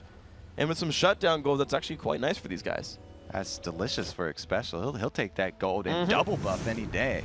Yeah. All right, so let's keep track of High in this one, as we'll see him come back at the very end to assassinate Twitch at the end. First target for him to assassinate is Reggie. That's the high priority one. That's why they picked Cassidy, was to deal with that Karthus, get him out of the picture very early. And then since the person that they caught was Lemon Nation, he bought a lot more time by throwing down that Stranglethorns. No, but he's been caught for real this time. One more Q from Reginald's going to get that one. Dragon does go to Meteos, though, in the meantime, but now he's caught up and alone. His passive is going to get procced. He is going to die out. So 2 kills and a lost passive for a Dragon. Pretty reasonable trade there. There's death number 1 of 40 for Meteos. They're getting there. But it's actually given Cloud9 a Dragon lead. And also to point back to the prior fight, Reggie was the one getting the shutdown on the 500 gold for Sneaky, so he's becoming a force here, that Karthus. And the turret in the mid lane here does not stand a chance. TSM able to get one objective to answer for that will be a small token that will slowly get them back into this game. Wild Turtle also gets a lot of farm down in the bottom, but he's got to be careful because Ash has her Crystal Arrow ready. If she gets stunned inside, especially vision of the turret, then it could be dangerous. To be fair, TSM has actually built a turret lead. They're 2-1 up. It seems that Cloud9, because the one team fight looked for Baron and it got stopped, they're going for Dragons a lot. They're actually not controlling a lot of the buildings on the map. TSM are legitimately winning in turrets, and that's a good way to stage a comeback from as well. You're not clearly ending the game yet, so it gives them a lot of room to fight back. And we can look, there's still a couple more bounties for them to get as well. They could grab that bounty off of Shen as well. If they take down Balls, that's another 500 shutdown. So the kills are going to be even more important for TSM to pick off. And they're only down 5,000. It's definitely a gold lead we've seen. I mean, we've seen much larger gold leads, drawn back. So you got to still consider TSM's got the option here. They've got some great late game scaling with Karthus and Twitch. The blue buff going to go their way. Nothing stolen out. Special also with the Oracle's Elixir, so he'll be playing the Vision game. TSM now have to plot their comeback in this game. For right now, they're content to try and farm 2 lanes and just maintain Vision over the Baron so that Cloud9 don't pull anything sneaky. Looks like they're not going to just yet. A lot of wards starting to come across the map. Special. Gotta be careful, Crystal Arrow does hit Reggie. Lands on a Reggie's silence, knocked around. So much damage coming across. Reggie is gone. Great arrow lands there. That immediately disengages, doesn't want to fight or defile. You cannot be out of position against this team. Sneaky's so good with those crystal arrows. Reggie didn't stand a chance. And beautiful job. They use the Zyro plans to tank 2 turret shots, and it's all it takes to push in and knock the turret down. Cloud9 now equaling the turret kills. They're up 17-8 in champion kills as well. Looks like now, 25 minutes, Cloud9's like, yeah, we'll start pushing. Definitely is a bit, slower game for Cloud9 than usual as far as the towers are concerned, and a little bit more heavy on the kill side here. They've definitely been focusing on killing TSM, and a lot of that comes with returning to that Ashe lane. Most of their kills have been set up by crystal arrows. Yeah, and that bottom lane turret can only die once. I mean, you can get all you want, but you're still not getting the turret out of it. I mean, that might explain all the dragons they've picked up, but yeah, they've never ganked for balls, really. They haven't ganked a whole lot mid, so turret's going down ever so slowly, but making the way across the map. But look at Wild Turtle. So we talked about how well Darius has been laning, right? 267 to 229 against balls. That Renekton's a big, scary raid boss crocodile. Gonna be hard to deal with.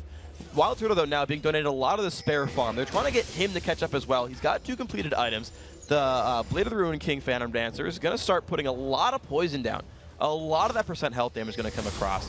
Something to definitely be concerned about here for TSM. Yeah, the poison application is actually overlooked a lot when considering Twitch's damage. That's why he's gone full attack speed here, both for the poison application and the flat attack damage that he receives when he uses spray and pray. Benefits it a lot from attack speed as well. So interesting little bit of differentiation builds. Actually, by the way, between the two of them, they've pretty much covered almost every attack damage item that 80s typically buy. We've seen a Bloodthirster and a Mercurial Scimitar, and they've actually covered the full spectrum. So I like that they've just completely... Hey, Black Cleaver, how about that? We can count Graves in there. Yeah, I guess... He'll once in a while pick that up. All right.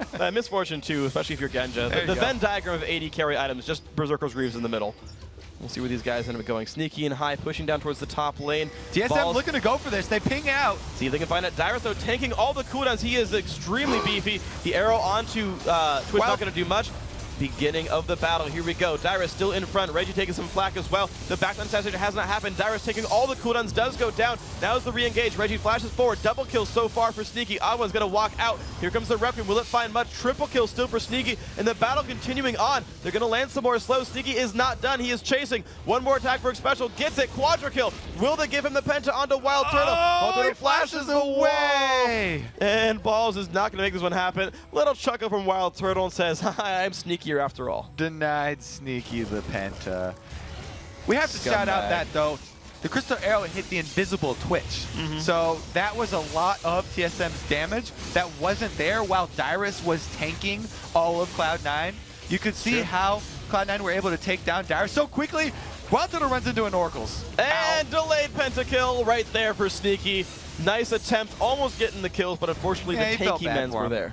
Felt bad for him. Oh, whoopsies. I'll go and feed that one to you.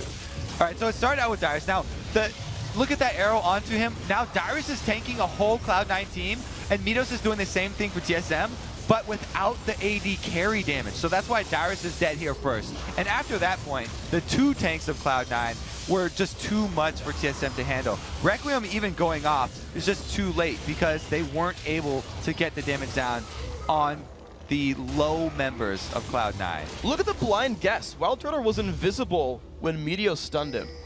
So he can judge the speed at which Wild Turtle was moving when he last lost vision.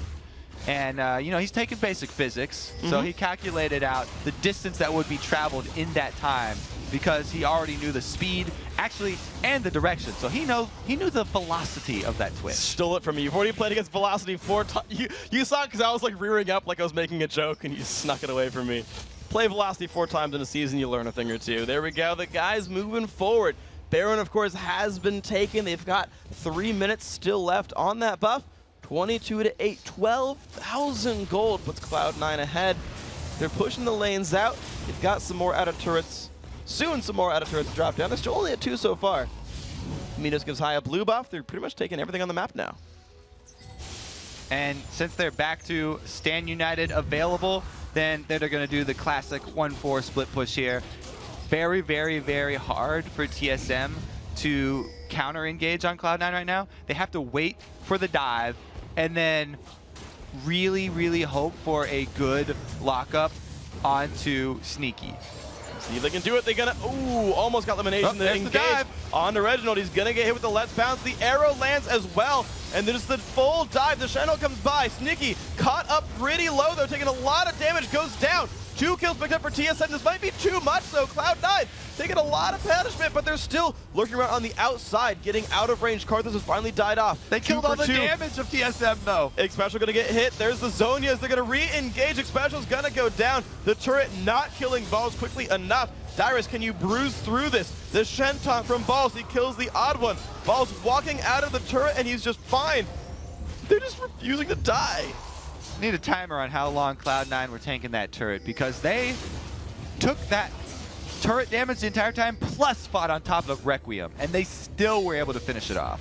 And the Bruiser team here. Dyrus going to look for the re-engage here. 1 versus 3, down to half HP already. He's going to run away from this one. Dyrus coming in away hot, as well. Gets spanked and has to return. Leaves hot as well. Ignite on him as he trails away. And Original going to clear this away. They have saved the inhibitor, though, so Dyrus' heroics did keep that alive. All right, so let's look at the dive. A good job of just starting it off, and then they chain the Siege C onto Reggie and immediately take him out. They then are going to still have to fight on that Defile with the turret shooting them, though. That's just how tanky Meteos has gotten here. And after this point, yeah, it's a 3-on-3 with a turret, but the key members of TSM are already gone. The damage is not there, while High still has his damage and his Zhonya's, able to take out Xpecial, turn that in the numbers in their favor, and the odd one, not quite as tanky. Just enough sustain right there. Well played by that Cloud9 squad. No, they can fight under the turret. These guys still building themselves up. 13,500 gold. Puts Cloud9 in the lead. Wild Turtle still trying to scale up. Looks like a Last Whisper going up next for him. Unfortunately, he's still a full item behind Sneaky, who's 13, 3, and 9. Out of the Bloodthirster. There we go. Venn diagram nearly done now. We've added one more item to the left-hand side.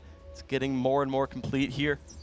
Balls, of course, actually adding his own Blade of the Ruin King, so also a damage threat here. The tanks are becoming very threatening. They need to have more sources of damage as we progress through the game. At the beginning, we talked about how they were focusing all on control, and they were going to be lacking a little bit in the damage area. So they're going to have to put some of that damage on in a few unconventional places. And coming from Shen, attack speed is actually a very good stat on him because it scales very well with that passive. Beautiful stuff here. High also lurking in the shadows. He doesn't find that pick just yet. It's something that's worked so well for Cloud9 in this game. Dyrus jumps in on the Balls. Probably to defend the turret. Takes 0 damage almost. Heals that back up very quickly. Yeah, shield's pretty strong. Dyrus is sustained pretty good as well. Both having a Spirit Visage makes that one a bit easier. And here's the push back in. Cloud9 knows this is an open inhibitor for them. High pushing very far forward. Puts a silence. And the siege has begun. That inhib's dying very quickly. And looks like TSM will not find an engage here. Wild Turtle invisible, just opens up, clears away the minions. Ball's still on the top side, splitting against Dyrus. There's no way that Dyrus is going to be able to do anything besides maybe interrupt the Stand United. So TSM are pretty much going to have to hope even for a 4-on-4 with a turret hitting, because they can't actually take up any straight up fights. Doesn't seem like they're going to be able to here. Now up to the inhibitor turret. Dyrus lurking around in the shadows. This could be a 5-on-4 for a few seconds, while Cloud9 waits for Balls. No hook yet landing for Xpecial, no knockout from the odd one. So Cloud9 are going to be looking for the arrow onto Wild Turtle, because not only does he not have Cleanse, but he has not got a Quicksilver Sash yet either. If they can put any number of CC abilities into Wild Turtle, then it will be very easy for them to dive a turret again and have the exact same outcome. And you can just see them wearing them down over time. The Oracles from Lemonation making sure that TSM remains blinded outside their own base, has no ward control. Balls and Dyrus just slugging it out at the top of the map, trying to get rid of this turret. Balls will finally take it down 7-2 in turrets, and now here comes the push towards the mid lane. 3/4 health in the turret, but they're just not engaging too hard yet. They're playing it slow, playing it safe. Cloud9 poking from the distance, waiting for their opening. Looks like we're going to have a few more seconds to wait here as High does go down to get that blue buff from TSM's jungle. But we'll be back into action extremely soon here. You know, he's got Rift Walk. When you have blue buff on Kassadin, you can actually charge up Rift Walk stacks that cost more mana but do more damage. And so if you have a very ballsy mid laner like High, he'll start to use that Rift Walk for damage and be jumping onto people and going just very man mode and right into the fray. Yeah, and all the summoners are up for these guys. We could always Rift Walk in and flash it out. We've seen it a couple times from some of the best Kassadin players in the world, but Cloud9, every cooldown available. Item, summoner, ultimate, all of them up here. TSM actually in a very similar scenario. Actually, Wild Turtle lost his flash. He got caught up in the mid lane, forced to run away, and wow, explodes, balls, just destroying. Sorry, actually high, and Meteos making it go down, and the battle has continued. A huge Stranglethorn's knock up there, and Reginald's not going to live very long. He is back to undeath. High, though, not in the best place either. He's going to go and actually survive this one with his shields. Already had used his Zonias. A lot of deaths here for TSM. Dyrus forced to revive here. Won't find Lemonation. No deaths still for Cloud9. And they've found 3 of TSM. They're inside the base. Cloud9 still on the push. Onto the Nexus as well. Kassadin with a Seraph's Embrace and a Zanya's Hourglass. So incredibly annoying to lock down and deal with. No wonder he was able to man up and go so deep. He had plenty of shields and invulnerabilities to rely on. And the last push in, killed and off. The odd one special will go down. Ace. Yes, full ace coming across. Cloud9 taking the game home in style, 31-11 in 37 minutes, proving once again they are the #1 team in North America. Meteos will take the record for highest KDA by a freaking lot. Yeah, very well played game by Cloud9. Had an extremely impressive season, to say the least. What was that, 3 losses total? 3 losses. That's it, the entire split? Yeah, so lots of records broken by these guys. They were first place at the end of day 1, kept first place through the entire rest of the season, never stopped being the #1 team. Most wins in a season for any team in the LCS. Only 3 losses, 25 wins. That's a record breaker. Meteos KDA, again, a record breaker there. Not only has he got the highest, but he's the only guy in double digits and is probably well above that. That's going to be a hard one to beat for seasons to come as well. This is a very impressive team. Came in, didn't even make it to the spring split, reformed the team, showed up here. Dang. And it wasn't too big of a surprise. I mean, we did create that hype train right at the beginning. So I told you so. Can we do that? Whatever. I told you so the most. I don't know. Yeah, I think we all kind of told you so. Everybody was aware. Yeah, and everyone now at this point definitely believe in the hype. So guys, we still got more though. We got to take a short break, but when you return, we'll be joined by top laners Balls. Yeah, top laner Balls. There we go. Yeah, from first place Cloud9, and then it's time for a 1-game playoff between Dignitas and Counter Logic Gaming with 5th place on the line. Don't go anywhere because the North American LCS Summer Split will be right back.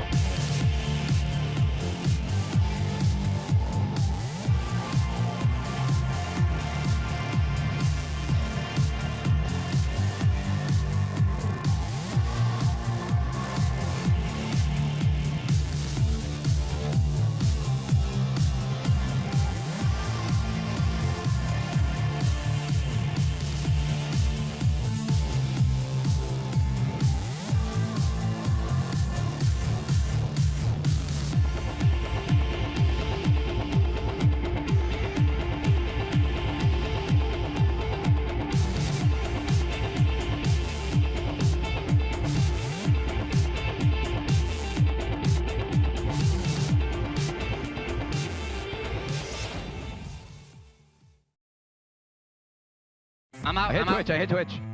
Kill. We need to kill Twitch. Careful. Yeah. Is he dead? Do you have taunt? I can jump. I can him. Yeah, I'm going. I'm coming. If he's invisible, I can't get him. Where is he? And he's around here. Oh, He just flashed over. He's up there. Can we get him? We should just Baron.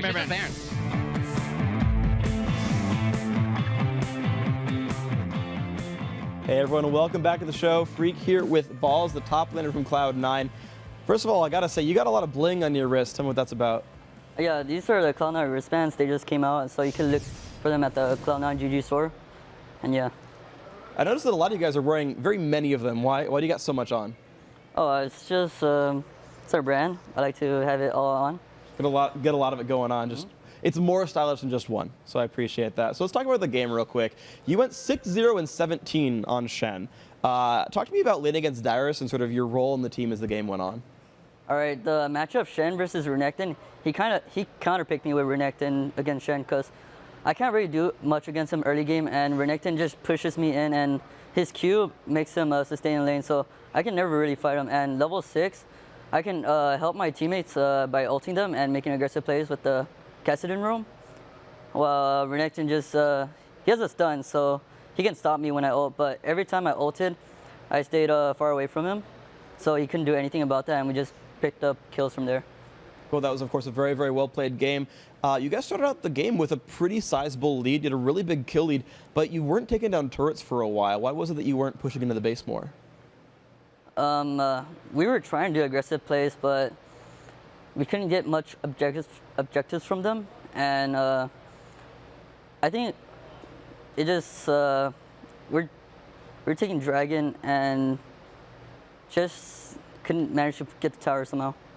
All right, fair enough. So let's actually move forward and think about then what's going to happen in the postseason. You've secured #1. You've had #1 for a couple of days now at this point.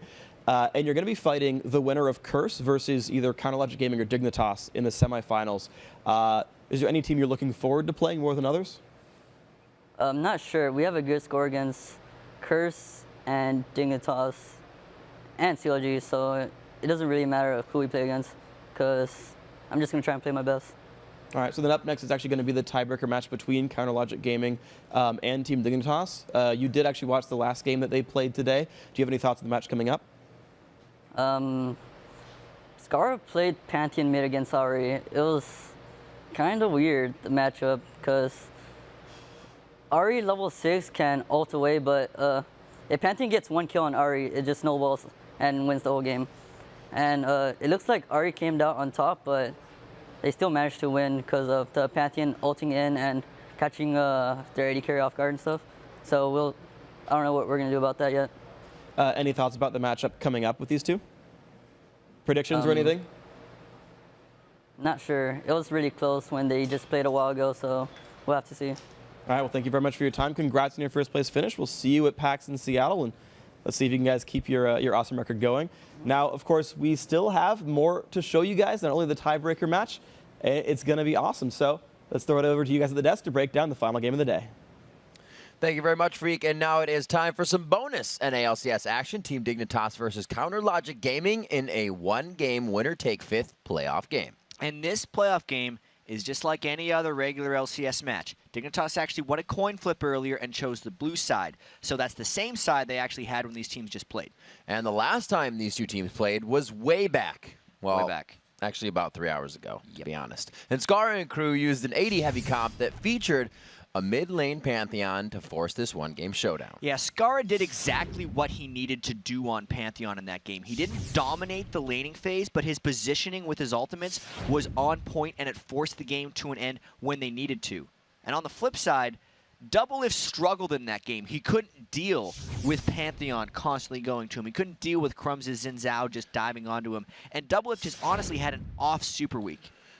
And the winner of this rematch will take 5th place, which means they play Curse in the first round of the NALCS playoffs, while the loser will end the summer in 6th and have to play TSM in the first round at PAX. Yeah, and just to explain the reason that Curse isn't involved in this playoff, even though they have the same record as CLG and Dignitas, it's because Curse owns the head-to-head tiebreaker between both of these teams. So they're going to be sitting in 4th place, and the two teams now are who are playing for the 5th and 6th spot.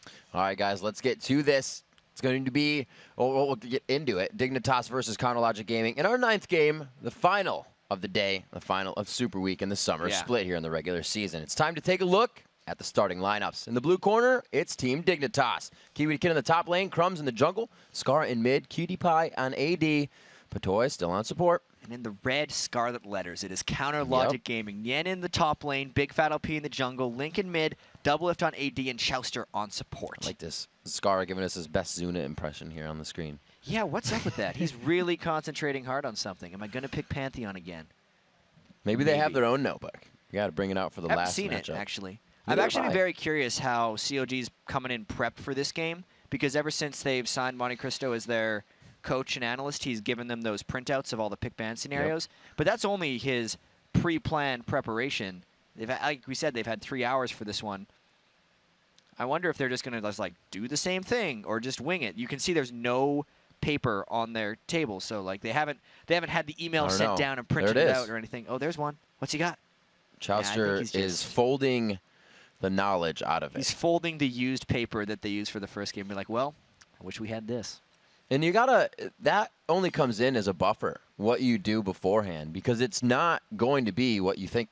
Well, the picks aren't going to be what you think. No, it's it's not gonna like, be oh, different. this is going to go the way we want. So you're always going to have to adapt. So absolutely, it's all a work in progress up until you get on the These guys rift. they got to be wiped after this. This is their 6th game each of Super Week. They've both already played 2 Kiwi games Kid's today. there for the long haul. They've been here for a while. That is interesting thing to have on your desk. But, you know, everyone needs... Kiwi Kid always looks like he's sweating a little bit. Maybe that's just his tissue. Dab the sweat off. Don't want to get in your eyes. You got to stay comfortable. Even the studio's feeling the heat here. He's also was a college student, and oftentimes, as a college student may do, you can use toilet paper for everything. It's like your catch-all tissue paper. Absolutely. He is going to be using it this game to, like Crumbs does, keep those hands clean, keep it on the mouse. Crumbs doesn't need it. He's going to be locking it down, but he is keeping the headphones off. That cloth. He's keeping the headphones off, so you know he's trying to stay comfortable up until this. It really shows that the trials, tribulations, and stress that these guys just go through is real. It's a video game job, but it's a real job. Yeah, so let's break down a little bit what these teams will face when they make it to regional playoffs, because winner gets 5th place, which means they play Curse in the first round, and then... Which, by the way, Curse has a winning record against both these guys. Yes, we said. But then the loser of this game gets 6th place and plays TSM, which has been on quite a tear. But I actually kind of wonder, I think Dignitas absolutely wants to play Curse. I'm not sure which outcome is actually better for CLG, because they own a 4-0 record against TSM this split. We'll have to wait and see. They are writing their own history right now. It's really First playoff game. No, not playoff game. First regular season tiebreaker in LCS history. That is right true. It'll be great. I'm actually, even though you said the 4, oh, go. Because it's going to be a did you know. Sorry. I want to know. I wonder if this counts towards the end season stats. Ooh. Or if it's off the books. I mean, it'd have to, right? Does it get its own like game. individual like before cheating. anything happens? I don't think it would. Oh, that's true. You're right. Yeah. Nobody else. No one else would have that extra buffer. I'm just thinking because of Cutie Pie's, Kiwi Kid's death record. Oh, is that going to add on? Is anybody close to piling on? Nobody is It was close. like Reginald was right there. But Claky D used to hold the record. Right. And I'm sure he's really happy that I just brought that up. For those of you who don't know, Claky D is Spectator 2. He's the one who will do the replays and like call out things to that look super Spectator cool 1. within the Super Week. Definitely doing a lot more. That's his deal. Yeah. So. But he used to hold the record for most deaths. Used to could. Yeah. Now he's number 2 all time. Well, Kiwi Kid's looking... He's not going to catch up, but Kiwi Kid's not looking to make that any worse. Giving himself, again, the South Division passive. Possibly going in on that Zach. We see the bans to come out here as these teams trying to do the last bit and put forth that bit of effort to change what's going to happen for the outcome. Can you imagine if every time his passive detonated, it counted as an extra death for Zach? How terrible that would be for the death streak, unfortunately. But I actually do like the pick.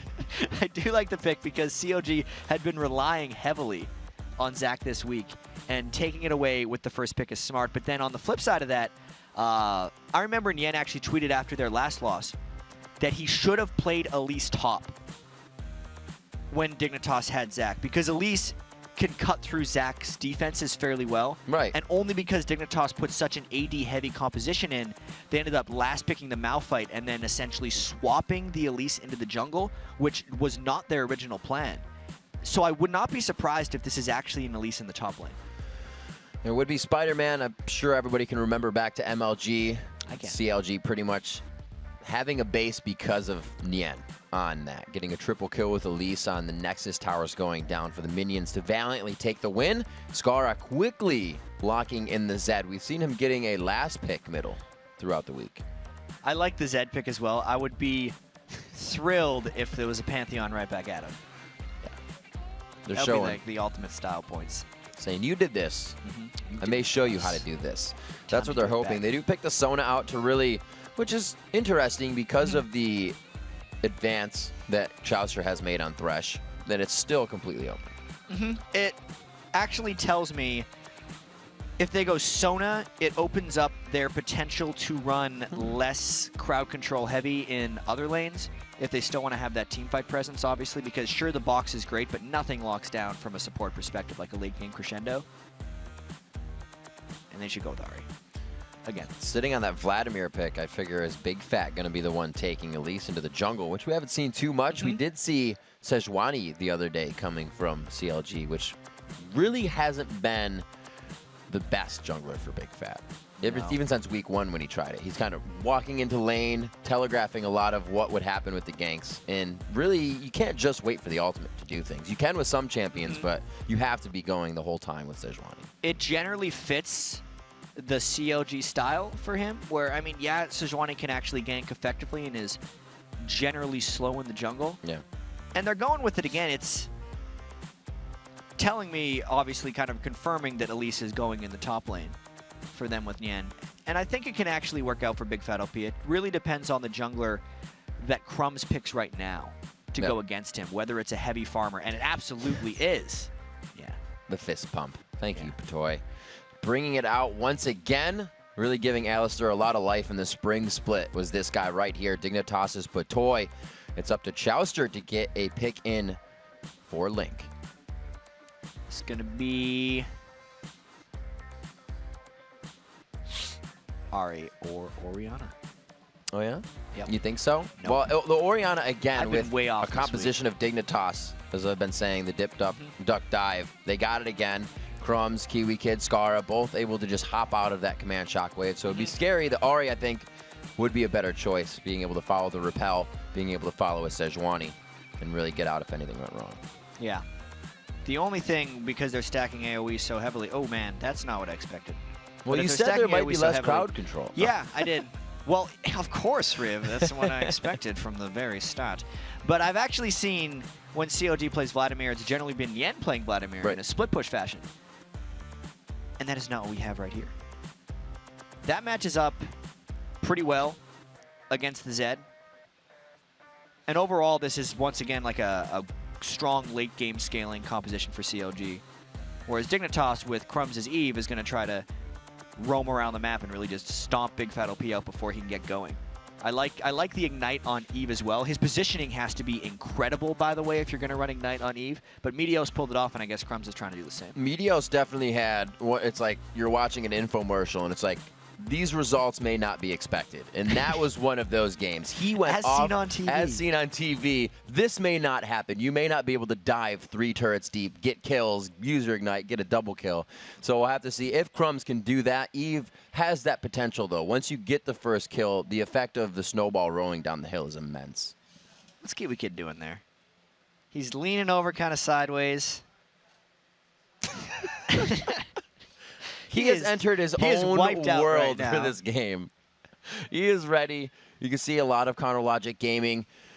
That's something that these guys are kind of used to, aren't as much. The long tournaments that used to happen once every few months cause them to wake up early in the morning, which we saw isn't a benefit for video gamers. And then into the later part of the day, it is strenuous because you're back and forth. You're having to stay and watch some matches.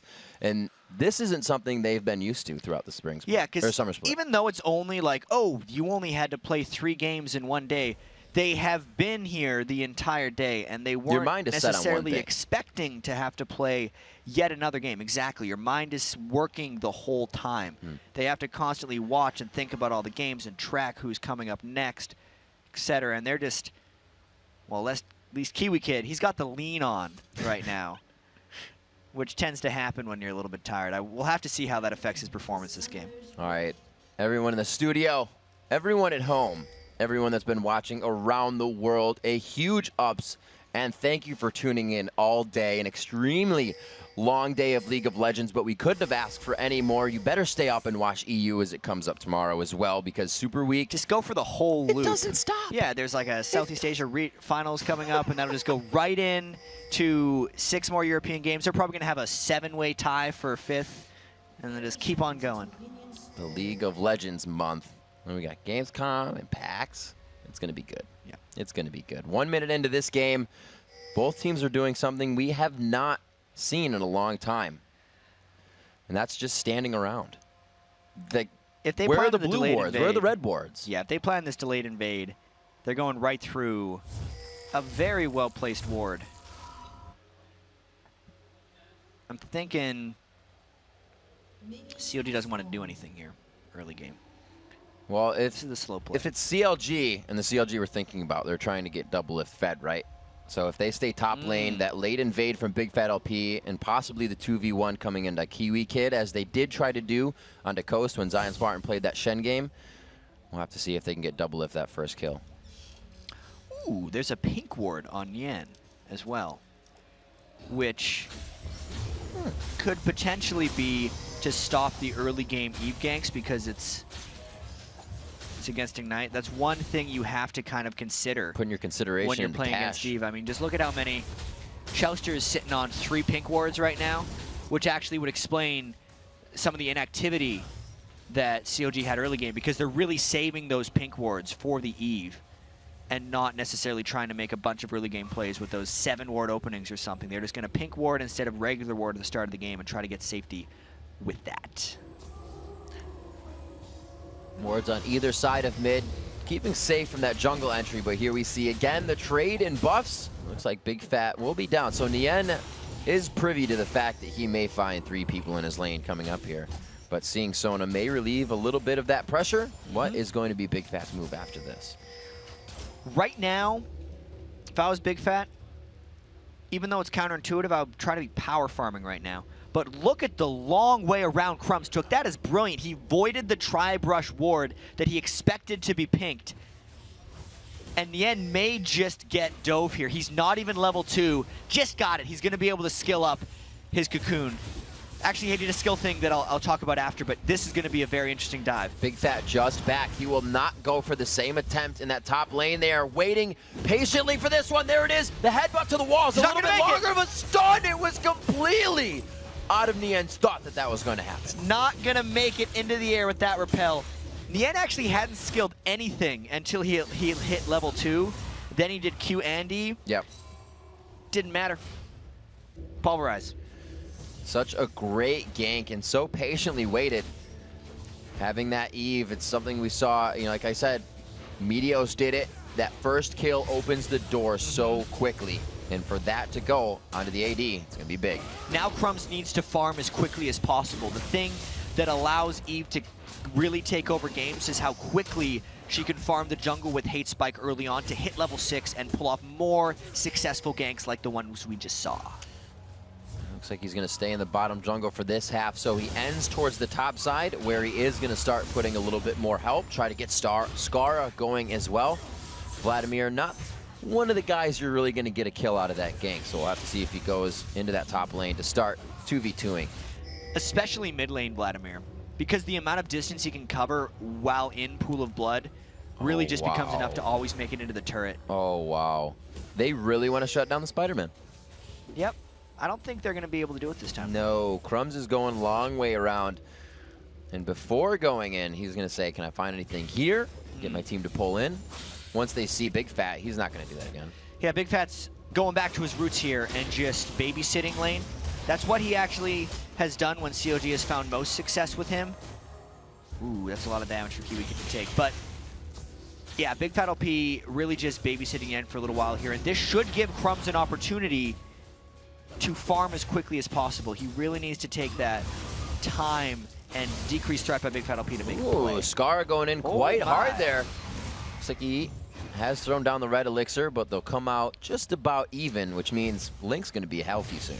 Yeah, and Link actually is getting away with a boots start and still beating Scar up 40-28. So that is a nice strategy pulled out by him. Really playing it smart. You don't just sit back in Vladimir, wait till you're 8 and 9, and then you can start going wreak havoc on people and be annoying. 6 minutes into this, Crumbs making himself present in middle to soak up some experience that he's spent roaming around, but it got him the assist, so he's not too far behind, if at all. And we're going to see Big Fat still yet to go back and finish up that machete. He's trying to piece together things and get himself in this game. Yeah, he's got a couple happy feet there. He wanted to go back down towards bottom, but then they actually pinged Crumbs and how he flew left there. And they're like, yeah, Big Fat, you don't need to babysit anymore. There's no way Crumbs is coming in the immediate future. Get back to your jungle because Crumbs is countering you, which is what happened at the race. And at least for the first time for me since that 3.10 and the visual upgrade on some of the items, we see the Hextech Revolver coming out. A sweet new image for that. It's going to give a little bit of a spell vamp to Link, and it looks like he may go full Woda. Yeah, he's going to go for the spirit of the Wraith. That's what all the Vladimirs have been doing nowadays. It's a split push-ish build. And out of a mid laner, that's something we're going to have to watch and see how it develops. Because, I mean, you look at COG's team, and if Link is generally a split pusher, who does Dignitas put against him? It pretty much has to be Skara. And if Link gets enough spell vamp and then Zhonya's, so if he gets the spirit item and then the Zhonya's Hourglass, he would potentially become a giant threat and pain in Dignitas' side. Let's see if he gets the Spectral Wraith to come out. We did see it, we used to see it when we see the Elise carries coming out in the jungle. Not as much anymore. More power for that build and penetration. 1 kill here for Dig still. Only 300 gold in the lead. 7.5 minutes. Looks like they really want to pick on Yen. That's 5 Dignitas members, all kind of around there. Dragon's the easier thing to take. Definitely the more valuable thing to take. But at this point, so obviously sending Kiwi Kid down to this lane is granting just a turret trade for CLG. Because Doublelift and Chouster easily take that with no contention. Nien has gone down once, but in the entire big scheme of things, he's only down 3 CS. That dragon hurts overall because obviously it goes to everybody on the map, so his help and experience is kind of being shared with Big Fat as he comes down. And how does that affect an Elise? We talk about some of the top lane champions still being able to do well, a little bit behind if they are. How does Elise fare in that realm? I think Elise can absolutely recover because she has such high base damages. Okay. Crumbs may be getting a little dangerous there. Oh, the cocoon misses. The headbutt freeze as well. That was the ultimate that Patoy just ate for Crumbs there. There is the emo play going down. It's going to add a little bit to the damage and definitely be enough. Nien gets a little revenge there. Dignitas puts so much importance on that blue buff steal, which is very curious, because who are they stealing it from? Big Fat LP never needs it necessarily with the way he jungles.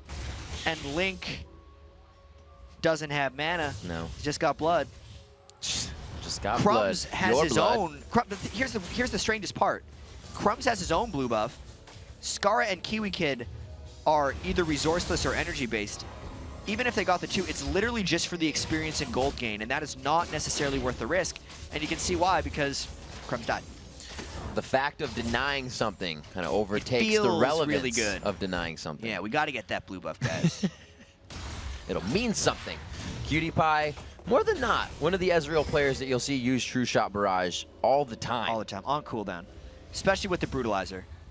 More cooldown reduction, spams his Q to get that cooldown back up, and it's just farm and map pressure overall. It's really nice to have that thing for dueling, but Cutie Pie generally doesn't care, and it doesn't hurt him that frequently. And I actually haven't looked closely enough at what skin he's been using previously, but he's definitely using what people consider the Doublelift Ezreal skin, the Explorer. Explorer Ezreal? Yeah. It's the one that Doublelift always uses. So I don't know if that's a little cheeky between each other. I mean, Doublelift does do a lot of exploring, generally. So it makes sense that Doublelift would choose that skin. Absolutely. 10 minutes in here, a lot of ones on the top side of that stats board. One in turrets, one in kills, and 1K gold lead coming up for Dignitas. We'll have to see. Oh, wow. 2 Spectral Wraiths coming out. As I said, it used to be built on Elise. They're going to do it again. They're going full split push this game. And this is actually pretty key, because I remember... CLG? I think they like to split push. We'll see. They also like to team fight. And the double Spectral Wraith isn't that great in team fights. In fact, their team fights are going to be brought together by Big Fat OP and Chouster. But between those ultimate cooldowns, they need to be able to split push to keep up with the pacing of Dignitas. We saw Cutie Pie do it on Doublelift, on Vayne. So they do have that late game look at carry that farm total, too. of that. 107. Yeah, versus 84. When Doublelift gets that Blade of the Ruin King, he's going to just run it, Diamond Cutie Pie, maybe even before then, and just go for a kill. Boy, this is going to be a jungler collision if we're not careful here.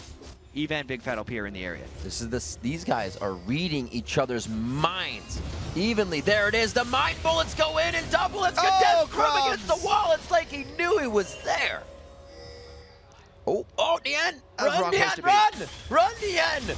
Go! Kiwi Kid tries to get back out of this one. Nien, I don't believe he has Repel still, but he's not in the right form anyways. How did that happen again? Kiwi Kid has a 2-level advantage on Yen. The main reason that last game turned in the Malphite vs. Zac matchup was Kiwi Kid got a 3-level advantage on Yen. Once again, it was because of the stronger turret denial and killing of Yen when he was in his 1v2 or 3v1 lane.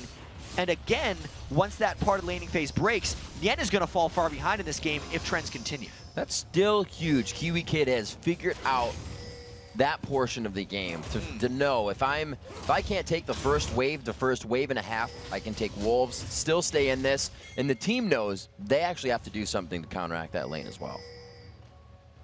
Minute and 30 left for this Dragon to come up, and it looks like we have CLG putting a bit of vision and power around that Dragon area to make it safer. And there's 1, 2, 3, 4 wards. They're even starting to red as much as they can, or pink ward as much as they can.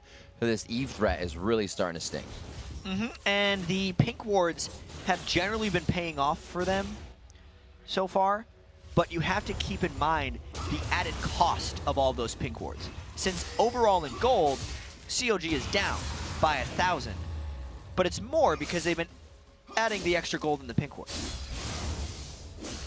13 minutes onto this one. No fight still here in mid. Neither of them are really going to be able to kill each other. They have the escapes to get away. They have the engages to laugh at each other and really not do enough damage. See Big Fat towards the top side. He's going to have to make some moves down, but they have focus on Nien right now. So this kill, the waltz down possibly for the Dragon. Let's see what the team has to do. Nien's in a lot of trouble right now. He needs to find a way to get back into this game and fast. He's getting heavily denied at farm and camped, but the rest of the team isn't necessarily bailing him out very much. Doublelift really needs to make a play quickly for COG to turn this one around. And he actually has an opportunity for this.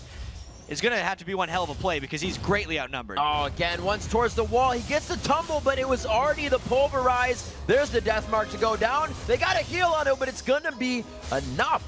With the heal, the True Shot Barrage did not kill him. Very good play there. I don't know how he got out. Yeah, he didn't even use his ultimate either. Sure, he used both of his summoner spells, but Blade of the Ruined King, that barrier Flash, blocked a good amount of that death mark. Yeah, good enough to get away. I'd say yes. Yeah. But is it good enough to stop Dignitas from Dragon? Well, they did. Now focusing on the Cutie Pie. So at least they got the blue buff there. They figured out where to put it. They now get Dragon very safe on that grab, and they are going to get themselves a 2,000 gold lead. Things are trending well for Dignitas right here. And unlike the typical Dignitas composition, they actually have a pretty strong way of ending this game. Knowing that Kiwi Kid is getting so far ahead right now, he can be the guy who dives in and soaks a bunch of damage, and Crumbs with Eve can initiate very strongly in these fights. It's really a full dive team with the Ezreal, which is the perfect AD carry to have in a team like that, since better than anyone else, Ezreal can be elusive and fend for himself. See what CLG does about this. They themselves are picking up more pink wards as well. Dignitas is picking up pink wards. Crumbs himself is grabbing them to say, I need to get places, so I need pink wards. Kiwi Kid's helping him out with that aspect as well with a few in his, since he's so far ahead. Already got the Sunfire Cape, building into the Negatron, which will become a Spirit Vision, so he's about to become that top carry that they're looking for. He absolutely is. Or top here. initiator to help carry. Top carry. Yeah. It's 101. Could work. He's got this game going on right now. This is a good Kiwi Kid game, you know? He had the lean on, but he's definitely putting together a performance in this game. The comfort of having that roll of tissues next to him. He's good to go. Something special. You got to make your environment feel as comfortable. Get the sweat off your forehead. Get the sweat off your palms. Prep for the game. They have prepared themselves here for this engagement, and Crumbs says no. Crumbs doesn't want that. He says, hang on, can completely get these golems and make it look like they have you guys on the tightrope. That's a really dangerous 3v3 for them to be taking on as well. Just crescendo to the Sejuani lockup from her ultimate. Whoa. Would give Doublelift enough time to take that out. Whoa. Yeah. He went for blue. Let's take down mid turret right now. Everybody coming up from the bottom lane here on CLG for a fast call. The siege minion wave possibly making this call, but they see that the map has moved as well. That's Dignitas coming to defend. That was Dignitas just rotating well to counter what CLG had to do. We actually talked about, when we were talking to Crumbs, he talked about how CLG doesn't actually have very good rotations, and that's why Dignitas picked Zen and Pantheon, because they wanted to catch CLG in between those rotations. And you can actually see CLG hasn't caught Dignitas by surprise whatsoever with any of their movement this game. Dignitas did that move back to mid with 0 wards on that dragon, so they're kind of just reading what CLG is doing, feeling them out before they try to get an engage. You see Big Fat coming around just to soak up experience in middle. Kiwi Kid in that top lane, 12 to 10 right now. Just a health bar. Looks like they can fight each other. It looks like Kiwi Kid would win that fight. Yeah. Right now. A lot of little lions. In the end, well, yeah, he's a full 1,300 gold behind, and they're both sitting on about 1,100 gold to shop, so it's just not a situation where he wants to fight. But this is what we call a good rotation, because those guys came in almost exactly the right moment to stop that Crumbs gank. It's making Crumbs go for a little jog to get away. And if you are or are not an Eve player, you have to be watching what Crumbs is doing right now. He's been able to avoid multiple pink wards on the map and also set up multiple phase checks in the bush and played that so slyly that it wasn't even warned that he was there. He knows when it's going back again. He knows when it's a bad situation. He's gonna get the dive anyway. Ow, Crumbs. Nian will have no idea.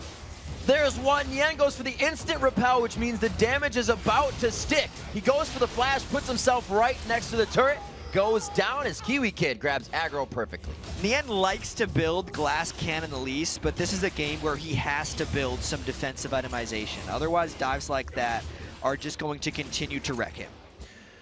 Somebody has to start picking up, not the slack, but the fact that they need someone ahead. They need a carry. That's Doublelift 100% of the time for them. If Link isn't already doing it, they try to get Doublelift going. And he only has an assist. That blade is finished. But like you said, once he got that blade, he was going to want to go at Cutie Pie, and they've not really allowed it to happen. No, Patoy's been babysitting very closely for Cutie Pie as Cutie Pie farms up his, probably going his standard item, no more Trinity Force this time. Serious mode is on for Cutie Pie right now. What Trinity Force Yomu's builds. Yeah. Shake head. He won. He did 100% win rate. You can't say anything about it. Yeah, 100% win rate with that build. That's nice. 20 minutes here coming onto the clock. Either team could surrender here. But they're not gonna. There's the ultimate. This is what I wanted to see. The ult from Sejuani into the Hemo Plague, but nobody else is there to finish up that damage amplifier of Hemo Plague, and they walk out, but they know they can hit it. Yeah, gotta hand it to Patoy. Just stopping that gank right in its tracks after multiple ultimates were used, and that's a huge amount of CLG's punch out of the way for really a flash of Cutie Pie and some savvy skill usage from Patoy. So this just gives Dignitas even more freedom to do whatever they want. And Patoy, he really keeps it savvy. It's been that way since the spring split. I remember his name would always come up for, was it Leith's deaths? Because, and it was Alistar that he really racked that up His on. KDA was absurd near the start of last safety, split. because of the way he plays it and positions for his team. Yeah, his Alistar is definitely something to be feared, but Dignitas generally thinks it's a very risky support pick because if Patoy makes a single wrong decision, there's just no turning back. It's not a forgiving ultimate. The team will just watch you use it and then engage. Oh, another dive in middle. Whoa. Going on to 2, Kiwi Kid, he was pretty much the only one in that. He did have a little bit of help from Skara, but Skara backed off quite early. So seeing that much damage be put out definitely is going to strike fear in the eyes of CLG, but Big Fat wants to go in. They separate the team perfectly. They're not able to focus anything. He almost gets a double true shot, but it's a quick punch. 1-2 from Kiwi Kid to finish off Link. And Dignitas jumped in because they knew Double Lift was off pushing another lane. They're going to try and take as much as possible with this push. They're not actually sending anyone back for Double Lift. Double Lift's got to make a choice. There. Oh, what? Nien may die in the air, and he does go. He's going to fall down onto his back. Looks like they get the second tier turret here, and they have called Double Lift back to the base with only Chowster up to help. Yeah, that was making the decision easy for Double Lift to go back, how quickly Nien would go down. Now the death timers are up, so it looks like Dignitas gets 2 turrets off of that push. And despite the 1-5 score, Nien is continuing along his path of full damage at least. Let's take another look at this one. This was just good coordination. Remember, Big Fat OP didn't have his ultimate there. So it allowed Kiwi Kid Zach to just fly in and do as much damage as possible. There was no fighting back from COG, which is why Dignitas looked so good going in, because they were playing against people who couldn't fight back with basically their arms were tied behind their backs. Looks like they want to try to answer here. Just a few seconds later, they find a turret of their own, but they are still down. Actually, that's going to hit 29,000. So they're down 5,000 gold right now as they accrue that next 100. It'll keep them even. 4-3 in turrets, 7-2 in kills. Not too much going in the favor of CLG, but still, that full fight composition isn't coming for them yet. And I don't think we're going to find it because they're going to keep Double Lift split pushing. And you can see they're putting a lot of eggs in this basket. He's again going for the Zephyr build on Vayne. 229 minion kills, and right now running for his life because he recognized Scar and Patoy were coming for him. Patoy with oracles as well, trying to get as much vision control as absolutely possible. Double Lift should be able to complete this Zephyr now.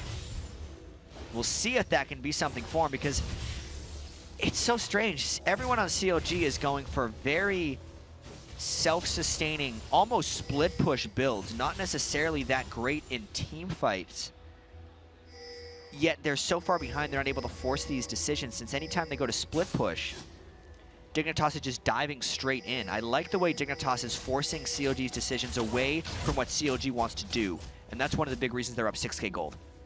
And CLG has to see that. It's almost one of the oldest trick in the books, where one person's across the map, you're going to want to initiate the fight. Once again, they find Double Lift out. He's not able to get to the items he really needs to just yet. He tried to be cute with that, you know, knocking away Patoy, then trying to fly onto I'm a Cutie Pie, but Dignitas was ready for that one. They've seen that show before, and they just shut Double Lift down. We've seen this show before. Oh my gosh, Nien going down in the top lane, Cutie Pie still relentless with Scar in this bottom lane. They are drawing some power here. Patoy still on that left side. Looks like they will back. I thought they were going to go for something cheeky there. They could have. It was kind of a 3v3. It would have been extremely dangerous. But Dignitas is kind of playing with house money right now. 6,000 gold lead. And everything they've done thus far has worked, aside from that one astray blue buff steal that Crumbs tried to do. Since then, it's been smart play throughout. It's almost an average of every member on Dignitas being 2,000 gold personally ahead in that gold game. Kiwi Kid getting a bit of help. Flashing into that crescendo. I like the move from Chowster. Did he position himself well enough for this fight? That was a huge flash crescendo by Chowster. If they can turn this one around. Skara able to take down that kill onto him. Big Fat is left alone. The Bloblets right around the corner. Nobody was able to touch the Bloblets after Kiwi Kid went down, because Skara and Crumbs were such heavy damage threats immediately that Doublelift had to fight them right after proccing the passive. It was very good rotation by Dignitas to get up there and save Kiwi Kid from the imminent threat of Doublelift. Whoa! What the? He didn't get it. He didn't get it. That was a nice take by Link. Cutie Pie trying to be a nuisance around the map. But that means that if Cutie Pie, obviously Doublelift's by himself, but Cutie Pie is feeling a little like he can be reckless now. It's not usually things you would see. He can explore on his own right now. To touch back on an earlier conversation, good choice in skin, I'm a Cutie Pie. And he's very close to getting the Muramana transform as well. Since he bought that tier of the Goddess so early on in the game, he's actually sitting on 688 of the 750. And even without the blue buff, I'm a Cutie Pie is sitting with 39% cooldown reduction. So his build is about to become very blue well before COG is ready for that. And it looks like Dignitas is going to take some more control here. And it seems like Eve is really just a thorn in the side of a lot of these teams. Always having to get pink wards in lane, always bringing something out. He's had a really good week. It's super good week. Here's the ultimate. Oh, it just missed Link. He's only got a few more seconds. Boom. Oh, no. Headbutts him down. He was in the store. There was a sale on something he just could not get away from. Valiant attempt here trying to get a kill for himself. Zanya's in the end. The minions are going to help, but I don't think it's going to. He actually probably, if he didn't have a few more there, that would have been a little bit longer and a little bit scarier. But two go down. Dignitas is just everywhere. Yeah, right now. two main damage dealers as well went down for COG. And even if they did a bit of damage as they went down, it doesn't stop the potency of this next Dignitas push. And to go. Here we go. Oh, there's a little bit of potency from Kiwi Kid. It forces a flash out. And to talk a little bit about, you know, that Eve and how well it's doing. Him alone, 2,200 gold up on Big Fat. Yeah, that's a lot of monies. 8,200 right now for Crumbs. And he hasn't even necessarily been the best performer on Dignitas so far in the game. COG just now coming up from spawn. And Dignitas has kind of taken their time with this one, it almost seems. If anyone has a lean on right now, it's Nien. Every time he's been dying, he's kind of just taking his hands off the keyboard, putting his hands on his head. His body language is kind of broken right here. This is the kill we missed, where once again, Doublelift was trying to make a play. There was no play to be made right there. That rotation is ridiculous. Because usually Doublelift would have that for himself, but Dignitas is right on the money with all their moves right now and really in the right place at the right time. Not an understatement. Fourth dragon of the game as well, because COG is so trapped in their base. This has been a disappointing COG tale for Super Week, because their first game of the week against Coast, who they had lost 3 times to this season, may have been the best game they have played all season. But then as Super Week progressed, their performance has continuously deteriorated. They had that close game against Dignitas, which they lost, which is what put them into this tiebreaker game. And then this tiebreaker game has probably been their worst game of the week. So I wonder if this has to do with deteriorated preparation and how they were able to prep very strongly for the very first game, but as the week went on, they kind of lost their plan and they just defaulted back into kind of solo queue chaos mentalities. Right. Which, you know, I guess there's 2 ways you can look at it. That could bode well for them in playoffs, because they're going to have a large amount of time to prep for one team in a best of 3, which if they lose, this is going to be TSM. Or you could look at it in the negative way and say, actually, COG is just playing badly going into playoffs. Right. It's kind of goes back to the unpredictable. You think of a lot of teams this weekend and what they've played. We saw Pantheon just coming out. Other teams have played a few off champions here and there. We saw Victors coming out from Velocity. And really, that unpredictability has allowed Dignitas to get wins we haven't seen before, things they haven't tried. And it seems like everybody's having having more fun. But if you're not trying these things, you're going wheelhouse strats, it seems like you're falling behind this week. Yeah, this top lane Zac has really worked out for Kiwi Kid. Additionally, Skara just playing as roam as you can get so he can rotate for most of the game seems to be Dignitas' thing that's working out for them right now. Everybody trying new things Super Week. We just saw Saint on a Mumu twice in a row. And it worked. It did work. That was pretty sweet. 30 minutes into this one, the Dig versus CLG. The fight for the spot here between these two teams in the playoff. They both get it. It's just where they sit in the playoffs. 6th place seed plays TSM in the first round. Winner of this game will play Curse in the 4-5 game. And talking to the teams earlier, it was a little bit of some of the teams saying, you know what, we actually feel like we're better in a best of 3 because of the way it works. Yeah. And as the playoffs go into that, Team Solo Mid was the regional champs last year, so they're definitely going to be something to reckon with coming out of this. Yeah, well, listen, every team would like to think, oh, if we just had more time to prepare, we're going to be better. That's so true. Because it is true. Everyone gets better as they're preparing. As Dignitas is just taking this uncontested Baron because they have so much control. To continue, but you always have to keep in mind, now the other team has more time to prepare for you. And it really pushes the limits of how well you can adapt strategically and have varying strategies. And one of the most almost predictable teams in the LCS is COG, which is going to make it very interesting as we go into regional playoffs and they face off against TSM, assuming they lose this game since they're 12,000 goal behind and lost a Baron buff. Right. Since with Monte Cristo's analysis and coaching skills, that may give them a mental edge there because TSM does not have an analyst. They rely directly on themselves. And as Chouster has said, you know, having a coach to kind of settle disputes instead of having a player can be a big advantage.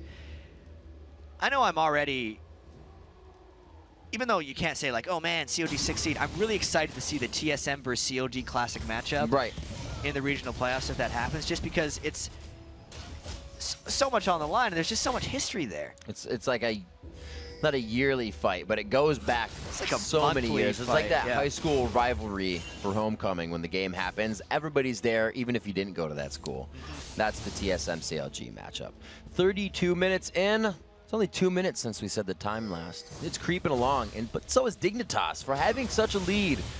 We asked teams in interviews why they do this. They're like, I think we know we're up, but we just don't want to do that bad part of the game. And they're running the cycle of things they have to accomplish. They got the Baron, everyone shopped, they're making sure all 3 waves are pushing at the same time, and they're preparing to find their dive opportunity.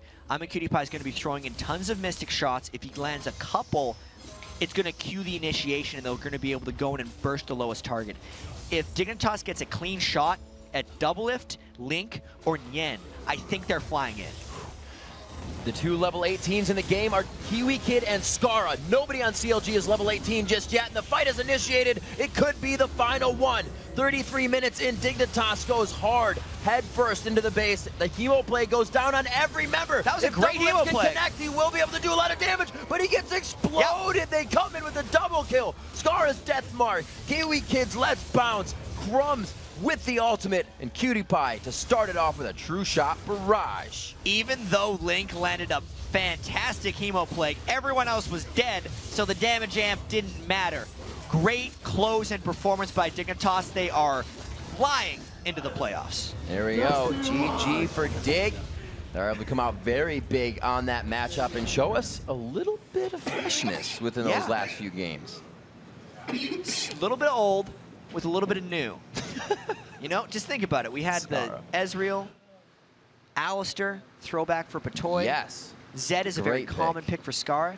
But then Crumbs breaking out the Eve and forcing so many pink wards from COG and shutting down Nien. I really have to give Crumbs a lot of credit for his repetitive punishment of Nien's squishy Elise build. Quite surprised. That really turned that game. Quite surprised with his play this week, especially switching on and off to Xin Zhao, different junglers, playing some Lee Sin as well. Still smiles on that Kiwi Kid's face. He will never stop smiling. Never, ever. So yeah, big ups to Crumbs on that. He went 4-2-5 in this one.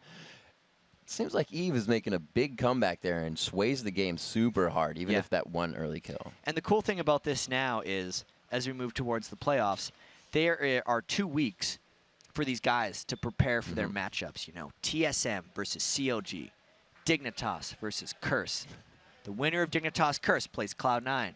Winner of TSM COG plays Vulcan. I mean, there is so much on the line for these guys, and they have so long to prepare, so I can't wait to see what strategies they're going to bring, knowing they have all this super week to look at and recognize where every team is actually sitting right now and just balance all the pros and cons of their team compositions and just go for it, because it's Worlds, man. This is what we've been building up to. And this becomes the hardest point for these players. This is grind time. It's like, here come midterms, but it's a little bit bigger than midterms. Time to study. Time to study indeed. All right, we have to take our last break of the summer split. But when we return, we'll be joined by Dignitas's Skara and Patoy. Plus, we'll break down the playoff bracket heading into the North American Regionals. Stick around, the NALCS. We'll be right back.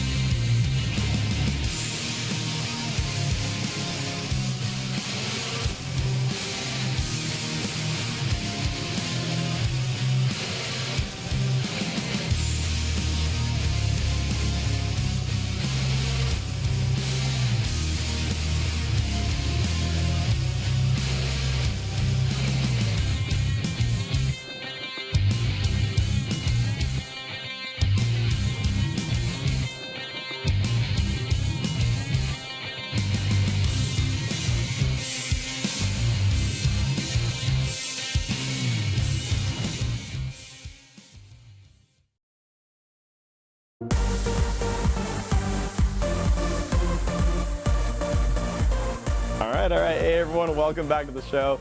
Freak here with Patoy and Scar. Patoy, by the way, is trolling me right now, so I'm not a fan of this one. This guy is getting feisty at the end of the day. You guys played a really good match against Logic Gaming. You just played him a minute ago. This seemed like with this Pantheon strategy.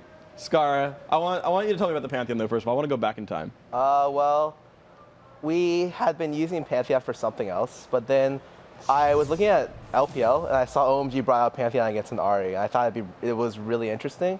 And it just so happened that I literally knew nothing about Pantheon. Like, I did scrims and, like, I go legendary, but, like, cancel my ulti because I didn't know you could do that. Like, I had no idea what to do with the champion, but it's, like, I just picked it up within, like, a couple of days and was like, all right, so this champ is ridiculous if he can get ahead. And so we wanted to use it as a surprise pick against Ahri. At first, I thought it was going to happen because I thought he was going to pick something else, but he eventually went back to Ahri, and I was like, let's do this because I wasn't like 100% sure I could deal with it, but I was like, I'll wing it. Like, I'm pretty sure I can handle this. So once you guys have made the playoffs, you're like, all right, we'll take a couple of more risks and see how these guys, how it plans out. Looked pretty good for you guys. So the game we just played there, just a minute ago, you guys did amazing. You guys crushed the whole way through.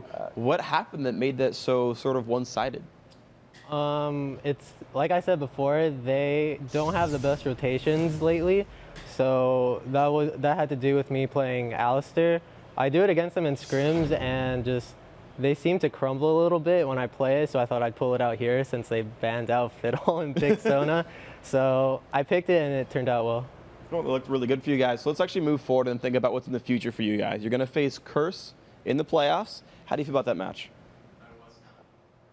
I don't even know. Like, that's something that, honestly, regardless who we face, if we face Curse, if we face TSM, it always really comes back to how well we perform. Like, we don't really care how they perform. If we can perform well, then we'll win. That's just how it is. That's how it's always been with our team. Like, and they're not a bad team, don't get me wrong, but I just feel like if we perform up to a level that I think we should be at, like, we have glimpses of, like, genius and then, like, bouts of mediocrity, which seem to plague us a lot. And so we're hoping to polish that a little bit going into PAX.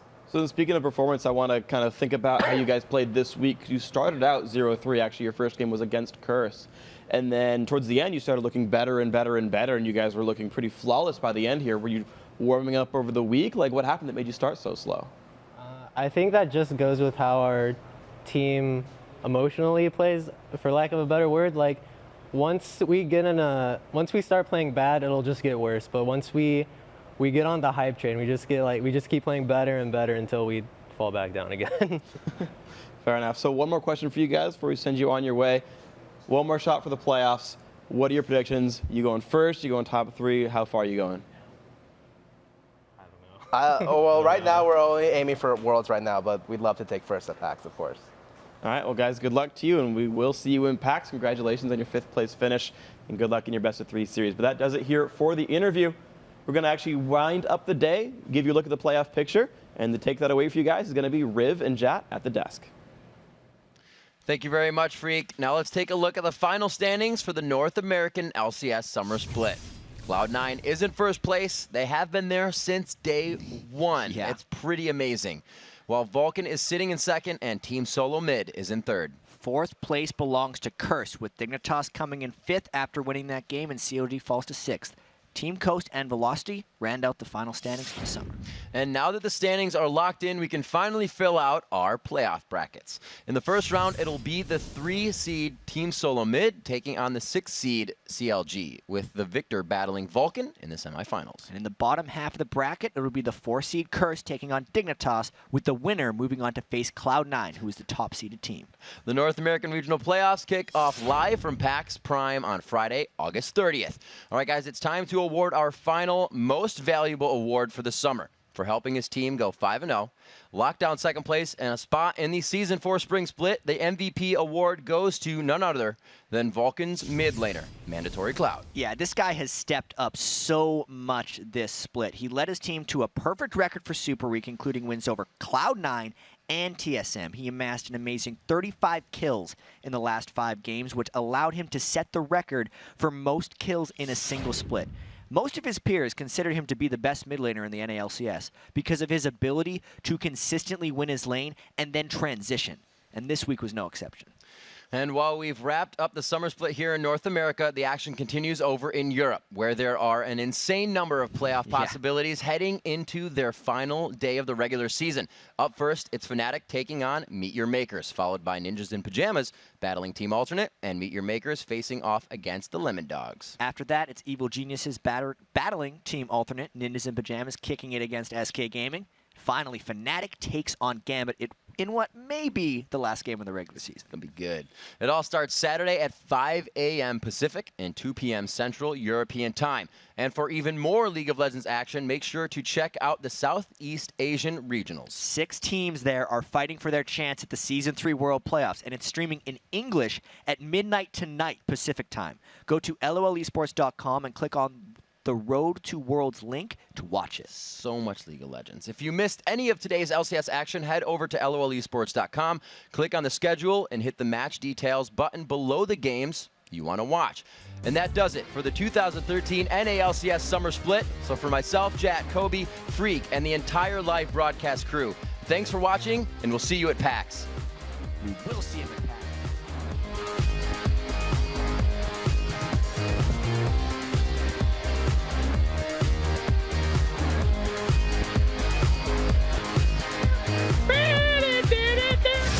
This fight is going on for a real long time. That was so late. What are you doing? The bottom lane. Zyra goes down as well. Here we go. Look out, don't mash me. Oh, right to the back line. He's forced to flash. The car killed him does anyway. hit him anyway. Blow up, you chicken shit. Odd one. Good shit, good Nice, shit. nice. But he might get caught out. Will they kill him in time? Suna doesn't kill him in time, but they still survive.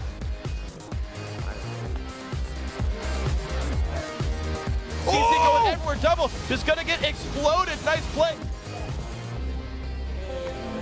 The toss does not feel sure about this fight. That fight is not going to back in. Oh, double lift gets exploded there. Actually jumping forward, Nintendo getting caught and just explodes first. The lone Velociraptor dies.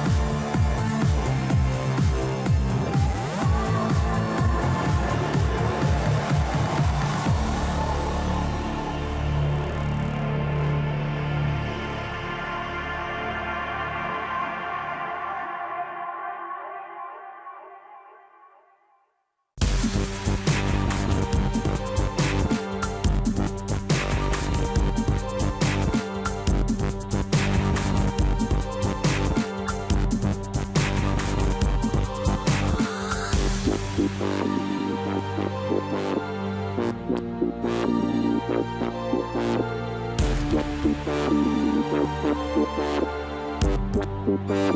right back.